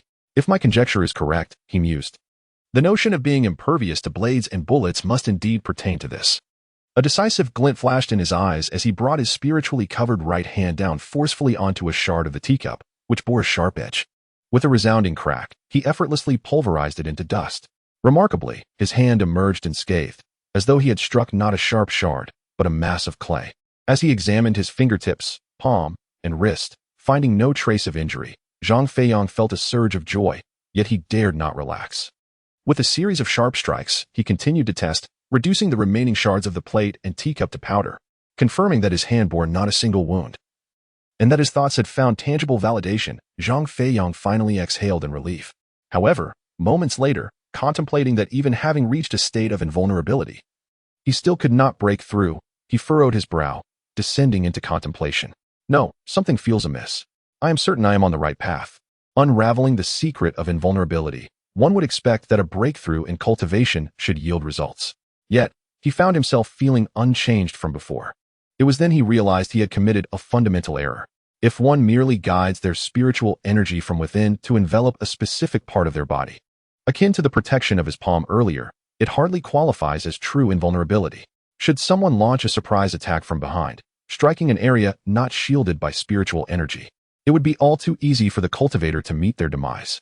Thus, true invulnerability requires a complete and seamless protection of the body, with every part fortified by spiritual energy. This energy should envelop the cultivator like an invisible shield, showcasing the formidable strength of a late-stage qi refinement practitioner, aligning perfectly with the pressure Zhang Feiyang felt when facing Song Cuifu. Grasping this crucial point, Zhang Feiyang wasted no time in commencing his training, endeavoring to guide the spiritual energy from various parts of his body, gradually releasing it outward to form a protective barrier. Chapter 44. Late-stage qi refinement achieving true invulnerability. With not a single flaw in the body, is easier said than done. The absence of accessible cultivation techniques and the lack of willing guidance from inner sect disciples meant that Zhang Feiyang had to rely solely on his own exploration and experimentation. Although he finally discerned the correct direction and had a vague understanding of the process, he was still unaware of the most effective and expedient methods. Consequently, he resorted to the most rudimentary approach, attempting to guide the energy from one body part to another. He began by channeling the energy from his proficient hands, then proceeded to the arms adjacent to them, hoping that their proximity would facilitate a connection once the energy was drawn out. Thus, the semblance of invulnerability began to take shape, akin to wearing long gloves equipped with wrist and arm guards. In contrast to his unprotected legs, he could distinctly perceive that his arms had become more sensitive, enabling him to react more accurately to the direction, speed, and force of the wind. After completing the energy channeling in his arms and palms, Zhang Feiyang attempted to shift his focus to his legs. He believed that the limbs were the most accessible areas for guiding spiritual energy. Therefore, The optimal approach to accomplish this task was to progress from the simpler to the more complex, ensuring a gradual advancement toward a breakthrough in his cultivation, ultimately becoming a late-stage qi refinement practitioner. This situation mirrored the principles of muscle training in the mortal realm, where the limbs are the easiest to strengthen, whereas the muscles in the waist or back pose a greater challenge. In that moment, Zhang Feiyang validated this through his own actions. He merely took a meal's duration to deftly channel the ethereal energy within his legs and feet, subsequently connecting it seamlessly, enveloping it externally, creating an impression akin to donning a pair of high-topped combat boots. However, unlike the boots, this protective layer bore no weight whatsoever. Thereafter, he focused his attention on the most challenging area, the one with the broadest coverage of ethereal energy, extending from his head and neck down to above his waist. Zhang Feiyang first selected one shoulder as a point of breakthrough. Upon successfully guiding the energy out, he gradually directed the energy from the shoulder downward, endeavoring to unify the ethereal force in the arm and leg on one side, with the assistance of the energy from the shoulder and waist, until he achieved coverage for half of his body before proceeding to the other half. Suddenly, Zhang Feiyang paused, caught off guard, as he experienced an overwhelming wave of fatigue and pressure that manifested as a formidable resistance, attempting to thwart his efforts. The more he endeavored to draw forth the ethereal energy in opposition to this invisible force, the stronger the resistance became. Conversely, the less he resisted, the weaker the force appeared. Unfortunately, despite his meticulous attempts thrice, he failed each time, as the resistance detected his efforts and thwarted any further guidance of the ethereal energy. Unbeknownst to him, this was merely a safety signal from his own body, warning him against proceeding further, lest his body succumb to collapse. Should his body falter, all his cultivation would dissipate entirely. Zhang Feiyang, oblivious to the true nature of his predicament, mistook this sensation for an illusion reminiscent of his earlier encounter with inner demons. After a moment of contemplation, he inhaled deeply, summoning all his strength to forcefully break through the barrier of resistance. With a resounding crash, the outcome was inevitable. He felt as if his body had become a disconnected kite, collapsing softly onto the bed, gasping for breath as his internal organs seemed to erupt simultaneously, leaving gaping voids within. Never having witnessed such a phenomenon, Zhang Feiyang was left aghast, his spirit momentarily fleeing in terror. Despite his ignorance of the circumstances that led to this sudden change, he instinctively recognized the impending danger. With the last remnants of strength, he retrieved a healing pill from his robes and swallowed it. This perilous situation, which had nearly claimed his life, finally began to ease. Sensing that the injuries to his internal organs were no longer worsening and that no new crises were emerging, Zhang Feiyang exhaled a long sigh of relief. Wiping the beads of sweat, as large as mung beans, from his forehead, he then sat upright once more, closed his eyes, and began to guide the ethereal energy to mend his injuries. As for the two ethereal energy shields that were drawn from his arms, palms, legs, and feet, now interconnected, he had long ceased to divert his attention and had naturally withdrawn the energy, reintegrating it into his body to coalesce at the site of the severe rupture in his internal organs, gradually healing the wound. Thus, an entire day passed before Zhang Feiyang, utterly exhausted, completed the treatment of his injuries. By noon, neglecting both breakfast and lunch, he collapsed into a deep sleep, seizing the opportunity to rest. However, as soon as he settled into a meditative posture, thoughts of the previous night flooded his mind, causing him to pause and descend into contemplation. The more he pondered, the more troubled he became.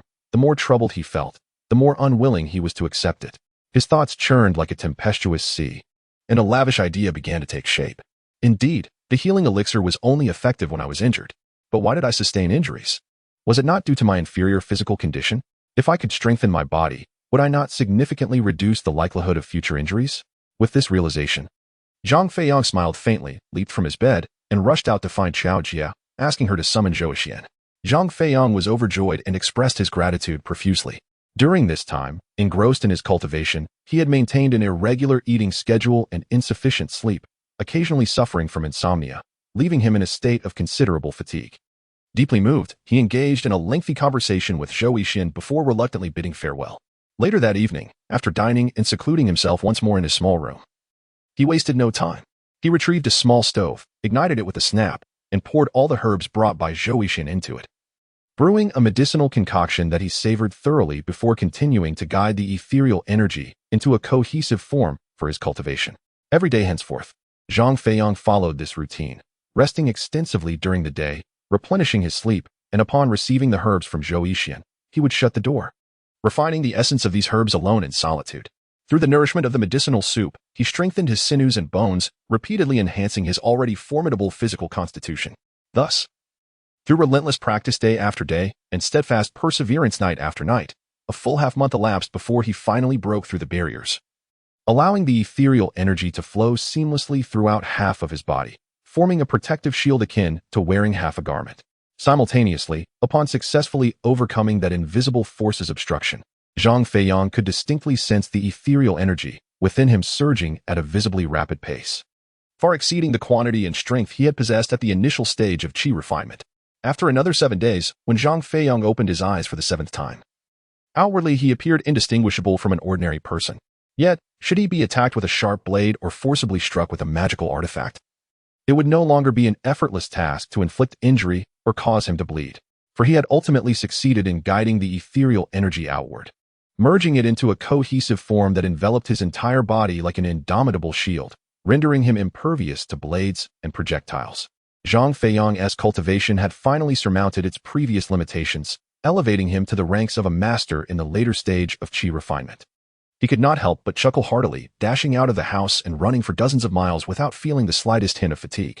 Indeed, when I observed Song Cuifu scaling the cliffside with the ease of walking on flat ground, I began to wonder if I might attempt the same. Once I had stopped, a sudden recollection of the awe I felt upon first encountering Song Cuifu surged through me. Zhang Feiyang glanced at a cliff by the river, which was not particularly high, merely 7 or 8 zhang, considered a mere foothill in the Firefox mountain range. Yet, he was filled with excitement, inhaling deeply, and as he approached, he leaped lightly, ready to ascend the cliff. His body soared like a released arrow, reaching a height of 3 or 4 zhang, leaving him astounded as if he had stumbled upon a unique secret, causing him to break into a foolish grin. So it was. I understood now. With this layer of spiritual energy enveloping my body, I felt as light as a feather. No wonder Song Cuifu scaled the cliff with such ease. Her body had become lighter, yet her speed and strength remained intact, allowing her to descend gracefully, as if gliding through the air like an ethereal being. Just then, before Zhang Feiyang could calm himself, he made another remarkable discovery. He realized that the benefits of this protective layer of spiritual energy extended beyond mere lightness and invulnerability. It also allowed him to traverse water as effortlessly as land. As long as the energy shield remained intact, there was no concern of sinking, as he would remain as steady on the water's surface as a mountain. However, this delightful state of mind did not last long. The martial arts competition, originally scheduled for a few days hence, had been moved up to this afternoon, with preparations for the 6 sects taking place in the morning. According to the original plan, Zhang Feiyang had intended to use the final days to devise a strategy against Song Cuifu's artifact, the Wuhan belt. Now, time was no longer on his side. He was left with no opportunity for contemplation. Chapter 45. Waterfall. Similarly feeling the urgency of time and disrupted plans were the disciples of the 6 sections. From the leaders down to those not participating in the competition, all were left dumbfounded, uncertain of what had transpired within the inner sect to necessitate the hastening of the competition, especially with only a few days remaining until the original date. Yet, the answer to this question remained elusive, as those within the inner sect who understood the reasons were unwilling to explain to the outer disciples. Conversely, the outer disciples, ignorant of the cause, found themselves unable to seek clarification, leading to widespread panic among them. They were unaware of the situation but sensed that the Firefox sect was shrouded in a heavy shadow, foreboding some momentous event on the horizon. Yet, what precisely would unfold remained uncertain to all. In an instant, this sense of unease became a shared sentiment among the outer disciples. However, the inner sect is indeed the inner sect. It appears that they had anticipated the doubts and anxieties that would arise in the outer sect.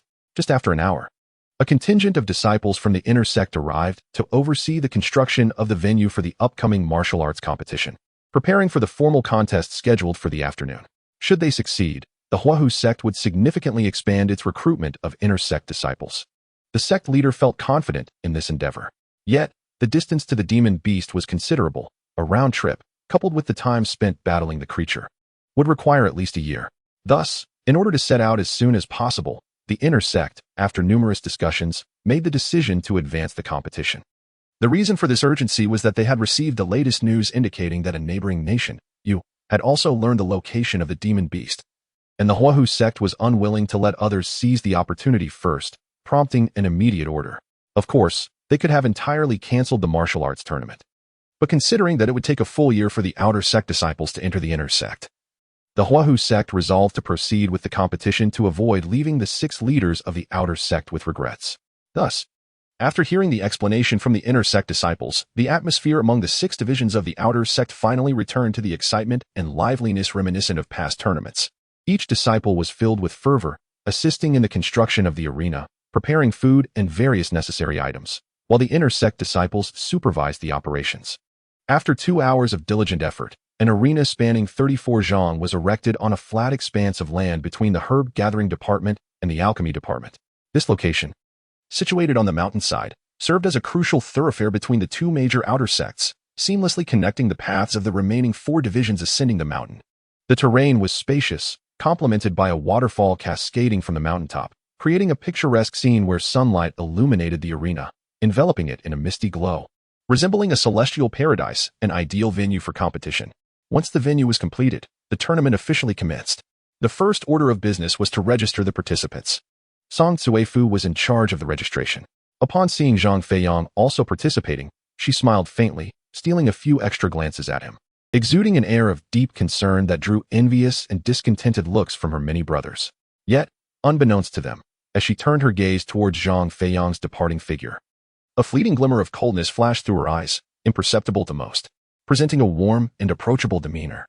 She continued to register the remaining 5 leaders of the 6 divisions and educated the other outer sect disciples on various rules of the tournament, such as the importance of restraint in combat, as the Huahu sect valued precision over excessive force. However, beneath her composed exterior, she felt a profound turmoil, her heartbeat quickening. Thus, from that day forth, she personally or delegated her other servants within the 6 divisions to search for Zhang Feiyang's whereabouts at the location of his disappearance. Unfortunately, each attempt returned empty-handed. Indeed, even such a simple wish seemed unattainable. After enduring a hit from the seamless whip, Song Cuifu was convinced that Zhang Feiyang was doomed to perish. Even if he managed to escape the Fire Fox sect with a final breath, his life would be fleeting, likely ending on the roadside, devoured by dogs. With this thought, she relinquished her pursuit of Zhang Feiyang and set her sights on the leader of the farming department, the last hope for victory in the martial arts competition. To her astonishment, Zhang Feiyang not only registered to participate, but appeared remarkably unscathed, as if he had fully recovered from his injuries. This outcome far exceeded Song Cuifu's expectations. While others were unaware of the whip's true power, she was acutely aware of its lethality. Given Zhang Feiyang's cultivation level at the time, that strike should have been fatal. Even with his extraordinary willpower and superior physique compared to other cultivators, it was inconceivable that he could have returned to such a state of health. He should have been left barely clinging to life, incapacitated and reliant on others for care. Yet, this man, who once struggled to rise from his bed, now stood capable of walking and speaking as if he had never been injured. Song Cuifu was astonished, her heart stirred by turbulent waves of emotion. This was the primary reason she stole glances at him. Her intentions were not born of genuine affection. Instead, she sought to confirm her suspicions.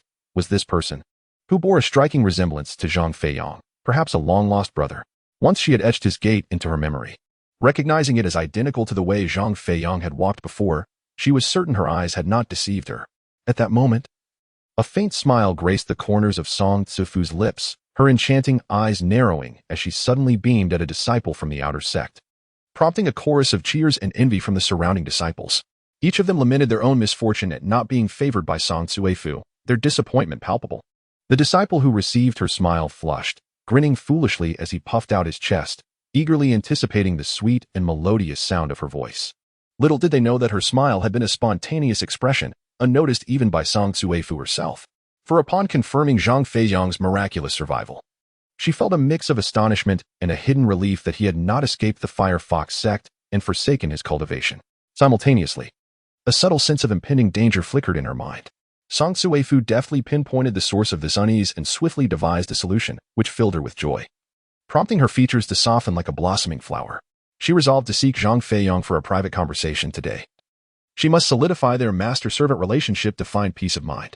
Meanwhile, Zhang Feiyang, entirely unaware of these events, had just arrived at the venue, blending into the crowd before being pulled away by an acquaintance.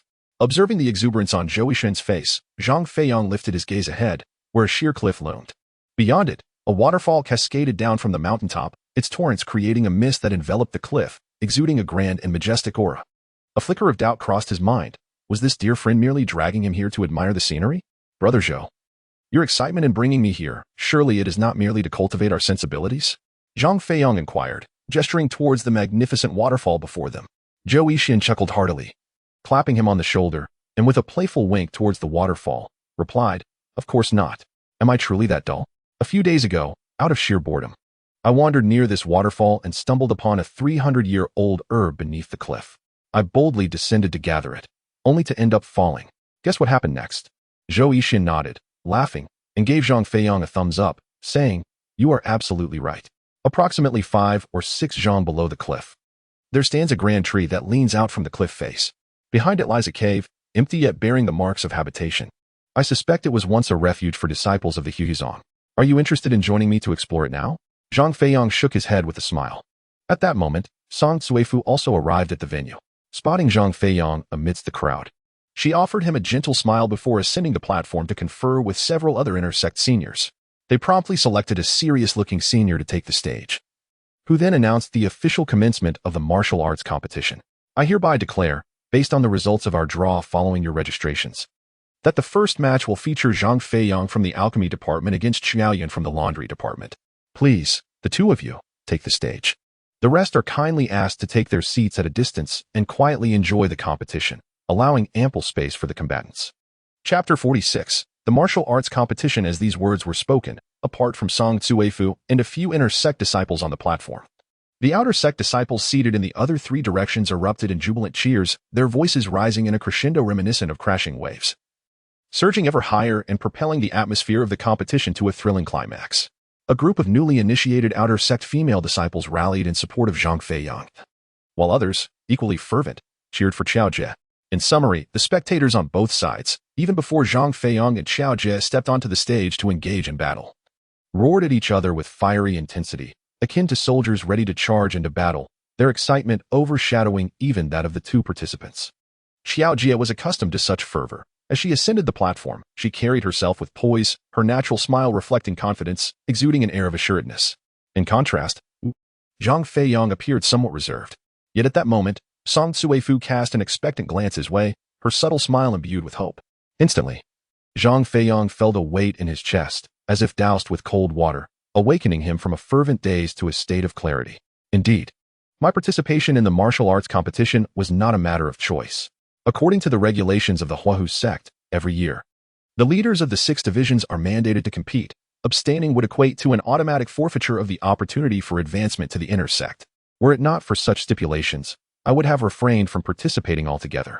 At this juncture, the pressing concern is not how to vanquish Qiao Jie, but rather to expedite the conclusion of the competition. Ideally, I would prefer not to showcase my full prowess. By doing so, Song Cuifu would remain oblivious to the fact that I have ascended to the same realm as her.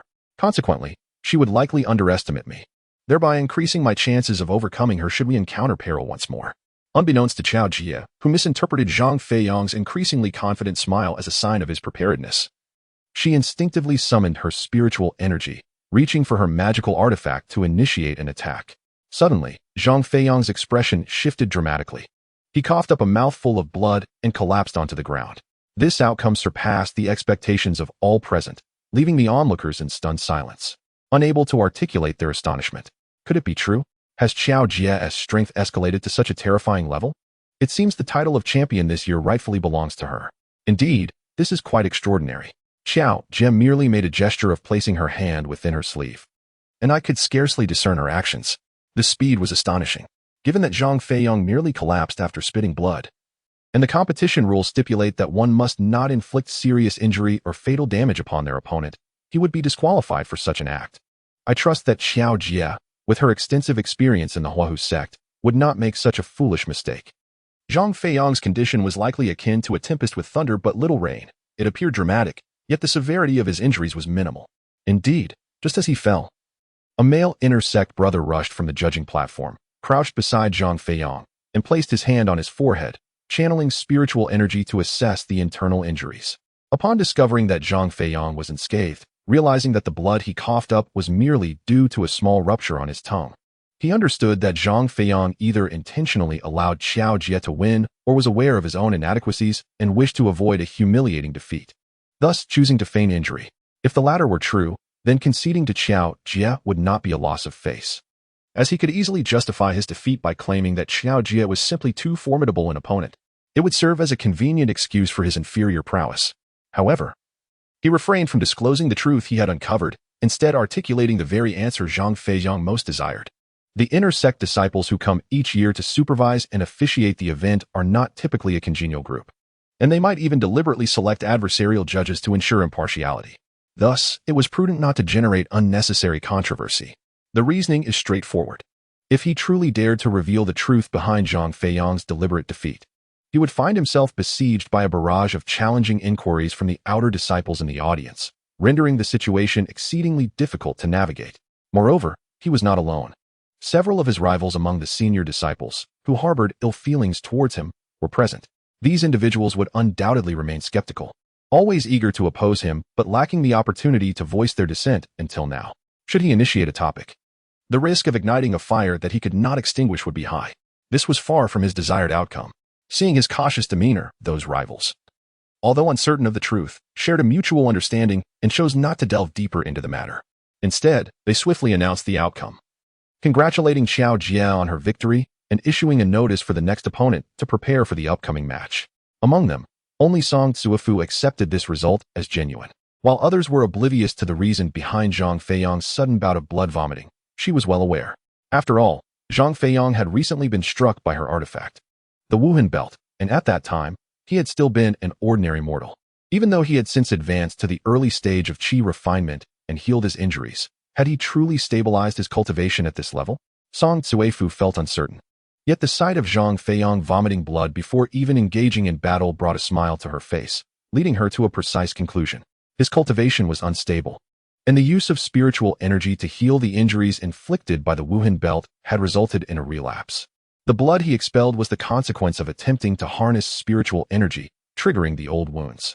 With this realization, she cast another glance at the arena, her gaze penetrating Zhang Feiyang's very essence, conveying a message only he could comprehend. Does it hurt? Be a good little servant to your senior sister, and you shall never feel pain again. Zhang Feiyang could hardly withstand the searing intensity of her gaze. His face flushed crimson as he bowed his head, resembling a chastised child. Rising to his feet amidst the cacophony of jeers, he made a hasty retreat from the venue. Zhou Yixin pursued him, seeking to offer words of comfort. However, Zhang Feiyang shook his head in refusal, feigning a sense of resentment over his defeat, desiring solitude. Believing his act, Zhou Yixin turned away, and Zhang Feiyang seized the opportunity to flee towards the foot of the mountain. He chose to navigate through the throngs of people, quickening his pace once he was out of Song Zuofu's sight. Just as he reached the entrance of the venue, a familiar voice called out from behind. Little stutterer, where are you off to? Zhang Feiyang's heart sank, a bead of sweat forming on his forehead as he felt the tension rise. There was no need to guess. It was indeed Song Zuofu in pursuit. True to his apprehensions, she did not disappoint him. Just as he wiped the sweat from his brow, a flash of pink leapt over his head and landed at the entrance, blocking his path with unwavering determination. Song Zuofu was resolute in compelling his compliance. As Song Zuofu's face radiated an innocuous smile, Zhang Feiyang felt a chill descend to the depths of his being. Thoughts swirled rapidly in his mind, a tide of contemplation crashing upon him. Should he suddenly confront her and tear the mask of civility? No, without any offensive artifacts at his disposal. He would surely meet his demise. Though his cultivation matched hers, lack of weaponry rendered him merely a target. Was he to feign compliance, edging closer to her and employing the mundane martial arts of the mortal realm for a covert strike? That too seemed implausible. Her intelligence and caution would prevent her from making such a glaring miscalculation. If he were in her position, he would undoubtedly employ a binding technique to incapacitate him before forcing him to comply or simply injure him, holding his head to administer the vile insect. Yet, this option was equally untenable. What then could he do? Zhang Feiyang maintained a facade of calm, though internally he was a tempest of anxiety. His thoughts entangled in disarray. He recognized that it was far too premature to engage with Song Zuofu. Whether he acquiesced or resisted, his chances of success were dismally slim. Yet yielding in such a manner was not in his nature. Little stutterer, your senior sister is addressing you. Have you not heard? Perhaps the injury has affected your mind. Shall your sister assist you in examining it? After a moment's reflection, as Song Zuofu repeated her question and approached with a concerned demeanor, Zhang Feiyang felt the pressure mounting. His shirt was drenched with sweat, and he was at a loss for what to do. Suddenly, he thought of the genuine concern of Zhou Yixin. With a spark of inspiration, he pointed ahead, stammering while forcing a smile to provide an answer. SS Senior Sister, I wish to see the waterfall. Am I not going in the right direction? This unexpected response took Song Tsuefu by surprise. She paused, realizing she could not decipher Zhang Feiyang's intentions. After a moment of contemplation, she gestured towards the true location of the waterfall behind him. Grateful. Zhang Feiyang clasped his fists in thanks and turned to proceed slowly towards the waterfall, deliberately clutching his chest to feign distress, portraying a struggle to convince Song Tsuefu that his previous injuries had resurfaced, and he had yet to fully recover. Song Tsuefu, perplexed by Zhang Feiyang's enigmatic behavior, felt no fear regarding his potential escape. Despite her efforts to dissuade him from pursuing the waterfall, his determination only piqued her curiosity, and she followed him with a blossoming smile. Thus, the two of them traversed the distance of a meal's duration until they finally arrived at the precipice, where Zhou Yixian had earlier led Zhang Feiyang. With Zhang Feiyang in the lead and Song Tsuefu trailing behind, Chapter 47, the Spirit Stone Staff unfolded. As Zhang Feiyang leapt, he vanished from sight, engulfed by the furious cascade of the waterfall, leaving Song Tsuefu utterly astonished. Simultaneously, her heart sank at the thought of the peril he now faced. From such a height, could Zhang Feiyang, with merely the initial stage of qi refinement, possibly survive?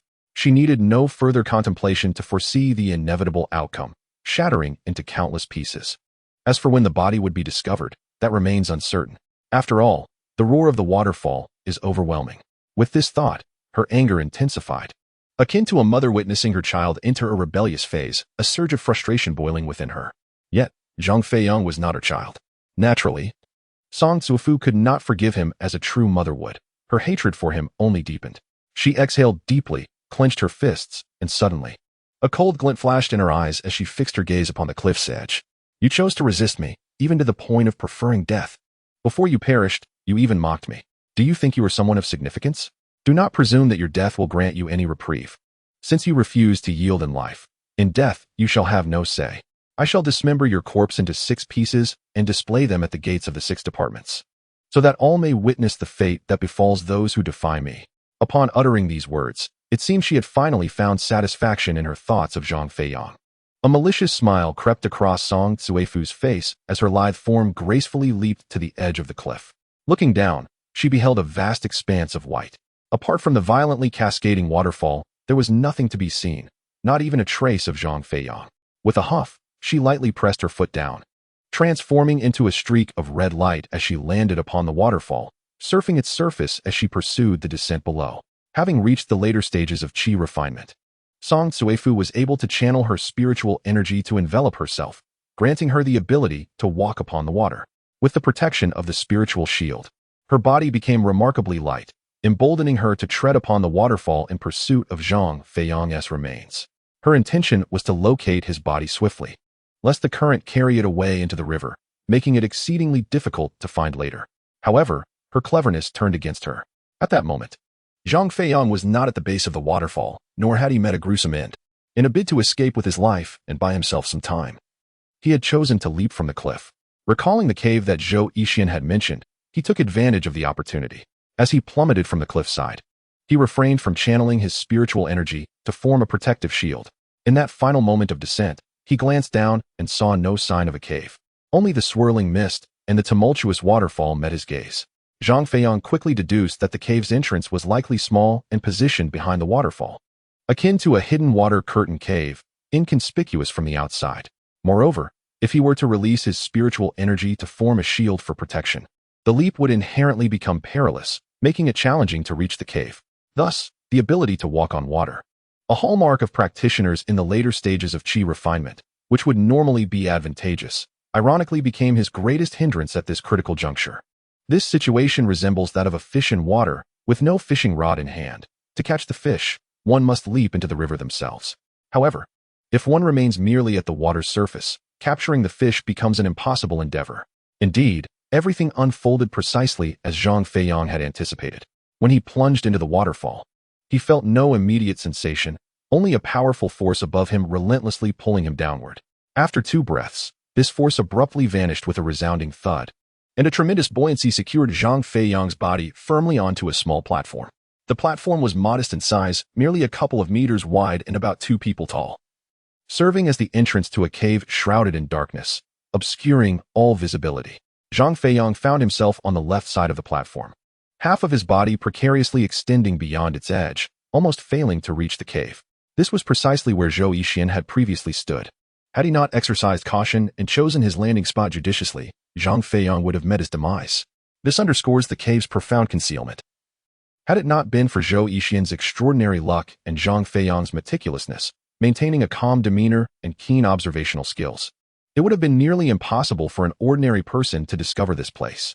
Upon entering the cave, however, Zhang Feiyang found little intrigue in its depths.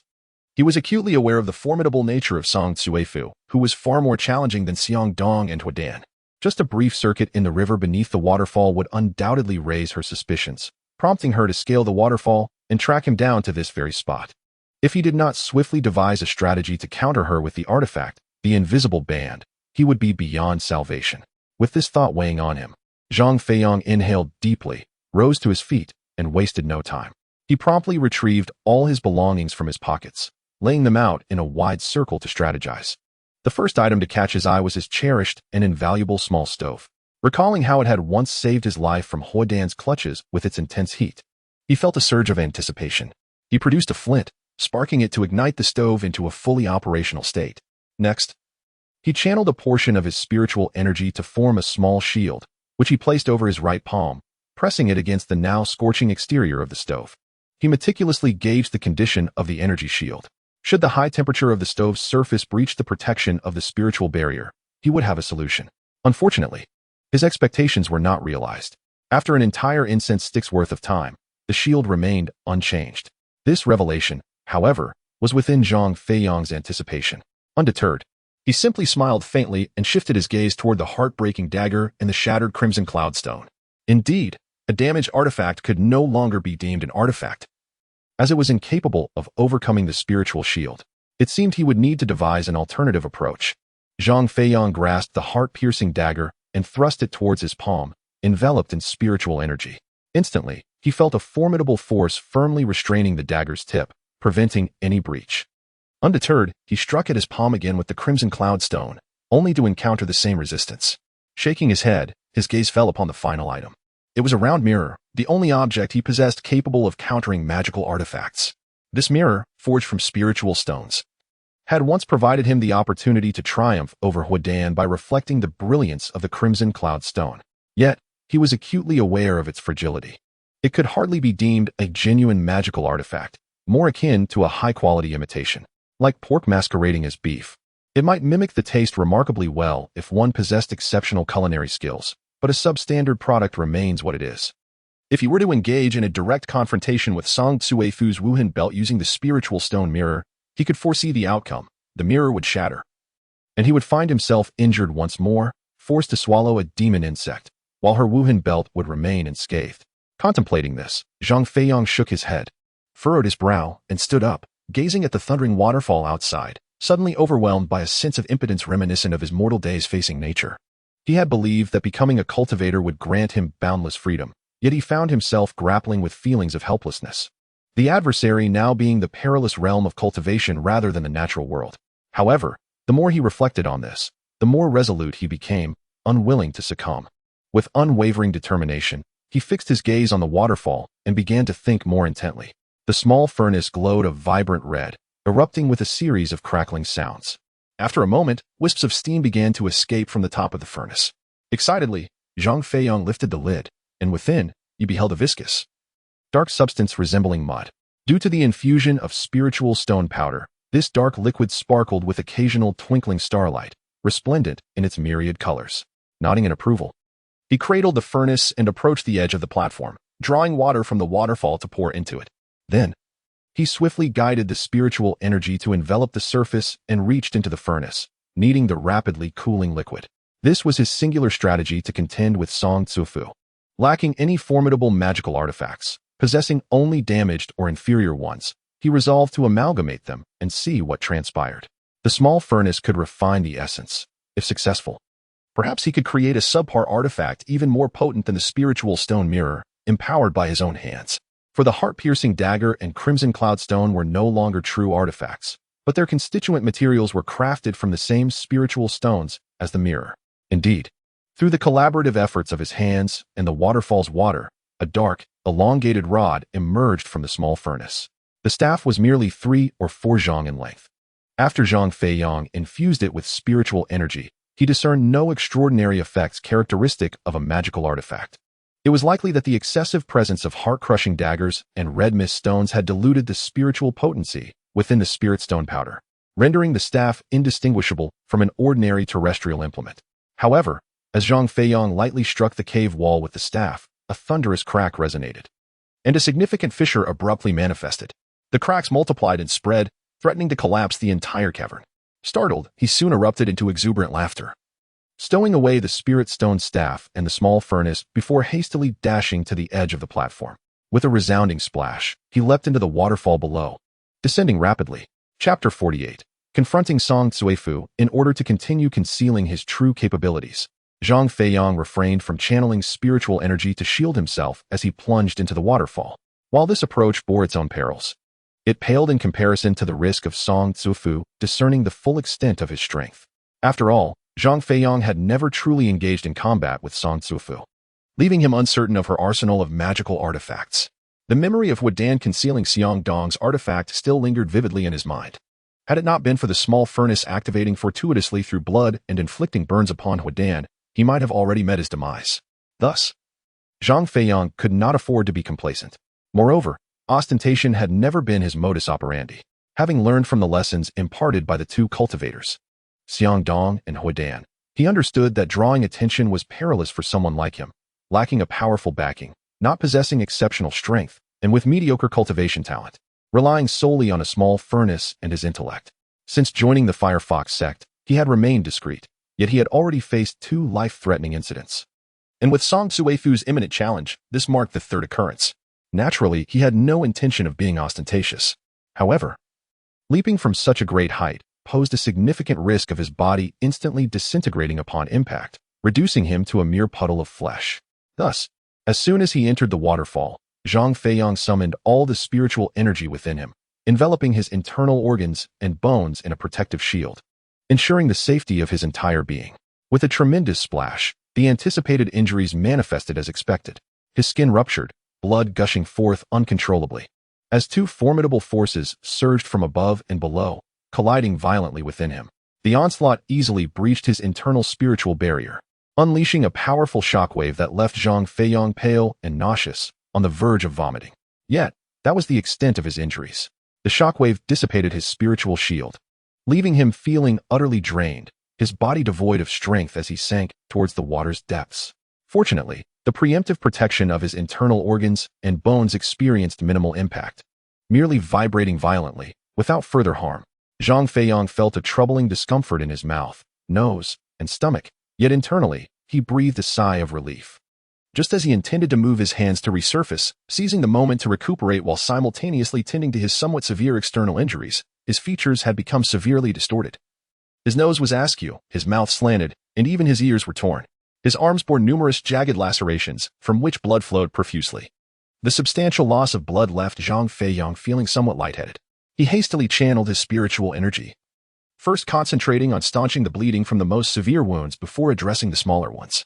At that moment, as he successfully surfaced, he had regained about 60% of his strength, and with merely a brief respite, he would be nearly ready to confront Song Cuefu.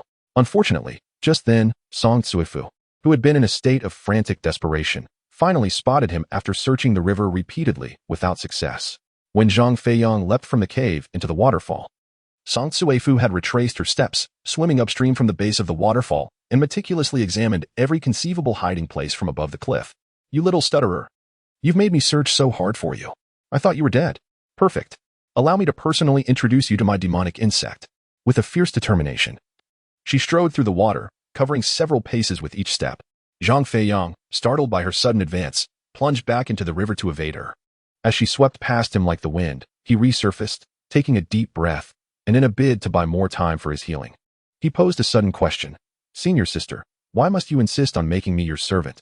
I bear you no grudge, nor have I wronged you in any way." Hearing Zhang Feiyang speak without stuttering took Song Cuefu by surprise. After a brief contemplation, as if a realization dawned upon her, she responded with a question of her own. Laughing, "Little stutterer, why have you stopped stuttering? Were you merely pretending all along? This unexpected turn of events instilled a sense of doubt in her mind, temporarily interrupting her intent to strike, thus granting him a little more time. With this thought, Zhang Feiyang reiterated his query. Senior sister, why do you treat me this way? If you desire a servant, there are plenty willing to serve you.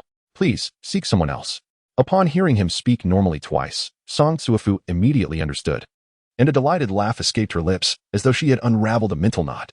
However, her beautiful face quickly became shadowed by an icy demeanor. Little stutterer, do you think anyone can become my servant? Only those I deem worthy may qualify, and they must possess excellence. I shall give you one last opportunity. Obediently swallow the demonic insect, and I assure you, I will not mistreat you in the future. I can overlook your deceit this time, and in the near future, you will be grateful to me.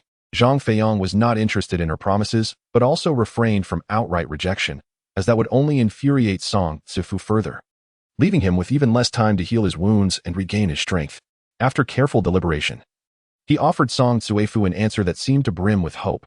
Very well, senior sister. Allow me to ponder this thoroughly. Please, enlighten me on the benefits I would gain by becoming your servant. This was the conclusion he reached after much contemplation. Zhang Feiyang believed that this approach would likely afford him a little more time. However, he was mistaken. Song Suifu, having reached the limits of her patience in persuading Zhang Feiyang to become her servant, was on the verge of losing her temper when she could not find his body moments ago. Frustrated, she had nearly vented her anger on some unfortunate outer sect disciple. Now that she had finally located Zhang Feiyang, and he was very much alive, she would not grant him any further delay. Having suffered previously, Zhang Feiyang had learned his lesson. The moment he saw Song Suifu draw the cord from her waist, he dove back into the river with a splash to evade her. Little stutterer, cease your struggles. You cannot escape. Song Suifu's face twitched with irritation, a vein bulging on her forehead, and her anger intensified. She swiftly retracted her hand and then yanked downward. With a resounding crack, the water erupted in a spray, as if the wide river had been cleaved in two, sending a flock of waterfowl scattering in fright. The unmarked cord, once released, was intangible, but as it whipped through the water at high speed, it left a significant trail. At that moment, observing a blade-like wave of water stretching several dozen feet in length descending rapidly towards him, Zhang Feiyang felt a surge of exhilaration, maintaining his upward-facing posture. He reached into his robe, retrieving the spirit stone rod, and clasped it firmly before him in a defensive stance. Unaware of the situation beneath the water, Song Suifu, caught off guard, suddenly felt a weight in her hand, believing she had successfully ensnared Zhang Feiyang. A smile spread across her face, filled with delight, as she abruptly pulled upward, mimicking the action of a fisherman reeling in their catch. Instantly, Zhang Feiyang surged upward from the water, propelled by the unmarked cord. Hurtling towards Song Suifu, he aimed to strike from above with speed and force, landing a solid kick squarely on her face, catching her unawares. Regrettably, Song Suifu was a late-stage qi refinement practitioner, and by the time the confrontation commenced, she had already conjured her spiritual energy shield. Although Zhang Feiyang's kick was unexpected and delivered with lightning speed, bolstered by his weight and momentum, it only managed to push Song Suifu back a couple of steps, failing to inflict any substantial impact. Yet, Zhang Feiyang was determined not to grant her any further opportunities. His reluctance to confront Song Suifu stemmed from his apprehension of the unmarked cord. Now, having finally managed to ensnare it with the water-ash trail, he would not allow Song Suifu any chances to regain control. Once she lost her precious artifact, dealing with her would be a mere formality. With a swift and forceful resolve, Zhang Feiyang poured all his strength into the attack. Caught off guard, Song Suifu lost her grip. However, being a seasoned inner sect disciple who had trained for many more years than Zhang Feiyang, she was not an easy adversary. At that critical moment, her response exceeded Zhang Feiyang's expectations. As soon as she let go, a trace of unprecedented panic flickered across her face, only to be swiftly replaced by a shadowy expression. With a sudden push against the ground, she shot forth like an arrow, hurtling towards Zhang Feiyang. Just as the Wuhan belt was a mere 2 or 3 feet away from Zhang Feiyang, Song Suifu, arriving ahead of time, lifted her hand and deftly grasped one side of the Wuhan belt, executing a graceful somersault to soar over Zhang Feiyang's head. At this moment, the force Zhang Feiyang had exerted on the Wuhan belt was entirely neutralized by Song Suifu. As soon as she touched down, she launched her offensive, her feet rapidly tapping the ground, transforming into a flickering shadow as she circled around Zhang Feiyang at high speed, attempting to ensnare him within the confines of the Wuhan belt, much like wrapping a dumpling. Chapter 49. The contest for the Wuhan belt. Zhang Feiyang remained ever vigilant. Observing Song Tsuefu running in circles, he quickly comprehended her intentions and dared not hesitate. With a sudden pivot, he charged directly towards her. As their paths intersected, Song Tsuefu firmly grasped the Wuhan belt, her body light as a feather as she leapt gracefully, avoiding any direct confrontation with Zhang Feiyang. Zhang Feiyang, wielding a staff in one hand and forming a fist with the other, aimed to engage in close combat, eager to resolve the conflict swiftly. After all, he was still nursing injuries and lacked sufficient stamina. Prolonging the struggle would only serve to disadvantage him further. However, upon witnessing his first punch land empty, as Song Tsuefu evaded, she continued to circle around him, intensifying her efforts to ensnare herself within the Wuhan belt. Zhang Feiyang dared not pause. Casting a glance at her trajectory before reversing course to pursue her, tracing a counter circle on the ground, leading to a second collision several paces away.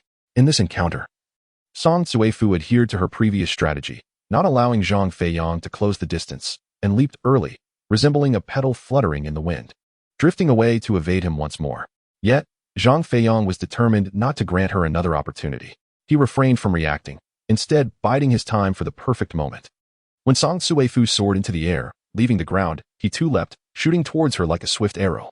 Song Tsuefu was evidently unprepared for Zhang Feiyang's own feather-like agility. Her expression shifted dramatically, leaving her momentarily speechless, her mouth agape in astonishment. For such lightness was the hallmark of a practitioner in the latter stages of the Qi refinement period. To her, Zhang Feiyang, an outer sect disciple, had not even stabilized his cultivation to the early stage of the Qi refinement period. How could he suddenly possess the prowess of the later stage? Could it be that Zhang Feiyang had always been at the later stage of Qi refinement, merely feigning weakness and even pretending to stutter in her presence as a guise to conceal his true power? What could be his motive for such deception? Did he truly need to hide his capabilities at such a high level? In an instant, a myriad of thoughts raced through Song Tsuefu's mind, countless possibilities swirling about. Yet she could not arrive at a convincing conclusion. Just as she pondered further, she suddenly realized Zhang Feiyang was already upon her. The distance between them diminished to mere inches. If she did not react swiftly, she risked being sent flying by a kick from him. Although she was aware that Zhang Feiyang, despite being at the late stage of Qi refinement like herself, possessed far inferior physical combat capabilities compared to magical artifacts, she remained concerned about the dark, peculiar staff he wielded, something that resembled a magical weapon yet also did not. If that staff indeed turned out to be a true magical artifact, a close encounter with it could jeopardize her safety. Moreover, it posed a significant risk of losing the Wuhan belt, which could be fatal. Faced with a cultivator of equal rank who possessed two offensive magical artifacts, Song Tsuefu, despite her arrogant self-assessment, recognized the substantial threat she was up against, with her chances of survival nearly non-existent. Upon this realization, her complexion paled dramatically, and she no longer cared about how Zhang Feiyang had attained such cultivation. The desire to recruit him as a servant vanished, replaced solely by a surging intent to kill. Zhang Feiyang not only uncovered her secret of using demon insects to enslave outer sect disciples, but had simultaneously revealed his own secret of deliberately concealing his cultivation. Although she was unaware of his reasons for hiding his abilities, she could surmise that if he were not guilty or plotting against the Firefox sect, there would be no need to masquerade as an inconspicuous outer sect disciple. This possibility struck Song Tsuefu with a jolt of clarity, as if a great secret had been unveiled. Her eyes gleamed with a fierce, murderous intent as she let out a sinister laugh, twisting her body midair and launching a kick towards Zhang Feiyang. After a series of rapid exchanges of fists and kicks, both combatants landed simultaneously on the ground, unscathed yet with differing emotions. Zhang Feiyang felt a sense of worry. It seemed that dealing with Song Tsuefu would not be an easy task, for even without her magical artifacts, her agility matched his own. In contrast, Song Tsuefu regarded Zhang Feiyang with profound disdain, huffing in contempt, her expression devoid of any mirth, her eyes betraying her murderous intent. Zhang Feiyang, I cannot believe you're a spy. Which sect sent you? This unexpected accusation left Zhang Feiyang bewildered. What spy? Which other sect? The only cultivation sect he was aware of in the entire Wu Kingdom was the Firefox sect. Could there be another? Shaking his head in confusion over Song Tsuefu's intentions, he grasped the spiritual stone staff defensively, adopting a protective stance while continuing to pull on the Wuhan belt. Attempting to wrest it from her grasp, he was confident that if Song Tsuefu lost the Wuhan belt, defeating her would pose little difficulty. Unbeknownst to her, Zhang Feiyang was innocent of her suspicions. When she noticed his silence and focus on the battle, she inadvertently lost her concentration. As she pulled, the momentum caused her body to lean forward, resulting in a staggering step that nearly led her to the ground, jeopardizing her hold on the Wuhan belt. The more she observed Zhang Feiyang, the more she felt he was acting suspiciously. She no longer wished to waste words with Zhang Feiyang. With a disdainful huff, she propelled herself towards him, leaping high once more to deliver a kick aimed at his face. Zhang Feiyang realized that relying solely on fists and feet would not secure him victory over Song Zuofu, so he retaliated with his spirit stone rod, swinging it down with tremendous force. Song Zuofu appeared to have anticipated this move. Unperturbed, she executed a rapid vertical spin in midair, generating momentum that transformed the ethereal Wuhan belt into something akin to coarse rope, twisting it into a thicker form as it entwined itself further. This seemingly innocuous maneuver exerted immense pressure on Zhang Feiyang. With every rotation she made, the strain on his hands gripping the spirit stone rod doubled. Meanwhile, Song Zuofu's swift spinning was devoid of any burden. In a desperate bid to maintain control over the Wuhan belt and prevent its expansion, Zhang Feiyang could only rely on sheer strength, waiting for her to draw near in order to alleviate the pressure through an offensive strike. Unfortunately, while Song Zuofu approached at a steady pace, her vertical spin accelerated well beyond Zhang Feiyang's expectations. Just as they were a mere 10 paces apart, Zhang Feiyang's hands reached their limit, trembling violently, palms slick with beads of sweat, as an overwhelming pressure bore down upon him, relentless and inescapable, forcing him to yield. Yet, he gritted his teeth and persevered. After arduous training, he had finally transcended the realm of mortals and embarked on the path of immortality. Would he fall now? At the hands of a woman? With a determined huff, his thoughts raced like lightning as he glanced at the spirit stone rod, now teetering on the brink of slipping from his grasp. Resolute, he summoned his last reserve of strength, shouting with fervor, and began to spin rapidly, mimicking Song Zuofu's earlier move. However, while she spun vertically, he opted for a horizontal rotation. This method of striking swiftly against a slower opponent bore immediate results and required less effort. Centered as his axis, he whipped the spirit stone rod around, causing Song Zuofu to trace circles like a flag in the horizontal plane. Though this approach was inherently slower and more hazardous, it was the sole means to counter her. Time would gradually alleviate the pressure exerted by Song Zuofu's spinning, and her vertical rotation would eventually stabilize, while Zhang Feiyang's horizontal rotation would accelerate, placing immense strain upon her. Indeed, after the passage of a short incense stick's burn, Zhang Feiyang appeared considerably strained. In his effort to maintain his grip on the spirit stone rod and the Wuhan belt, his palms bled, and the bones in his hands cracked under the strain of the rapid motion. His legs threatened to betray him, nearly causing him to stumble. However, after a brief respite, a noticeable shift began to manifest in the situation. As Song Zuofu's spinning gradually slowed, Zhang Feiyang, with deftness akin to untangling a fine thread, skillfully released the intricate knots of the unblemished ribbon, restoring its silken smoothness and delicate lightness. Moments later, as Song Zuofu's rotation came to a complete halt, she unexpectedly began to rotate slowly in the opposite vertical direction, following Zhang Feiyang's lead. Alas, Song Zuofu was not easily subdued. She was no mere trifle. Although initially taken aback by Zhang Feiyang's unpredictable maneuvers, her composure returned with remarkable swiftness.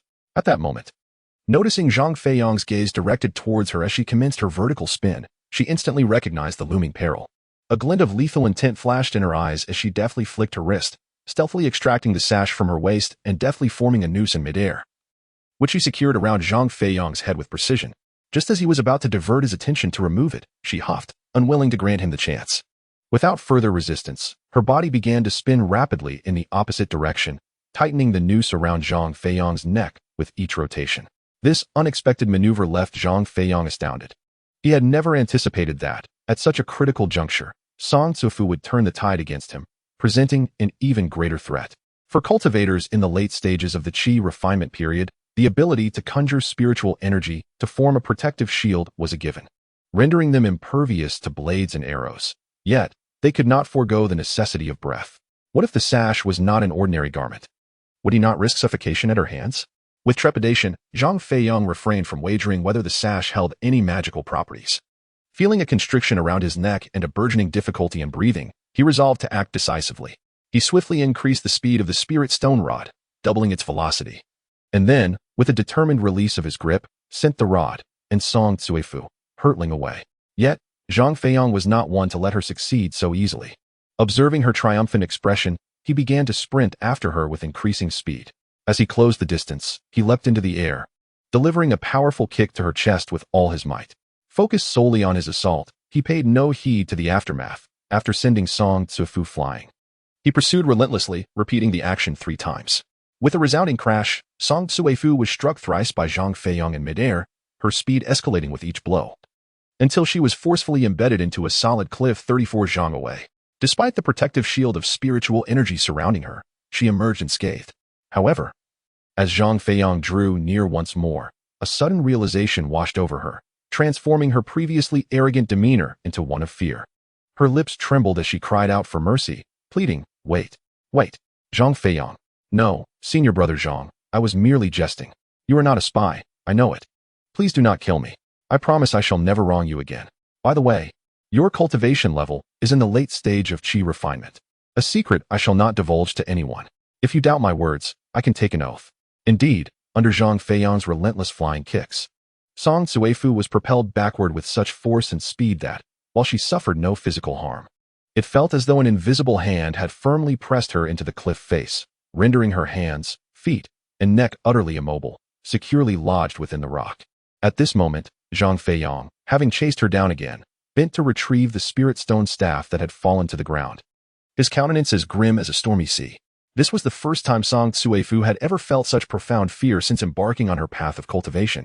Chapter 50. The extraordinary butcher. Observing that Song Tzufu was temporarily incapacitated and visibly terrified, Zhang Feiyang's earlier bravado dissipated, replaced by a fleeting pang of compassion that momentarily slowed his actions. Noticing the slight hesitation in his grip on the spirit stone staff, a glimmer of hope flickered across Song Tzufu's pale visage. She forced a smile, attempting to ingratiate herself as she implored, "Brother Zhang, if you doubt my sincerity in this oath, I am willing to consume a demon insect before your eyes and become your servant. Will you then spare me? I truly do not wish to perish." I was wrong. Zhang Feiyang remained skeptical, doubting the genuineness of her words. He perceived her current submissiveness as mere desperation, a result of her entrapment in the cliff, and questioned whether she would maintain such compliance if her mobility were restored. A wolf does not forsake its carnivorous nature. With an air of indifference, Zhang Feiyang seized the spirit stone staff and thrust it forward with force. A resounding impact echoed, yet Song Tzufu remained unscathed, shielded by the external aura of protection. However, her expression grew increasingly grim. In her immobile state, she understood that while a few strikes from such a formidable artifact would not prove fatal, the consequences would be dire after numerous blows. Maintaining the aura of protection required continuous expenditure of spiritual energy, yet the artifact itself did not consume any. This explains why cultivators place such significance on artifacts during combat. A successful artifact possesses a self-contained reservoir of spiritual energy that circulates autonomously. As long as it remains intact, the energy will perpetually emanate, sustaining its efficacy and power. Thus, in a situation where one is immobilized and devoid of medicinal supplements, it is impossible to outlast the artifact's relentless assault. With each strike, Song Tzufu begged for mercy, her promises escalating in allure and absurdity. In less than the span of a tea ceremony, she transformed from a mere servant to a wife, and from a wife to a willing lifelong provider of youthful maidens for Zhang Feiyang. Ultimately, her survival took precedence over any semblance of dignity or modesty. Yet, Zhang Feiyang was impervious to her manipulations. He was not the sort of cultivator swayed by wavering willpower, nor had he been coddled in a life of ease. For him, cultivation was merely one of many pastimes, akin to horseback riding, visiting brothels, or composing poetry. Since the harrowing experience with his inner demons, Zhang Feiyang had long since lost all interest in worldly affairs. At this moment, his sole desire was to cultivate diligently and peacefully in a place devoid of peril, striving to enhance his abilities and ultimately become an immortal being, free to traverse the heavens and the earth. Naturally, he had no interest in the myriad demands posed by Song Tzufu, and would grant her no opportunity. The more he listened to her promises, the more repulsed he felt. With increasing fervor, he wielded the spirit stone staff against her protective energy shield, determined to resolve the matter before the martial arts competition concluded. After all, she had persistently targeted him in the past, nearly taking his life on several occasions. As these thoughts raced through his mind, Zhang Feiyang quickened his pace. The sound of the staff striking reverberating faster and heavier, causing Song Tzufu to weep and cry out in distress. If an unsuspecting passerby were to witness this scene, they would undoubtedly assume he was bullying a defenseless young girl. Who could have imagined that the enchanting and lovely Song Tzufu had once been a ruthless fiend intent on taking Zhang Feiyang's life? Yet, she never perceived herself in such a light. Feeling the intensity of Zhang Feiyang's onslaught increase and the energy within her dwindle, Song Suifu's heart raced with anxiety. Akin to ants on a hot pan, her gaze dimmed, and her spirit plummeted as she grappled with her predicament. Just then, seemingly pushed to the brink of terror, she suddenly spat a mouthful of blood, splattering Zhang Feiyang. Taken aback, Zhang Feiyang stared at the spirit stone staff in confusion. How could she bleed when he had yet to breach her protective shield? In that moment, it was as if Song Suifu had read his thoughts. She implored once more. Zhang Feiyang, I have already crippled my cultivation. My strength has diminished to the initial stage of the Qi refinement realm. If you don't believe me, you may touch me and assess the strength of my internal energy. You may take the unmarked band. I truly only wish to survive. Please, speak to me.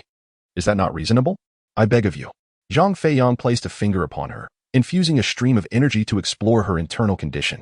Upon confirming her claims, he found her pitiful appearance tugging at his heartstrings. However, the notion of easily letting Song Suifu go left him unsettled. After deliberation, he devised a plan. Surely, there must be an antidote for the demonic insect. Since Song Suifu had boldly promised to consume the insect and become his servant, she could not have failed to retain a contingency plan. Therefore, the recipe for the antidote was of utmost importance. If he were to release her, it was imperative that she first surrender the formula. Should she willingly provide it, it would signify her genuine remorse and assure that she would no longer pose a threat to him. Otherwise, Zhang Feiyang would remain unconvinced of her intentions. With this in mind, Zhang Feiyang set aside his intention to continue his assault on Song Suifu and inquired, "What is it that you wish to convey?" Yet before a word could be spoken, as soon as she had opened her mouth, Song Suifang, with her sorrowful visage, suddenly emitted a white object with a swift motion, akin to an arrow, launching it towards Zhang Feiyang's mouth. This maneuver was executed with astonishing speed, reminiscent of lightning. Zhang Feiyang was taken aback, instinctively reaching out to seize it, but his grasp met only air. He beheld his palms slowly unfolding, revealing nothing within, and his countenance was etched with palpable astonishment. Song Suifang's expression softened, and she erupted into a triumphant, pealing laughter, her tone sharp and her countenance grotesque, embodying the very essence of a female fiend. Ha ha, Zhang Feiyang, you remain woefully naive. Did you truly believe I would relinquish the opportunity to end your life? My earlier plea for mercy was merely a ruse, and my feigned cultivation was solely to render you complacent. Zhang Feiyang shuddered slightly, staring blankly at Song Suifang, his demeanor betraying a sense of panic. Her laughter twisted her mouth into a peculiar shape, yet after a moment, as if fatigued by her own mirth, she sighed and began to explain herself with a tone of self-pity. At that moment, seeing Zhang Feiyang still clad in disbelief, an inkling of dissatisfaction welled up within her, and she chastised him harshly. Zhang Feiyang, what are you staring at? Am I not hideous now? I command you to gouge out your own eyes. I will not permit you to gaze upon me any longer. Hurry, obey my command. Unbeknownst to him, a mother insect had long been concealed within Song Suifang's body. This creature would give rise to offspring whenever she required it. Under the immense pressure exerted by Zhang Feiyang, she had resorted to this treacherous method, utilizing her own cultivation to induce a false sense of security in him, allowing the offspring to emerge and infiltrate his mouth as a countermeasure. Alas, her scheme was perilous and insidious, intricately devised to catch Zhang Feiyang off guard, almost leading him into her trap. However, Zhang Feiyang, known for his cautious nature, could not afford to commit any blunders. Thus, even when he momentarily felt a flicker of compassion and finally dared to engage in conversation with Song Suifang, he appeared unguarded while, in truth, his senses were finely attuned, vigilant and encompassing, unwilling to allow even a fleeting moment of negligence. Unexpectedly, despite his heightened state of alertness, he still missed his target, allowing the offspring to soar into his mouth. How could he not be astounded, frozen in disbelief? This reaction was entirely justified. Although his hand failed to capture the creature, his teeth managed to ensnare half of it, just as Song Suifang was bewildered by his disregard for her warning. Zhang Feiyang withdrew his hand, revealing 2 rows of pristine white teeth, between which squirmed a writhing white insect. The creature's speed was remarkable, yet, even so, half of it had already ventured into Zhang Feiyang's mouth, leaving only the latter half exposed. With a sudden exhalation, Zhang Feiyang expelled the insect onto the ground, and with a decisive stomp, he crushed it into a pulp, transforming it into a pool of sanguine fluid before Song Suifang's astonished gaze. Witnessing this spectacle, Song Suifang was rendered speechless. She never anticipated that her ultimate trump card would ultimately fail her. At this juncture, any pleas for mercy would be utterly futile. She had already exhausted her emotional appeals, leaving her in a state of utter despair. As this realization dawned upon her, She felt as though she had glimpsed death ahead. Her complexion darkened, and the light in her eyes dimmed instantaneously. The last vestige of struggle dissipated, rendering her a mere puppet, staring blankly at Zhang Feiyang. Naturally, Zhang Feiyang could not afford to grant this female fiend any chance of escape. To release her once more would not only resurrect the shadows she cast upon him, but would also jeopardize countless disciples who could fall victim to her wrath. Drawing a deep breath, he thrust the spirit stone staff forward with great force, shattering the spiritual barrier with a resounding crash. And it descended like a sledgehammer upon Song Tsuefu's chest. She let out a gasp, spewing forth a copious amount of blood before succumbing to death, her head drooping lifelessly. At that moment, Zhang Feiyang felt a profound sense of relief wash over him as he acquired a true treasure, the Wuhan belt. A faint smile graced his lips as he wiped the cold sweat from his brow, just as he secured the spirit stone staff and the Wuhan belt. Before he could attend to Song Tsuefu's lifeless body, a deep, resonant laughter echoed from behind him. Ha ha ha, well done, brother. So you are the spy sent by the sect. Rest assured, after today's events, I shall bear witness to your deeds and ensure the sect rewards you handsomely. The voice was unfamiliar to Zhang Feiyang, who had never encountered it before. Chapter 51. 3 choices. Zhang Feiyang's heart raced with alarm. Who was this person? The attire indicated he was not from the Firefox sect, and his cultivation level clearly marked him as no ordinary mortal. Moreover, his repeated references to the sect leader and the term spy raised unsettling questions. Could he be affiliated with another sect? With these thoughts swirling in his mind, Zhang Feiyang regarded the stranger with caution, unwilling to respond recklessly without understanding the other's intent. He neither acknowledged the claim of being a spy nor outright denied it. Observing Zhang Feiyang's serious demeanor, the stranger rolled his eyes and, with a sharp tap on Zhang Feiyang's head, complained, "Brother, you haven't been overwhelmed by your time in the Firefox sect, have you? You mustn't forget your roots. We are all from Tianqingguan, remember that." With the stranger's origins finally clarified, Zhang Feiyang felt a heightened sense of vigilance, sensing an undercurrent of danger. He feigned a moment of epiphany and nodded. However, the purpose of the stranger's visit remained unclear. A sense of unease enveloped him. After a brief contemplation, he decided to continue the charade and maintain the guise of a spy, inquiring, "Senior brother, what brings you here?" Upon hearing Zhang Feiyang's question, the man appeared displeased, his irritation flaring as he fixed a fierce glare upon Zhang Feiyang. With a resounding thud, he struck Zhang Feiyang's head again, exclaiming, "What senior brother nonsense is this? After spending so much time in the Firefox sect, have you forgotten our customs in Tianqingguan? Let me tell you, being a spy is arduous. But don't get too absorbed in your role. Just call me by my name." Zhang Feiyang was rendered utterly speechless. He initially intended to engage in conversation, but it seemed he had overestimated himself. It turned out that within the Tianqin sect, fellow disciples were not addressed by their status but directly by their names. However, being an impostor, he had no knowledge of the other's name. Observing Zhang Feiyang, who was deep in thought yet unable to derive an answer, he glanced at the distant corpse of Song Tsuefu, clearly adorned in the red robe of an inner disciple of the Firefox sect. With a hearty laugh, his expression brightened, and he gently patted Zhang Feiyang's shoulder, saying, "Never mind. If you can't recall, it's fine. You probably haven't heard of me before." Yet, at this juncture, his demeanor shifted, becoming respectful, and he nodded, retracting his previous statement. However, it seems that this is indeed the only approach to avoid revealing oneself. If you were to learn too much, it would be quite easy for the Firefox sect to detect inconsistencies.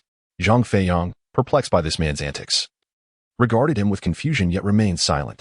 The man, seemingly discerning Zhang Feiyang's bewilderment, ceased his cryptic remarks and, with another pat on the shoulder, enthusiastically introduced himself. "Don't look at me like that. I'm not a stunning maiden. All right, enough of the nonsense. Brother, remember this. My name is Tai Xuan. What is yours?" He had initially contemplated adopting someone else's name, such as Zhou Yixian, Huidan, or even Xiang Dong. However, upon reflection, he deemed it unwise. After all, the backgrounds of these 3 individuals were easily traceable, with detailed registries maintained during their entry into the Firefox sect. Should he inadvertently assume one of their identities, it could lead Tai Xuan to uncover discrepancies inconsistent with their status as disciples of the Tianqin sect, thus entangling him in further troubles.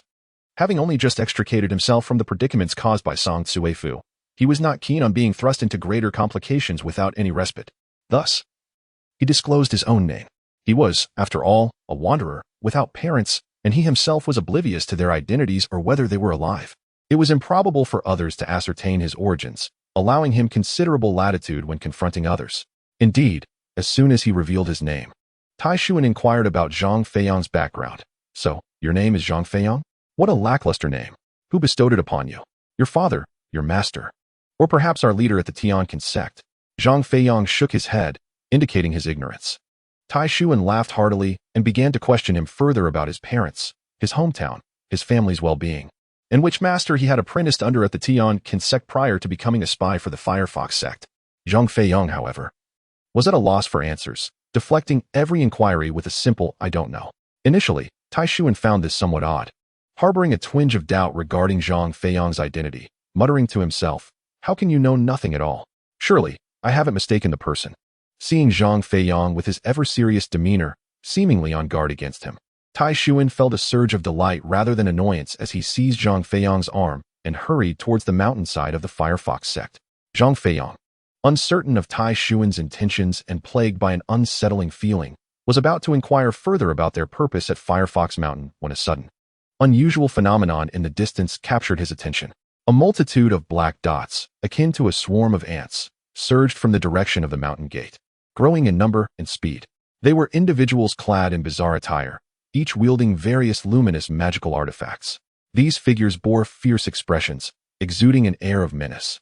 Yet they approached with a disconcerting silence, each step deliberately muted.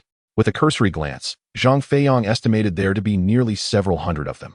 The individuals trailing behind appeared somewhat less formidable, their prowess evidently at the initial stage of qi refinement, moving with a clumsy gait. By the time they reached his vicinity, their faces were flushed, and beads of sweat the size of soybeans glistened on their foreheads. Although their numbers were not overwhelming, their mere passage instilled immense pressure upon Zhang Feiyang, as if his heart were being constricted, making each breath a laborious task. His complexion quickly paled, and beads of cold sweat formed on his brow.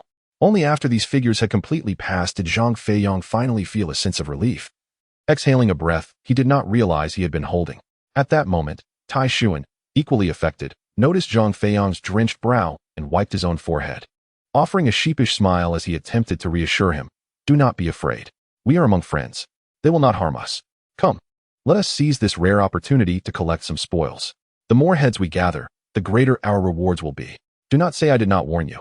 Upon hearing Tai Xuan's explanation, if Zhang Feiyang remained oblivious to the impending events, it would have been a testament to his folly. It was evident that the Tianqin sect was seizing the moment, while the Firefox sect was wholly engrossed in hosting the martial arts competition, thus lowering their guard for a surprise attack. Judging by the scale of personnel dispatched by Tianqin sect, it seemed they had emptied their ranks.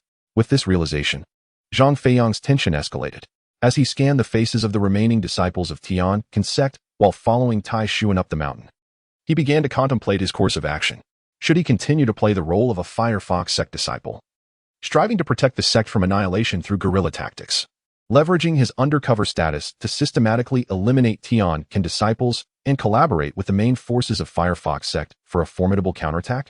Or should he abandon his identity as a Firefox disciple altogether, remaining beside Tai Xuan without engaging, merely to survive as a drifter? Of course, there remained a third option, to fabricate a pretext to part ways with Tai Xuan, and then, utilizing his familiarity with Firefox Mountain, to make a hasty escape and seek refuge with another sect of cultivators. Yet, this notion barely took root in Zhang Feiyang's mind before he swiftly dismissed it. For a more terrifying situation was unfolding at the mountain gate. A towering beast, approximately 7 or 8 zhang in height, devoid of wings and possessing a visage reminiscent of a fierce eagle, was advancing menacingly towards the mid-slope of Firefox Mountain. Perched atop this wingless creature's head appeared to be a man clad in a Taoist robe, though the distance rendered Zhang Feiyang unable to discern his features. This monstrous eagle, exuding an aura of malevolence, bore a grotesque countenance. It seemed to drive the disciples of the Heavenly Remnant sect towards a forced assault on Firefox Mountain, akin to death itself urging them forth. Should any disciple, lacking in strength, attempt to flee in fear, the beast would merely lower its head, snatching them up as easily as a chick pecks at grains, consuming them without a trace of mercy. Witnessing this scene, Zhang Feiyang inhaled sharply. Taken aback for the first time by the brutality of the cultivation world, momentarily struck dumb, unsure of how to proceed. Chapter 52. The battle at the summit. Upon arriving at the arena for the martial competition, Zhang Feiyang found it utterly deserted. As he walked beneath the stands, he could only observe countless chairs overturned, pieces from the arena scattered and broken, and the judges' platform violently split in two, blood pooling on either side. Yet not a single disciple of the Firefox sect was in sight. Fortunately, the chasms between the cliffs were only 7 or 8 zhang apart. A manageable distance for a late-stage qi refinement practitioner like Zhang Feiyang to leap across. He approached the edge, summoned spiritual energy to form a protective barrier, and leaped gracefully, landing lightly on the opposite ledge as if he were a feather caught in the wind. This mountain path led to the summit, a place Zhang Feiyang had never ventured before, yet now he felt compelled to ascend. The absence of any corpses belonging to the Firefox sect at the mid-slope suggested that they had sensed the ambush by the Heavenly Remnant disciples and had retreated in an orderly fashion to the summit. Indeed, the situation unfolded as Zhang Feiyang had anticipated. The winding path spiraled upward with a gentle incline. Yet it was steep enough to challenge those lacking the prowess of a late-stage qi refinement practitioner. As he navigated around a bend, Zhang Feiyang began to encounter the bodies of the fallen. These corpses belonged not only to the Firefox sect but also to the oddly attired disciples of the Heavenly Remnant sect. The blue garments of the Firefox disciples indicated that those who had perished along the path possessed relatively low strength, at most in the early stages of qi refinement. Zhang Feiyang continued his ascent. The number of bodies gradually increased from a mere handful to dozens, and after climbing several more zhang, the count surged to hundreds, nearly obstructing the entire path. To proceed further, he would need to clear the corpses. Reluctantly, Zhang Feiyang retrieved his spirit stone staff, methodically pushing the bodies aside to carve a path forward, hastening in the opposite direction towards the summit. This thought filled him with a surge of excitement. Yet after careful consideration, he set aside such emotions and continued his relentless pursuit of the peak. Throughout his journey, he had yet to catch a glimpse of Zhou Yixian. To him, if today marked the demise of the Firefox sect, it was an acceptance he could bear. However, should anything befall Monday Immortal, he would find it unforgivable. In his eyes, the life of Monday Immortal held far greater significance than the survival of the Firefox sect. Thus, he harbored no other thoughts, solely wishing to ascertain Monday Immortal's fate as swiftly as possible.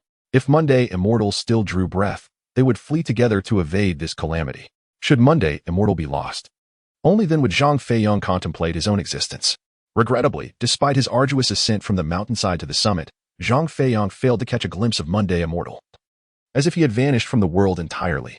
At this moment, the breathtaking scenery atop the Firefox sect's peak was revealed to Zhang Feiyang for the first time, a vast platform, exquisite pavilions, and chambers of superior quality compared to those of outer disciples, even adorned with rare and exotic birds soaring through the air. Yet, these sights, once imbued with ethereal charm and aspiration, had now transformed into a grotesque tableau. When Zhang Feiyang gazed upward, he could only behold two kinds of entities, the lifeless and the living. Beyond that, no palatial structures or wondrous beasts remained, only the remnants of devastation and corpses. The ground was soaked in blood, while the air reverberated with the cacophony of battle cries, anguished screams, and the violent clash of magical artifacts akin to thunder.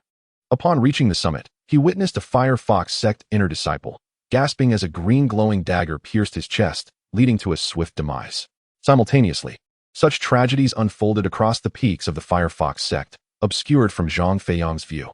An elder of the sect, having attained the pinnacle of qi refinement, his white hair flowing, wielded a crimson whip-like artifact.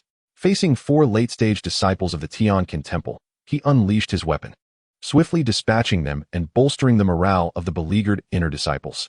The vulnerability of even a perfected qi refinement practitioner made the overwhelming strength of the Tianqin Temple all too clear to Zhang Feiyang. The defeat of the Firefox sect seemed inevitable. Yet, at that moment, a middle-aged man clad in blue suddenly descended from a peak, standing 34 zhang high. Brandishing a sword, he did not strike at foes. Instead, he inflicted a wound upon his own hand, allowing the crimson flow to coat the blade. Before long, his 3-foot sword transformed into a 7-foot weapon, glimmering as if it could absorb blood. Each strike against the disciples of the Tianqin Temple drained their life essence in an instant. This act significantly invigorated the spirits of both outer and inner disciples of the Firefox sect. Master, Zhang Feiyang heard the fervent calls of the crowd. An enlightenment dawned upon him. No wonder this man possessed such formidable prowess. He was none other than the strongest individual of the Firefox sect. The heroic image of the sect leader became indelibly etched in his mind, igniting within him a desire to draw near and join forces with the surviving disciples in their fight. Yet, the sect leader bore not a trace of optimism. Instead, his countenance was as somber as water, exuding an air of gravitas. Despite his formidable prowess, why did he still appear so troubled? Was there perhaps an even mightier force within the Tianqin sect? Indeed, his predictions were accurate. At that moment, the colossal, wingless eagle, which had initially loomed like a behemoth, surged upward from the mountainside. Though its speed was not particularly swift, its presence was awe-inspiring. Each footfall reverberated through the entire Firefox Mountain, creating a cacophony akin to a sudden earthquake. Beside the sect leader, several inner disciples, lacking in strength, were instantly overwhelmed. Collapsing in disarray, Zhang Feiyang and the other disciples, having hastily conjured their spiritual energy into protective barriers, found themselves struggling as their faces turned pale and breaths became labored. Only the sect leader remained unfazed, retracting his blood sword artifact and standing resolutely with his hands clasped behind his back. Facing the wind with an imposing demeanor reminiscent of a mountain that remains unyielding before an impending collapse. This commanded Zhang Feiyang's admiration. The sect leader was indeed unparalleled. Showing no signs of being affected by the wingless eagle, it seemed that the Firefox sect still held a glimmer of hope for victory, especially since their strongest trump card, the Firefox, had yet to make an appearance. At this juncture, Zhang Feiyang's assessment of the Firefox sect's prospects began to shift. The sect leader's earlier display of authority, coupled with his current composed demeanor, reignited Zhang Feiyang's confidence in the sect. Suddenly, a shrill cry, sharp enough to rend the very sky, pierced the air. Zhang Feiyang's vision darkened, and blood trickled from his ears in shock. Hastily, he covered his ears and sat cross-legged to channel his energy, seeking to heal his injuries. Those disciples of comparable cultivation, quick to react, mimicked his actions, while the slower ones met a grim fate, bleeding from all 7 orifices and succumbing to death. As for the outer disciples whose cultivation fell short of Zhang Feiyang's, their bodies erupted uncontrollably, resembling human fireworks, splattering blood everywhere, a gruesome and harrowing sight. Zhang Feiyang felt a wave of nausea rising within him, yet he forced himself to endure, unwilling to close his eyes, gritting his teeth as he observed the situation at the mountain summit. For he knew that a spectacular performance was about to unfold, one that might not be witnessed again for a century. He did not wish to miss such an enthralling spectacle. Of course, concerning the matter of seeking Zhou Yixian, he was not disinclined. Rather, he felt an increased sense of urgency, but his current state left him powerless. To seek Zhou Yixian without tending to his own injuries from the wingless eagle's cry would be reckless. Encountering further peril could leave him unable to rescue Zhou Yixian. It was this duality of considerations that sparked Zhang Feiyang's interest in remaining as an observer. As he watched the wingless eagle surge past him towards the sect leader, such thoughts traversed his mind. Yet, reality proved disappointing. The sect leader remained unflappable, showing no inclination to confront the colossal wingless eagle directly. As the creature drew near, the sect leader's reflexes remained sharp. He swiftly raised his hand, once more gripping the blood sword artifact, rotating it in the air until it was held in a reverse grip. Then, with a resounding command, he bellowed, "Come forth." With a firm grip on the blood-red sword, a mighty hand struck the ground fiercely, producing a thunderous sound as the 7-foot blade embedded itself securely into the earth before the eyes of all present. The entire mountaintop reverberated with a resonant hum, followed by a violent tremor, as a vast cloud of dust and debris erupted from the ground ahead, revealing a colossal pit. Zhang Feiyang lifted his gaze to survey the interior of the chasm, which glowed ominously crimson, as if flames were consuming it, with waves of heat swirling upward to form a mist that enveloped the mid-air expanse of the entire Huahu mountain range. At that moment, the sect leader, in front of everyone, swiftly sheathed the blood sword and leaped into the abyss. Zhang Feiyang was taken aback. However, he noticed the inner disciples and the venerable elders in the distance, who appeared utterly exhilarated. Their earlier anxiety and panic dissipated. They seemed to have triumphed over the wingless eagle, engaging in cheerful banter, leaving Zhang Feiyang perplexed about the leader's true intentions. Suddenly, a brilliant beam of crimson light surged from the pit, transforming into a fox of a size comparable to the wingless eagle, which began a fierce battle atop the mountain. The fox was enveloped in flames, save for a small area at the nape of its neck that remained unscathed, where the sect leader had just landed, silently casting spells that targeted the wingless eagle. The fiery fox, as if attuned to his will, executed his commands with precision, easily subduing the eagle. And the tide of battle shifted dramatically, victory appearing imminent. Zhang Feiyang watched in awe, captivated by the spectacle. Chapter 53. The stealthy assault of magical artifacts. At that moment, an ear-piercing laugh erupted from a direction behind Zhang Feiyang. "Haha, you little rascal. Did you think playing dead would spare your life? Today, everyone from the Huahu sect shall perish." The voice was unfamiliar, unmistakably belonging to someone from the Tiansong Temple. He turned to see a burly man wielding a butcher's knife, having just severed a boy's neck, blood splattering across his face. The man triumphantly lifted the boy's head, depositing it into a large sack, and then eagerly dashed towards another girl nearby. Unable to discern the boy's features, Zhang Feiyang rushed forward, his heart racing. The mention of playing dead instantly conjured thoughts of Zhou Yixian, followed by the recollection of Zhou Yixian's magical artifact, the golden cicada box.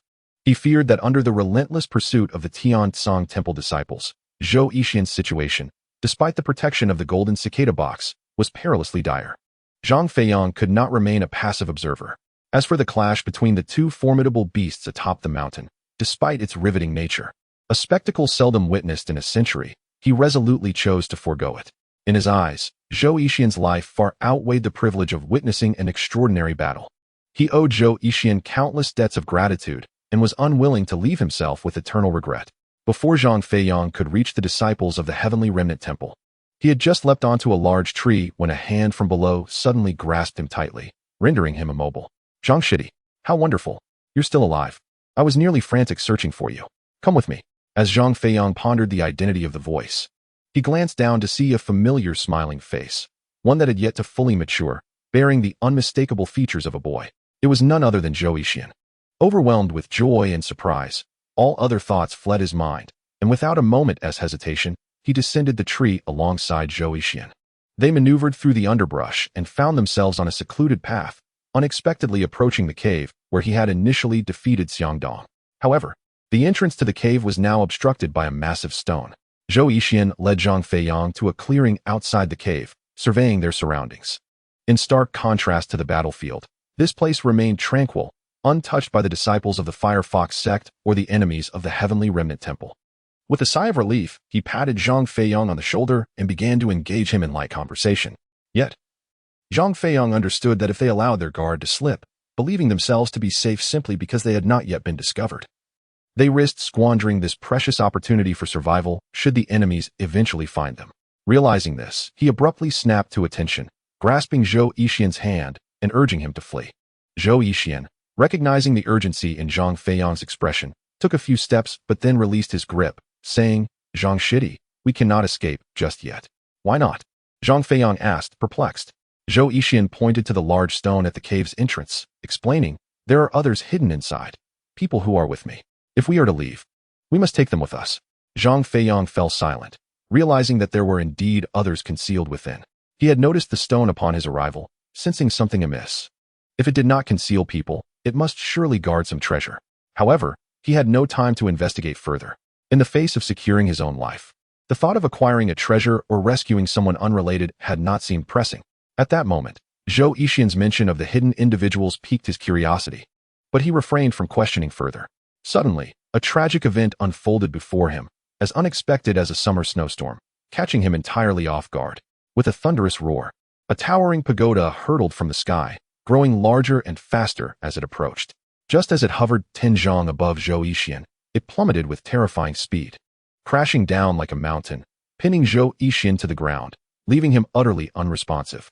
Zhang Feiyang was momentarily rendered speechless, his mind blank as a torrent of emotions surged within him: sorrow, astonishment, fear, panic, and rage.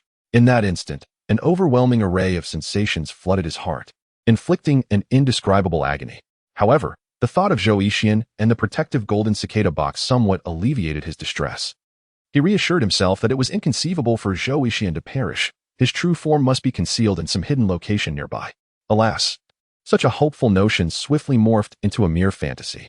The figure before him bore a striking resemblance to a butcher from the mortal realm, unmistakably familiar to Zhang Feiyang as the first disciple of the Celestial Ruins Temple, Taishuan.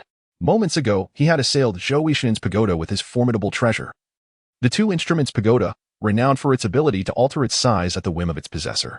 After a brief interval, he had discovered a box in Zhou Yixian's possession, manipulating it in his hands with meticulous scrutiny. Upon realizing that it was the golden cicada box, Zhou Yixian's sole means of survival, Zhang Feiyang was rendered utterly stunned, a blank expression masking the turmoil within him as if struck by lightning. It was at this juncture that he grasped the grim reality. Zhou Yixian was truly deceased, likely due to a moment of carelessness. Yet, he recognized that such negligence could not be solely attributed to Zhou Yixian. Had the roles been reversed, Zhang Feiyang understood that he too might have been caught off guard, falling victim to the two instruments' pagoda's crushing force. Who could have anticipated that a previously unoccupied safe haven would suddenly be breached by a disciple of the Celestial Ruins Temple, who would immediately launch an attack with a magical artifact? The ruthlessness of Tai Xuan was evident, his actions aligned with the temple's notorious reputation for mercilessness. As he beheld the lifeless body of Zhou Yixian, reduced to a mere mass of flesh, Zhang Feiyang felt an excruciating pain akin to the loss of a beloved brother, tears cascading uncontrollably down his cheeks. Zhou Yixian was his only concern within the Firefox sect. Upon finding him unharmed, he had envisioned their safe escape together. Even the prospect of bringing along others seemed a trivial burden, yet he had never anticipated witnessing his friend's demise so abruptly. Overwhelmed by grief and terror, a tempest of fury surged within him, filling his mind like a volcano poised to erupt at any moment. At that moment, Zhang Feiyang gazed at Tai Xuan in the distance, who was smilingly stowing away the inspected golden cicada box, consumed by a desire for vengeance. He yearned to draw forth his spirit stone staff and strike, mirroring Tai Xuan's earlier ambush on Zhou Yixian. Yet, after much deliberation, he restrained himself. As Tai Xuan's gaze fell upon him, Zhang Feiyang hastily wiped away his tears, burying the tumult of anger and sorrow deep within his heart. Adopting a facade of calm, he met Tai Xuan's eyes with an expressionless demeanor, for the ever-cautious Zhang Feiyang had regained his composure. He was acutely aware that engaging Tai Xuan in combat was fraught with uncertainty regarding his own odds of victory. Should he prevail, it would undoubtedly be a fortuitous outcome. What if I were to face defeat? Wouldn't that mean I could never avenge the enmity with Zhou Yixian? Moreover, if I were to perish, wouldn't my demise become a mere jest? Additionally, it is evident that Tai Xuan's status within the Heavenly Remnant sect is not particularly elevated, as he cannot be compared to those disciples currently engaged in combat with the Firefox sect's leader atop the mountain. If such a low-ranking disciple can find his way here, is it possible that he has no companions at his side? Contemplating these thoughts, Zhang Feiyang promptly suppressed all his emotions, fearing that Tai Xuan might detect any flaws, striving to maintain his composure. Indeed, mere moments later, a throng of Heavenly Remnant sect disciples surged in from various directions, eagerly gathering around Tai Xuan, engaging in lively conversation and laughter. Observing their swift movements, it was clear they were all in the late stage of qi refinement, showcasing formidable strength, causing Zhang Feiyang to draw a sharp breath and break out in a cold sweat for his Mingying. At that moment, at Tai Xuan's command, the disciples dispersed, combing through the nearby woods for any missing members of the Firefox sect. Noticing Zhang Feiyang's visibly frightened demeanor, Tai Xuan patted his shoulder and smiled reassuringly. Do not fear, they are all our own. I have already briefed them, and they will recognize you from now on. By the way, what were you doing with the Firefox sect members earlier? Were you under their control? Zhang Feiyang nodded. Tai Xuan sighed, tapping Zhang Feiyang's forehead, and suddenly adopted a tone of admonition befitting an elder. Zhang Feiyang, you must exercise caution. Although you have been away from my Heavenly Remnant sect for quite some time, you must not make such a grave error. In the future, refrain from acting alone. Observe how we are a large group together. Safety lies in numbers. Do you understand? Understood, Zhang Feiyang replied obediently, nodding. Seeing Zhang Feiyang's humble acceptance of the reprimand, Tai Xuan's spirits lifted, and he chuckled, playfully resuming a light-hearted atmosphere. All right. All is well now. Just remember for the future. However, since I have come to your aid this time, shouldn't you express your gratitude, Zhang Feiyang? Upon hearing this, Zhang Feiyang's heart bled, yet he managed to force a smile, clasping his fists in a gesture of sincere thanks. I am deeply grateful for your life-saving assistance. Tai Xuan nodded, choosing not to prolong the idle chatter, and led him toward the stone, saying, no need for thanks. It is only natural, we are fellow disciples. By the way, it seems there is something hidden within that stone. Let us go take a look. Chapter 54. Two beauties. Zhang Feiyang nodded and followed. Yet, he remained unable to fully accept the sudden demise of Zhou Yixian. Not only had he missed the chance to express his gratitude, but he hadn't even been able to warn him to be cautious or share another word. As he walked, his thoughts were elsewhere, frequently glancing toward the increasingly blurred form of Zhou Yixian's body. You want to help me take out the trash? Very well, all the trash is yours. Ah, it's you, junior brother Zhang. I must tell you, we have truly fallen on hard times. The laundry department is the only place where we cannot cultivate the qi refinement technique, for we are male, and Xiao Jia has a preference for females. Brother Zhang, you truly are remarkable. I am grateful to you. Were it not for your assistance, I would likely have remained ensnared in Huidan's clutches. Do not look over there. Those are inner disciples, and we are still far from their level. Brother Zhang, Are you aware of the secret of that waterfall? Let me tell you, I nearly met my demise there a few days ago. Fortunately, there exists a cave within the waterfall that I can reach from where I stand. Come quickly, it is perilous ahead. Brother Zhang, this is the safe spot. I cannot escape with you, as there are others in the cave. I shall go and call them out. Let us flee together. He fears that, should he lose control and succumb to impulsive fervor, he might commit a foolish act like attacking Tai Xuan. At this moment, numerous disciples from Tian Qingguan surround them. Zhang Feiyang is acutely aware of the potential consequences should he act recklessly, even if he could eliminate Tai Xuan and avenge Zhou Yixian. He lacks the confidence to contend with the multitude of Tian Qingguan disciples remaining. Faced with such overwhelming adversaries, Zhang Feiyang sees no glimmer of hope for survival. Weighing his options, he gradually diminishes his resolve to kill Tai Xuan, striving to quell the rising fervor within.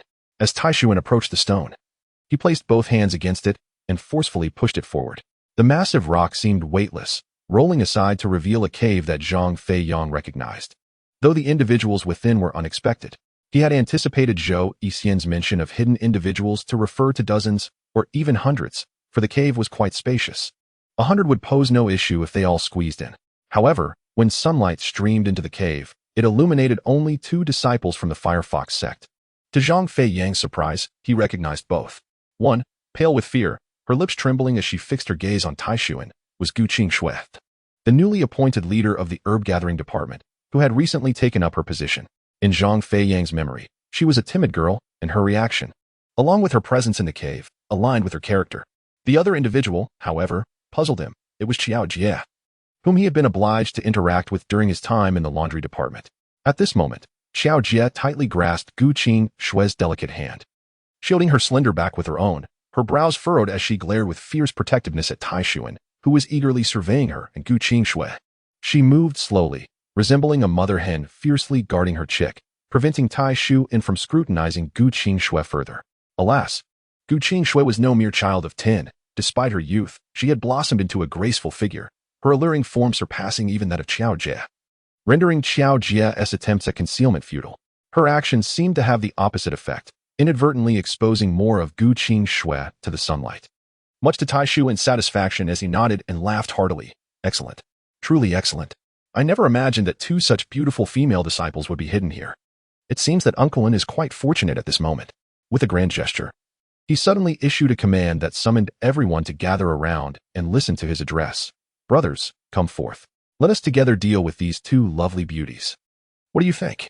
Zhang Feiyang was uncertain about the appearance of a beautiful woman among cultivators, but in his mind, a woman like Qiao Jie already qualified as exquisite. While Gu Qingshui was even more exceptional, on par with the infamous female tyrant, Song Cuifeng. However, the 2 were distinctly different. One was timid and cautious, while the other was more vicious. Zhang Feiyang held a less than favorable impression of these 3 women. Qiao Jie, however, left him with a slightly better impression, as she had recently aided him immensely. Nonetheless, this did not diminish his acknowledgement of their beauty. Observing the excitement on the faces of the disciples of Tian Qingguan and their incessant salivating, he realized that if he did not devise a plan soon, not only would the most beautiful Gu Qingshui be in peril, but Qiao Jie would also share her fate. Indeed, as Zhang Feiyang began to contemplate how to safeguard the 2, the assembled disciples of Tian Qingguan were already eagerly rubbing their hands together, inching toward the cave with malicious grins, as if they intended to devour both Qiao Jie and Gu Qingshui. Zhang Feiyang turned his gaze back to Qiao Jie and Gu Qingshui, noting their silence and their resolute demeanor, yet the fear lurking in their eyes became increasingly apparent. He understood that time was of the essence. Should those individuals truly engage with Qiao Jie and the others, the situation could spiral out of control. Sighing, Zhang Feiyang realized he was reluctant to intervene, but with Zhou Yixian having perished not far away, he considered that Zhou had concealed Qiao Jie and Gu Qingshui here to protect them. As a friend who owed Zhou a debt of gratitude, he felt an unbearable weight in his heart at the prospect of abandoning them or witnessing the 2 women Zhou sought to shield being violated. Brother Zhou, you may rest easy. I shall protect these 2 sisters in your stead. He silently bid farewell to Zhou Yixian in his heart. In an instant, he transformed his demeanor, forcing an excited, mischievous grin, and boldly strode into the crowd. Before the disciples of Tian Qingguan could react, he stepped directly in front of Qiao Jie, pulling her into his embrace with his left arm, while his right arm encircled Gu Qingshui, presenting an air of wanting to monopolize both of them. Zhang Feiyang, what are you doing?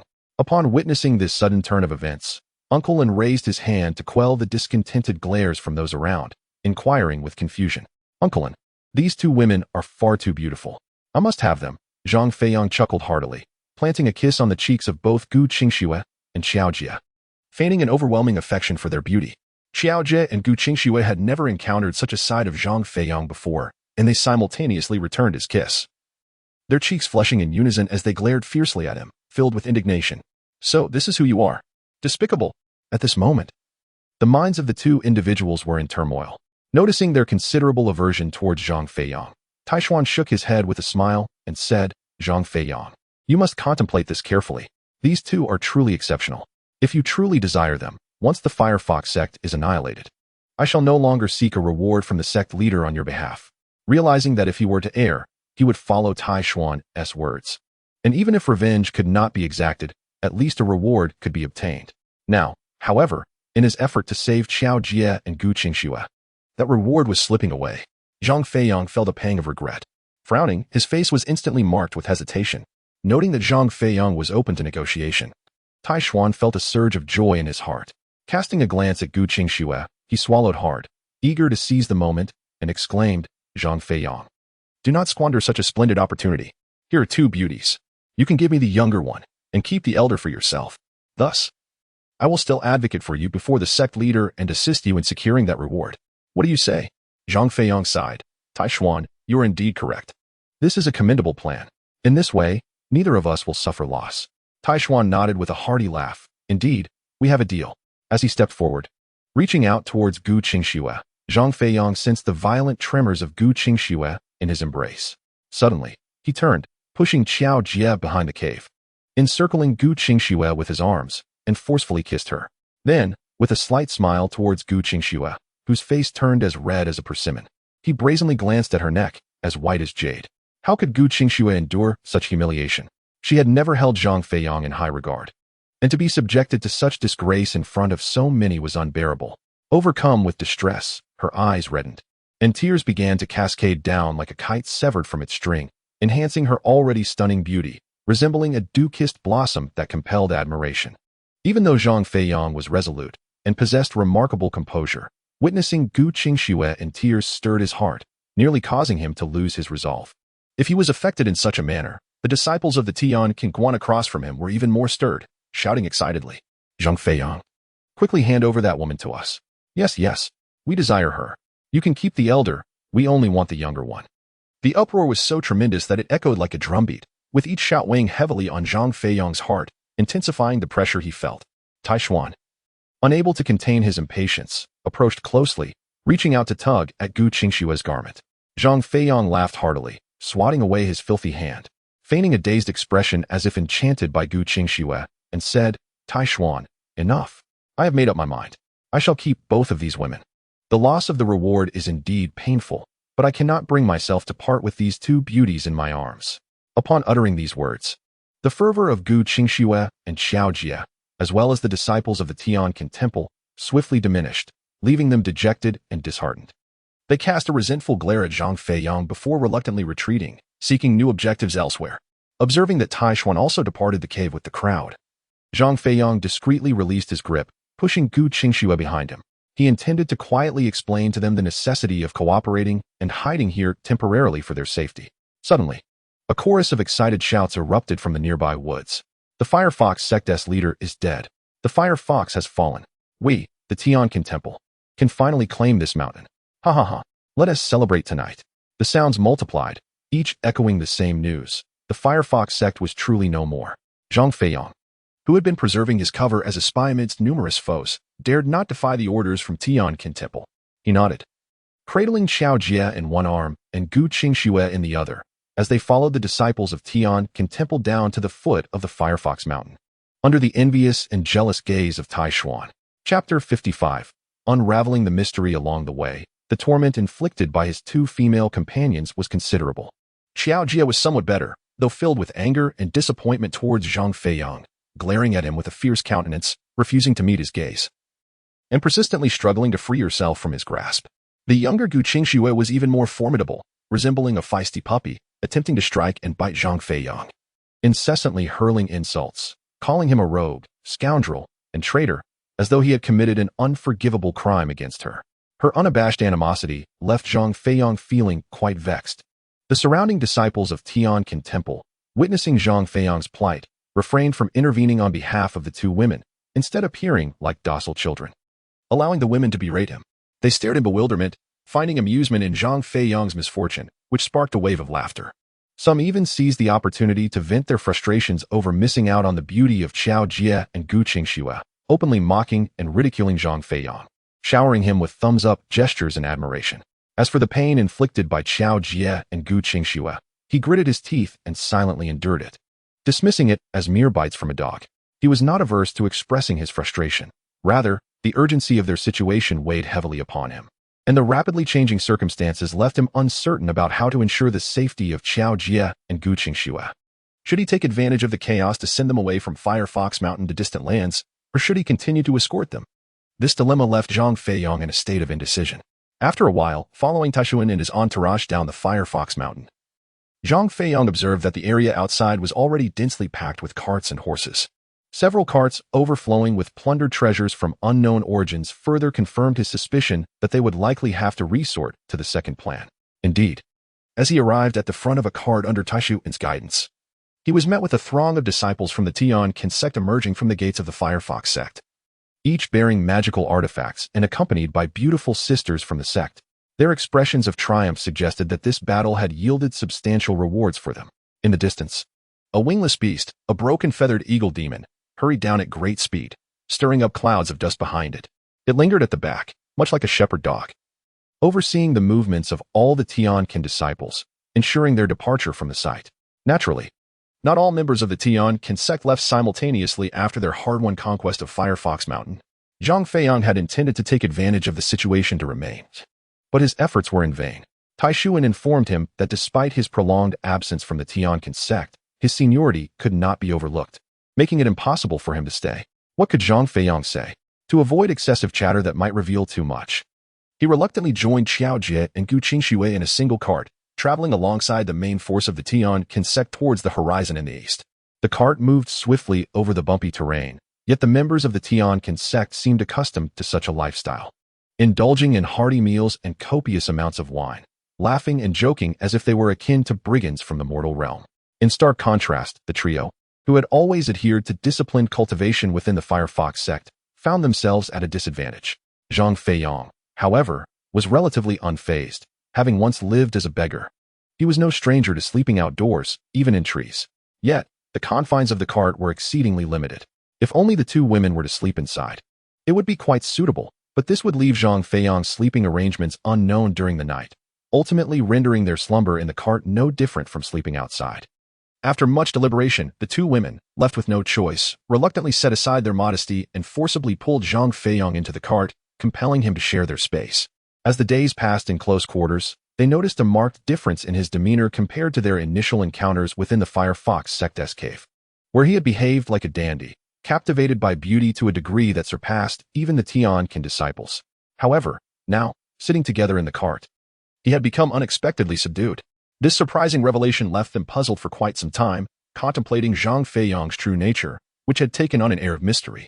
As they successfully drew Zhang Feiyang into the carriage and spent nearly half a month together, they observed that he remained steadfast each night, resolute as iron, seemingly impervious to the soft allure of their embraces, reminiscent of the unyielding Lu Xiaohui. Their perception of him grew increasingly perplexed. Who could fathom whether this would ignite a perilous situation? Considering such uncertainties, the trio shared countless days and nights within the confines of the carriage. Eventually, the carriage came to a halt, and the disciples of Tianqin sect disembarked with their horses, bearing women and treasures, and collectively leaped into a vast, boundless river, as if hastening along their journey toward the eastern bank. Gu Qingxue and Qiao Jie were astonished to witness these individuals walking effortlessly upon the water's surface, moving with the swiftness of the wind, as if traversing solid ground without the need for boats. They immediately understood that these people possessed formidable cultivation, far surpassing their own, likely all at the later stages of qi refinement. Their faces turned pale in unison, overwhelmed with dread at the prospect of being unable to cross the river. Their cheeks flushed with anxiety, beads of sweat forming on their foreheads. They were acutely aware of the dire consequences of failing to cross. The eager disciples of Tianqin sect might overlook them, But the last one, the wingless eagle, would not allow any to escape its grasp.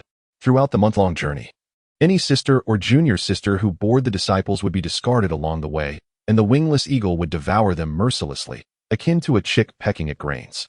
Relying on Zhang Feiyang for assistance in crossing the river was futile. His abilities had already been showcased during the martial arts competition, where he was easily defeated by Qiao Jie, who was merely at the early stage of qi refinement. What hope could there be?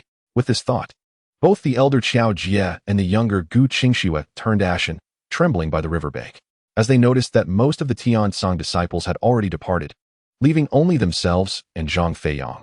They could no longer afford to hesitate. In a desperate bid for survival, they closed their eyes and leapt into the river, tears streaming down their faces, engulfed by despair. At that moment, a figure pursued them from behind, landing effortlessly upon the river's surface with a soft thud, as if treading upon solid ground. Upon landing, he raised his arms and, following Qiao Jie and Gu Qingxue, swiftly joined the remaining disciples of Tiansong, moving with the grace of a swallow toward the eastern bank. To their astonishment, the figure was none other than Zhang Feiyang, the very one who had endured their bullying for so long. Could it be? Had they misjudged him? Zhang Feiyang, who had barely stabilized at the early stage of qi refinement, how had he suddenly become a practitioner at the later stages? The two exchanged bewildered glances, struggling to comprehend the reality before them. Yet, as time passed and the refreshing breeze caressed their faces, clarity began to dawn upon them. When they turned their gazes back to Zhang Feiyang, their lingering resentment dissipated entirely, leaving only heartfelt gratitude. It was only at this moment that they began to unravel the myriad enigmas that had long confounded their hearts. Why did Zhang Feiyang become a traitor of the Firefox sect? What caused him to be enamored with women at one moment and indifferent to them in the next? How did his strength suddenly amplify to that of a late-stage qi refinement practitioner? All signs indicate that Zhang Feiyang's actions were motivated by a desire to save them. Realizing this, Qiao Jie and Gu Qingxue could hardly harbor any resentment toward him. As they exchanged glances, memories of their previous infatuations with Zhang Feiyang flooded back, igniting a profound sense of shame within them. Their cheeks flushed a vibrant red, reminiscent of ripe apples, and under the sunlight, their beauty appeared even more enchanting, enhancing their already remarkable features. In that moment, as if sharing an unspoken understanding, they simultaneously uttered two delicate sounds akin to the buzzing of mosquitoes. Thank you, Zhang Feiyang. Upon witnessing the picturesque expressions of Qiao Jie and Gu Qingxue, was momentarily taken aback before regaining his composure. The closer he drew to the lair of the Tianqin temple, the more alert he became to the precarious situation that awaited him. It was indeed a dragon's den and a tiger's lair. The dangers he faced now far surpassed those encountered while cultivating in the Firefox sect. He had to remain vigilant and composed at all times. A single misstep, an ill-chosen word, or even a minor mistake could lead to his true identity being exposed. The consequences of such exposure would be dire, and Zhang Feiyang wished to avoid such an outcome at all costs. Thus, since stepping onto the carriage, he had been pondering a single issue: how to navigate a potential encounter with someone from Tianqin Temple who might recognize him as a former spy without revealing his true identity. Regrettably, this question remained elusive. Zhang Feiyang found himself troubled by this dilemma, momentarily distracted from Qiao Jie and Gu Qingxue. At last, Zhang Feiyang lifted his gaze and beheld a massive island emerging at the end of the river, approximately 20 zhang away. At its pinnacle stood an imposing iron fortress, teeming with disciples and fortified like a steel drum. At the highest point of the fortress, a crimson banner fluttered in the wind, exuding an air of authority, with the three characters Tianqin Guan clearly visible. Chapter 56. Tianqin Temple. What was meant to come had arrived. Zhang Feiyang's heart tightened as he realized time was running short. He would have to adapt to the situation as it unfolded.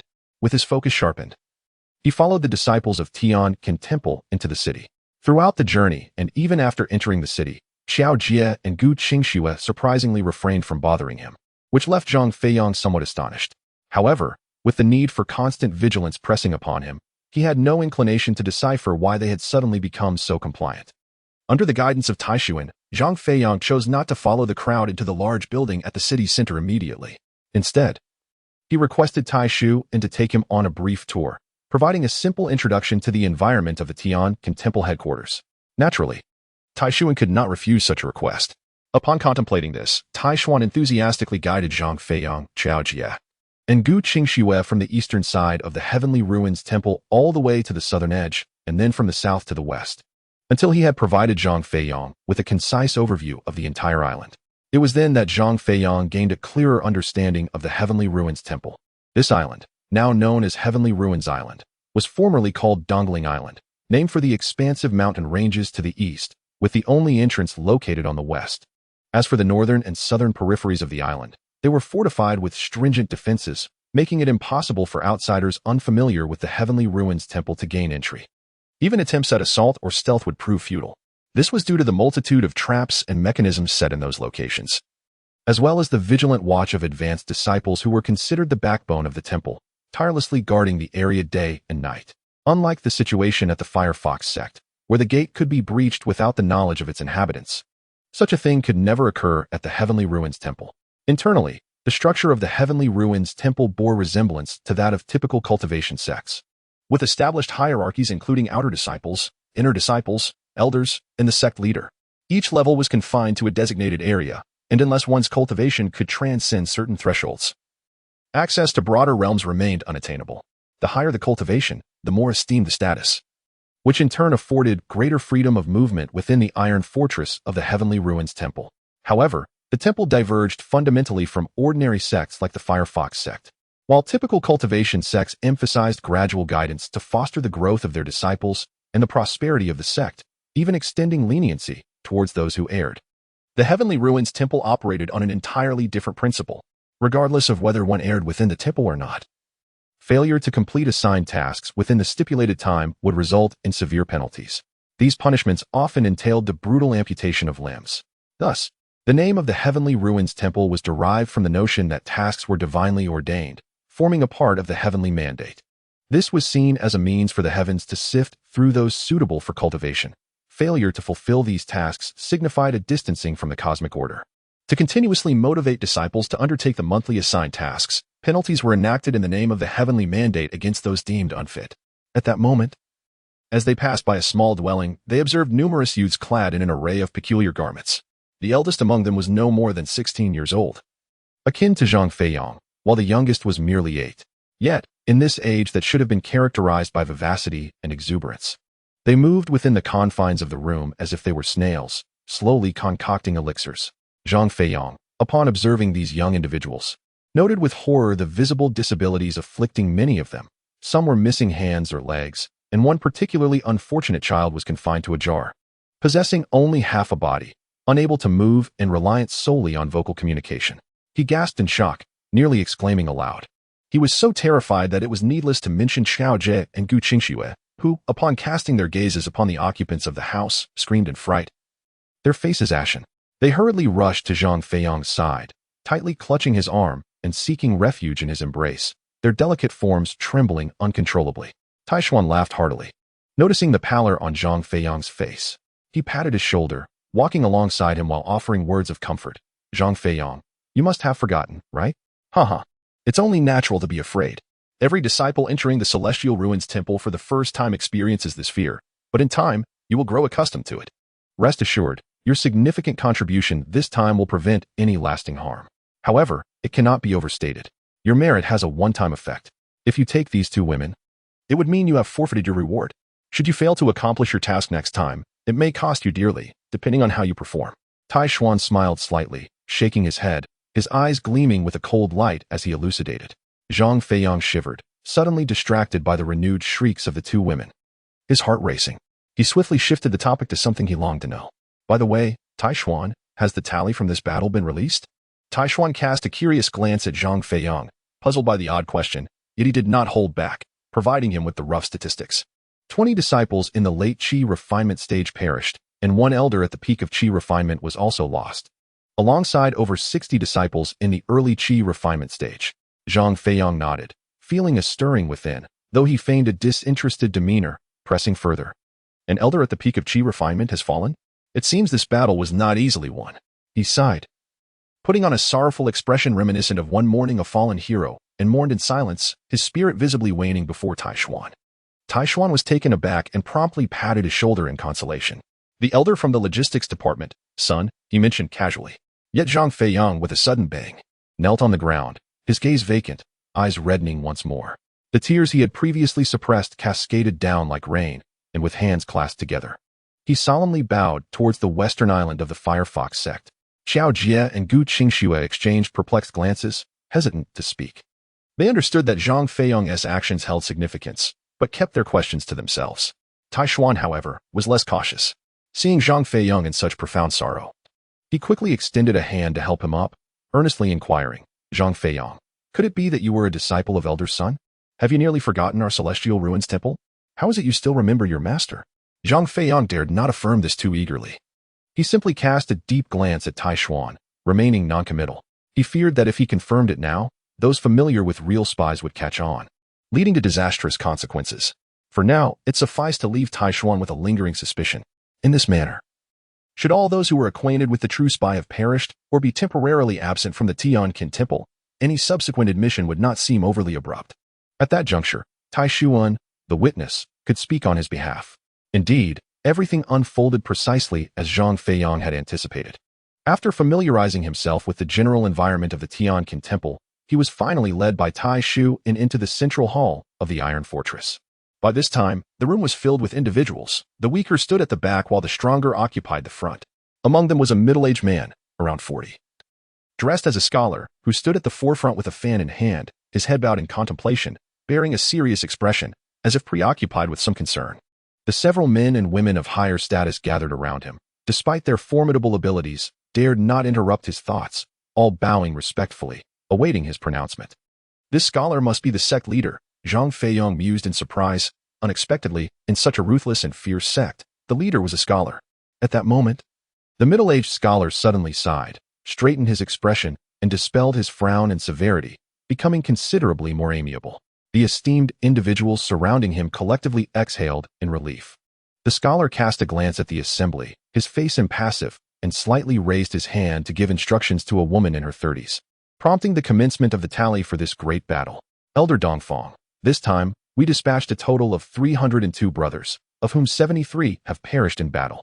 Although we emerged victorious, the losses were substantial. Elder Sun has sacrificed himself. The woman in her 30s began to relay the overall statistics. Following her lead, the other distinguished men began to enumerate the names of the 73 fallen. Ultimately, it was the same woman who recounted the treasures seized. Elder Dongfang, who had been attentively listening, his expression growing increasingly grim, finally relaxed his countenance and nodded in solace. After a moment, as if struck by a pleasant thought, Elder Dongfang glanced at the woman beside him and smiled slightly, instantly dissipating the oppressive atmosphere in the hall. Tai Xuan, come forth. I have heard that you have located the spy sent by the sect to the Huahu sect. Over the years, our ability to accurately discern the circumstances of the Huahu sect owes a great deal to him. Please bring him forward. Yes, Elder. It is he. His name is Zhang Feiyong. Tai Xuan exclaimed with excitement, pushing Zhang Feiyong to the forefront, introducing him to the assembly. The gazes directed at him were a mix of fiery jealousy, gentle admiration, and refreshing appreciation. In essence, Zhang Feiyong felt utterly uncomfortable under their scrutiny, yet was compelled to maintain a smiling facade, feeling quite unsettled within. Eventually, such gazes were significantly diminished by a wave of Elder Dongfang's hand. The elder from the east displayed an unmistakable disinterest in Zhang Feiyong, glancing at his unremarkable appearance and sluggish reactions, showing no intention of lingering. With a mere wave of his hand, he entrusted the matter of Zhang Feiyong's arrangement to a woman in her 30s, turning to exit the hall.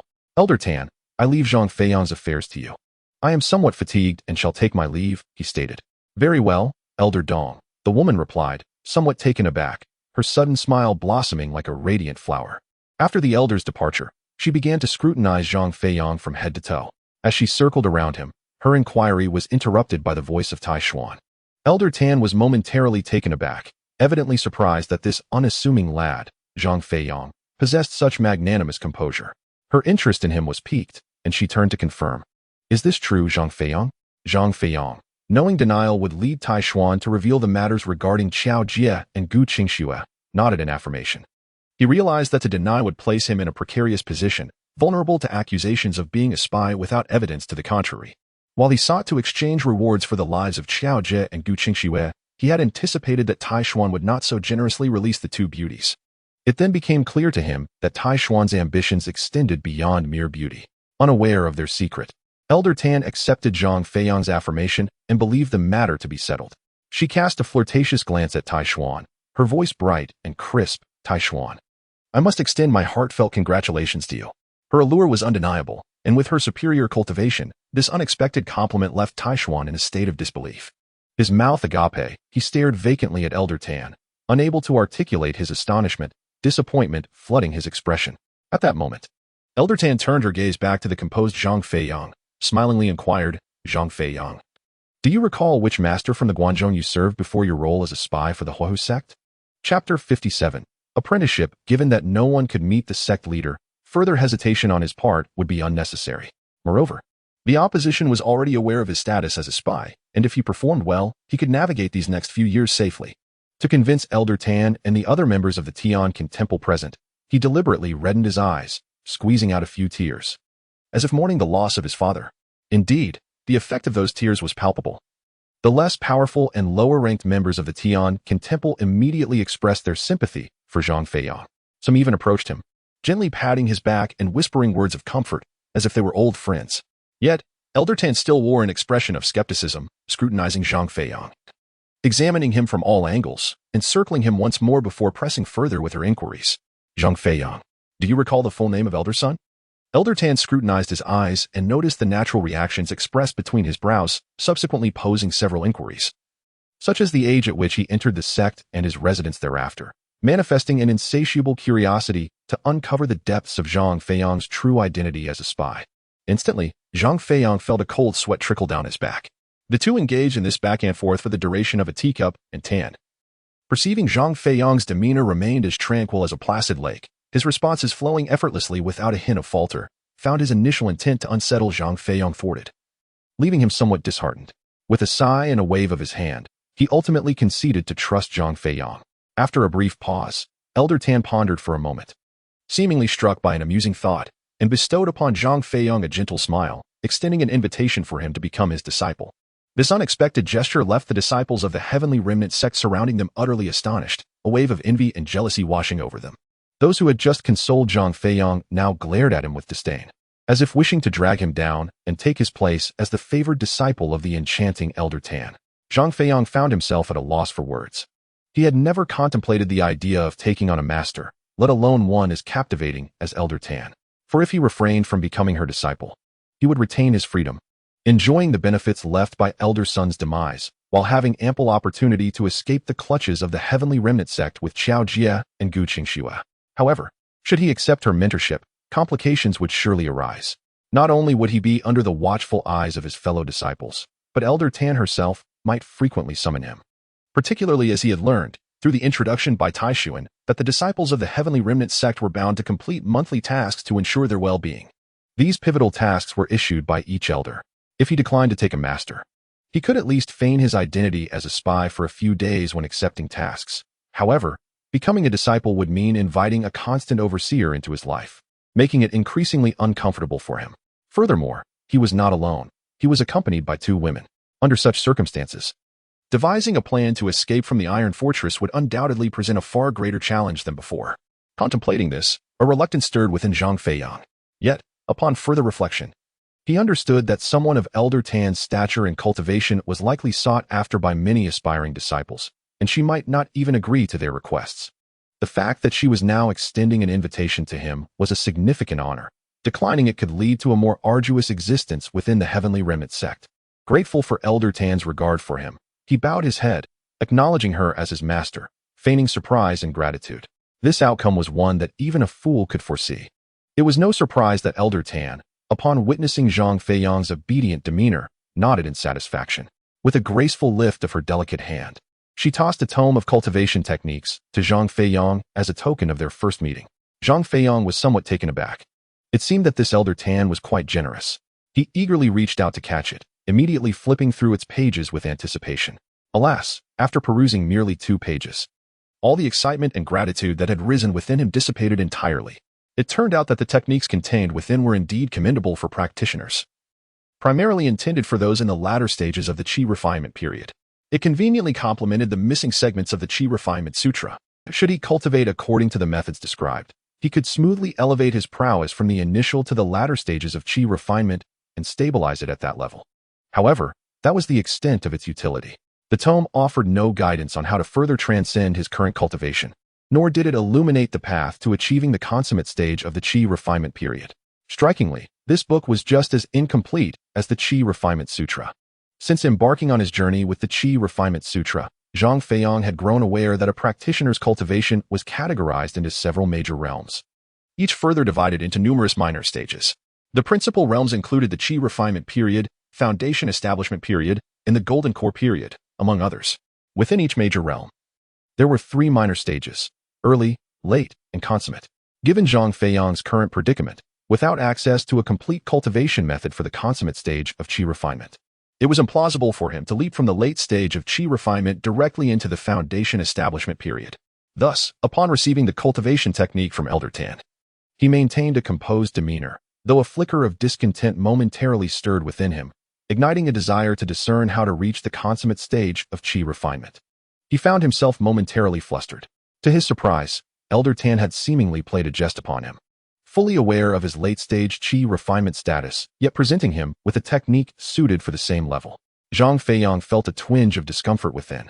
But constrained by Elder Tan's imposing presence and the precarious situation at the headquarters of the Heavenly Remnant Pavilion, he suppressed his feelings and managed to offer a respectful smile, thanking Elder Tan with deference. Elder Tan had always relished in undermining others, as evidenced by her earlier treatment of Tai Xuan, and her demeanor towards Zhang Feiyang was no different. However, she had struggled to achieve her desired effect until now. Observing Zhang Feiyang's spirit dampened by her earlier disparagement, she was filled with a sense of triumph, her laughter ringing like the sweetest of melodies, as if she had finally released a pent-up grievance. With a wave of her hand, she concluded the meeting and led Zhang Feiyang and his companions to a secluded area in the south, where she allocated them their resting quarters. Throughout the journey, Zhang Feiyang remained respectful and affable towards Elder Tan, his demeanor reflecting earnest obedience. Even Gu Qi-su and Xiao Jie appeared to have adopted a similarly respectful attitude, as if they too had learned to behave. Seemingly relieved of her previous frustrations, Elder Tan did not opt for an exceedingly cramped dwelling when arranging accommodations for Zhang Feiyang. Instead, she guided him to a quaint, exclusive villa. Although the exterior of the manor is primarily occupied by disciples of the Tian Qingguan, who reside in modest accommodations shared by a dozen or even 20 or 30 individuals, the lack of walls or courtyards renders these dwellings crude and austere, far inferior to the quarters of Zhang Feiyang. In such a perilous environment, akin to a sheep entering a tiger's den, Zhang Feiyang nonetheless felt a slight sense of relief. For, in having a private dwelling, he could at least secure some moments of solitude, facilitating contemplation regarding his next course of action. If he were to live under the same roof as others, relaxation would be utterly impossible. Thus, Zhang Feiyang's internal pressure eased somewhat. Yet, he remained vigilant and cautious, never allowing himself to relax his guard. Following his recent arrangements, he had gained a rudimentary understanding of his master, Elder Tan. She held a prominent position within the Tian Qingguan, her strength rivaled only by that of the elder who had departed first, Elder Dongfang. According to her introduction, Tan's full name is Tan Meng, a name far more melodious than the likes of Zhang San, Go Dan, or Tai Zhu. It could be said that Tan Meng, as his master, was the object of admiration within the Tian Qingguan, sought after by many who wished to become her disciples, yet few succeeded. The high standards she set for her apprentices were evident. However, this formidable woman, known for her stringent requirements, had taken a peculiar liking to Zhang Feiyang. An individual of average appearance and mediocre cultivation talent. Was she blinded by folly in accepting him? Or did she harbor some past affection for Elder Son, compelling her to take him under her wing? Zhang Feiyang dismissed such naive explanations as utterly implausible. If the environment of the Tian Qingguan were characterized by kindness, generosity, and a spirit of respect and reverence for teachers, it might provide a rationale for Tan Ming's decision to accept him as a disciple. Yet, what kind of place was the Tian Qingguan? Each month, disciples were tasked with assignments from their superiors, and failure to complete them resulted in warnings and punishments that often involved bodily mutilation. Moreover, the Tian Qingguan's history of slaughtering the Hu zone was notorious. In such a setting, believing that Tan Ming was a paragon of virtue, completely at odds with the nefarious atmosphere of the Tian Qingguan, was something Zhang Feiyang could never accept. He adhered to a singular truth: one becomes tainted by the company they keep. In the world of cultivation, even the most innocent individual would inevitably be corrupted. Under the weight of such profound apprehension, he found himself unable to sleep or eat properly for 3 consecutive days. Without understanding the true motive behind Tan Ming's decision to take him as her disciple, Zhang Feiyang remained unsettled, perpetually sensing that she harbored ulterior motives. Yet, this conundrum eluded explanation. His own strength paled in comparison to that of Tan Ming, as did his status. Could it be that his magical artifacts surpassed hers? His only possessions were a stealthy belt obtained from Song Zuofu and a small stove. Tan Ming was completely unaware of these items, so what could she possibly covet?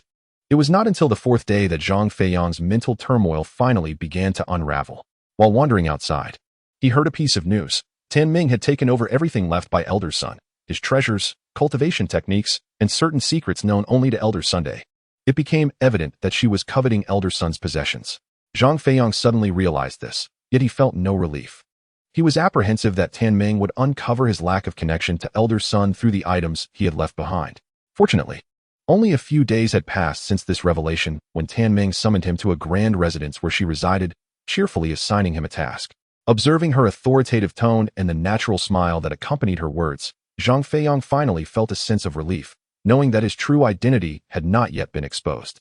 With no desire to push his luck further, he resolved to safeguard himself for the time being, allowing him to continue his cultivation and await an opportunity to escape from the Tianqin temple. Thus, with confidence, he clasped his fists in respect and promised, "Master, you need not worry. I am capable." Chapter 58. The king of the butterfly beasts Tan Ming smiled slightly and promptly disclosed the specific location of Butterfly Valley to Zhang Feiyang. She cautioned him to exercise utmost caution. Although the butterfly beasts of Butterfly Valley were of low rank, their sheer numbers demanded serious attention. Zhang Feiyang diligently committed her words to memory. At that moment, in a small dwelling to the southeast where 10 disciples resided, another elder was meticulously explaining the tasks to be assigned to these disciples. Taishuan stood among them, but unlike his fellow disciples who were attentively listening, he harbored some divergent thoughts. The last time he had so generously assisted Zhang Feiyang, it was with the hope of obtaining the rewards rightfully destined for him. It was important to note that these rewards were the fruits of Zhang Feiyang's espionage over the span of 7 or 8 years. Had the sect leader not departed, Taishuan might have instantly attained the status of an elder. Thus, if he were willing to invest time and effort into diligent cultivation, reaching a level of proficiency akin to Tan Ming's perfected qi refinement phase was not beyond the realm of possibility. With such expectations, he eagerly anticipated Zhang Feiyang's rewards. Reflecting on this, Taishuan could hardly contain his irritation. As he escorted the disciples assigned by Tan Ming out of the hall, he found himself seething with frustration, increasingly vexed with Tan Ming. However, the thought of seeking revenge or plotting against her was utterly daunting. In the realm of cultivation, despite the distinctions between major and minor realms, the implications remained the same. Only when 2 cultivators were at the same level could they engage in battle. If one party's cultivation was evidently superior, even by a single realm, they could easily overpower their opponent. This was the harsh and pragmatic law of the cultivation world. Thus, in light of his own inferiority compared to Tan Ming, Taishuan was not foolish enough to act out of anger against her. Such notions were beyond his contemplation. Yet, to swallow his indignation without redress left him feeling disloyal to his own aspirations. Upon contemplating this, Taishuan felt an overwhelming sense of imbalance and resentment. Consequently, he unconsciously directed all his pent-up frustration towards Zhang Feiyang, frequently cursing him harshly over trivial matters and devising elaborate schemes for revenge. Yet, he was hindered by the fact that Zhang Feiyang remained ensconced within the iron fortress of Tianqin, leaving him without an opportunity to act. At this juncture, he overheard his elders issuing a mission, signaling the commencement of a hunt for demon beasts. The thought that Zhang Feiyang would inevitably be required to venture out for this task rendered Taishuan incapable of restraining himself any longer. He failed to grasp the specifics of the demon beasts they were to hunt, as his mind was consumed with plans on how to confront Zhang Feiyang in the wilderness. It did not take long for him to conceive a brilliant idea, prompting a suppressed, sinister chuckle while his excitement made him tremble slightly. His eyes gleamed with a predatory light. Thus, unbeknownst to Zhang Feiyang, he set out 2 days later. The Butterfly Valley is located within a mountain range in the southeastern region of Tianqin, completely enveloped by circular mountain walls, rendering it an exceedingly secluded valley. Ordinary mortals could not possibly access it, for the sheer cliffs surrounding the valley are steep and smooth, soaring to heights that are truly daunting. When Zhang Feiyang approached the valley by water route, the first sight of the towering peaks, reaching heights of 200 to 300 zhang, left him utterly astounded. How magnificent! The steepness of these mountains rivaled that of Huahu Mountain. What wonders might lie within? He could not help but linger at the foot of the mountain, marveling at its grandeur. After a while, noticing that his fellow disciples had already dispersed, each starting their ascent from different points, he too was unwilling to fall behind. Channeling his spiritual energy, he formed a protective shield and leaped lightly, as if buoyed by feathers. This leap reached a height of 5 or 6 zhang. As he felt his body begin to descend, he gently pressed his feet against the cliff wall, using the leverage to propel himself upwards once more, elevating his height by another 5 or 6 zhang. He repeated this process several times until he sensed a hint of fatigue. Turning to observe his fellow disciples, who had adhered their legs to the cliff face and were now scampering upwards, he emulated their movements and continued his ascent towards the cliff summit. After a meal's duration, upon finally reaching the cliff's apex, the scene within Butterfly Valley was finally unveiled. Contrary to Zhang Feiyang's expectations of a profusion of vibrant flowers and the fluttering of colorful butterfly demon beasts, the valley was predominantly filled with towering ancient trees. These trees soared to heights of 30 to 40 zhang and were so robust that it would take at least a dozen people to encircle them. Their enormous branches and leaves resembled giant umbrellas, casting a shadow over the flowers and demon beasts below. Standing at the cliff's edge, Zhang Feiyang peered down, only managing to glimpse a small portion of the flowers through the gaps in the foliage. As for the butterfly demon beasts that Tang Ming had mentioned, he searched tirelessly yet found not a single one. However, it seemed that some individuals were destined to be more fortunate than others. At that moment, a young female disciple, around 17 or 18 years old, suddenly exclaimed with excitement, and in an instant, she leaped off the cliff, disappearing into the thick foliage below. Intent on capturing the beast she had discovered, without uttering a word about the creature's identity or its numbers, the other disciples, who were less fortunate, could no longer afford to wait idly. Returning empty-handed would surely result in severe punishment, such as losing a hand or foot. With this thought in mind, the remaining disciples erupted into action, their eyes aflame with determination, and they leapt off the cliff without hesitation, swiftly vanishing from Zhang Feiyang's sight. At this juncture, only a small group of elite disciples remained with Zhang Feiyang on the cliff. They surveyed the terrain around them, and suddenly, almost in unison, they descended onto a broad expanse of thick leaves. Employing a cautious climbing technique, they made their way down into the shade below, moving with utmost care, as if afraid that any noise might startle the beasts away. Zhang Feiyang observed this scene clearly and, after a moment of contemplation, decided to mimic their approach, carefully alighting on a tree before gently sliding down its trunk. Only then did he gain a clearer view of the situation beneath the canopy. Indeed, the ground was adorned with vibrant flowers, while various butterflies, of differing sizes and hues, fluttered gracefully in the air. A scant few of these butterflies perched on the blossoms, folding their wings as if taking a moment to rest. These butterflies were significantly larger than ordinary ones, with the smallest being about half the size of a person, and the largest nearly matching Zhang Feiyang's stature. When their wings unfurled, they resembled 3 adults standing shoulder to shoulder, far exceeding the size of the disciples from the Tianqin Temple, yet their combat prowess was considerably weaker. In the face of the relentless assaults from the disciples of Tianqin Temple, the butterflies faced 2 fates, fleeing for their lives or being swiftly vanquished. Witnessing the hundreds of butterfly beasts plummeting one after another, bleeding and emitting anguished cries as they fell lifeless to the ground, Zhang Feiyang couldn't help but recall the recent annihilation of the Firefox sect. This sight deepened his understanding of the harsh realities within the cultivation world. Much like the mortal realm, only the strong possessed the right to survive, while the weak could not even determine their own fate. Regardless, this expansive valley might still harbor a few butterfly beasts in its secluded corners, even if their numbers were few. If that were the case, he could not only earn Tang Ming's trust, but also gain precious time to confer with Chao Jie and Gu Qingxue, who remained in trepidation at the Tianqin Temple, on how to expedite their escape. Regrettably, it was uncertain whether the butterfly beasts of Butterfly Valley were limited to the few hundred he had initially encountered.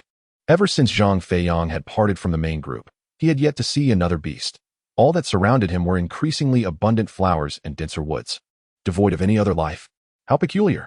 Given that butterfly beasts are drawn to flowers, the profusion of blossoms here far surpassed those in the entryway, and their quality was superior as well. Why then, was there not a single butterfly to be found? After traversing over 10 miles, Zhang Feiyang paused, perplexed by the absence of even a single trace of a demon beast in any direction.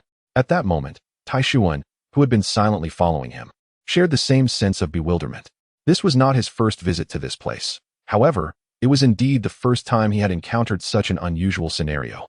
In the past several years, this area was teeming with butterfly demon beasts and other creatures, while the outermost beasts were nearly non-existent. Why had the situation reversed this time? As he pondered this strange occurrence, a massive butterfly, measuring 20 to 30 zhang, suddenly surged forth silently from the depths of the thicket beside Zhang Feiyang. Its entire body was a vivid crimson, seemingly drenched in blood, and under the sunlight, it appeared grotesque and menacing, far removed from the beauty characteristic of butterfly demon beasts. My heavens! It is the blood-red butterfly, the king of butterflies, which takes 500 years to reach maturity. Tishuan inhaled sharply, instinctively turning to flee. He was acutely aware of the formidable nature of the blood-red butterfly. To confront it without being fully proficient in the chi refinement stage was nothing short of folly. To recklessly covet the demon core of the blood-red butterfly would be to court death. Although Taishuan had harbored a grudge against Zhang Feiyang and had contemplated teaching him a lesson, recognizing the blood-red butterfly made him abandon such thoughts. He was not foolish enough to risk his life for revenge. Given that the blood-red butterfly had already locked onto Zhang Feiyang, it would be most advantageous for it to deal with him directly or even eliminate him entirely.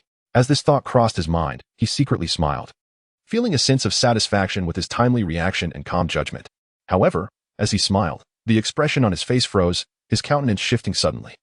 An unprecedented excitement and murderous intent surged within him. Instead of fleeing, he charged alongside the blood-red butterfly towards Zhang Feiyang, seemingly intent on treating Zhang Feiyang as prey to be eliminated first. This revelation had transformed his decision. Taishuan understood well that neither he nor Zhang Feiyang stood a chance against an unscathed blood-red butterfly. But the prospect of facing an injured one was a different matter altogether. He worried that if Zhang Feiyang were to seize the opportunity and take down the blood-red butterfly, claiming the demon core for himself, his carefully laid plans would be in vain. After all, he was confident in his ability to handle the injured blood-red butterfly. With excitement coursing through him, Taishuan approached Zhang Feiyang from behind, seizing his belt and forcefully hurling him towards the blood-red butterfly, offering a hasty apology. My apologies. Junior brother, I was in such a rush that I did not notice you. Zhang Feiyang was momentarily taken aback, unable to comprehend how Taishuan had suddenly appeared behind him. As he beheld the enormous red butterfly charging towards him, he instinctively summoned his spiritual energy to form a protective shield around himself. Yet, he still underestimated the blood-red butterfly's attacking power. A dull thud echoed, marking the commencement of a perilous encounter. The crimson butterfly's antennae, sharp as daggers, effortlessly pierced through Zhang Feiyang's spiritual shield, emitting a sharp sound as they punctured his ribs, voraciously siphoning his blood and energy. Zhang Feiyang cried out in agony, caught utterly off guard. In that very moment, a colossal tower, as immense as a mountain, descended from above, intent on suppressing both the crimson butterfly and him within its confines. In this fleeting instant, Zhang Feiyang finally grasped Taishuan's intentions. It appeared he aimed to achieve two objectives at once, eliminating Zhang Feiyang, while also vanquishing this formidable butterfly beast. Seething with rage, he trembled, nearly cursing. Yet he maintained his composure, unwilling to squander a single moment. Drawing a deep breath, he seized the butterfly's antennae with both hands and forcefully yanked them apart, severing them with a sharp crack. He then redirected his energy to form a protective barrier and fled with all his might. A tremendous explosion reverberated, nearly rupturing Zhang Feiyang's eardrums and causing a trickle of blood to seep from his ears. He clutched his head in pain, staggered, and fell to the ground. But without a moment's hesitation, he scrambled back to his feet and continued his desperate escape. The two instruments tower crashed down mere inches from him, creating a massive crater several dozen feet in diameter, obliterating the trees and flowers within its reach into dust, leaving a thick cloud of debris in its wake. Yet, the crimson butterfly, the king of butterflies, proved its mettle. Despite the loss of its antennae and evident injuries, it reacted with remarkable agility, swiftly retreating, evading the tower's descent in the blink of an eye, managing to escape alongside Zhang Feiyang. However, compared to Zhang Feiyang, the butterfly's speed of escape was evidently superior. Seemingly unaffected by the shockwave, it turned and fled, its wings beating as it swiftly soared away, already several yards distant. In contrast, Zhang Feiyang had only managed to flee 3 or 4 yards.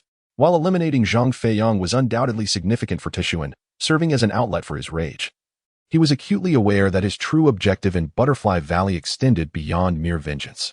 He sought a genuine demon core, which could only be found within the body of a demon beast.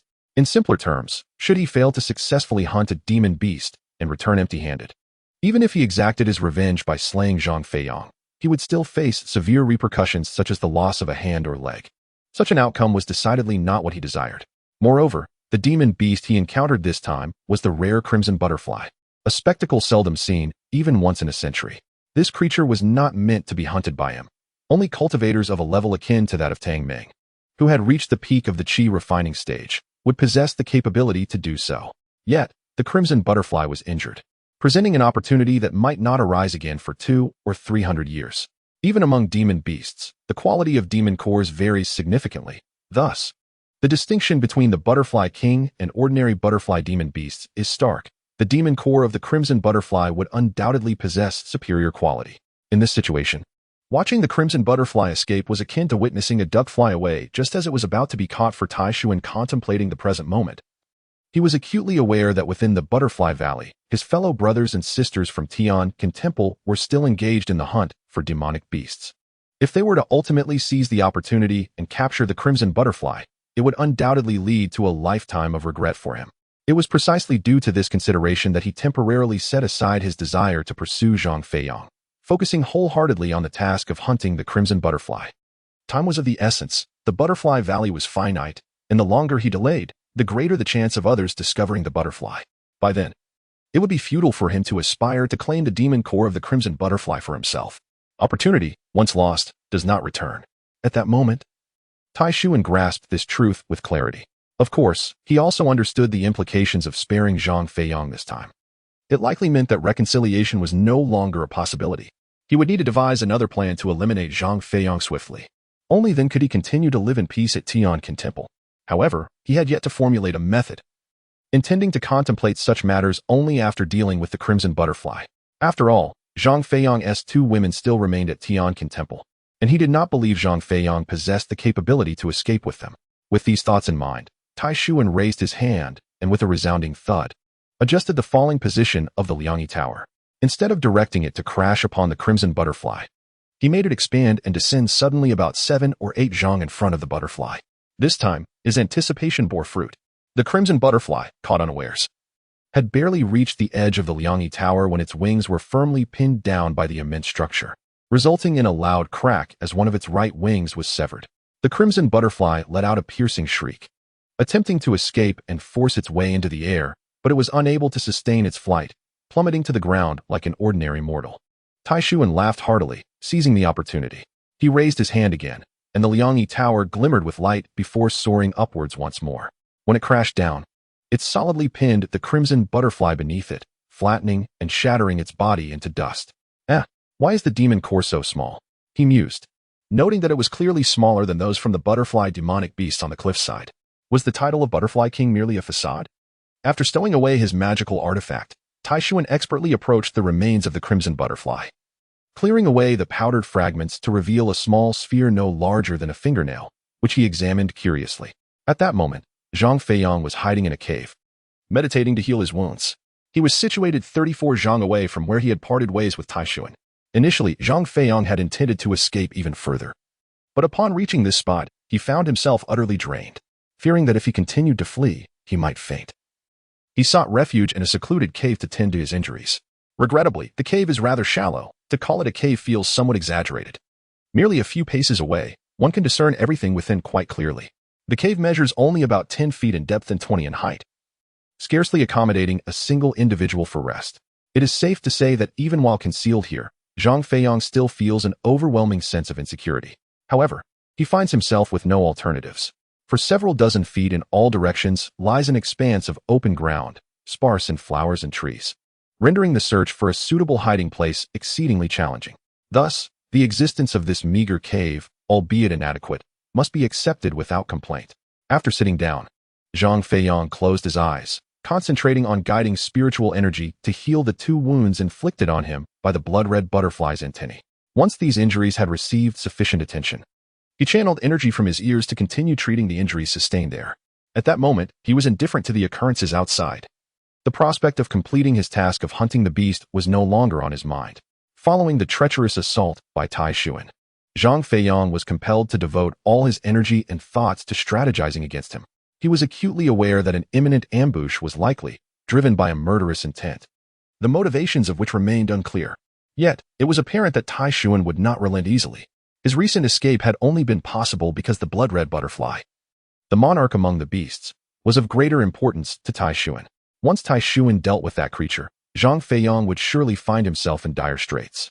He was not one to engage in unprepared battles. Thus, he began to swiftly contemplate strategies to counter the Tuyin Tower, which could expand and contract, soar through the air, and most critically, move with alarming speed. capable of crushing both man and tree into dust in an instant. How to confront such a formidable foe? Zhang Feiyang found himself deeply troubled by the dilemma. He first retrieved the spirit stone rod, examining it thoughtfully before envisioning how it might fare against the overwhelming force of the Tuyin Tower. Undoubtedly, both he and the rod would be reduced to mere powder under such pressure. With a wry smile, he shook his head and then produced the Wuhan belt from his robe. He held this artifact in high regard and brimming with anticipation. After infusing it with spiritual energy, a gentle flick revealed the belt's remarkable agility, as if it were an extension of his own fingers, effortlessly gliding and stretching in the air. In its ordinary state, the belt measured only a foot or two. However, with increased energy infusion, its width and length could extend indefinitely. Simultaneously, its hardness would enhance significantly, turning it as sharp and rigid as a silver sword or iron spear. Alas, despite its myriad functions and exquisite transformations, the Wuhan belt possessed an inherent flaw. Through repeated practice and exploration, Zhang Feiyang gradually discerned its weakness, a lack of sufficient power. In other words, should he attempt to confront Tai Xuan's Tuyin Tower directly with this belt, it was likely that he and the Wuhan belt would meet the same fate, crushed into dust. Upon reflecting on this, Zhang Feiyang couldn't help but feel a tinge of regret. It appeared that even the most formidable magical artifacts possessed their vulnerabilities. However, the weight on his heart had notably lessened. As he stowed away the inconspicuous band, he realized that his injuries had yet to fully heal. Yet, a concrete strategy for dealing with Tai Xuan was gradually taking shape in his mind. A direct confrontation was ill-advised. It was prudent to first distract him, allowing for a moment of complacency, and then to employ a stealthy ambush, binding him with the inconspicuous band. Once his movements were restrained, the situation would become manageable. Zhang Feiyang nodded, feeling a modicum of satisfaction with this plan. Just as he was about to focus his thoughts and continue his recovery, a flicker of darkness caught his eye. Suddenly, a figure emerged from the distance, swaggering toward him, clearly headed in his direction. The face of his adversary, marked by pronounced features, could only belong to the formidable Tai Xuan. Instantly, Zhang Feiyang's guard went up, a sliver of doubt creeping into his heart. His expression darkened as he tensed, reaching into his bosom to grasp the inconspicuous band, fixing his gaze on Tai Xuan with the intensity befitting a grave threat. Ready to engage, Tai Xuan seemed to sense the uncertainty within Zhang Feiyang. With a hearty laugh, he gestured to the ground beneath him and explained, "Zhang Feiyang, are you not curious how I managed to find you? It is quite simple. You are injured, and there are no others nearby. The blood you've shed serves as a clear trail leading me right to you. Fear not, I shall ensure your demise is not overly painful." Seeing Tai Xuan's arrogant demeanor, Zhang Feiyang surmised that he had likely succeeded in hunting that butterfly beast. It seemed inevitable that he would have to confront this foe. However, the prospect of engaging Tai Xuan left Zhang Feiyang feeling uneasy. Without understanding the true motive behind the man's intent to kill him, he was reluctant to act recklessly. Such a course of action was fraught with peril. If Tai Xuan's desire to eliminate him stemmed not from personal vendetta, but from a larger conspiracy involving others. Even if Zhang Feiyang succeeded in vanquishing him, he might inadvertently attract more unwarranted trouble, thereby placing himself in an even more precarious position. If he could discern the underlying motive for Tai Xuan's murderous intent beforehand, myriad strategies could be employed to sidestep these potential dangers. For instance, he might avoid confrontation altogether, opting instead to flee and employ delaying tactics to preserve his safety, deferring further considerations for another time. This approach would at least prevent the situation from spiraling into a worst-case scenario. With these thoughts crystallizing in his mind, Zhang Feiyang calmly inquired, "Why do you wish to kill me, Tai Xuan? What have I done to provoke you?" The moment the subject was broached, Tai Xuan's irritation flared. He had no interest in concealing his motives, especially since he intended to eliminate Zhang Feiyang anyway. Allowing Zhang Feiyang to comprehend the rationale behind his actions would bear no consequence on the outcome. Thus, he divulged the grievances he harbored, attributing his misfortunes to Zhang Feiyang. Zhang Feiyang was momentarily speechless, nearly unable to restrain his exasperation. After all this, it turned out that Tai Xuan's wrath stemmed from his own failed schemes, which he had unfairly redirected toward Zhang Feiyang. However, reflecting on the multitude of individuals encountered while wandering in the mortal realm, he soon found solace, shaking his head and choosing not to engage in further trivial conversation with Tai Xuan. Externally, he maintained an expression of astonishment, while internally, he discreetly drew forth the Wuhan belt, infusing it with spiritual energy to elongate and widen it in the air, subtly inching it closer to Tai Xuan. The Wuhan belt remained invisible only to its wielder. To others, it was an unseen entity, thus Tai Xuan remained entirely oblivious. As the Wuhan belt drew nearer, Reducing the distance from several yards to a mere few feet, Zhang Feiyang's heart surged with uncontainable excitement, poised to make his move. Yet, at that moment, a colossal crimson butterfly suddenly swooped down from afar, its approach swift as lightning. In an instant, it had reached Taishuan's rear, and with a sharp sound, two razor-like antennae pierced through Taishuan's body. Blood gushed forth from the two wounds on his chest, leaving Taishuan aghast and in pain, prompting him to raise his hand and unleash the two instruments tower. With a resounding crash, the tower collided with the butterfly, sending it hurtling away and severing its antennae, which fell to the ground. Was this not the very blood-red butterfly he had just vanquished? How could another appear? Taishuan was momentarily taken aback. Simultaneously, Zhang Feiyang, who witnessed the scene unfold, displayed an unusual expression as a multitude of unresolved enigmas arose within him. While Zhang Feiyang grappled with his confusion, Taishuan, filled with indignation, hurled the two instruments tower, which, with a resounding thud, subdued the pursuing king of blood-red butterflies before him. Chapter 60. The secret of the blood-red butterfly. Taishuan reached into the corpse and extracted a small orb, placing it within his bosom. This orb, no larger than a fingernail, emitted a faint green glow that piqued Zhang Feiyang's curiosity, leaving him perplexed as to its nature. In disbelief, Zhang Feiyang gazed at Taishuan, a sense of foreboding rising within him. Could it be that Taishuan possessed the ability to perceive the Wuhan belt? Or perhaps, even if he could not see it, he could sense its presence? If that were the case, could his plan truly succeed? How could he possibly contend with Taishuan? Considering that this was his sole advantage in battle, the thought of it proving ineffective against Taishuan rendered his chances nearly non-existent. Zhang Feiyang felt a surge of anxiety. Though he maintained a fade of calmness, his heart racing as his mind rapidly churned through escape strategies. For he would not recklessly gamble with his life against an insurmountable foe.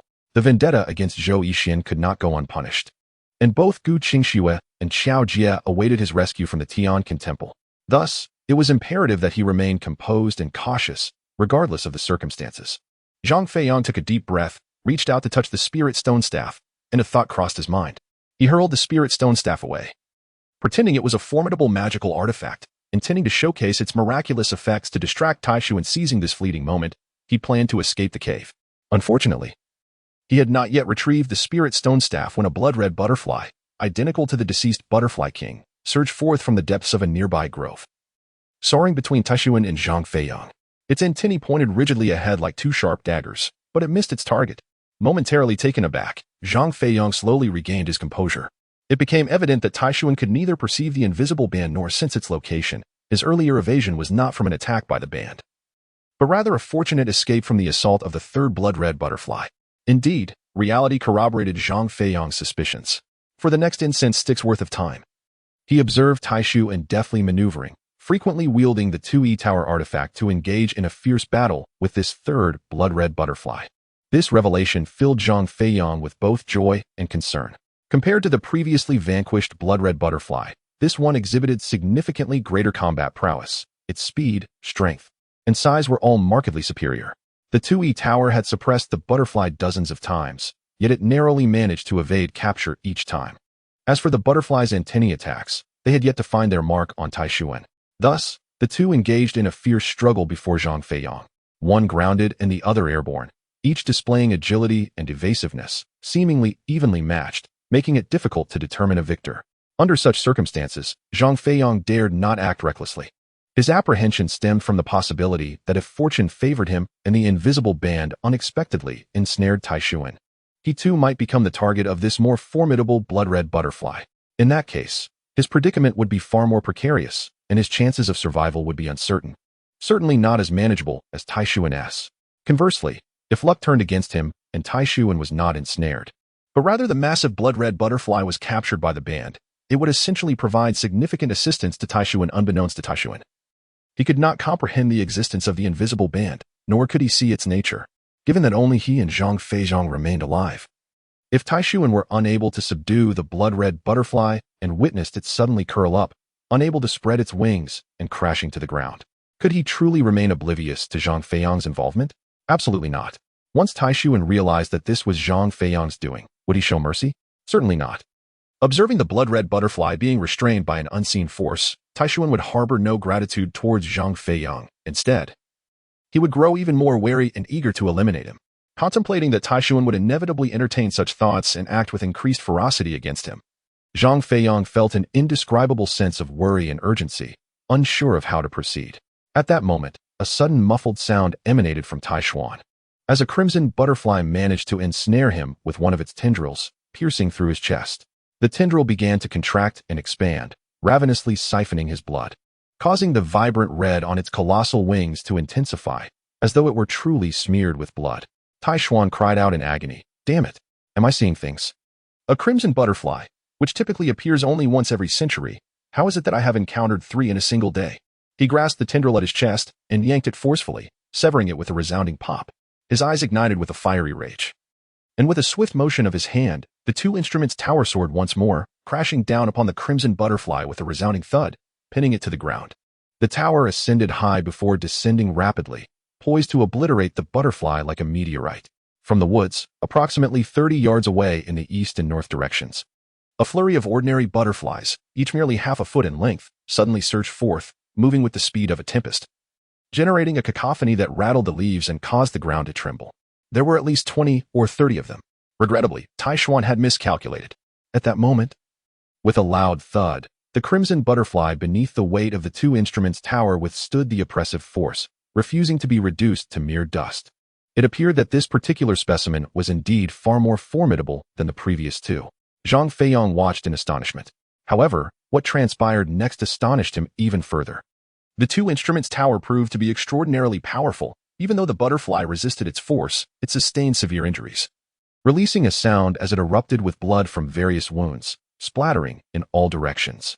As Tai Xuan laughed heartily, reveling in his triumph, the ordinary butterflies splattered with blood began to pulsate, rapidly expanding into new crimson butterflies, forming a battalion that shattered the 2 instruments tower's grip and rescued the wounded butterfly, leaving both Zhang Feiyang and Tai Xuan in shock. Then, this new swarm of crimson butterflies inserted their tendrils into the gravely injured butterfly, voraciously consuming its blood and flesh. In mere moments, the largest, injured butterfly perished before their eyes, yet in its place arose a legion of slightly weaker, yet more troublesome, crimson butterflies. Upon realizing this unsettling truth, Tai Xuan was taken aback, his confidence in dispatching the crimson butterflies evaporating entirely as he felt an overwhelming sense of existential threat.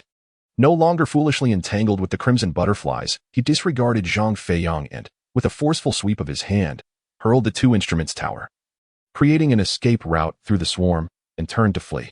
Unfortunately, he was now drenched in the blood of the crimson butterflies.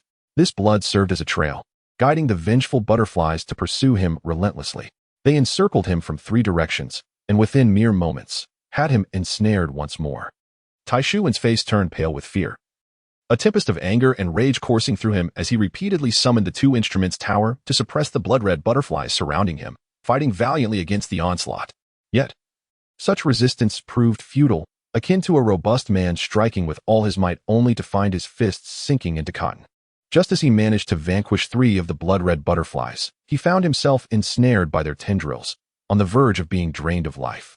While it was indeed regrettable that he could not witness Tai Xuan's tragic demise, nor avenge Zhou Yixian with his own hands, the preservation of his own life took precedence. Even amid such peril, Zhang Feiyang maintained an air of composure. Recognizing the terrifying nature of these blood-red butterflies and their focus on Tai Xuan, he resolved to let them exact their revenge on his behalf. He found a certain solace in this notion. As long as he could temporarily escape this treacherous domain, the subsequent matters could be addressed later. He bore no particular obsession or desire to personally slay his enemies. Regrettably, the blood-red butterflies appeared to perceive him as an accomplice of Tai Xuan. As Zhang Feiyang attempted to flee, they abruptly halted, withdrawing their tendrils from the severely wounded Tai Xuan and converging upon him with alarming speed, like a tempestuous storm sweeping through. Just as he had managed to distance himself by several yards, he was ensnared by the very same peril that had ensnared Tai Xuan moments before. Witnessing Zhang Feiyang's escape thwarted, Tai Xuan, initially despondent and disheartened, suddenly sparkled with renewed vigor, coughing lightly before erupting into laughter, mocking Zhang Feiyang with cruel delight. "Haha, Zhang Feiyang, do you still wish to escape? Let us perish together. Today is indeed our fortunate day, unraveling so many secrets of the blood-red butterflies. Yet, how unfortunate we are to face certain death at the hands of these beasts. However, witnessing you, the scoundrel who stole my beloved, being drained of life before my very eyes is a small consolation.